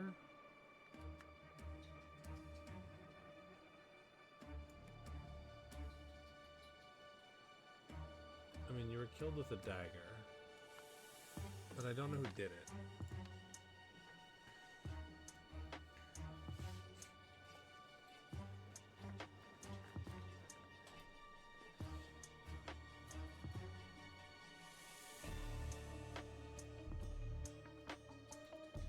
You get a little silver ring. Is anybody at a little silver ring? You. You had a little silver ring. So the little silver ring in here.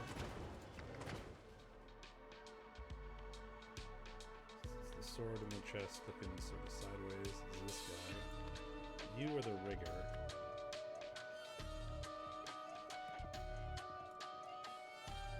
It looks like you were killed with like a sword.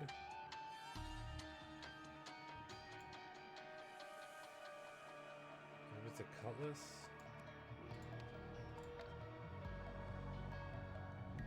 No, it's broken off in you.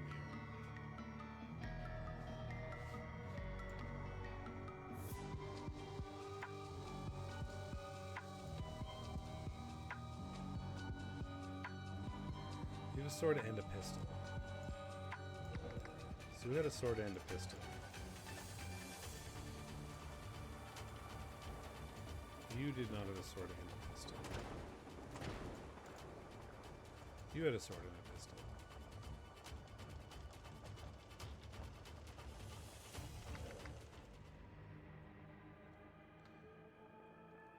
So my guess is that you are the sailmaker.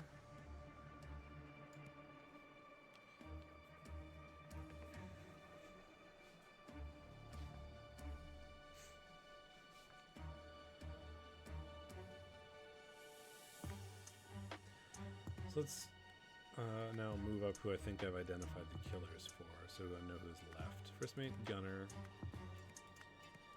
I think I know the carpenter has been killed. The rigger.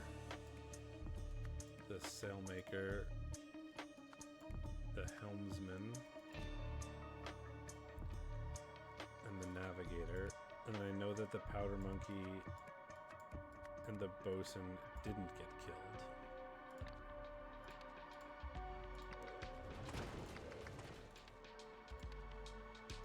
I'm like reasonably certain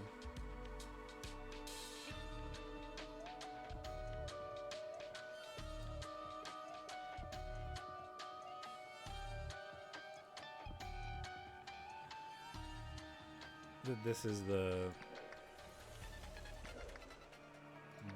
this is the master at arms.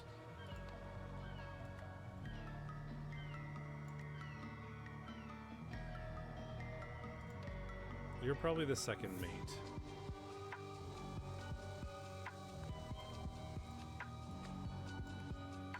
I think that was also the axe given the giant wound through the face.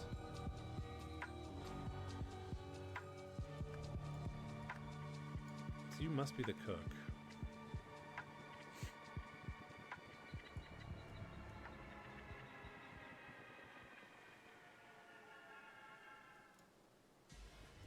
Did he just like crawl up on the deck and bleed out?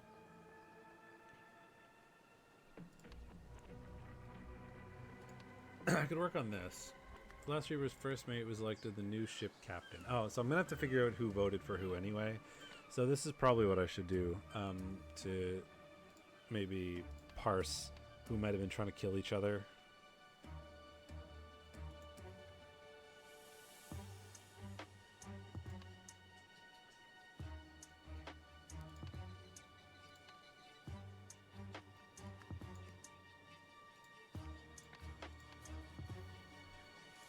Okay.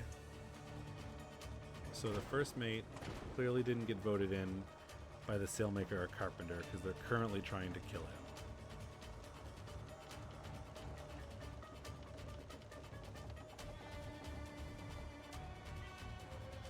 So let's go back to... So the powder monkey's not allowed to vote, so we can move him. So far, I'm pretty sure the second mate was voted for by the carpenter and the sailmaker.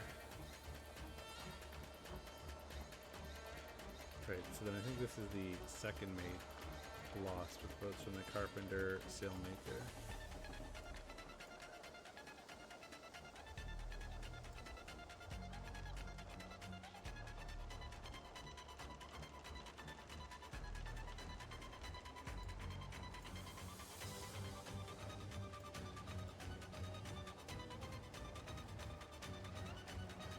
Just like your followers lost the vote. So, yeah. So you're with the second mate, or you are the second mate. And then these two guys are going in past him. So I think they must have voted for the first mate. So the rigger.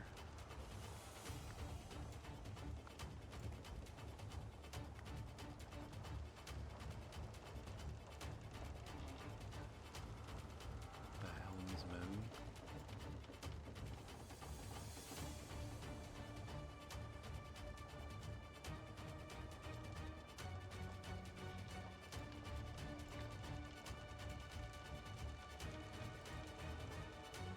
You must have been like attacked first, and then all three of them went in. And then these guys were like, no. You may outnumber us, but we're twice the sailors you'll ever be. Okay, so you clearly voted for... so the gunner voted for the second mate. Means the cook voted here.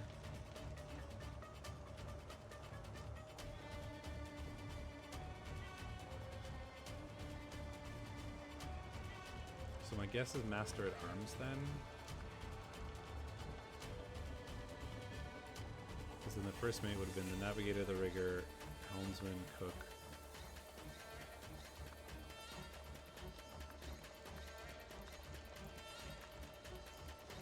Navigator, Rigger, Helmsman, Cook, Bosun.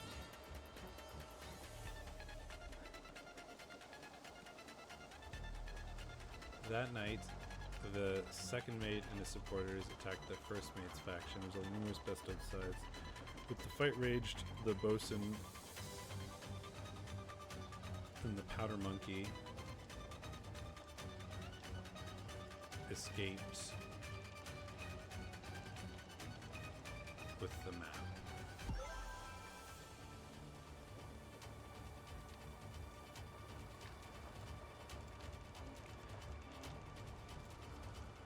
Okay, so this now I gotta figure out the skeletons. So it looks like you. I can't tell if you were. Looks like you were maybe shot.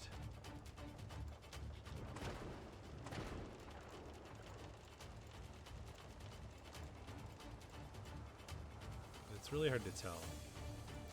He's just saying "ack" and bleeding out. I think he was attacked first.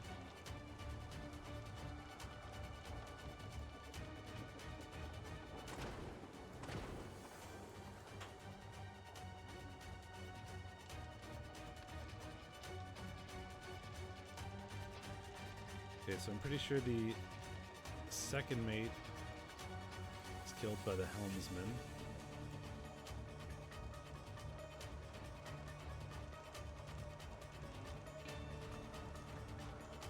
I'm gonna go back to this kukri situation.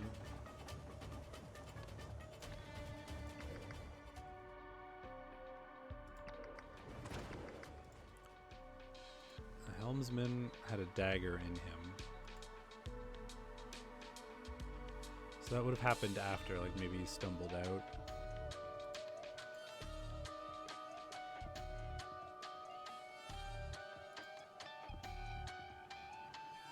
So, gunner, carpenter, sailmaker, master at arms.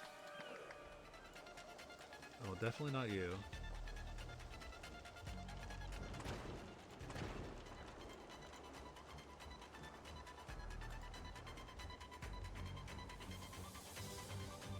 So it could have been the gunner.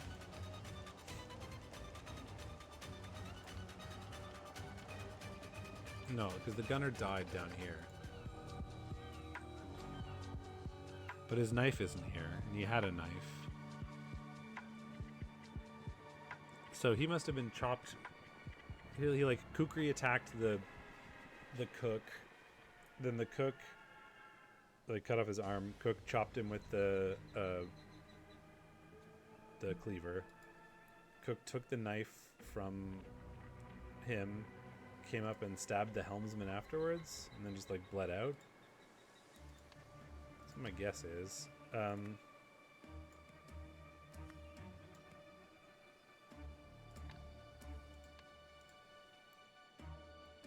This is the rigger, and it looks like he has a broken cutlass from the sailmaker, who seems to have tusks, which is kind of weird. I don't really understand what's going on there.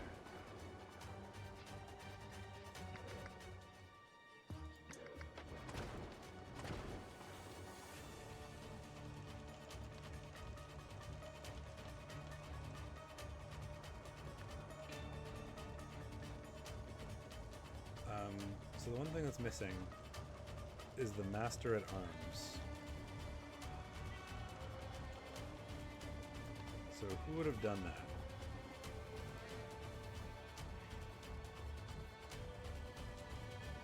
Like, so they started the fight, I guess.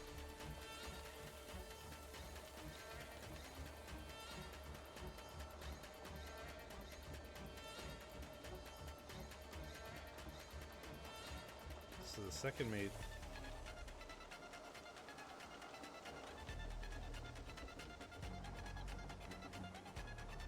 So it looks like a bullet hole.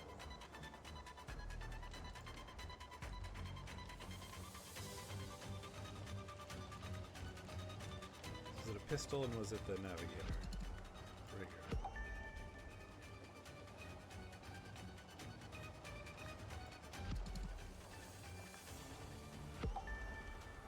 Okay, so we're most of the way there.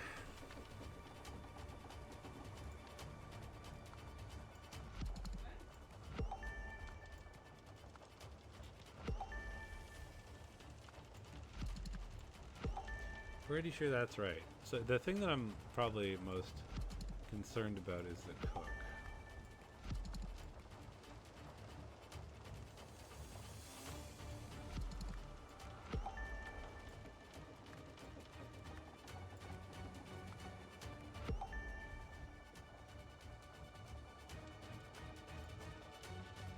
Yeah, so I don't think the helmsman was killed by the cook.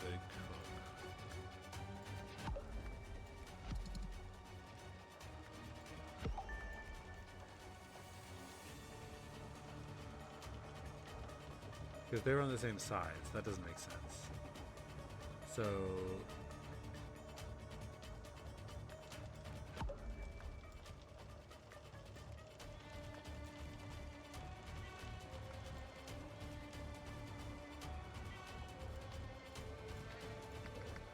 you're the helmsman.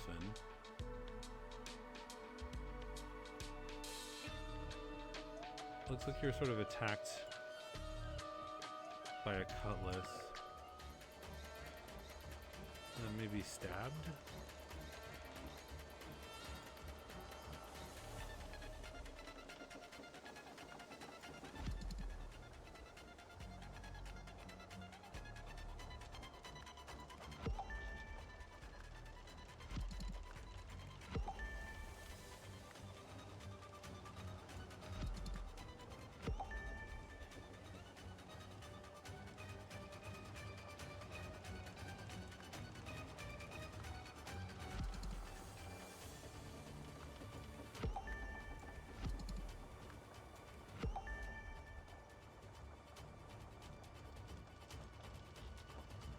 Could have been the carpenter rather than the sailmaker, no?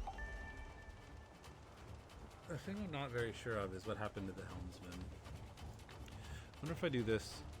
Oh, this is not going to be the right order. This is just what happened in 1927.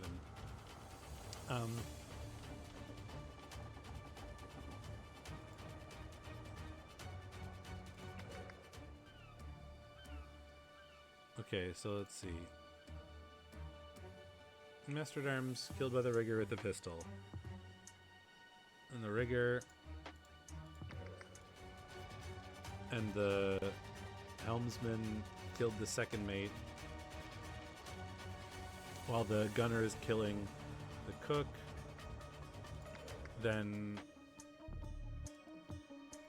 we have the captain who was killed by the sailmaker.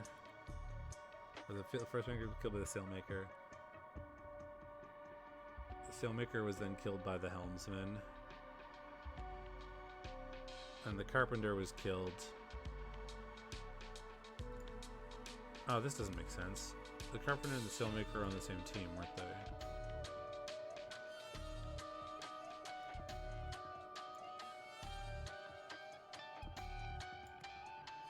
So you were killed with a dagger.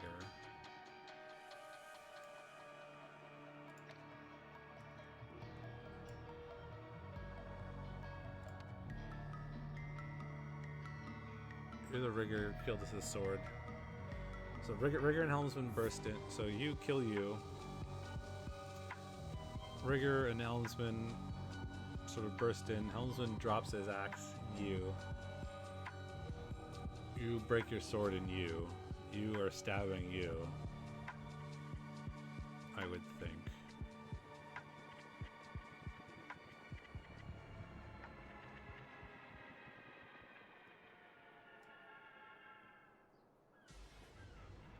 So that leaves the helmsman.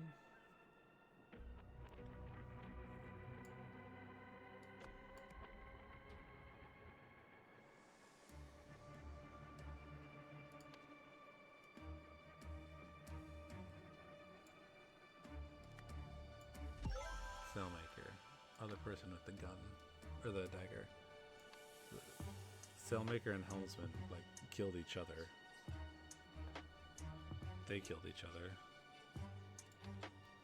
Okay. Back to 1927. Okay.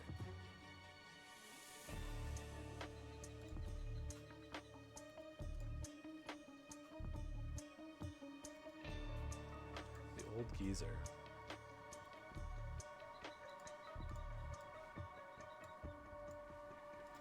What's going on down there, Ivan?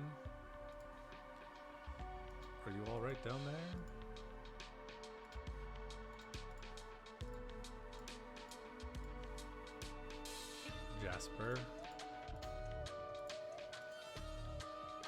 Jasper Wiles, Liza Swan. That could be Ivan's. Oh, maybe it was the captain. Yeah, I don't see him. Radigan. He must have fallen down. Okay, so 1927, Radigan and Olivia went below deck, having spotted a gem through a grate.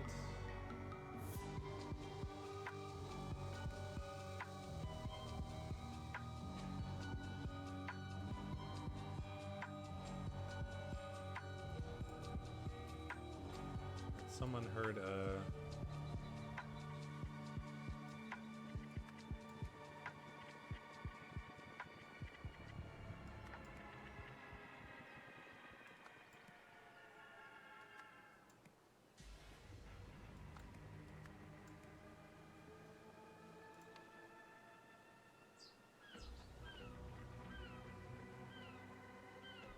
he was like going down the ladder fell.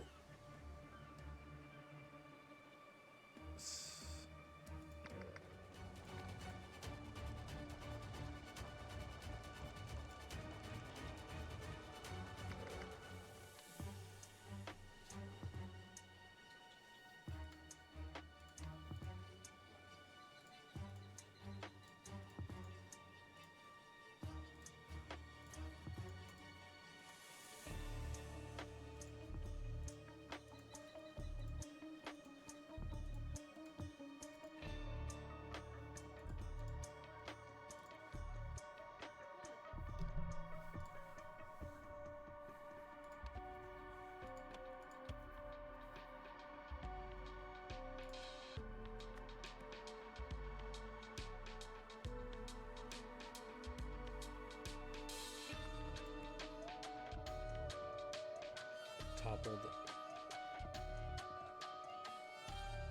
See, it's like toppled a ladder. So, again, Olivia fell and hit a cannonball before being pulled into the sea.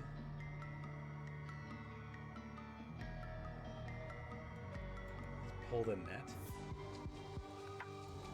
Yeah. There we go.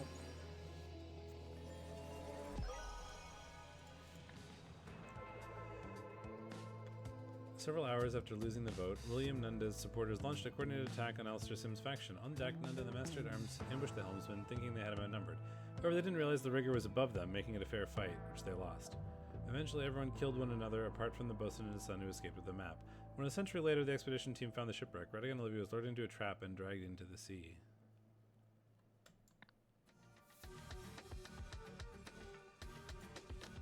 My dearest Walter Keane, it is with the deepest gratitude that I put pen to paper, for it was by your noble hand that I was delivered from certain doom during the reign of the Order Party.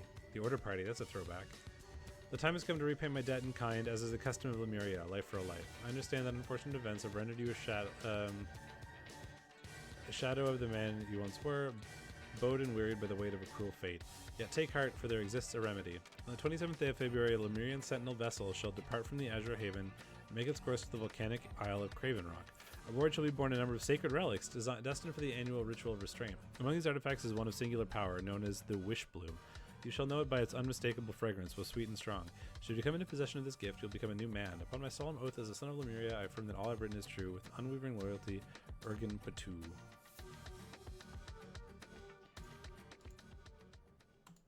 Sickness and health. The law of the jungle takes its toll. We're going to finish this. It's going to take me 10 hours or something, but I'm going to finish this.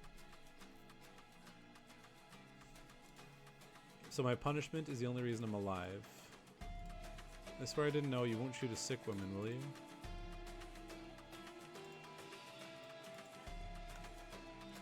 The man is not breathing. No shit. The man is not breathing. The man is not breathing. Hello, kitty cat. Look, everybody, it's my kitty.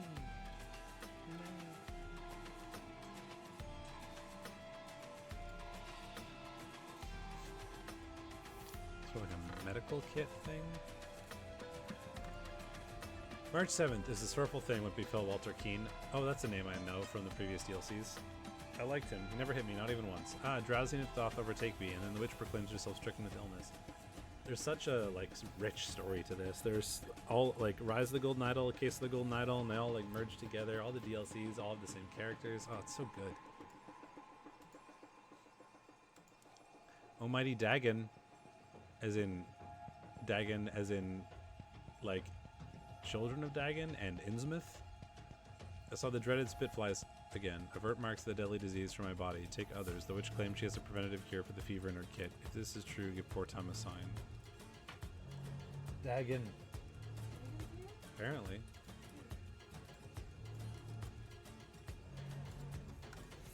Captain's Journal. Continuing our journey to destination. Did what was supposed to be done. Bastard got what he wanted and what he deserved. What a jest. Heading back. Ada reports slight fever. Ada has red marks. Twerp slept on duty, couldn't keep his eyes open for 4 measly hours. Penalty of death by withholding something. I truly am a genius. Watch duty. Jock Triton, Cyril Emiot, Tom Adkins, Stephen Garner, Ada Baker exempt due to illness.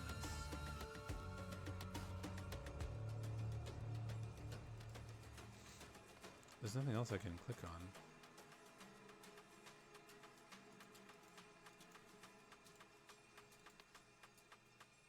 Oh boy.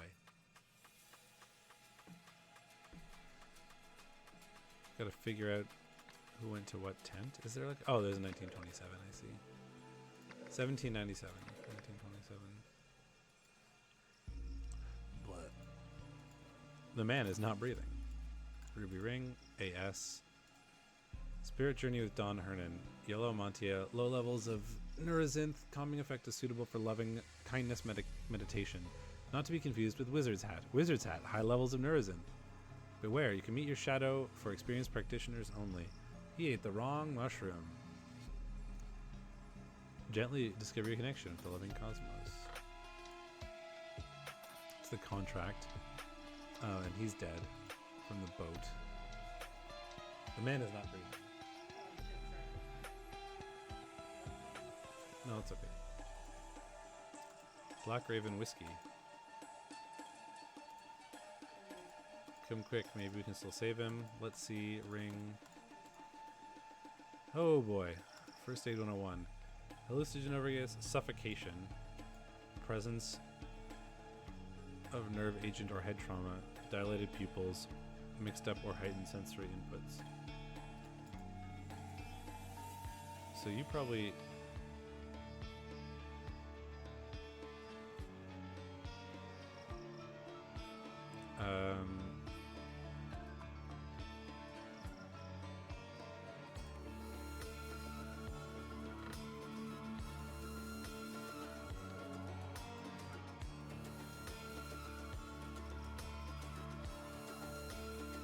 pupils are your pupils dilated? No, because I meant big.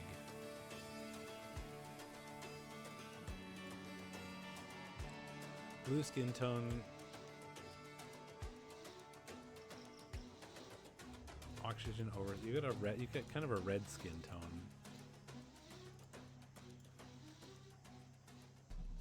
So you could have high body temperature.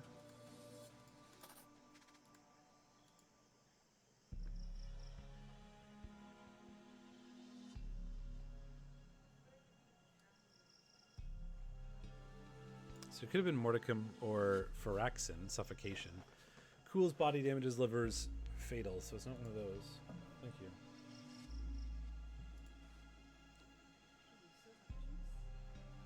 It's just water. No, it's fine.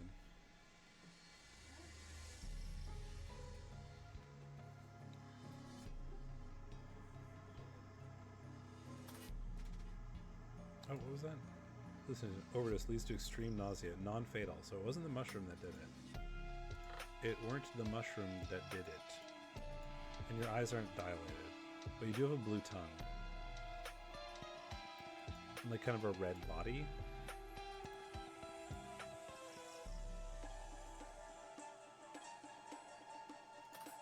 Do you have yellowing eyes? Kinda, could be a bug. Could also be like a drug.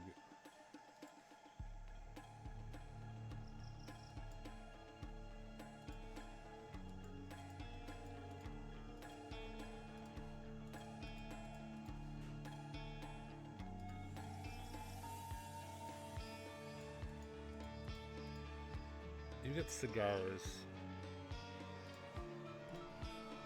Seems someone is living there. But don't you see, Eliza? They're not attacking us. They're trying to scare us away. This means that they are themselves afraid, so we needn't be. We should push on. Still, Jasper, Mr. Monocle is afraid, and if he wants to return home, we surely can't refuse because he owns a ship. Surely can see that as well as everyone else. Go home.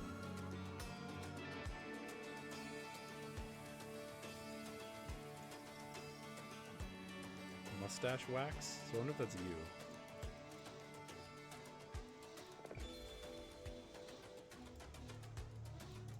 We got makeup.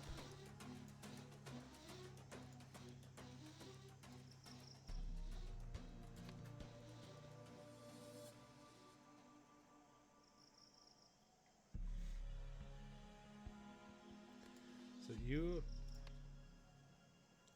get red and a blue tongue. So it's suffocation and high body temperature or oxygen oversaturation.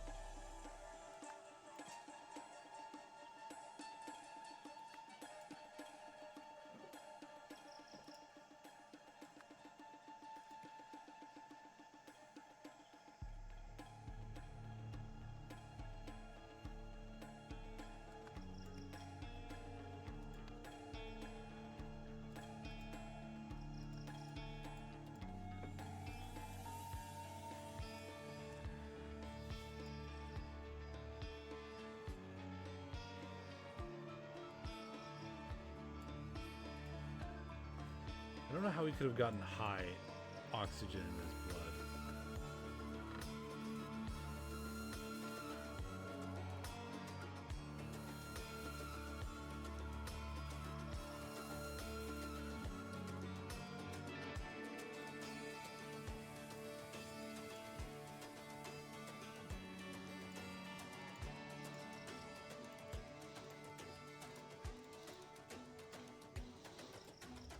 So it could be Phyraxin. If that's the case, because it could be blocking the organ's ability to retrieve oxygen from blood, causing suffocation. Suffocation, high oxygen in blood. Stops heart fatal. Extreme airway inflammation leading to blockage. Cools body, damages liver. So it's definitely not that. It's definitely not Frigax.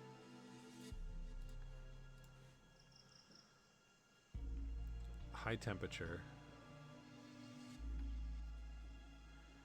I don't think he has yellowing eyes, so I don't think it's malodexteria. Overheats body, damages digestive system, fatal. Overheats body, causes brain death, fatal. And it could be multiple things, but the only thing that fits both of them is Phyraxin.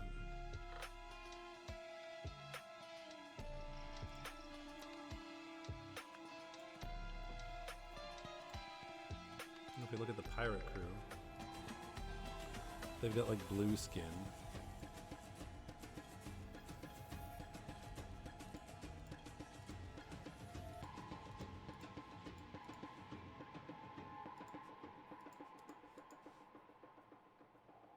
And she's got these like red pock marks.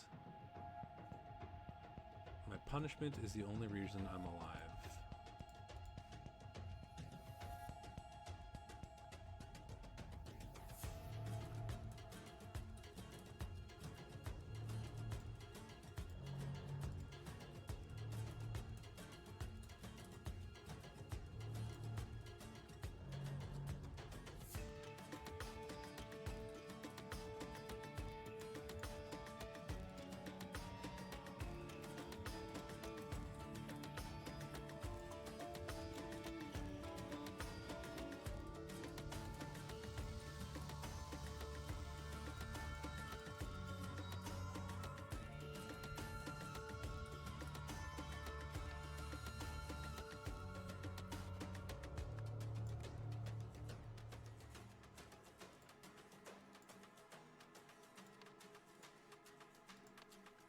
What's that? It made them sleepy or something?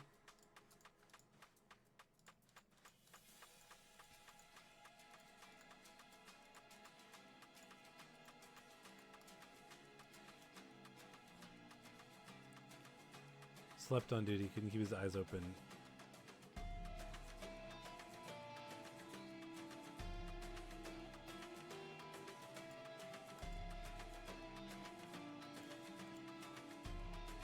The drowsiness doth overtake me.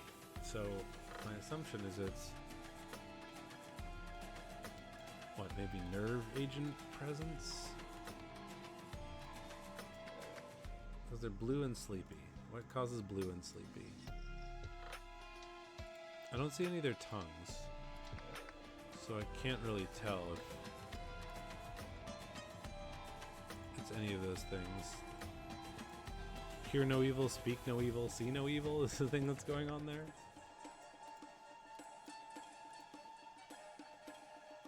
Low body temperature or oxygen deficit.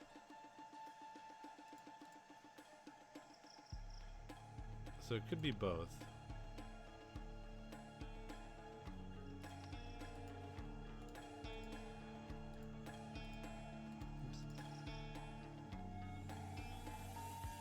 Blocked airways, lung malfunction, heart malfunction. Use low oxygen.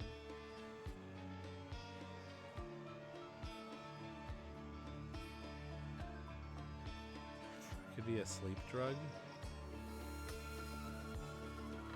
The overdose of the sleep drug.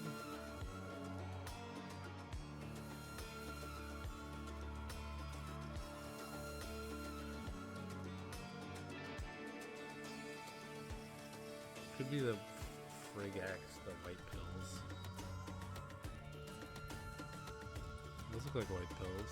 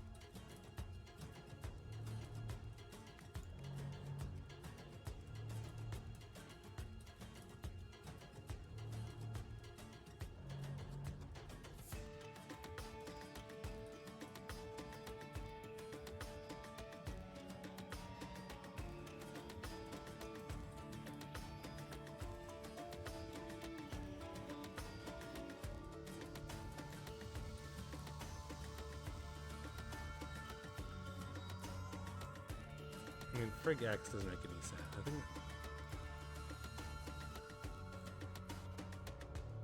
think that's just a pill, right? They wouldn't have had that pill in like the 1700s.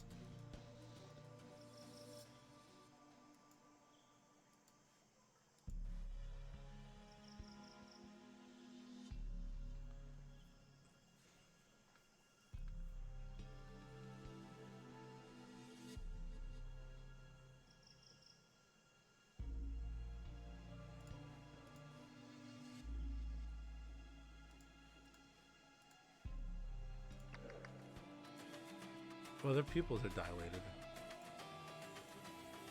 But his pupils are dilated. So, yeah, nerve agent presence, lack of oxygen in blood. We had that. Lack of oxygen in blood can be not breathing. We also have a nerve agent. Let's look at this again.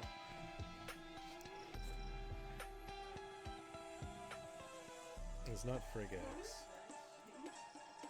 It's probably one of these ones, the more like natural remedies or whatever. Oh, nerve agents. So it's one of these. Overheats body, not that. Overheats body, not that. Extreme nausea, non-fatal, not those. So promodal salt, I guess. Ah, there we go. Okay.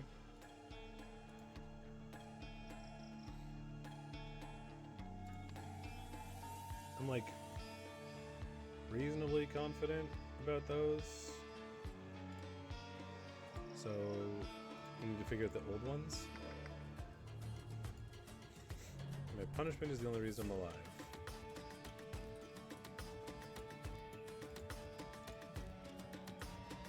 You don't shoot a sick woman, will you?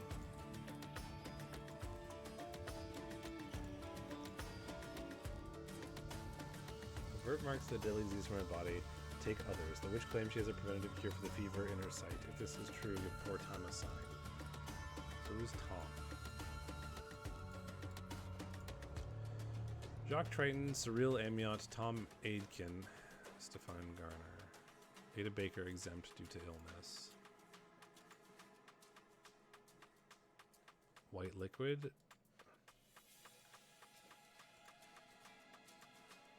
Are there any other women? So I guess this is gonna be Ada, because she's like the witch or whatever.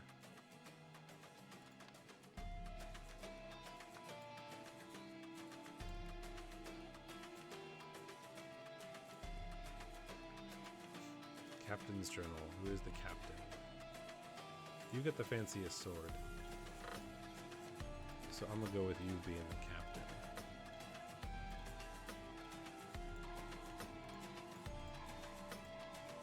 My punishment is the only reason I'm alive.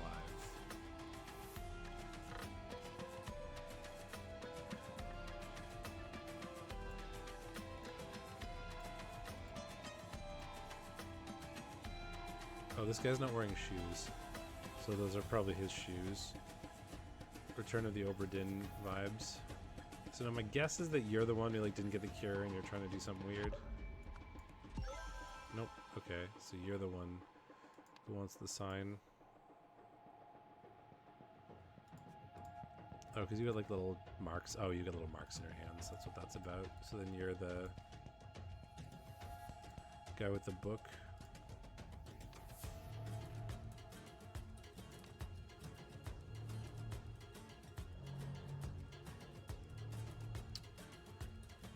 Lots of things here. Contacted or contracted one of these diseases.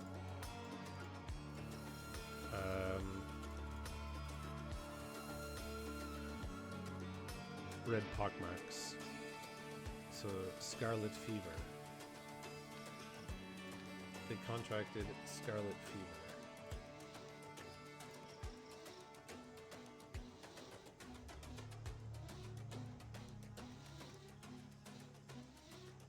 To stop themselves from getting ill, Tom Adkin. I'm gonna split these into like the modern people and the not modern people.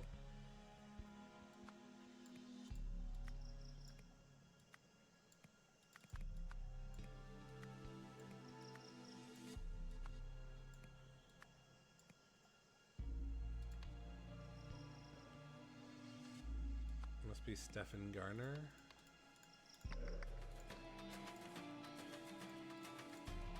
Yeah. Okay. To prevent themselves from getting ill, Tom Aitken.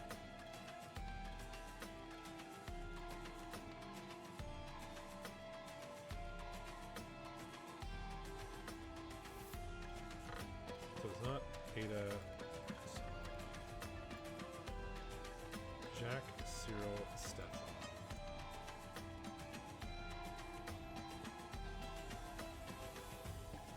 Twerps left on duty.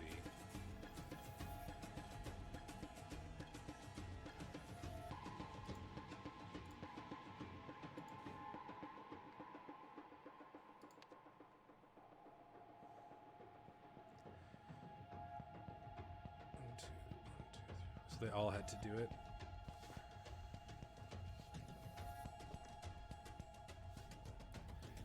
And I know it's not Tom.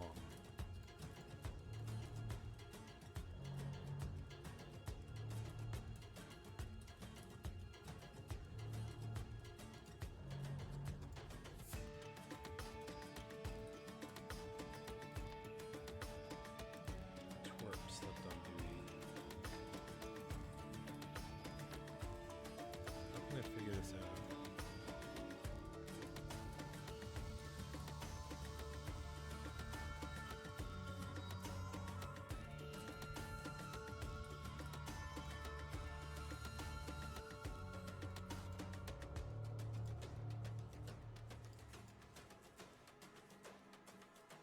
Give poor Tom a sign.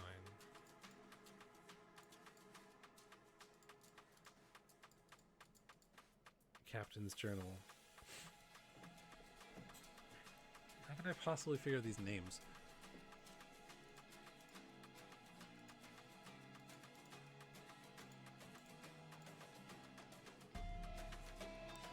Oh, so what befell Walter Keane? So you're not Walter Keane, I guess.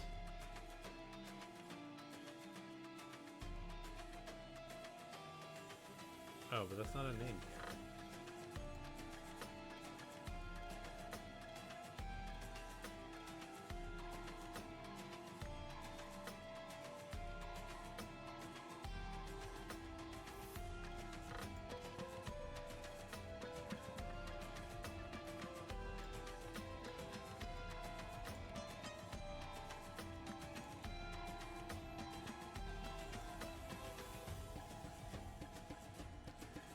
However, the salt was poisonous, so Tom, those other two people died, and I don't know which one is which.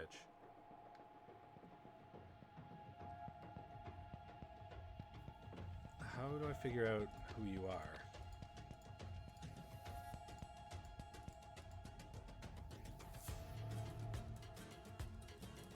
Oh, I guess what time it is?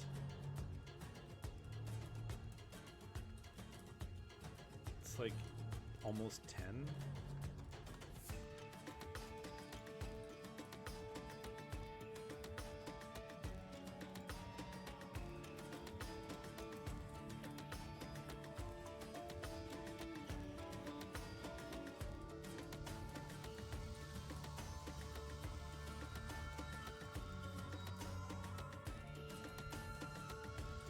So are you Jacques Triton then? It's the only...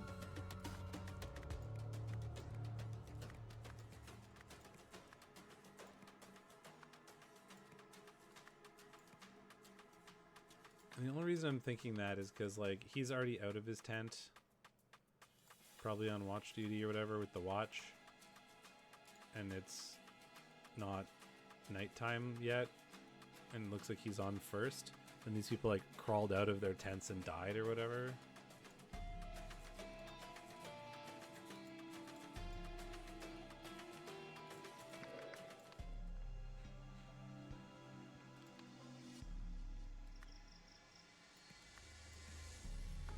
(1927)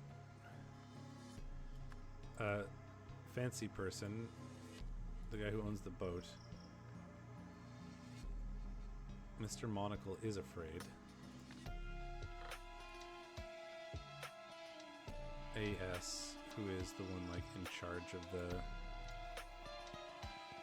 Anton Spilsbury.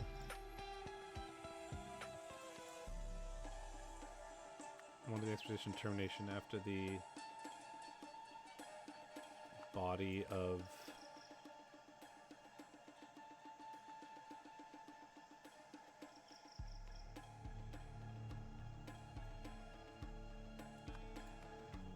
somebody was discovered.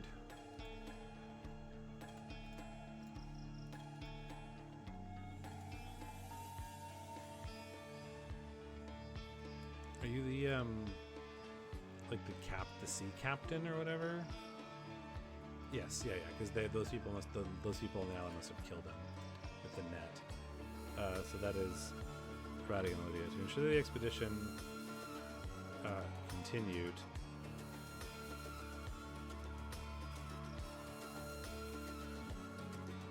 with Phyraxin, Anton Spilsbury,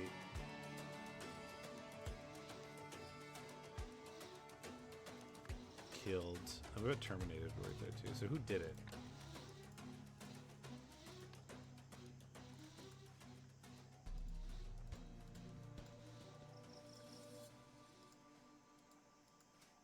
Phyraxin is a pink powder. Or a pink paste.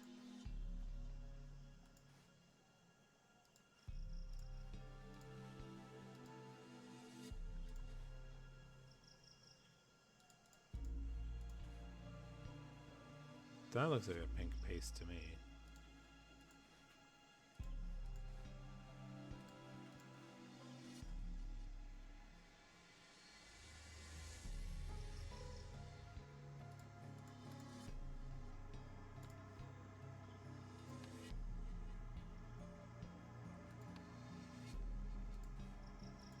Oh, what's your name again?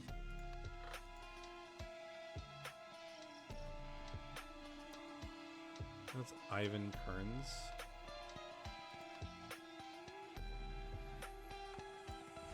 Nope.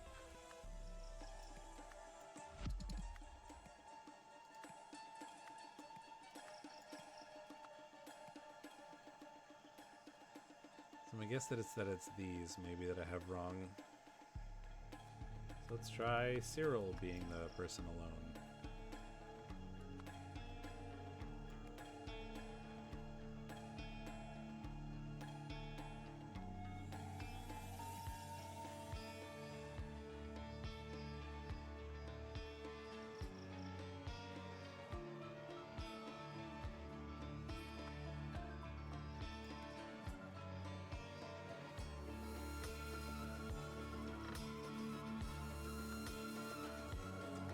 try Jacques being the 101, or Stefan Garner being the 101.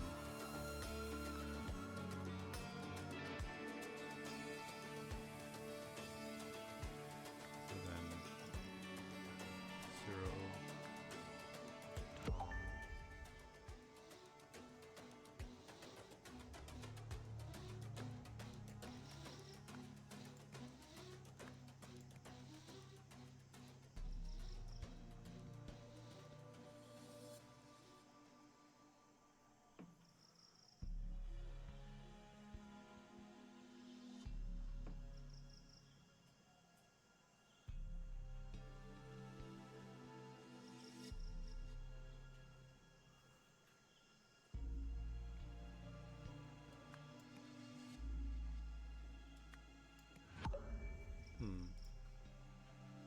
What's wrong here?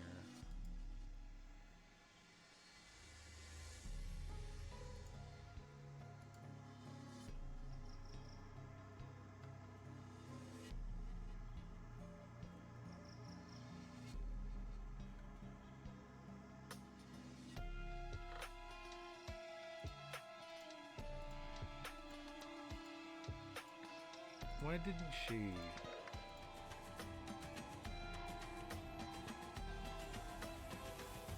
You don't shoot a sick woman.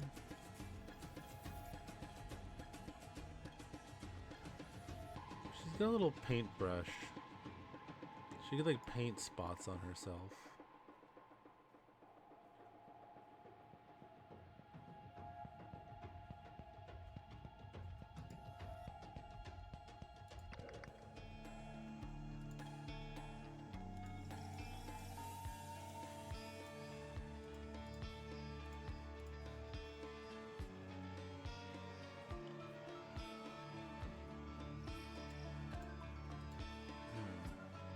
Maybe she faked it.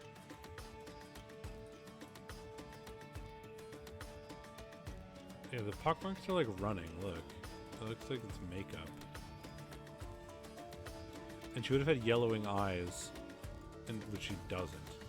So maybe she faked it to like poison them all? So is she contracted nothing? Yes. She contracted nothing.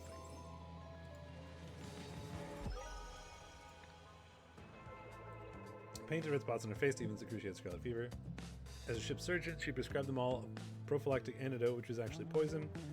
Only Stefan survived as Captain Triton denied him the dose. When Anton Spilsbury saw Radigan Olita's bloated body strung up like a scarecrow, she panicked and wanted to end the expedition. As a financier and ship owner, his decision would have been final. To prevent this from happening, Ivan Kearns laced Antoine's whiskey with deadly pink paste, which he had kept in his tent disguised as mustache wax. Dear Quick Eye Steward, it has come to our attention that a new obsession has gripped Port Armando. The hunt for legendary Captain Triton's treasure. We require you to proceed there immediately and investigate the matter thoroughly. Your sources suggest that the treasure may contain the fabled Lemurian artifact known as the Wish Bloom. According to legend, the Wish Bloom possesses the ability to grant wishes, though it does so in a perverse and twisted manner. Securing this artifact is of utmost importance to our organization. However, you are to exercise the highest degree of caution in its presence. We have enclosed a Lemurian text detailing the known properties and behaviors of the Wish Bloom. Study it carefully. Finally, you'll need to contact our initiate, whose details are provided overleaf. He will obey your orders and help you in this mission. Yours in the mask, Quick Eye Master. Wish Bloom, old bones and old sins.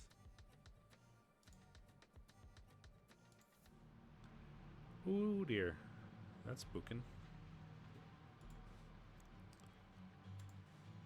Captain, as this shall be our final meeting, I must say that you are sorely deficient in both elegance and intellect, and bear more resemblance to a brute than a man.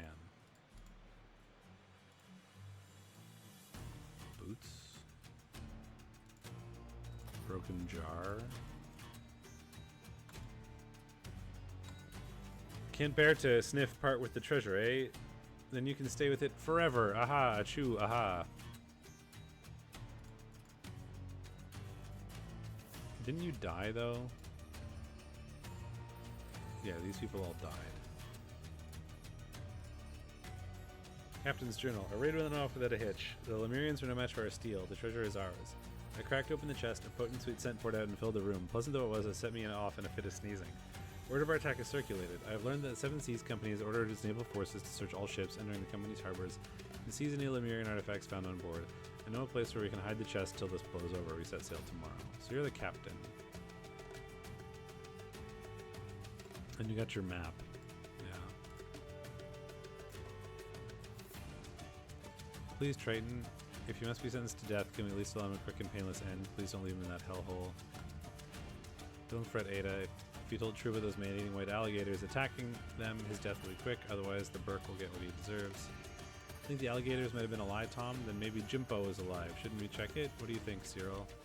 You're very well to climb down in the grotto and find him, Stefan. I'm sure as hell not risking it for that bastard. He drew his lot and sealed his fate. So he's the one who drew the X, yeah.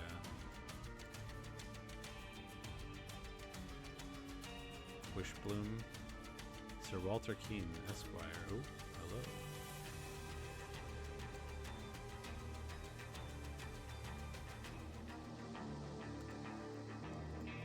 Man is not breathing.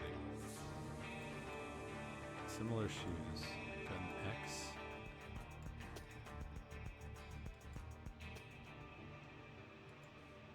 Key.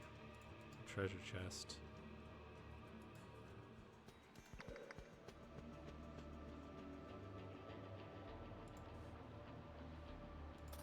Sabotaged? Ada Baker. She lived a dangerous life but always landed on her feet. Radio beacon. Some rope. Putridium. Foul and overbearing aroma, often likened to that of rotting eggs, used to mask the scent of food, deterring wild predators and scavenging animals from detecting and approaching it. Chunk ripped out of this. Sorrel grass.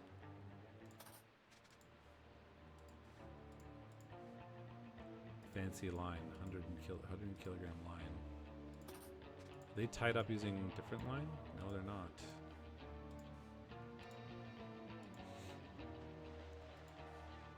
What type of boxer are you? Strength and power.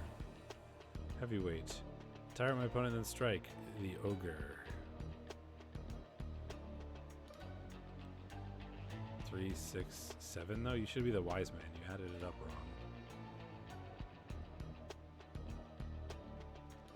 Tired of being a disgusting slob? You have a mountain of weight you just can't shift? Yes. Your prayers have been answered. Take one pill with each meal and watch your figure transform. Dr. Darren's miracle fat burning pills, not for men under 70 kilograms. Common side effects in lighter individuals include excessive hair loss and breaking out purple spots. He's not breathing. Looks like he's been shot. Oops.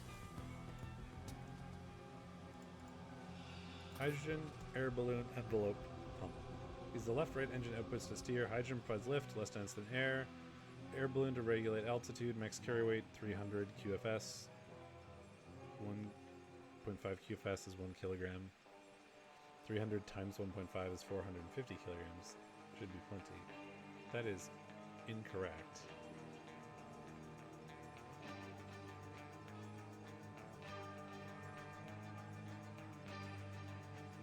Should be dividing it by 1.5. You did the math wrong.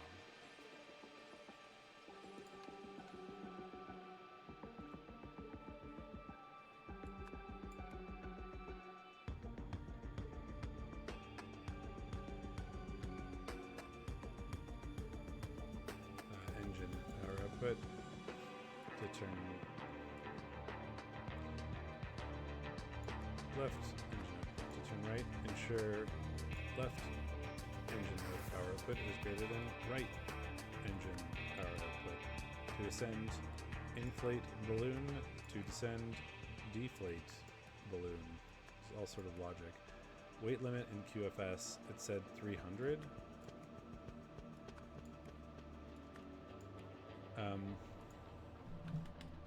So my brain is not going to let me do that math.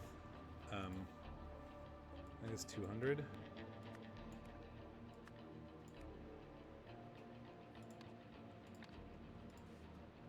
Myrtle, can you hear me down there? Gas mask.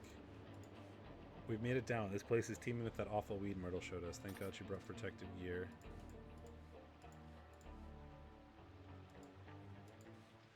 Treasure of Captain Triton. It's just, there's a sign. Surrounded in petals. Gas mask.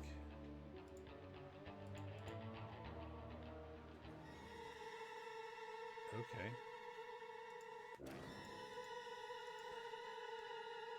To whomever may have fought my cherished wish bloom, I've tried to keep you away, but clearly my efforts have been in vain.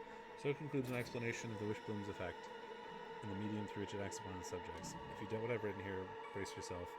Then cast your gaze above the entrance. Do not be alarmed by an appearance. I mean you no harm. I've lived a long time, milady, much longer than most, and I can honestly say my best years has been living this way. With the wish bloom by my side, I feel wonderful. Well, we've got fucking Gollum. He's got those tattoos. And I.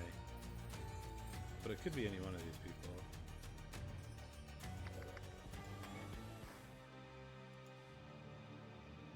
Does that sound like a turtle shell? Gas mask that has been filtered a lot. Empty glass jar, ruby ring. Not breathing. I know it's down here somewhere, but where to even begin looking? We're surrounded by a thick wall of sorrel grass, of which could be covering it. It will take a lifetime to hack through all this. We need to be sure of our direction. The weed grows thick and tall in dark caverns and hates sunlight. It's entirely harmless, but does get an inert slime all over everything it touches.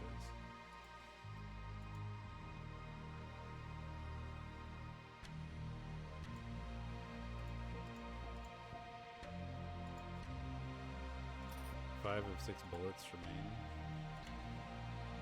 So that's really it, huh? No wonder she wanted me to do it. Tell me, do you enjoy your life?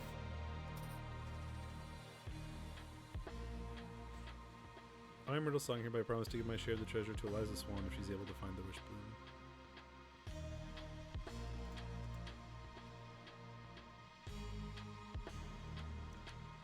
I'm missing some spots still. Our balloon. Pressuring envelope, engine 1.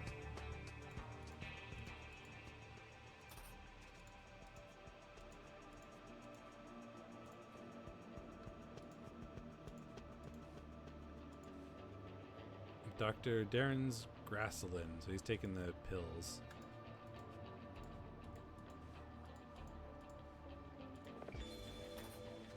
Ansel, stop. Wait on nearby island, stop. When I have it, I will activate beacon, stop. Fly to beacon signal, stop. Others may emerge from grotto with me, stop. Bring Tommy's, stop, Ivan.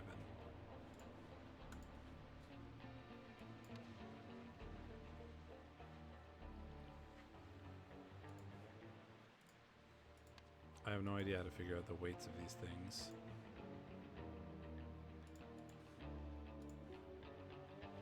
The whole thing is covered in grass, so it's torn off. Sorrel grass.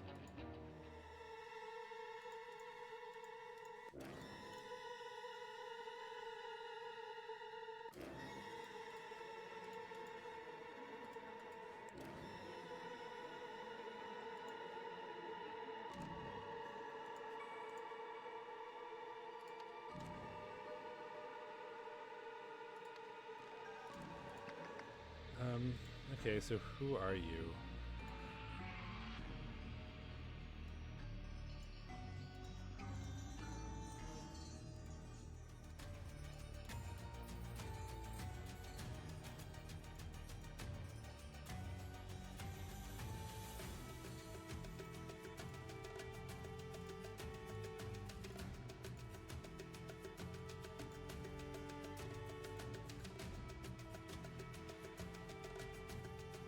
Jimpo is alive. So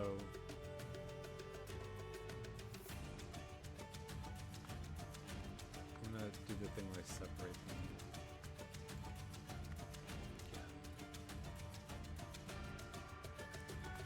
Yeah. Jimpo Jenkins.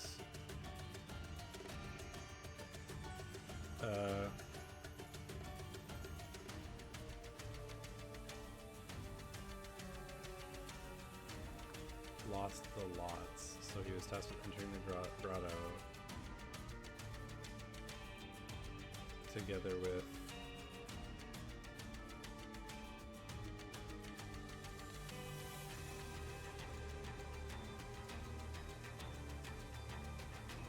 it's the wish bloom. Sir Walter Keane.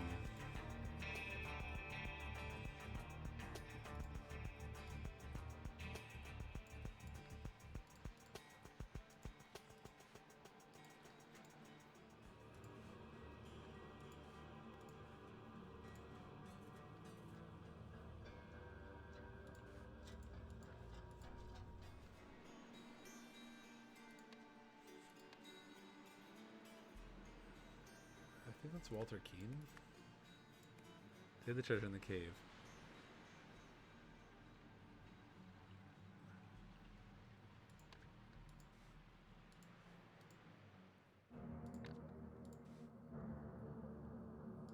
You've been stabbed.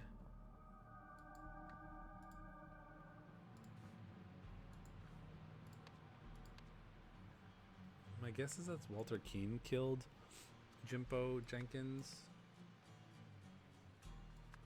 Walter Keane then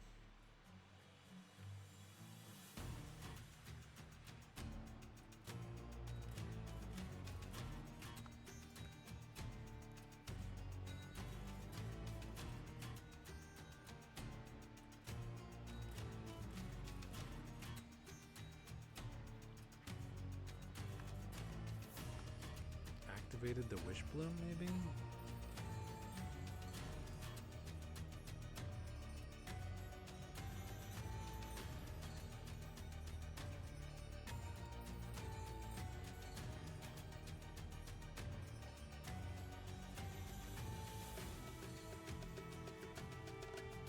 No, stole.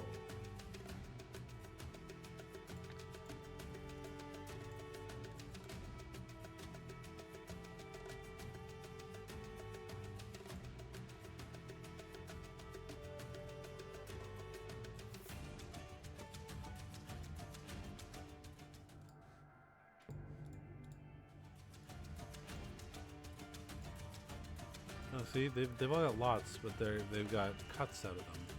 Like, and you clearly are not unhappy to be doing this. And you have the ink and lots that have notches out of them and scissors. So my assumption is that this isn't, you didn't lose them, you lost them on purpose. Rigged the lots. He was tasked with entering the grotto together with, oh no, you rigged them. And Lynn and Jimpo hid the treasure in the cave. Inside the cave, Walter killed Jimpo, then he stole the Wish Bloom. But because Walter Keane confessed?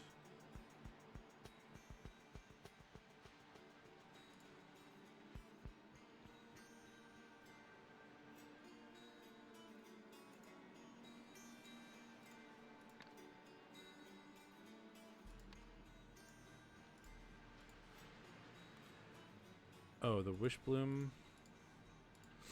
has a bunch of stinky flower around it. So before exiting, Walter Keane, Wish Bloom, was it like wrapped or covered or wrapped the Wish Bloom in a stink vine. What is that called? Putridium vine? I think that's what it's called. That would be up here. Somewhere.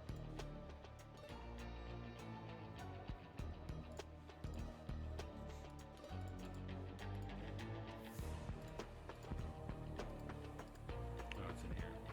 Putridium. Yeah, stinky flower. Because the flower is smelly.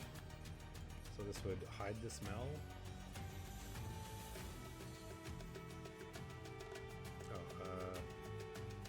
Mask the smell, I guess.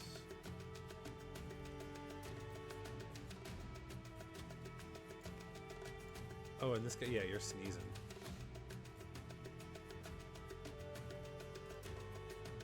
And it like set me off in a fit of sneezing.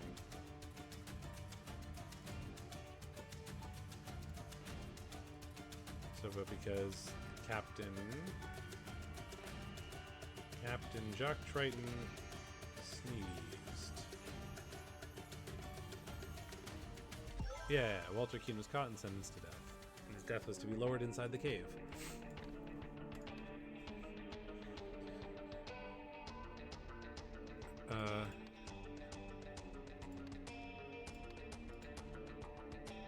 airship. How am I supposed to figure out how much those things will weigh? And you have Dr. Darren's Gracillin.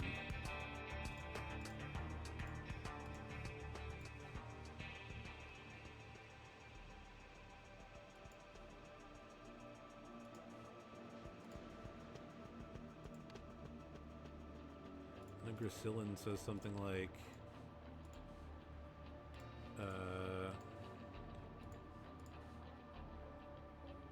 so he weighs at least 70 kilograms.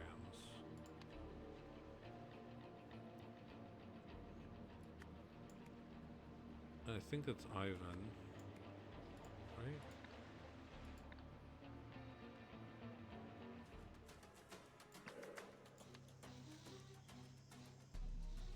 Yeah, that's Ivan with that mustache.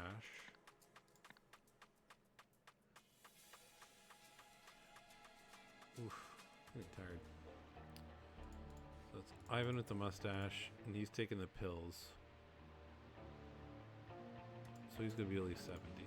So yeah, let's figure out who, we gotta figure out who went down. So Ivan is staying out, Jasper stayed out.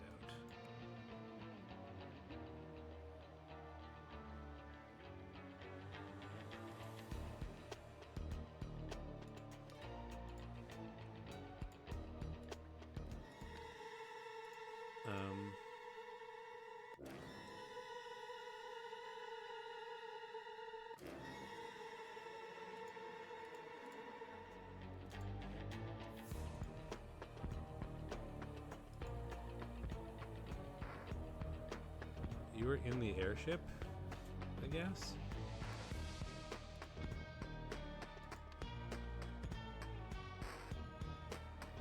I think you're Ansel.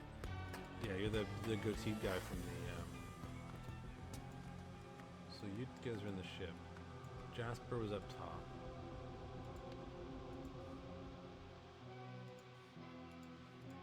They're trying to steal it from them. So this, I think, is, oh, I guess it's gotta be Myrtle, Eliza,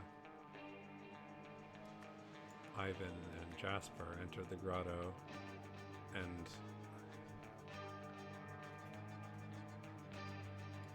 found the treasure.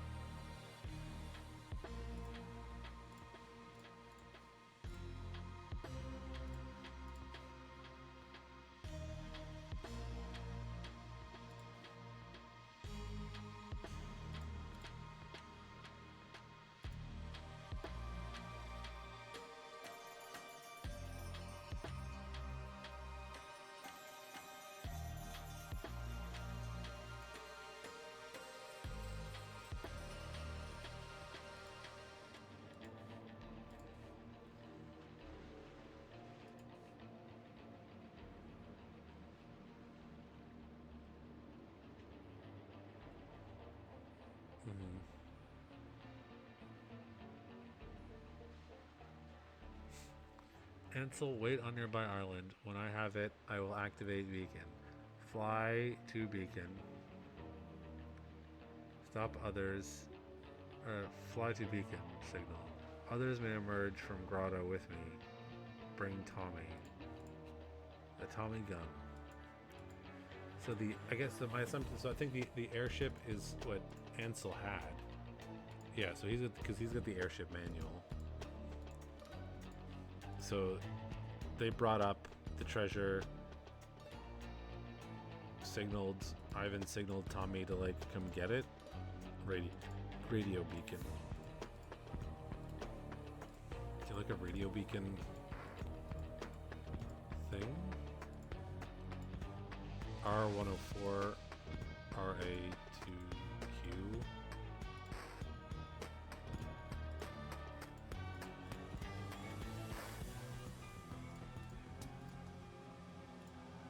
So I think it's Ivan.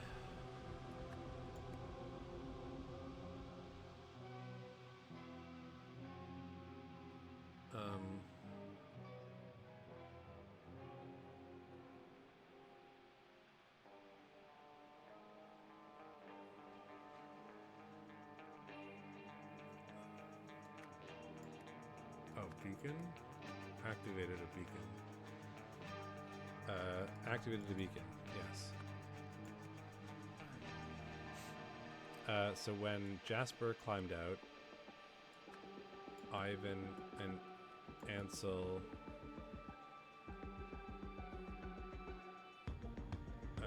restrained him because he got tied up here.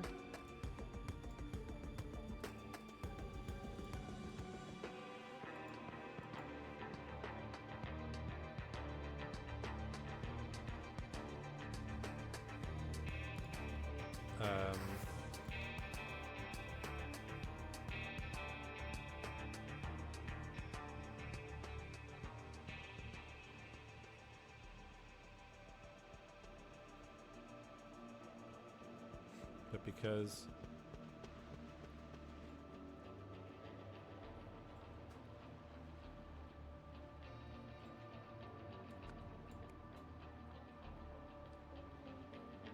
this Ivan exceeded the weight limit, the airship plummeted, so Ivan drowned.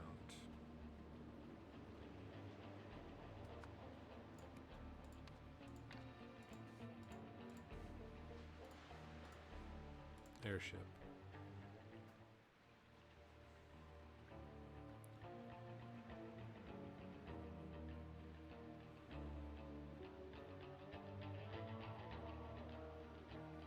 So Ansel had to weigh less than Ivan, I guess. He's a heavyweight, greater than 90 kilograms.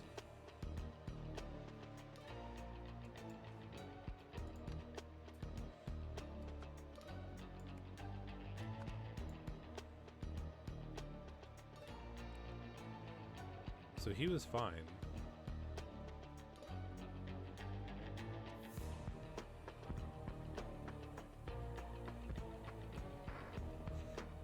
So 130?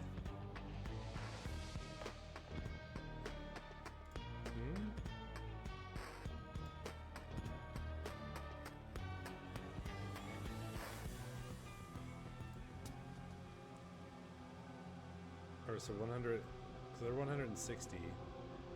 So if all three of them are on it, the treasure has to weigh at least 50 to be more than the 300? Or to be more than the 200? But I guess, does he shoot him first? Yeah, so like, does he shoot him and dump him out of the ship because it's too heavy?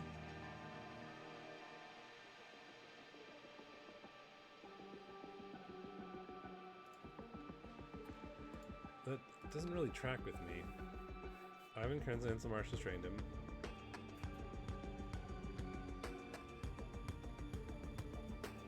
Because I would expect him to shoot it first.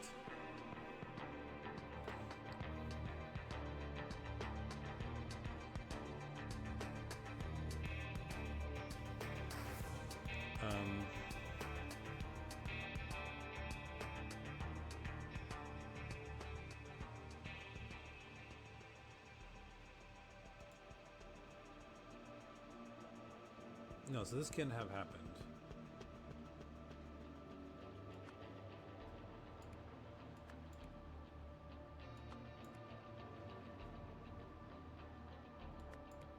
So does this happen first?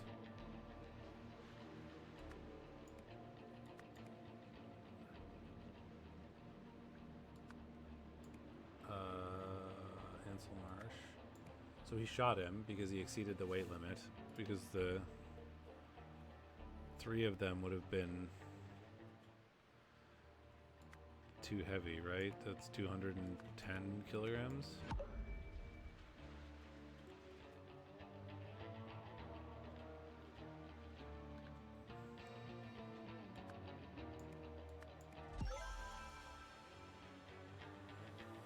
Why is that backwards?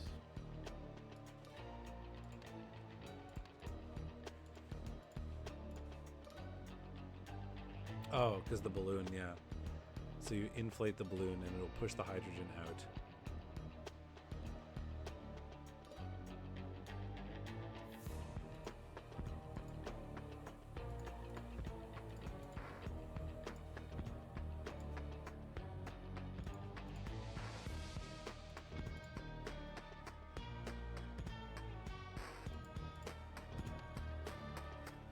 Oh, so that, and he did, just like I being confused about the balloon, he was also confused about the balloon.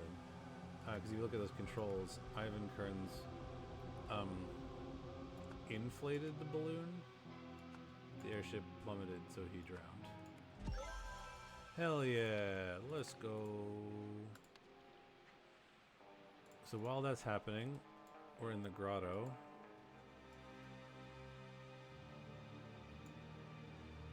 Meanwhile, so you have like the I'm Myrtle song. So my assumption here is Myrtle song promised to give Eliza Swan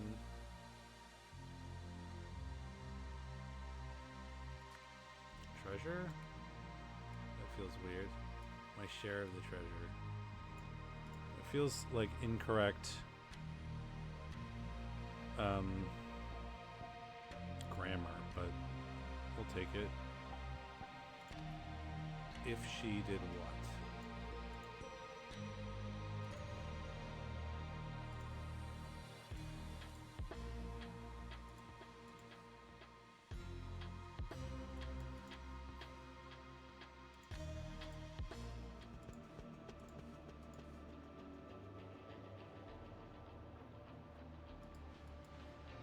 Yeah, because you had protective gear, so you would have gone down. So that was on the way back up. Those petals. You took off your mask. I guess it was you. No wonder she wanted me to do it.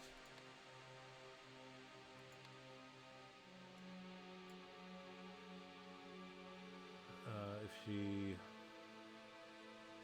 found the treasure, sabotaged the treasure.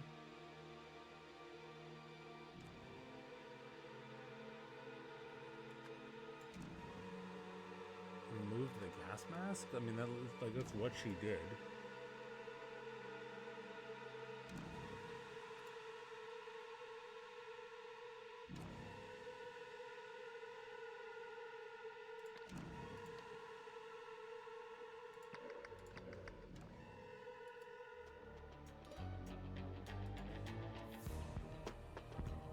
Oh, he's got the treasure. It's here. Because I was wondering, like, what's with the box, and then in this place, the wish bloom and the treasure are different things, right? So, I think this is found the wish bloom, maybe. Because this guy stayed living in the cave forever with the wish bloom, and he just kind of left the treasure there because he didn't care about it. So he was like, you can have my part of the treasure if you find the wish bloom. So to achieve this, Eliza Swan removed her gas mask and followed the wish bloom's smell.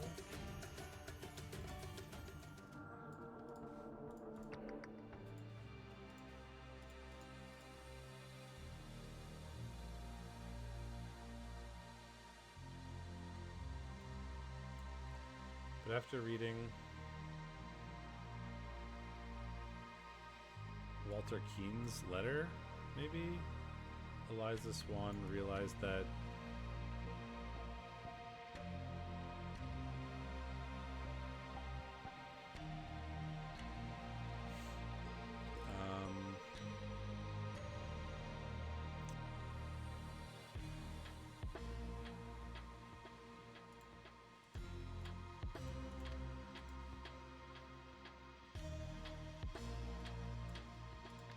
I mean, he's all fucked up.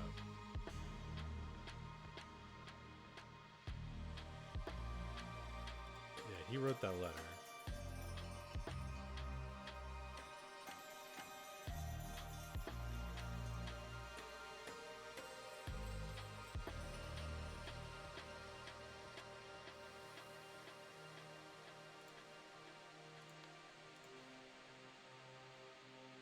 Oh yeah, so like the Wishbloom scent, it like changes you,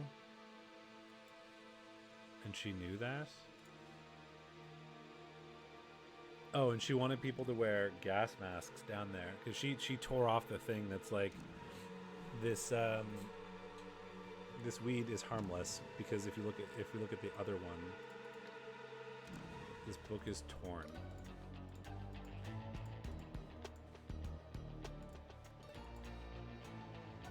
Oh, the treasure had to weigh at least 50 because this only takes less than 50.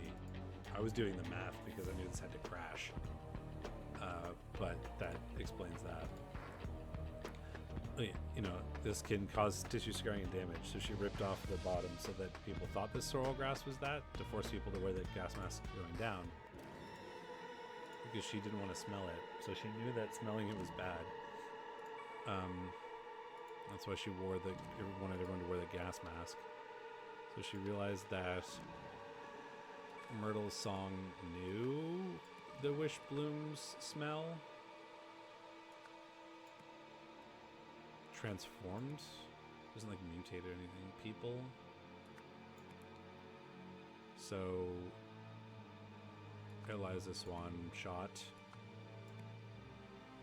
Myrtle's song. Yeah, let's go. Oh, we have a bonus.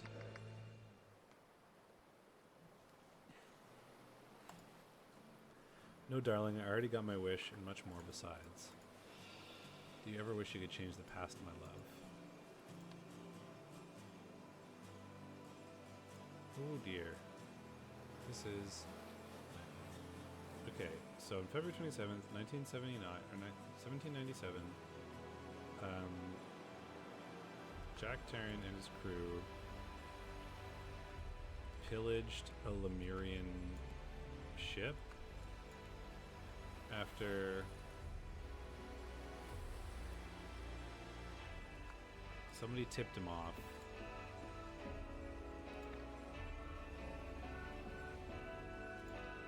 I don't remember what scenario that was in.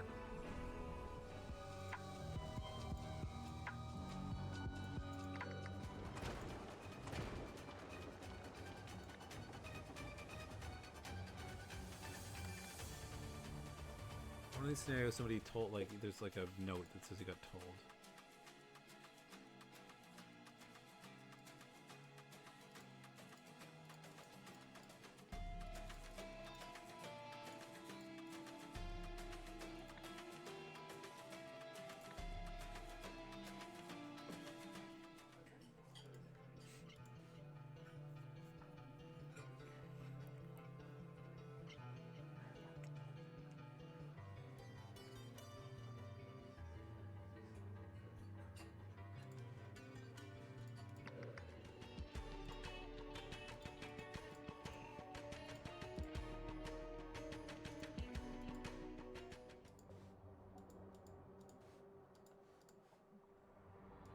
Where did I see that?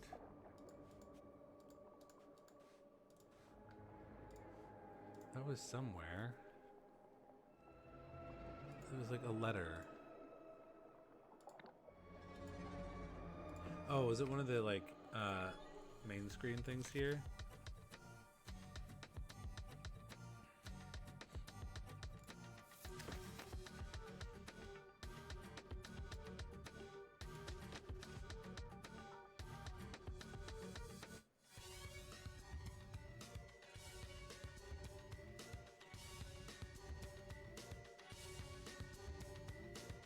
Ergen Patu.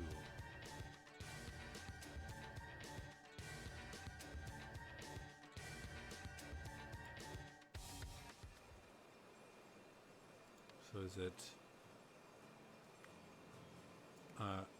Ergen Patu sent the letter to Walter Keane.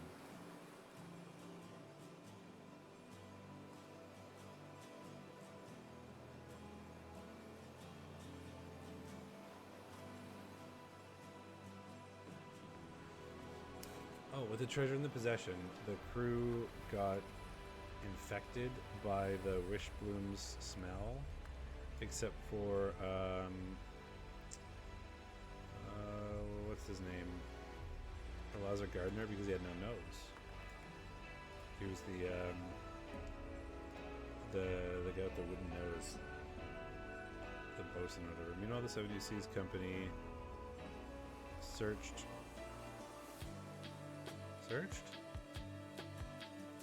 for the. It must be treasure, right? Because that's what they were. And then that's why they were hiding it. And there was that other letter from the Seven Seas Company.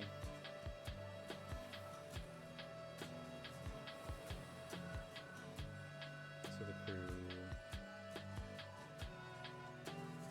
hid it? Sabotaged it? Oh, there's words down here. I should be using these words, not those words. Sentenced to death in the grotto.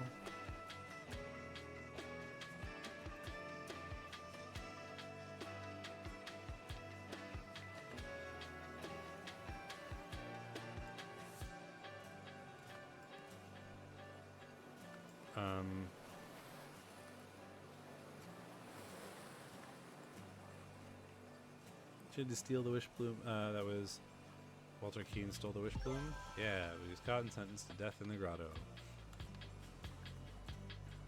On their way back to the ship,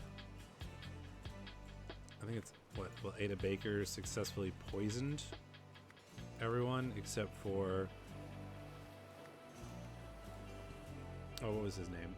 I think it was. I want to say Tom, but I may be wrong.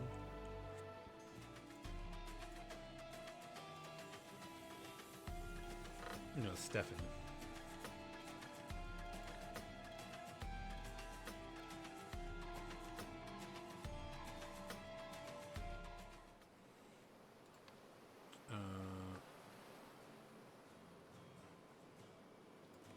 Who then shot Ada Baker? On the journey back home, the remaining crew members killed one another, except for Elazar Gardner.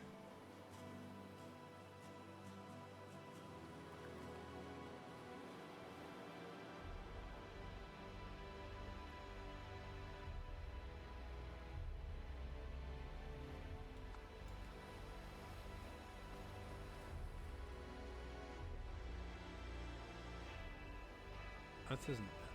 Everyone except. Oh, Stefan Garner is the kid, right?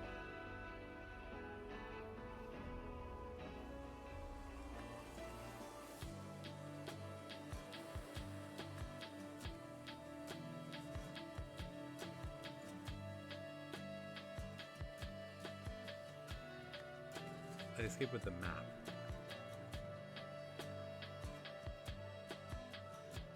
So after they made it back, Stefan transformed and then fatally wounded Alistar.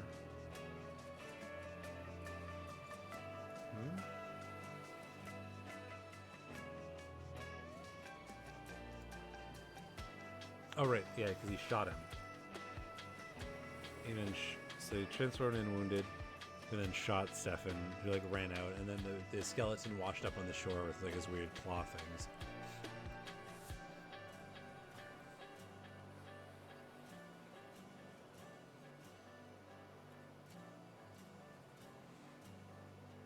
So is this 1800? This is 1800. Meanwhile, back on the island.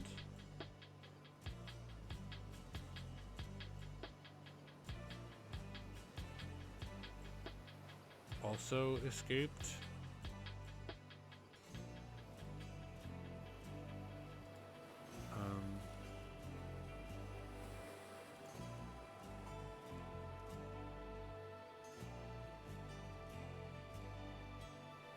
Oh, I mean, I guess it could be Ada and Walter.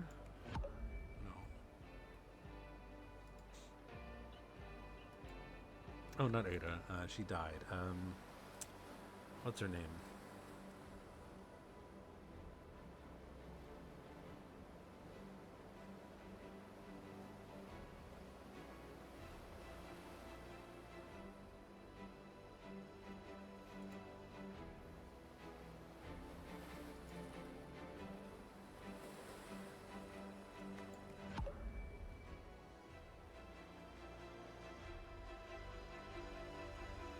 And she would have smelled the thing, so she would have transformed.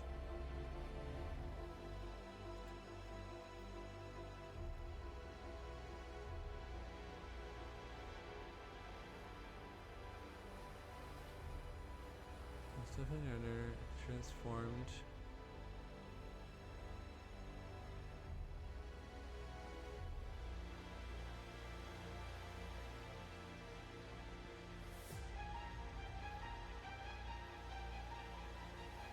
We're back to the ship. Ada Baker successfully poisoned everyone, except for Stefan Yarner, and then shot her. Returning back home, all the crew members killed each other, except for Eleazar and Stefan, who escaped with the map. So they made it back to port. Stefan would have transformed and wounded Eleazar.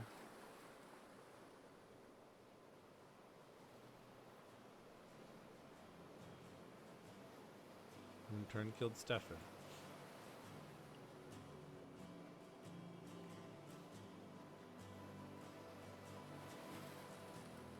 Oh, did he actually shoot her? No, I don't think he did. Right? Yeah, he was like, "You won't shoot me, will you?" So he didn't. And this is in 1797. And if we look at here,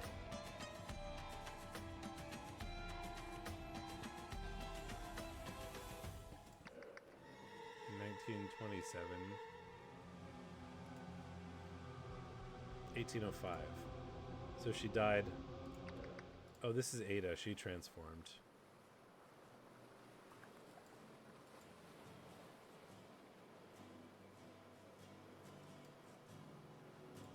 So,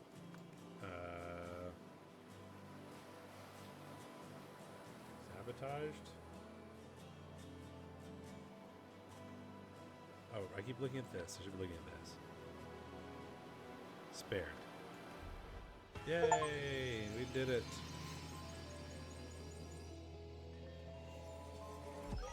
That's Ada and Walter Keane, who we remember from the previous DLCs. End up living on the island forever. Wishbloom spell infected the pirates during the journey to the island of they didn't know it yet. After the poison, oh, that's why she had like tusks and stuff. People are starting to transform. Yeah, makes sense. After the poisoning, Stefan spared Ada so that she returned to the grotto to rescue Walter. The couple lived happily together until Ada's eventual death. 1927, Myrtle convinced the expedition team to wear gas masks into the grotto, telling them the sorrel grass there was dangerous. When Eliza learned that the Wishbloom spell mutated humans into animal hybrids, she realized the real reason Myrtle had insisted on the masks and that Myrtle had sacrificed Eliza's humanity to find the Wishbloom.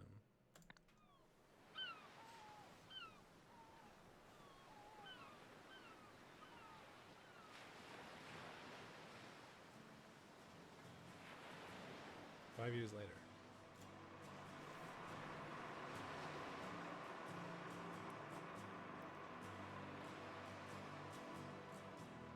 This is the captain in the expedition like going to the island. And the captain died.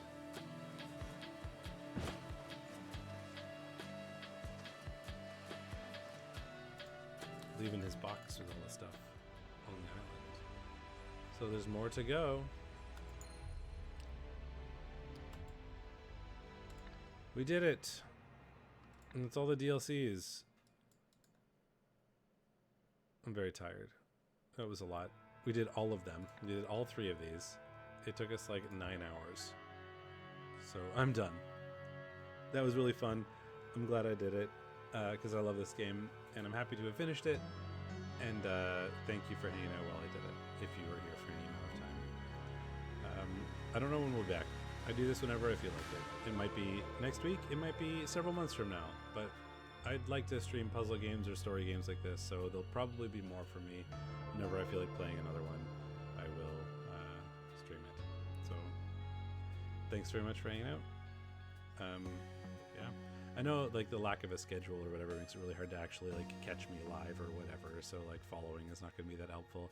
I do eventually upload these things to my YouTube, which is also just Steak Mittens. So if you feel like watching this back or whatever, or watching some of the other things that I've done more on your own pace, because you happen to like my cadence or method of solving things, whatever, feel free, go for it. But I understand I'm not like a real streamer or whatever, so it's very difficult to actually catch me live because I never go live. But anyway, I'm gonna go now. Thank you very much. I'm gonna Steak Mittens. I'll see you next time.